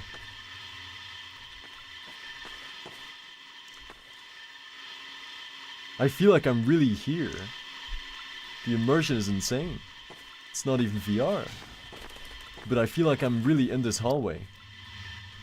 That's talent, man. You know what I mean?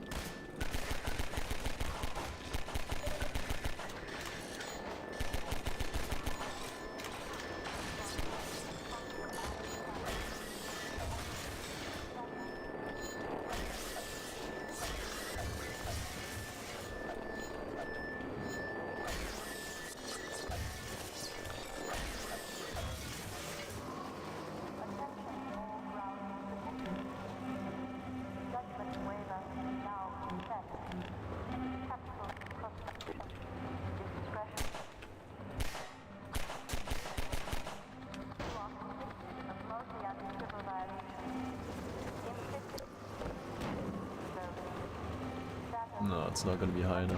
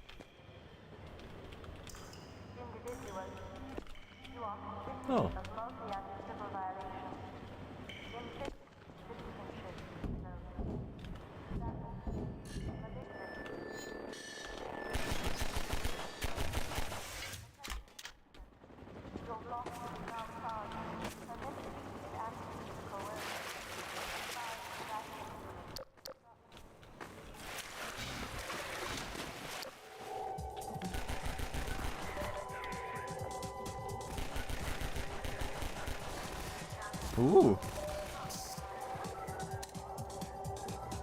Is this the grenade launcher? Maybe not.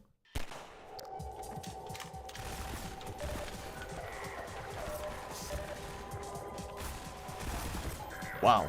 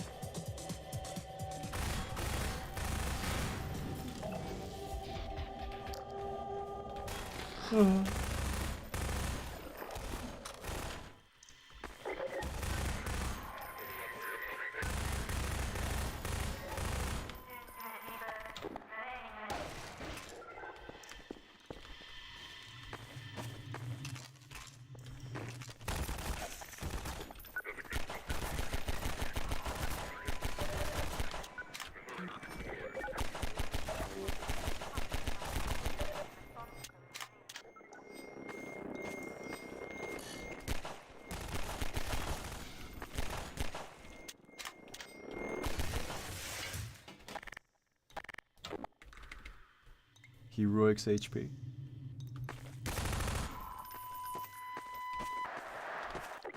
Who wants it more? Oh, is this where it just was earlier? It was, yeah.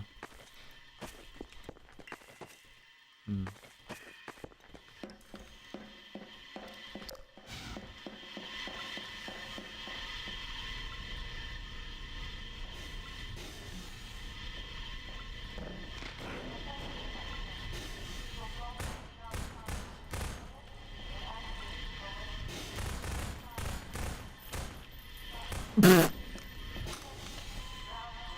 Did I die to the gas? Oh, this is a bad autosave. Or maybe not. Scorched. Does the gas do damage? Yes, it does.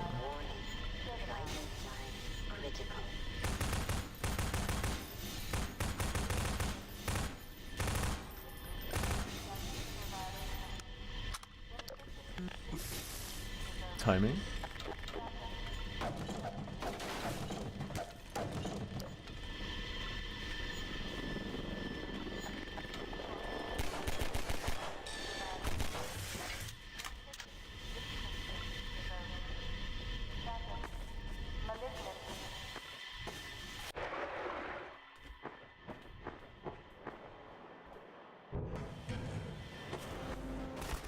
Oh god, no.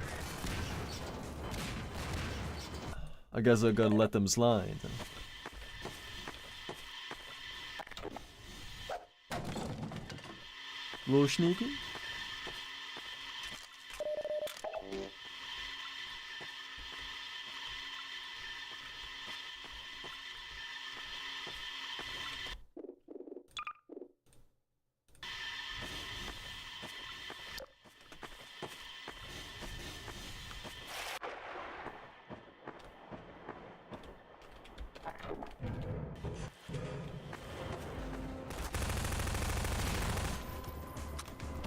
Jump, jump.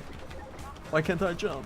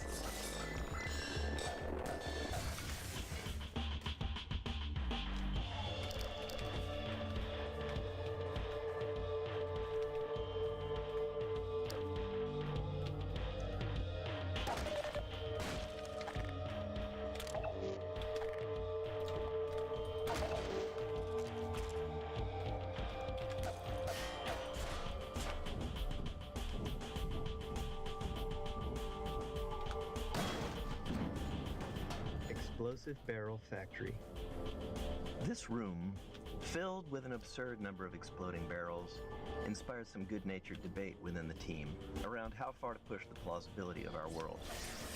Frankly, one exploding barrel is probably too many in regards to realism. In the real world, barrels really shouldn't explode, even if you were to shoot them.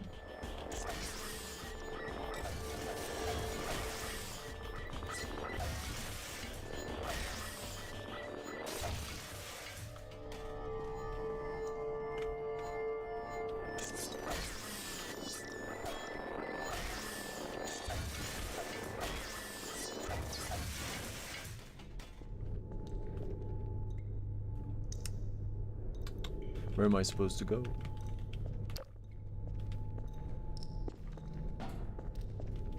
There.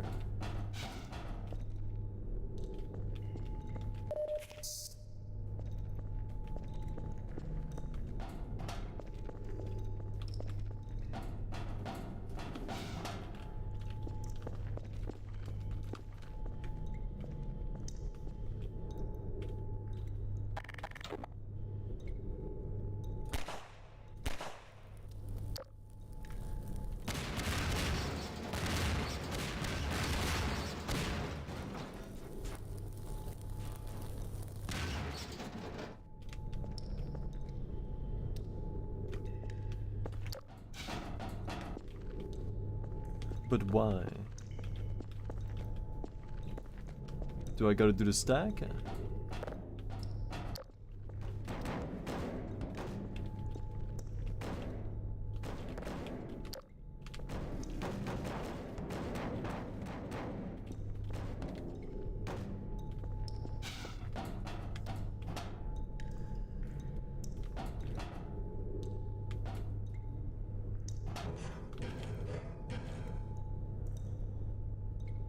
Is this where I come from? I don't even remember.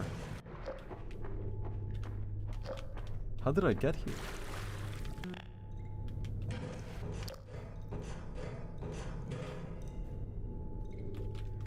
I see.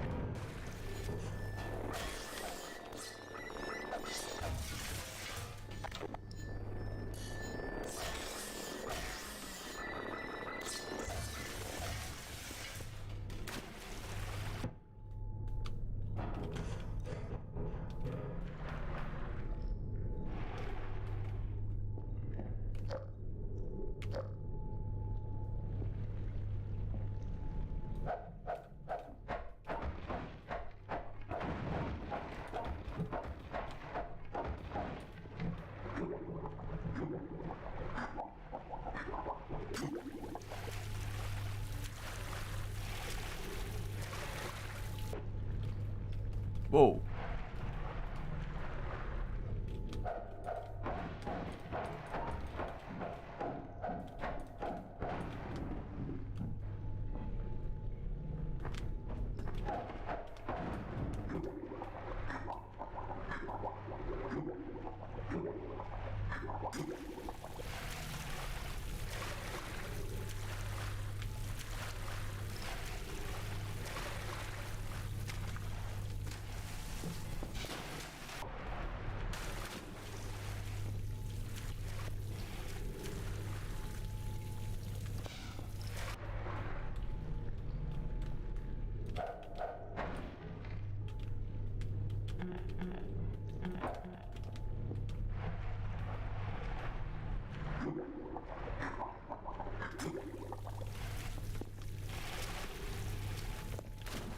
Rising water.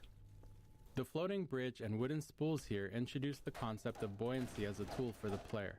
In this case, it's not really a puzzle. It's just some fun for the player interacting with the physics system. But later, we revisit this gameplay element in the canals to raise a ramp for the airboat. Spoiled, huh?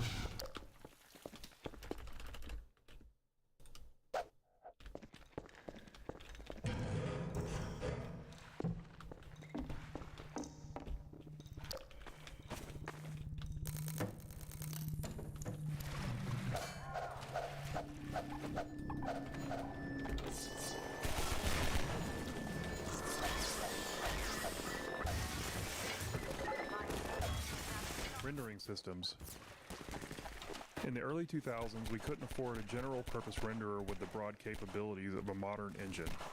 Instead, CPU, GPU, and memory limitations required highly specific solutions to rendering challenges so we could squeeze every bit of performance out of a player's hardware. As a result, Half-Life 2 actually has 3 different rendering engines. One for world geometry, another for outdoor terrain, and a third for dynamic entities like characters and objects. These 3 renderers had to support a complicated matrix of features: collisions, ray traces, decals, offline lighting, visibility calculations, and more. On top of that, each renderer needed to support DirectX 7, 8, and 9. The differences among these DirectX versions were significant, often requiring different data storage and rendering approaches. They even used different programming languages. Altogether, we essentially had 9 different renderers, each needing unique solutions, and getting them all to look consistent was one of the most challenging tech problems we faced during development. Ugh. We got much better times now, for sure.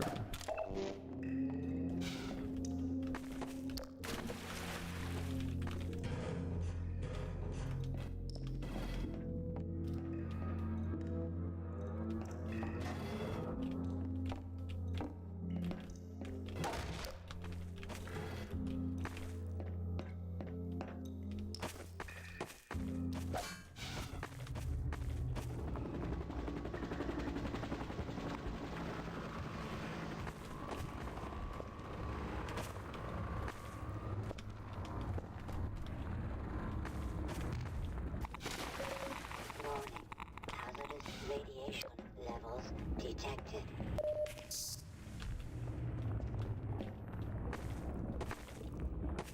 GPU Wild West.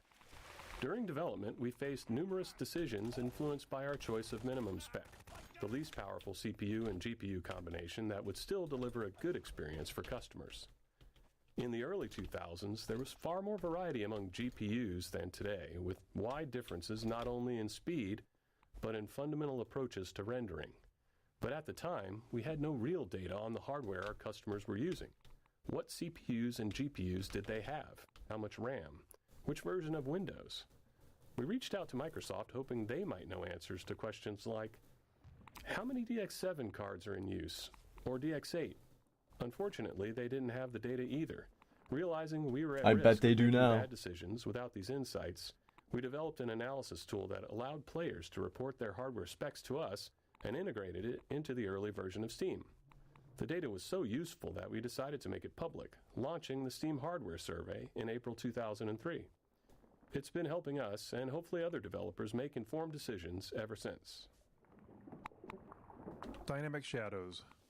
With a focus on character and physics objects, we felt a dynamic shadow system was necessary to render them all in all their glory. In 2003, GPUs didn't have any dedicated shadow capabilities that they have today, so performance was a tricky problem. Our eventual solution went something like this, running every frame. First, find all the objects that might have shadows in view. Doing this meant figuring out which objects were in the view frustum, or slightly behind it, to catch entities that were off-screen but whose shadows might end up on-screen. Then we'd render a black shadow version of each one of those objects into a single shadow texture.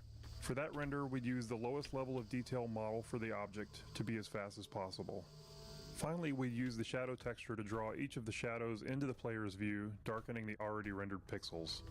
We carefully cut around each shadow in that shadow texture to ensure that they correctly overlaid each other in the case where multiple shadows overlap. It's neat to look back on how we did these things, but ultimately we're a lot happier today, where GPU hardware makes it a much more straightforward problem. Headcrab canisters. Used headcrab canisters are seen later in Ravenholm, so we decided to show them here to tell the story of how they're used by the Combine. The story is that the Combine have weaponized Zen fauna to use them against the humans.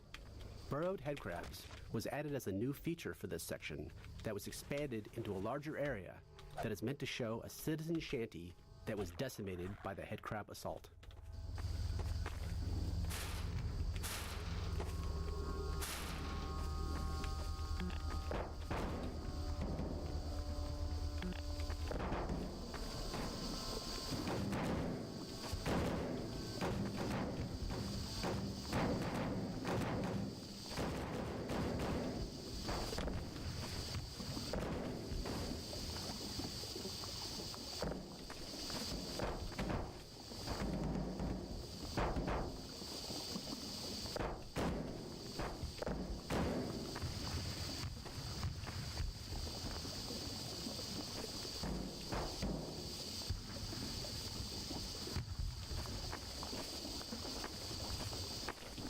Man.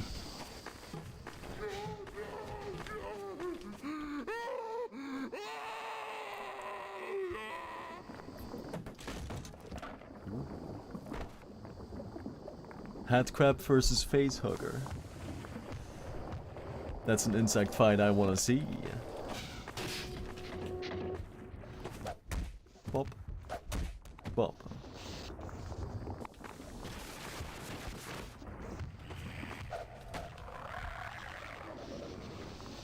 Would the facehugger lay an egg inside the headcrab?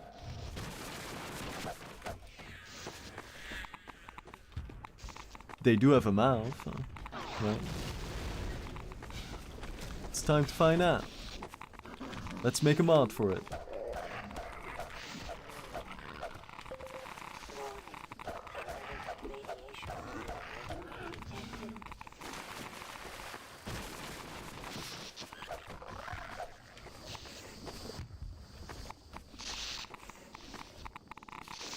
Ooh.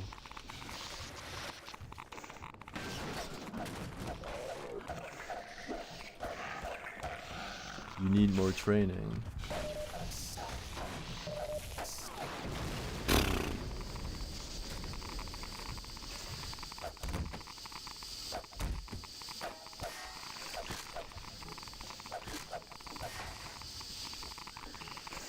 The hell?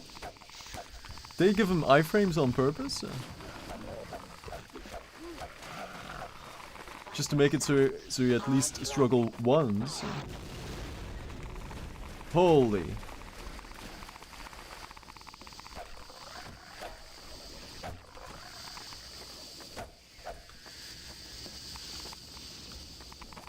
It must be.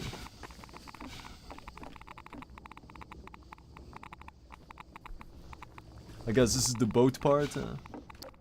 Yeah, because I do want to. Yeah, it makes sense. Airboat intro.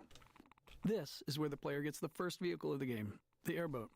We wanted to create a safe space for players to practice driving the airboat for as long as they wanted before moving on. The arena is sprinkled with opportunities for jumps and tricks, and we filled the arena with toxic slime to keep players in the airboat longer, while preventing them from leaving the vehicle behind and progressing forward on foot. Combinatorial shader explosion. Rendering became much more complex during Half-Life 2's development with the addition of hardware shaders, small bits of code controlling how each pixel on a surface should render. In 2003, shaders were far more limited than today. Half-Life 2 era shaders lacked conditionals and had severe code size restrictions. This meant no if-else branching logic to adjust based on different conditions, and no large shaders with broad feature sets. Also, compiling shaders as needed was just too slow to be useful, so we had to pre-compile them. To work within these limits, we had to compute every possible shader combination and store each one individually as its own shader. For example, if a shader affected a surface based on a single light source, we'd need another shader version for 2 lights, another for 3, and so on. And it was combinatorial. If that shader also supported a normal map, we'd need 2 versions per light, one with a normal map and one without. With features like texture blending, vertex tinting, specular highlights, alpha testing, and various other light types, directional point and spotlights, our shader count exploded. By release, we had thousands of individual shaders. Shortly after, we released Lost Coast, adding HDR support, which doubled the shader count again.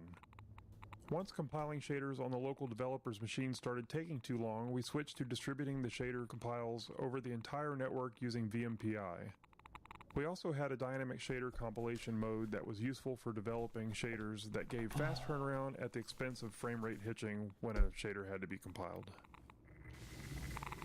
I gotta yeet you guys, it's already 1 in the morning. It's a good point though, right here. Easy to catch up on.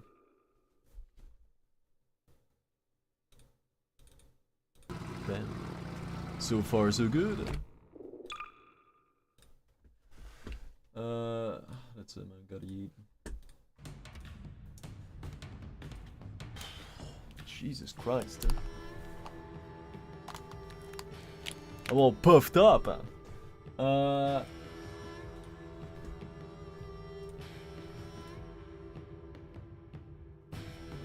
That was a good time so far, man. I do hate when I don't feel any hunger for any specific game. But then there's always that one little jab. Oh, like I was not in the mood for Talos or Blood Omen or anything. So I guess it was fate to play the 20th anniversary. Right. I'm thinking of my current to-do. So today I did. Oh yeah. I did talk about it in the beginning, right? I think I just got to do a couple more chat zone functionalities. So now if you go in there, you'll see your unread message counts for all the channels that you have visited already, right? So it's not 100% finished yet, but since you always start in the public chat right now, and for example you post something in suggestions, and then the next time you restart, and if there have been new messages since, the count will say, you know, if there's 2 new messages, it's gonna say 2, just to quickly inform you where the new messages are at. It's a very simple thing on paper, but it's really complex, code-wise. There's a lot to it, and I've been thinking about it for a good while on how I want to efficiently implement it.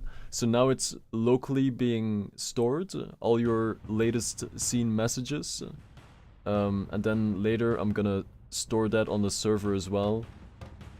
So it's gonna be universal on all your devices instead of, you know, having like a different thing on your phone than on your PC. You know, that's not good.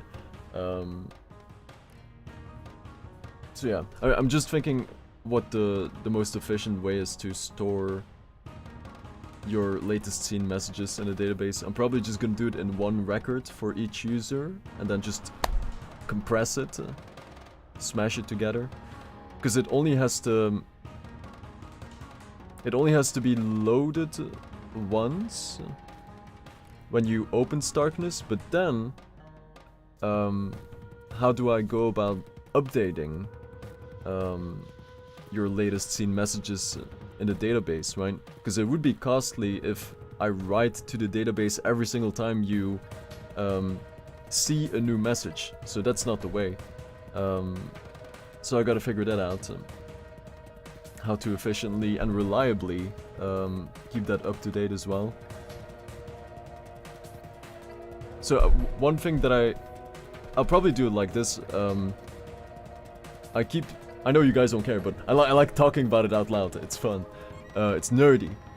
So I'm gonna keep storing all your latest seen messages locally, of course, right? As long as you're in Starkeness. And then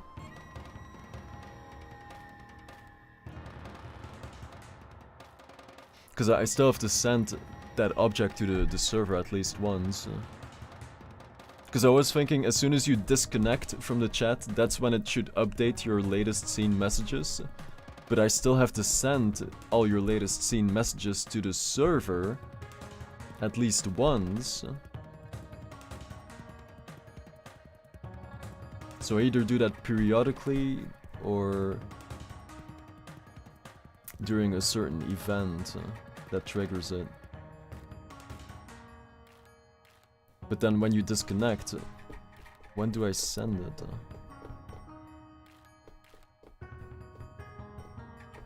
I have to think about that. I wonder how Discord does it.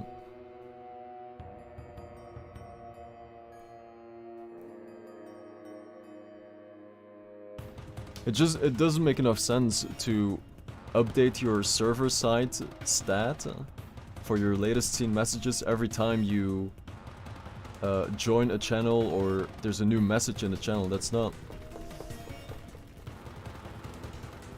is not user friendly, or not user friendly, but optimized.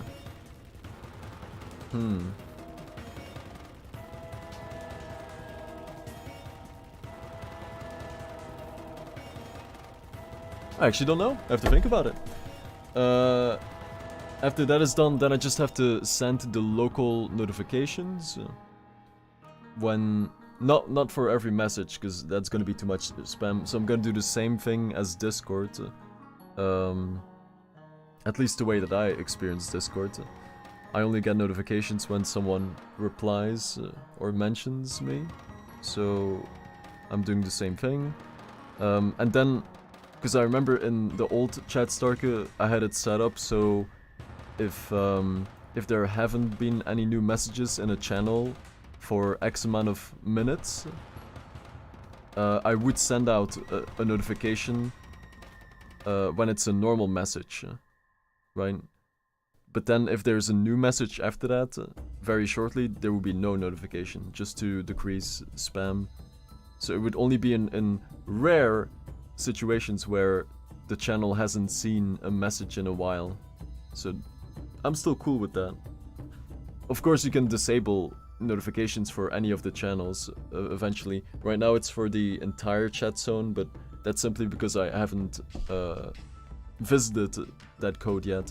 But ultimately you'll be able to set notifications on or off for any channel that you choose. And I think by default it's probably set for all the channels.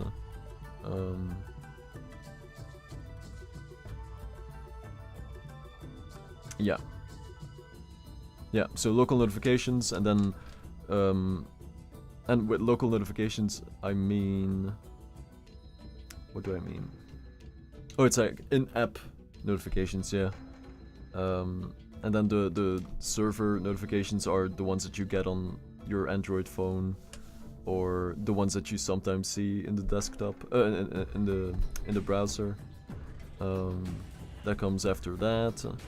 Just an innocent start, just to get the notification thing rolling again.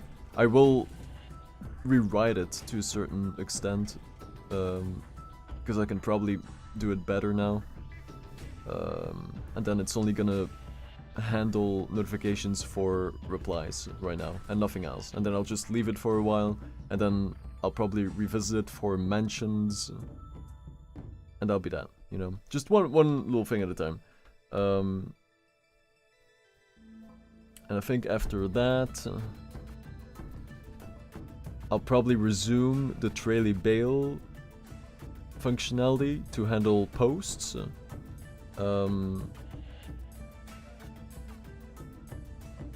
But I still have to figure out... Oh yeah, that kind of led me to a segue.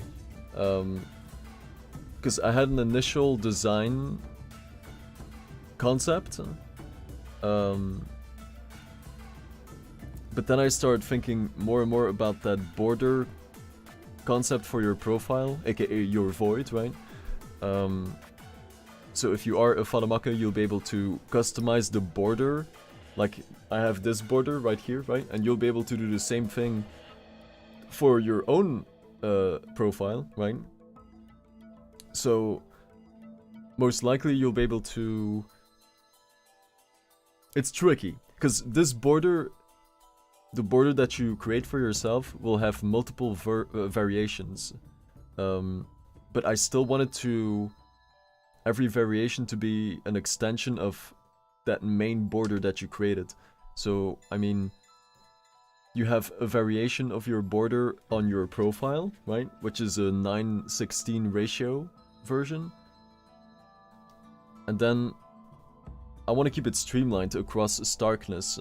Because the border pretty much represents your, like, your soul or something. That's you, right? You're floating around, and within that border is your existence, right? Like I have, right? I live within this border or something.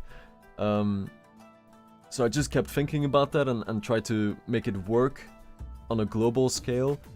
And if I want to continue that concept, then every zone needs to have that element where you see the person's border variation. If they're not a Fadamaka, then they'll have a default border, probably just a gray line or something. But if you are a Fadamaka, then you can totally customize the look of that border thing. And from a code standpoint,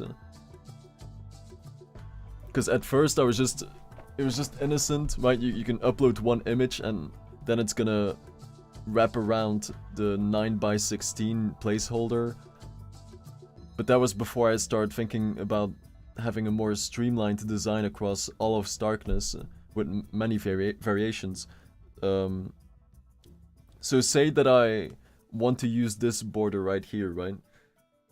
If I uploaded the border as one image, right? Then it will be fine. But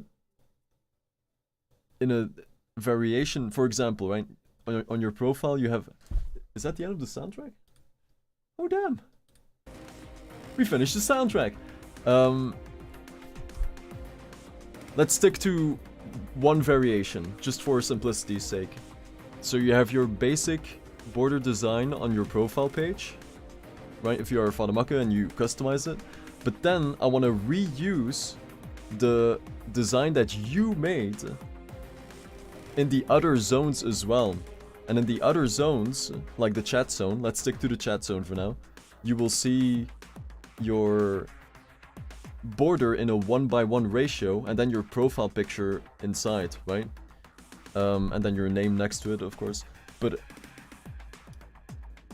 so that means that we go from a 9:16 ratio to a 1:1 ratio.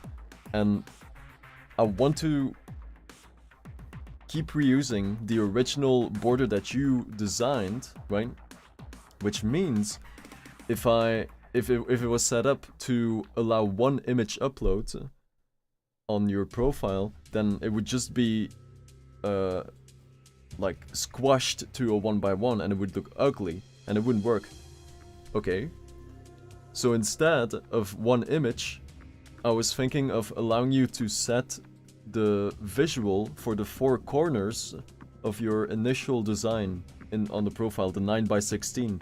And that makes it a lot more efficient, because if I want to crop it to a 1:1, I can manipulate those 4 corners and simply put them in a 1x1 formation, and then it wouldn't hurt the image. You see? So then I just kept thinking alongside those terms. So you have your 4 corners that you can populate with an image. So in this case, right, in my case, it would be these 2 golden things and these 2 gray things, right? Meanwhile, Death Stark picks up a melee kill without ever touching the enemy. Yeah, I should hide Turns that out that too. he poked him to death with his long tip. Maxim, good night too. I am awake now. Are you going to sleep? Or did you just wake up? And you're saying a good night indeed. Regardless, welcome back. What was I saying? Right, so if I do the corner strat, that would make it possible to dynamically create those variations of your... let's call this your core. This border, let's call it the core, because it makes sense. Right? It makes sense. I just thought of that too. Let's call it the core from now, okay? Have a good night too, Magmo. I'm trying not to lose the train of thought. Yeah. So if I apply the corner design functionality, then we can do many different ratios very easily, because all I have to do is manipulate the position of the corner pieces. So in my case it would be gold, gold, gray, gray, right? And then I just move them into the ratio formation. So you would have the 9x16 for my profile, right? And then you would have the variation in the chat, which is the 1x1. But then I was also thinking, I want to show the user's name, because that's pretty, if you look at Discord, you have your profile picture and the username, and then the timestamp. Very effective, minimalistic but effective. So I want it to be like that as well, because it's annoying if you can't see the username. It's logical logic, right? So then I was thinking, okay, how can I make this variation of a user's core, right? Where I show the profile picture and the username. And in this case, the username is here, right? Not sure if that's going to be the default, but it does make sense that your username should be here. And then the profile picture would be on top of that. But when I imagined that in the chat zone, it doesn't really work. Right now, it might, right? I just gotta keep thinking about different designs. I always just step away from everything that exists, and I start from scratch, right? What do I want to make? How do I want... What do I want it to look like, right? And I just try to make something new without being gimmicky or far-fetched and still user-friendly, right? Instead of just copy-pasting what Discord does or any other platform. That's not how I roll. But at the same time, there's a lot of features that simply are perfect just the way they are. That's why all these platforms kind of copy-paste each other, you know? It's the right approach. For example, like having all your important buttons at the bottom of your phone screen, right? Because it's easier to reach. It's counterproductive to put them at the top, right?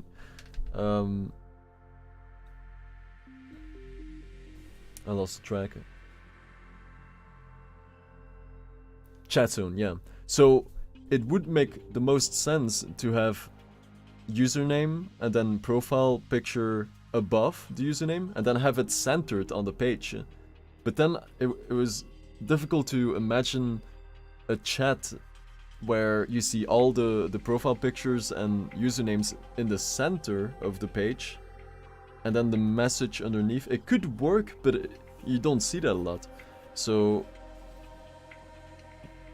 and I really want to keep it very minimalistic as well, so it takes up the least amount of space. But then if I wanted to have the profile picture and then the username next to each other, I couldn't really figure out a way to have your core wrapped around. I mean, it is possible, but it just... doesn't look right. And then I was also thinking about if you leave a message in the chat zone and you see a user's core, right? aka in this case the profile picture and the username and the timestamp. I was playing around with this idea of you're kind of leaving something behind when you post a message in the chat zone. So it's kind of like you put a stamp on there showing that this was from you, this message. And then I had this grayscale design in mind because it's been a while, or that's probably gonna be dynamic. Like in this chat, right? The messages start in color and then they fade to gray to indicate how old they are.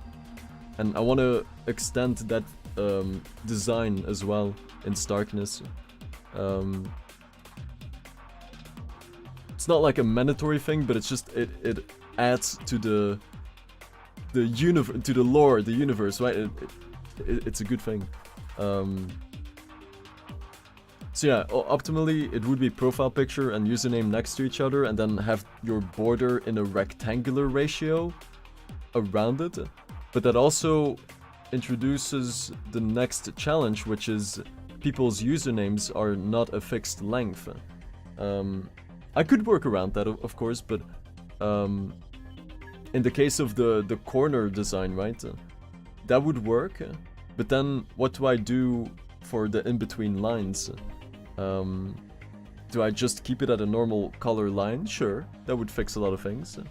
And actually, now that I talk about this, I can already visualize the end result for that, and it looks kind of cool. I'm probably gonna do like that. See, this is why I talk about these things, man. Just because it gives me all these revelations so easily. That's probably the way it's gonna be then. Just because of this corner design approach.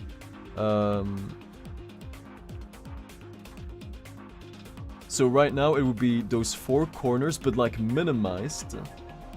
So in my case, you know, you can kind of imagine these 4 corners wrapped around in a rectangular ratio. And then you would have my profile picture, username, and timestamp next to each other. And this can be scaled dynamically very easily, so that's good. But then, what if the user uploads a very complex image for one of their corners, right?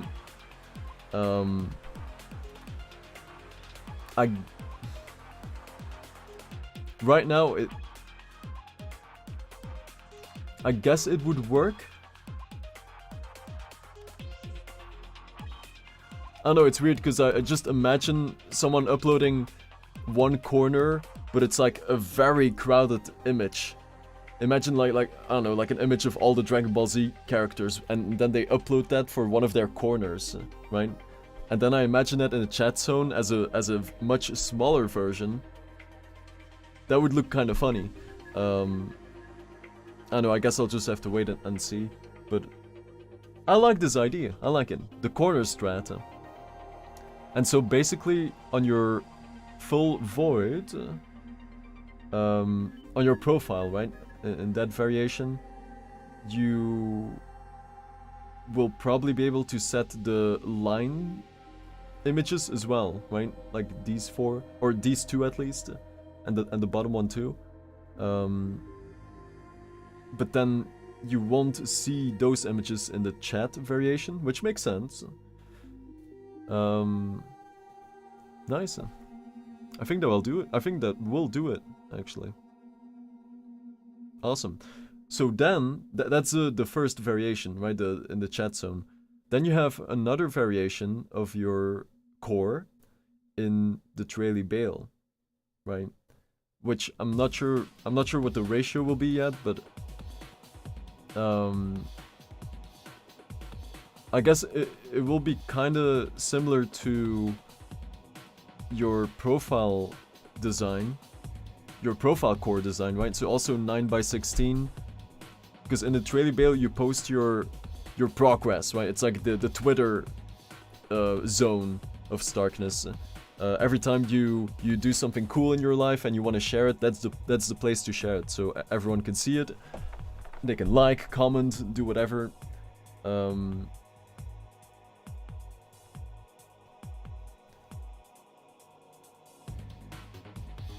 Yeah, and this used to be active in the old Starkeness version, which was the homepage back then, and it would be rectangular, like 9:16 ratios, profile picture, username at the top, content middle, and then at the bottom the likes and the comments, or the likes and then the button to go to the comment section of that post. So I'm probably keeping that same design, but then it will of course show the custom cores if you are a AhtalKa, right?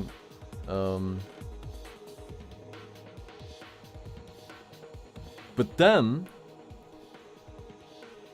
I also want to make sure that that you're able to see many posts at the same time when you open the Traily Bale, right? Just for more exposure. And then I was thinking of a good way to visualize that. You know, do you kind of want to obscure a chunk of a user's post? Like if they type a long paragraph, you just show the first couple of sentences and then ... right? Just to limit the height of the message. And that way you can, you know, do like 1, 2, 3, 4, and then a little bit of 5 and 6 at the bottom, just to indicate that you can scroll. Sure. Or do you want to approach it from... I don't know.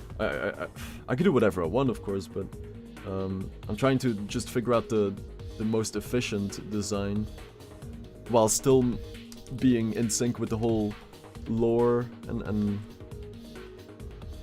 you know, there's a lot to it, man. It's crazy. But this corner design, I'm a fan of already.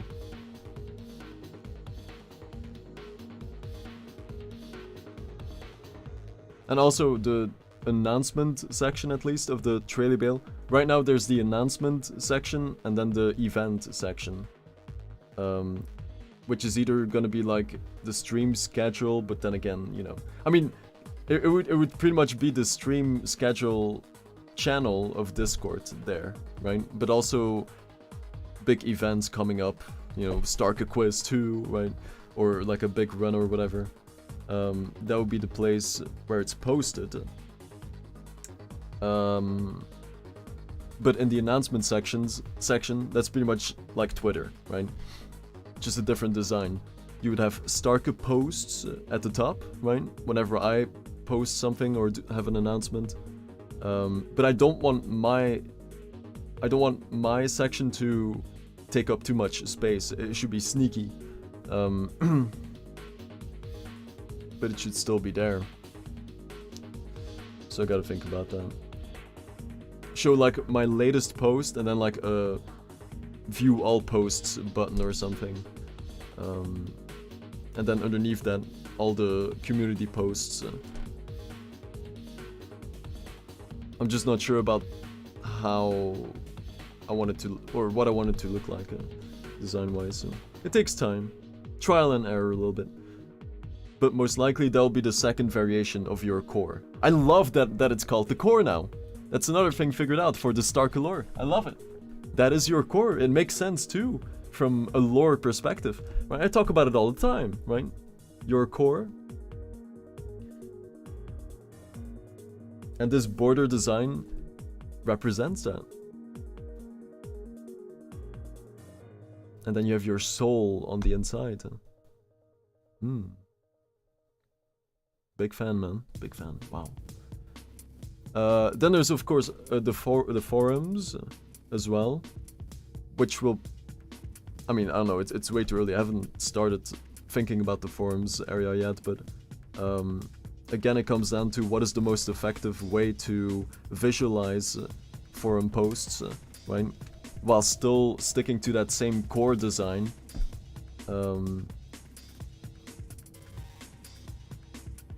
It's too early to tell, right? But by the time that I start to work on the forums, I'm sure we'll be all cleared out, you know, how I want to go about this.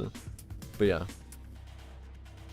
I like that I figured out the chat zone thing. That's huge. Because I have been thinking about it for a while. And most of the time the solution is always like a duh moment. But it's fascinating, man. How captivating it can be. Sometimes weeks of just pondering. Like, it took me a while to... what was it again? I think because I rewrote the entire chat message structure on the server. The way that chat messages get stored, managed, optimized, pruned even. It's a whole new system and I love it. Like, I've been testing it for a couple of days and so far it's holding up. And it's working as expected, so that's good. But I was thinking about it for more than a week. Which is pretty normal for me, because I prefer to do things that way, instead of implementing something and then realizing this is actually not the way that I want to do things, and then you restart. Not a fan. I'd rather just think, for a long ass time, and then implement it once, and then be done with it. Maybe some sneaky changes along the way, but they'll always be there. But yeah. So a little bit more chat zone. Then a little bit of Traily Bale. Then we have Starke to move back into the new Starkeness Labs 3.0 software, right? Which has been holding up very well up until this point. I'm very happy with it. It was definitely a right thing to remake that as well. So now that's also vanilla JavaScript. Just like Starkeness.com at least. Just like Hellish Splitter is also completely vanilla code. It feels good, man. It feels great. Saves you a lot of hassle with dependencies. Yeah. A little bit of chat zone, Traily Bale, announcement section, right? I'll keep the events for later. Then enable Starke in Starkeness Labs. It already works in Starkeness, but as long as I don't activate the event, you can't send a Starke, obviously. So just gotta do that. It's not gonna take too long. But like I said, I always work on a one-by-one thing, right? I hyper-focus on the current objective. I let it consume me completely, and then I move to the next to-do. It rarely happens where I work on two objectives at the same time. And I'm okay with that. It's fine. It probably makes it take a lot longer, like the whole development process, but I'm okay with it. It comes down to the same thing from before.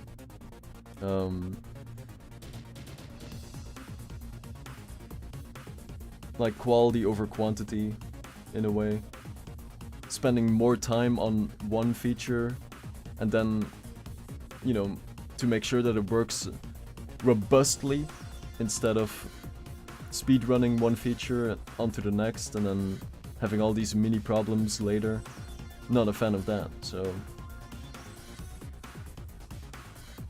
I'm okay with it.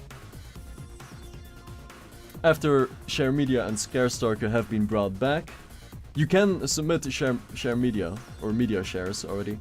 That is still working. There's also that community progress contribution score. I really wanted to avoid any additional units, right? Like, I was really trying to just stick to progress coins being the only type of unit or currency in Starkeness. But then I needed to find a way to track how many contributions a user does towards the community progress, right? So every time that you contribute to any of the 5 pillars, but I guess you can only contribute to 4 of them, right? Because the 5th one is the patience core. I guess we'll call them pillars again. Core is gonna confuse things now, right? The patience pillar is my pillar, right? Which means I have to complete the hellish run to fill that pillar up. And as of right now, that's the only way to fill up that pillar. There might be an additional thing in the future, but right now there's only one way. But then the other 4 pillars, the knowledge, the sacrifice, the vision, and dedication, you can fill those up yourself, right? And every time you contribute to any of those 4, your contribution score will increase, which is important because that score will determine your rank when the community progress is done, right? And then we can determine the winners, and the winners will receive this and that, whatever. It's not set in stone yet, but I need a way to track how much you've contributed. And then there's different score increases based on what you did, right? So you have like an increase for watch tokens, and then an increase for gifted subs, for donos, for media shares, for successful scare Starkes. Oh no, wait, that's not a thing. But for media share, there is, right? Media share, watch token, donation, gifts, and every time you trail, right, for the vision pillar. Yeah, every time you extend your trail, the vision pillar is gonna increase. And then you get X amount of score increase as well. But these will all be different rates, obviously. The lowest will probably be the watch token one, right? And then donations and gifted subs depends on how much you donated or how many gifted subs you gift. That's logical logic. And then it's probably gonna scale as well, like the price for X amount of gifted subs, it decreases, right? So the higher the amount is that you gift, the lower the price will be for an individual sub. But it doesn't increase it linearly. It's a very cool math function that I wrote. So if you gift 1 sub, it's $2.99, I don't know, $2 or $3.99. But then if you gift 2, it's not gonna be $3.99 times 2, it's gonna be I don't know, it's like €1 less or something. And then if you gift 3, it's not gonna be another euro, it's gonna be an €1.5 or something, right? So it scales like that. So it comes down to the more you gift, the bigger the reduction will be. Twitch does not do that, by the way. If you gift 100 subs on Twitch, it's 100 times the individual price of a sub. There's no reduction. That's crazy as hell. We do it better. Yeah. Community progress. So that's the only thing for that. Just figure out that right now it's called the contribution score because that's literally what it is, right? I remember wanting to use progress coins and then store those progress coins in a separate table to track your rank, and maybe I'll still do that, but then I was thinking it might confuse the user unless if I do the progress coin thing behind the scenes, but on the client side I just say what your rank is or whatever. But then I also want to tell the user what their score is as well.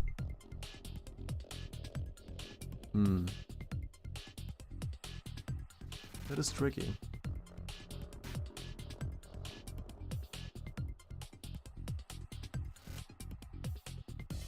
I feel like there's a sweet spot though with the progress coin approach, which I would prefer just to keep the streak going for only having progress coins as a unit in Starkeness. I still want to believe. It's just a matter of how to present it to the user so that they immediately understand, right? These progress coins are actually not part of your main progress coin amount. See, that's not really... I don't like that, right? That's too finicky. That's why using a different unit is more effective. Like contribution score. And, you know. So I guess that one will win. It makes sense. And then we can make the ranking system as well. And then it's either gonna say your rank, or it's gonna say you are in the top 10, or you're in the top 20, top 30, or something. To motivate people to keep going or something, right? If I said that you're at rank number 1 and you're so many points ahead, you'll lose the motivation to continue to get the progress in, right? And we have to promote this message of getting the progress in, which never stops, right? So that would go against the lore in the Starke universe. So it makes sense to make it more obscure to motivate the person to keep getting the progress in, aka keep interacting with the stream. That's clever. I love my brain, man. I love it. I love how I think. Yeah, but that pretty much will settle the community progress area for now. All the pillars are being increased correctly. I guess I just have to implement the patience one. So every time that I'm doing the hellish run and I get a PB, right? So in this case, imagine if I beat Devil Joe and I get to the second boss, which I think is Nadja. I don't even remember. But if it, imagine if it's Nadja, I hit the split button. The system will recognize that I hit a PB, and then it's gonna update the patience pillar. Right, so it's gonna be at 25%, right? 20%, right? There's 5 bosses, so it would be at 20% in this case. And then I could also add that to Starkeness so you can see what the split is or something if you tap the pillar, just for more information. Or you see like the entire run, like all the splits, right? And you see where I'm at or something. Just some extra sugar on top, right? But the sacrifice pillar for donations and gifted subs, that's already increasing correctly, so that's nice. The vision one, I think, is also done, and if it's not done, then it's a little thing to implement that. Then we have the knowledge pillar, which is also finished. Every time, it's not when you share. Oh no. I think the way it... I don't even know my own system, but I think it only increases when I watch your media share and I like it, right? Because I can say yes or no, or like or don't like, which will probably rarely happen. So I might replace that with like reward user, but then again, you should always be rewarded for media sharing, right? So that's not good either. So I still gotta think about that. So I guess every time I watch a video, it's gonna increase the percentage for the knowledge pillar, right? That makes sense. But then additionally, if I I'll just keep it simple. I watch your video and then you will get rewarded, boom boom boom, regardless, just for motivating people to keep sharing media. So we can do like media shares almost every stream. Or just a media share segment of the stream, you know? That'd be nice. Right. The vision pillar, which increases every time a user increases their trail or extends their trail. That should be in there as well. What do we have left? Dedication. Oh yeah, the dedication one. That was actually the first pillar that was finished. Every time that a watch token gets generated in the chat, it increases that pillar. And I think the people who watch on Starkeness now also get included in the count when a token is being generated. I'm pretty sure I've set it up already, so that's nice. But we haven't, you know, it's been completed. So I can't talk anymore. It has been completed such a long time ago, right? Might have been like a year ago at this point. So I haven't really had the chance to test it out. Or I haven't looked at the code since. But I'm pretty sure that I enabled that functionality as well. That Starkeness users are also included when the code is counting how many viewers there are and then determining the amount of tokens that get generated, right? So the more people that are here, the more tokens that get generated, right? That should be done as well. And even if it's not, it's a little effort to implement it. So that's nice. And then your progress page, right, where you can extend your trail. It's been a while since I've visited that code, but there's still a couple trail perks to implement. Oh god, it's been like months, man, but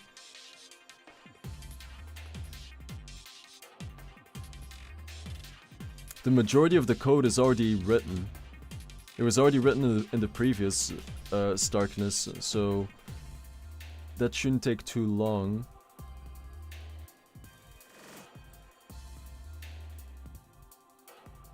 You know, and then it just comes down to going over every trail perk as well and verifying that they are working correctly. That you're not able to access them when you're not trailing, right? AKA if you're not a AhtalKa. That's a lot of testing indeed. And I guess the easiest way to verify is to let someone create a brand new account, right? Level 1, trail 1, layer 1, and then just seeing what happens. Or I can just do that. But it's always better to let a random person do it, right? Because I know my platform, right, inside out. So I use it in a specific way. I use it in a developer way, not a end user way, you know? The end user will have a completely different approach and they'll do things in a order that I would never think of. And that's nice because it allows you to find bugs a lot easier. They do the work for you, which is why it's so precious. But that's that, right? So we have the profile, the community progress, Traily Bale, a little bit more of the chat, the forums is for later. Then we have the Starke OST zone for layers 4. Layer 4 Makas or Fadamakas, which is an audio live stream of all the soundtracks that I'll compose. And my boy Tweak and my boy Ash are free to submit their tracks as well, right? If they're interested. Or maybe, you know, other people in the future as well. We'll see. But by default, all the stuff that I compose will be played there, because that's copyright free, right? And then anyone else who wants to contribute, we can talk about that, right? Just to make it as varied as possible, yeah. That'll be nice. And then I'll make it so you can play the player in the background both on PC and on Android as well. Huge, huge. Just like the picture-in-picture player for the Stream Zone, right? It's the same kind of use case and user-friendliness thing. Good user experience. Yeah. Then I'll add that neck crack sample to the audio samples as well. That was a nice realization as well. And I do remember now that I have a folder somewhere with pending audio alerts that I just randomly think of throughout the day, right? And then I just dump them in a folder, but I'm not sure where I put that folder. But I know it's out there somewhere, so I'll try to find it again. And then convert those samples to be used in Starkeness as well. And then I was thinking to make them available server-side, so you'll be able to preview the audio sample before you send your TTS, which would be huge, right? It's not too bad right now, because you get used to the audio samples over time. But it would still be a little bit more user-friendly if you're able to preview them, just to have more control over what your TTS will sound like. So yeah, that would be nice. I'm sure that will be a thing at some point. And besides that, I still gotta think of a layer 7 badge, what that might look like. I'm glad that the first 6 badges have been figured out. So initially, the designs for those badges,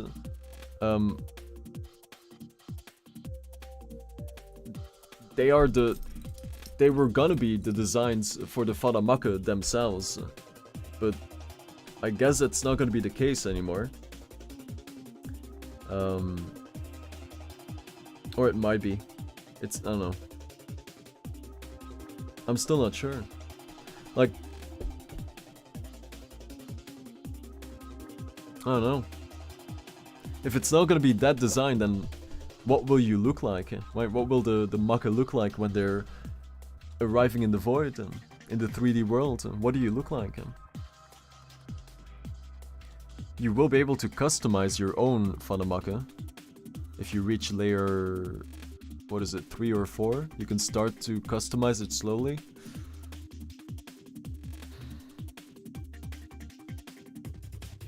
But it's still not 100% clear what that core design of your Fadamaka will be. It's tricky, man. Who knows, maybe I will use those designs, man. If I really can't think of anything, then goddamn. Because I've been thinking about this for months, man. And I still can't think of anything, so which means that the solution is already there, right? It's right in front of me. Just gotta change my way of thinking, right? The solution is right there. What makes sense? What fits the lore, right? You are the visualization of progress, right? That's what a Fadamaka is. And they're getting the progress in, which means that there is that golden trail there. But then I also want people to be able to define their own colors. So the Fadamaka that you see on the badge will have the golden aura just for the default thing, right? But then you should be able to choose the colors. Your favorite color should be the color of your trail, right? And your least favorite for the bale. That makes sense.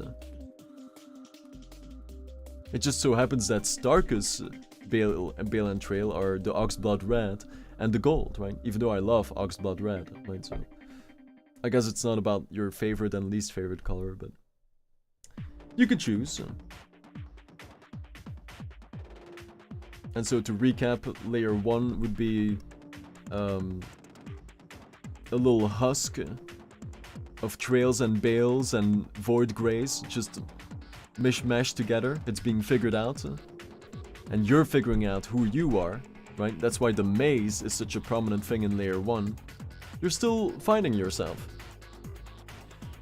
And when you do, you arrive in layer 2. right? That's where you have figured out who you are. And that's when you start chasing the dream, right? You start running, you start trailing. That's why the badge looks like that, right? You see the shade chasing the sphere, the golden sphere, aka your ultimate goal, whatever. Then when you catch it, you arrive in layer 3, which is where you catch the golden orb and it gets transformed into this lantern that you're holding to symbolize that you've grasped your goal in life, where you want to go, right? That's all it is. That's layer 3 right there. And then you let that lantern guide you, and it forms the path that you can walk on, which is all symbolic, right? It makes the bridge to get to layer 4. And when you get to layer 4, that's when the lantern transforms into the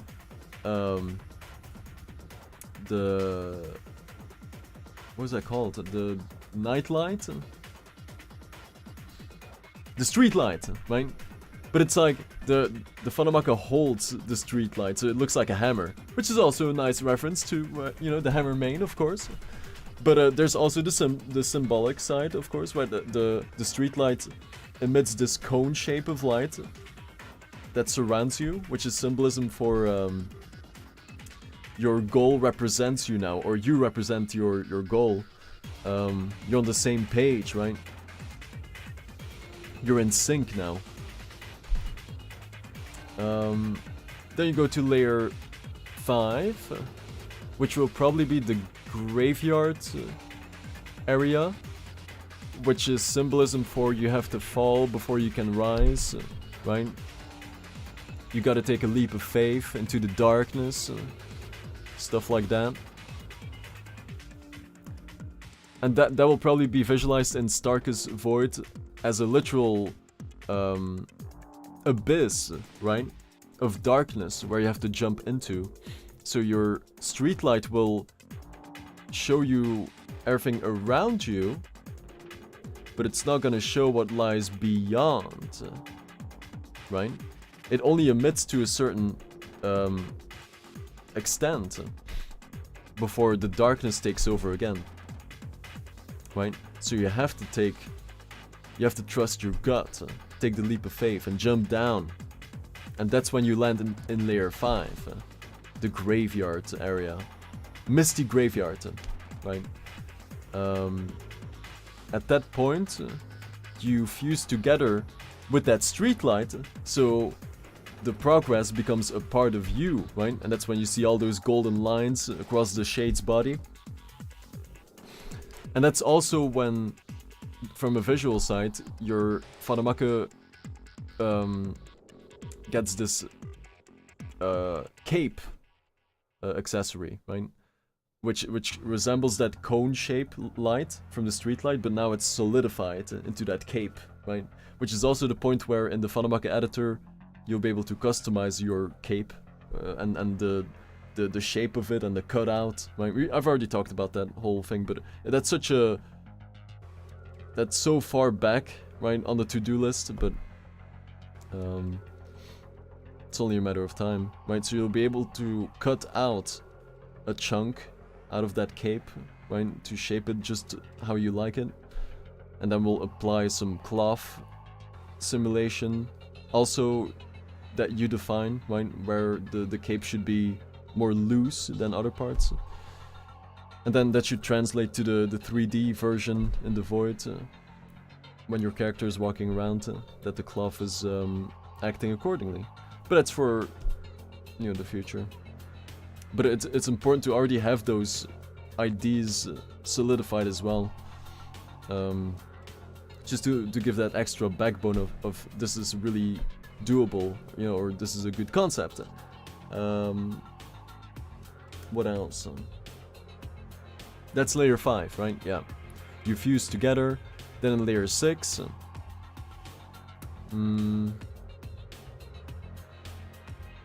right. To go from layer 5 to 6, right? You're in the graveyard misty area.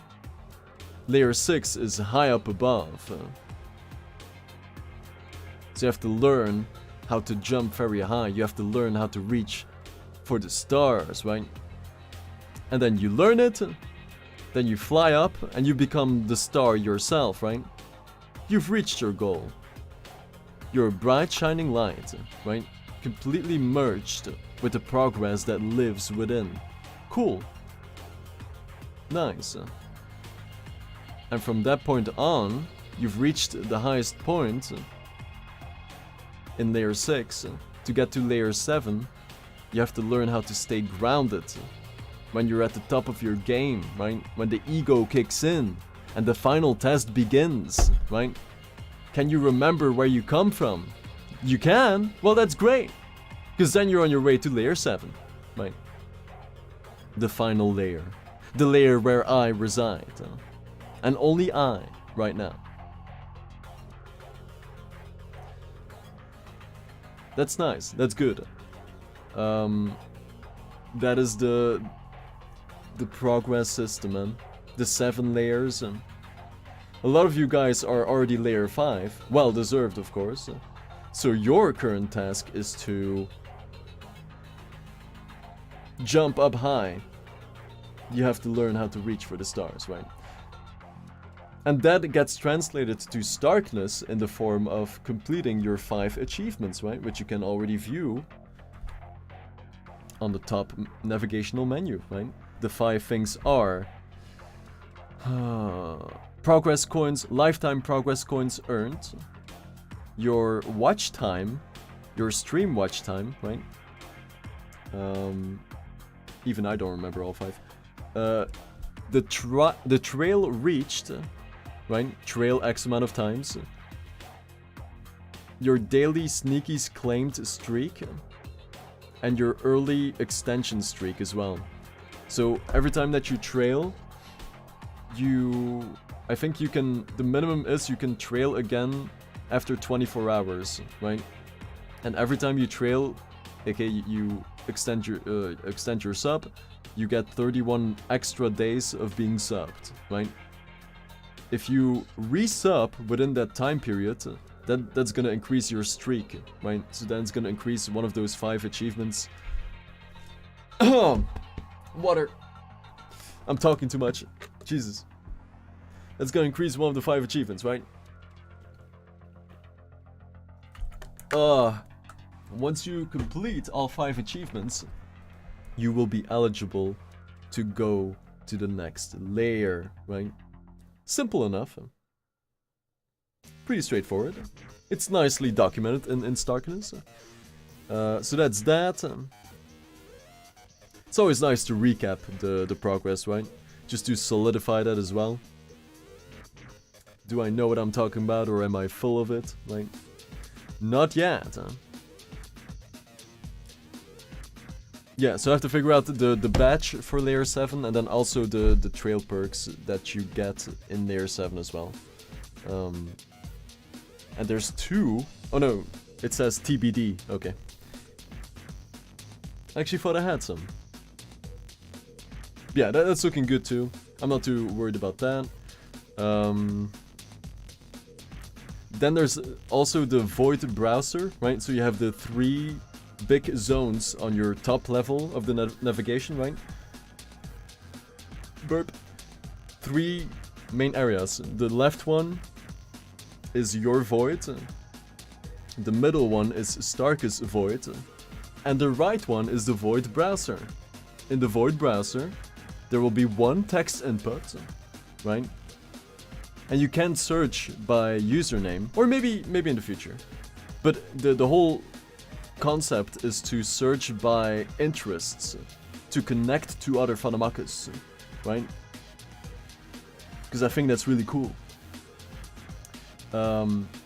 You search for video editor because you need someone to edit a video for you or something. You find Maggie Moo, right? Maggie Moo is hired. Edit something. Cool. Then you make a connection. You expand your network, right?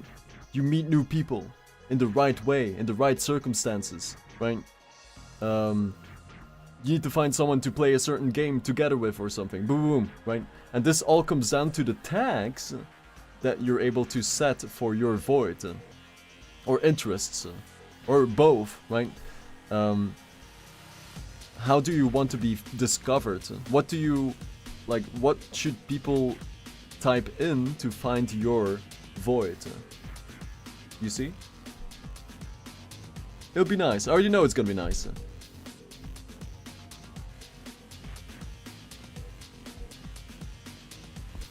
Those are the top 3 things, man, in Starkeness. And these 3 areas go back to the revolving door pattern, right? When you close your eyes, right, you see that revolving door. You go through the revolving door. You're here now, right? But you make that mental switch to go through the revolving door, and then you arrive in a different place, right? That's how you get to Starke's Void. Okay, you literally tap in to this brainwave activity, right? This mindset to get the progress in. That's how you reach Starke's Void. Okay, and it's the same for your void as well. You tap into that mindset that you have developed to get your progress in, right? To work on your project. That's number 2 then, right? And then the void browser is another. You tap into that mental energy as well. Da-da-da-da-da. But always visualize that revolving door, right, in the mind.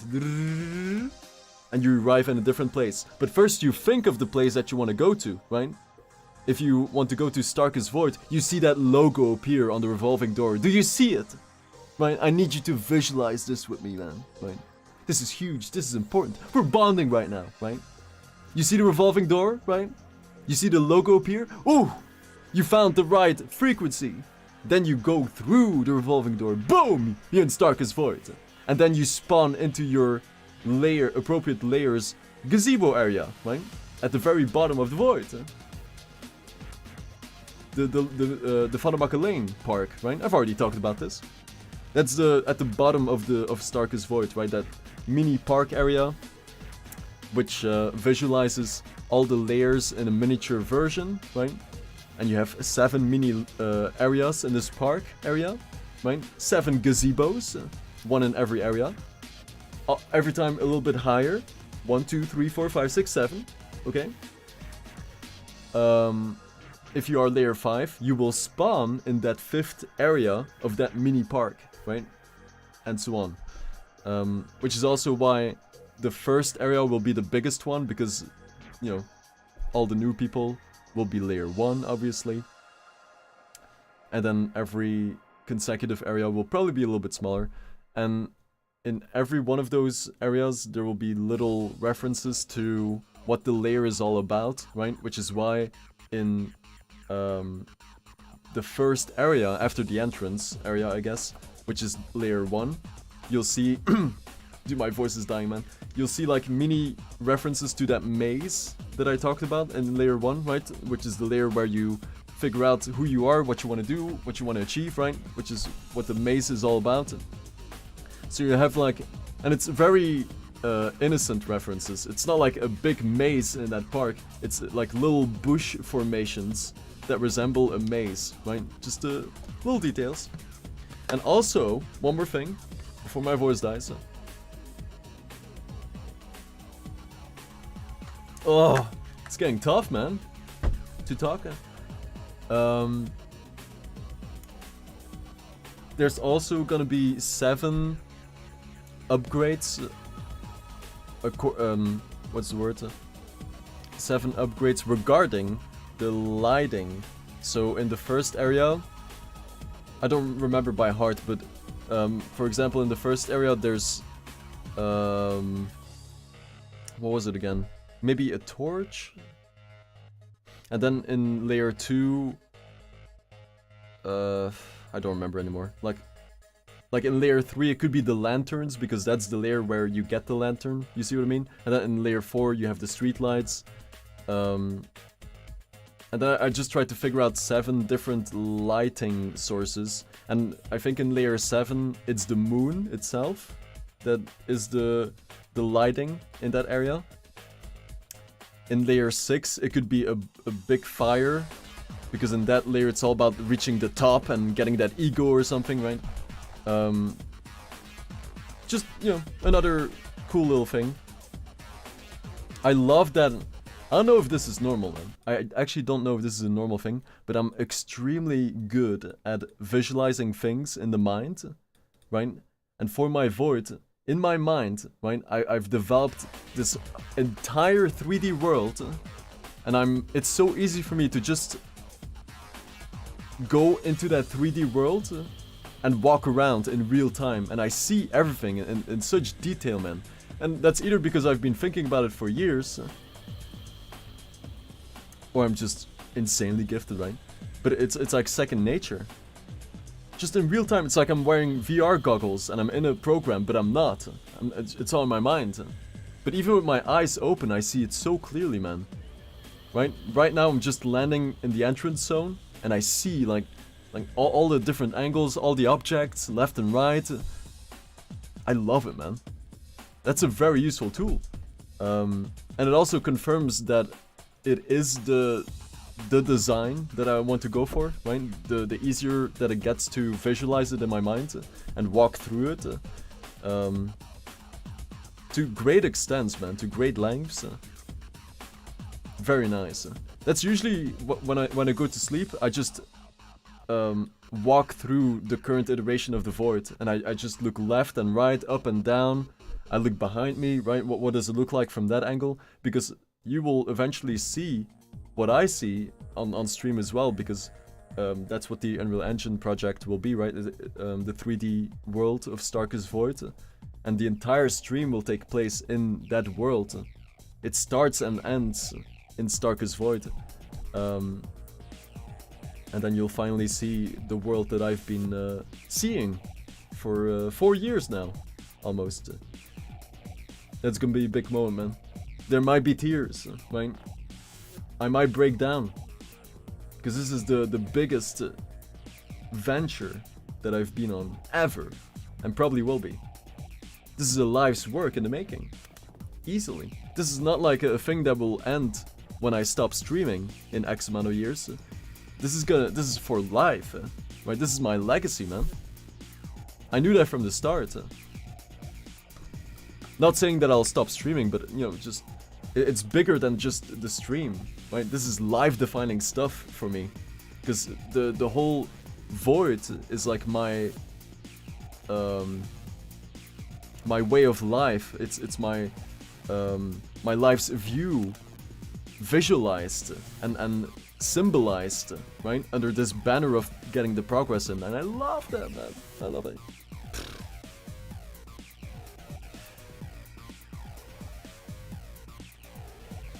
It is pretty big. I think that's all, really. Like, there's so many more to-dos, but I've gone over the most important ones for now. There's also the sponsorship section, the merch section. Oh, God.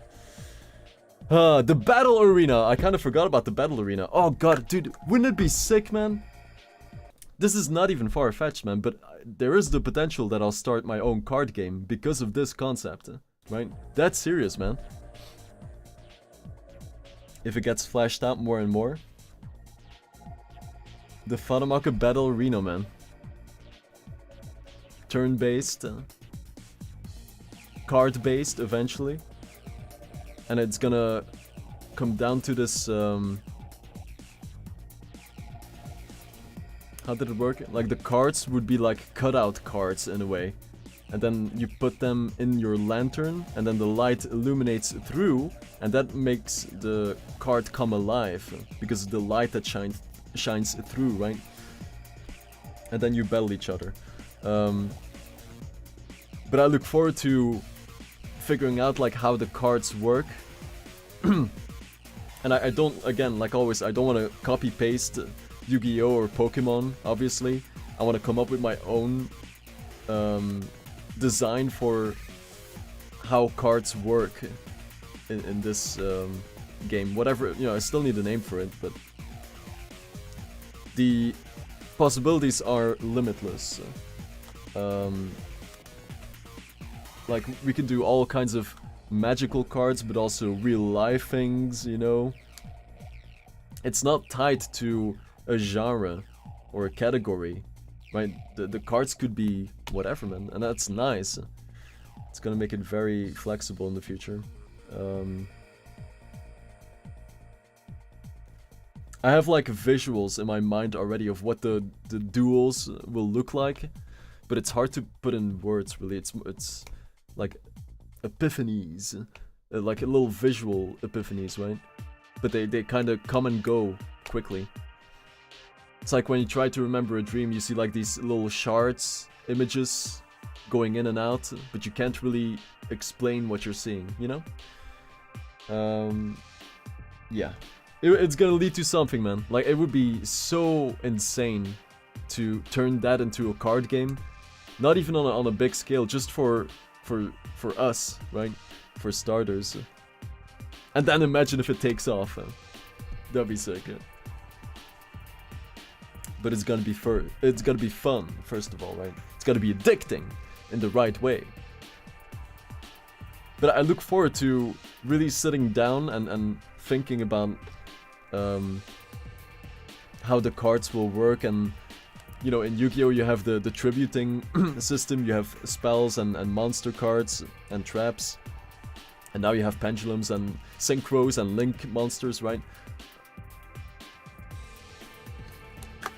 But that's one way for a card game to go.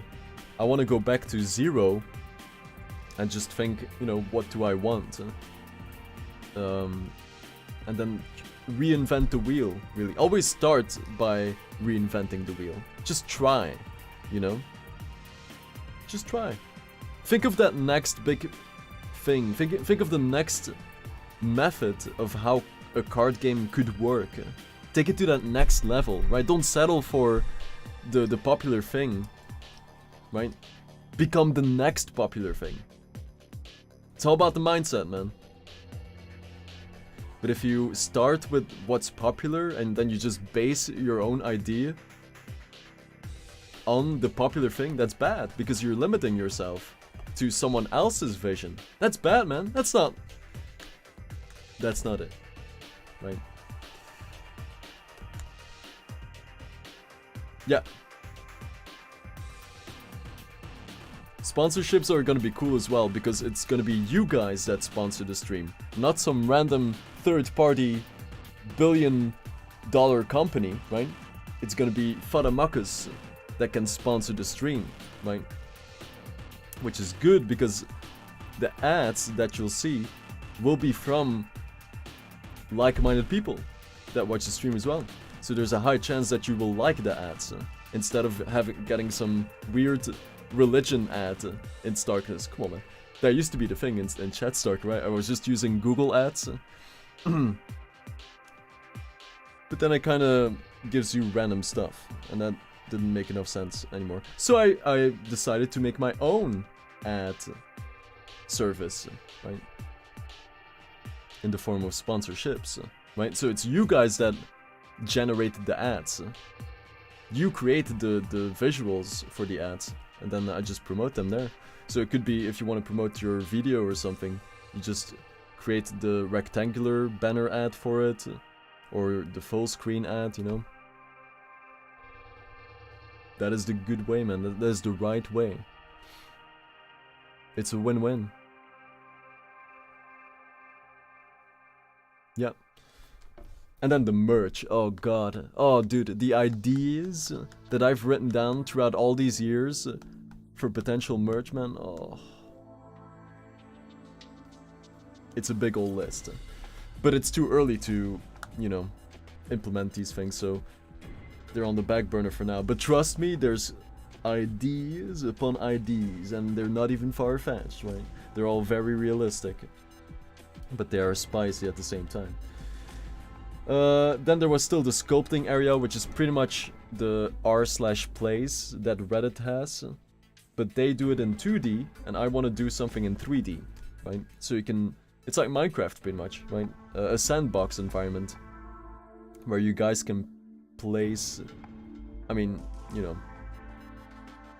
if I follow the r/place thing, you would be able to place blocks in the 3D world, right? And then create whatever art.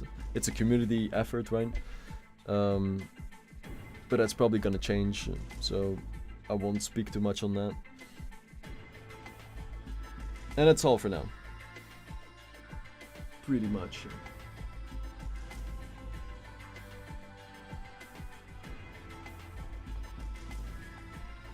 How long have I been talking? Oh, we're just 10 hours live! Well, that's the great point, huh? The greatest point to call it quits. Thank you guys for tuning in out. Have a good rest of your morning, night, noon, wherever you might be from. And peace and Hyojina. We will speak again later, for sure. But for now, let's all get some mini progress in. I don't know when I'll be back, of course, right? If I say that I'll be back on a certain day, I won't, right? Because I didn't stream yesterday. Even though I said Long Doi Bogo stream yesterday. Didn't stream. So, it is what it is. Whenever it feels right, man. I only stream when the hunger is there and I know exactly what game I want to play. Right, I hate sitting here and just browsing Steam or whatever until, you know, something clicks. And thankfully the Half-Life 2 thing popped up today, which was nice. So if I can't think of anything else, I'll just continue that. Easy. Easy. I do envy streamers that can just commit to almost any game and not get like, I mean, I guess, yeah, they get paid, right? So that's like an easy motivator, I guess. But that doesn't work for me. I don't need the money, right? I'm loaded. I'm good to go, right? My motivation comes from a different angle of things. Yeah. Where'd the music go? Okay. So I guess I would explain it.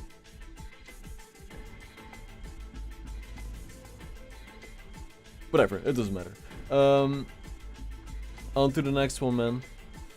Let's do rank 4 at least, just to get that done. That was huge, man. Like Charge Blade, holy! Like I knew it was strong, hella strong. Oh yeah, I should try to find the VODs from the previous prep run, and then check like one fight, like the what would be a good one, like maybe the Rati key, or the Glaive one, and then see what the difference in time was, because it pretty much feels like it's a lot faster already. And I'm not even playing. I don't even know what I'm doing yet, right? So that's looking very promising. Could potentially shave off a lot of time, and both in GU and then for Ultimate as well. And if for Ultimate has that counter AED thing, then goddamn. Now that I get it, no wonder. So that could potentially be the next Gogma weapon. If I do the run again. I guess I will, because I do just want to get one. I do want to kill Gogma in one try, man. It really sucked this year that I had to do him twice. Just because of that stupid Dragonator thing, right? That I missed. It was so close. And then he just moved his armpit out of the way. And that's when I should have restarted, but I wanted to believe that I could make up for the damage. No. Unless if he was one tap away, but that's hindsight, right? It doesn't really matter. But regardless, right? We move. It was a good run anyway. It's all good. So the AhtalKa run. I mean, I said this like 3 times before, right? Because this is like prep run number 4 or 5. And then I always say I'll do the AhtalKa run soon. Well, I said it for this summer in July, but then I didn't do it because I didn't feel the passion for it, right? But hopefully now with this prep run, with the whole Charge Blade thing, maybe this will be the one, and then we can just get it done in less than 40 hours, right? Get it out there. Just the first one, and then move on. But then I also really want to get back to the Hellish Run, because I just want to finish this community progress, just to get the whole experience again, and check if all the code is working, right? Extra motivation to get the custom quest done. And hopefully it's not gonna screw me over too much when I try to re-enable the modded files. I don't think it was a lot of things that I had to do, but yeah. We'll see how that goes. Oh, God, I'm burping from water. Jesus. Oh, I should go, man. See you guys on the next one. Have a good night. Thank you for watching, like always, right? And more progress soon. Get some progress in of your own. Tell me all about it in the next stream. I don't even feel like I'm done, man. I can easily do 24 today, but I shouldn't, right? I'll probably die. And if I die, I can't end the stream, right? And I'll get banned. So I can't. Alright, yeet.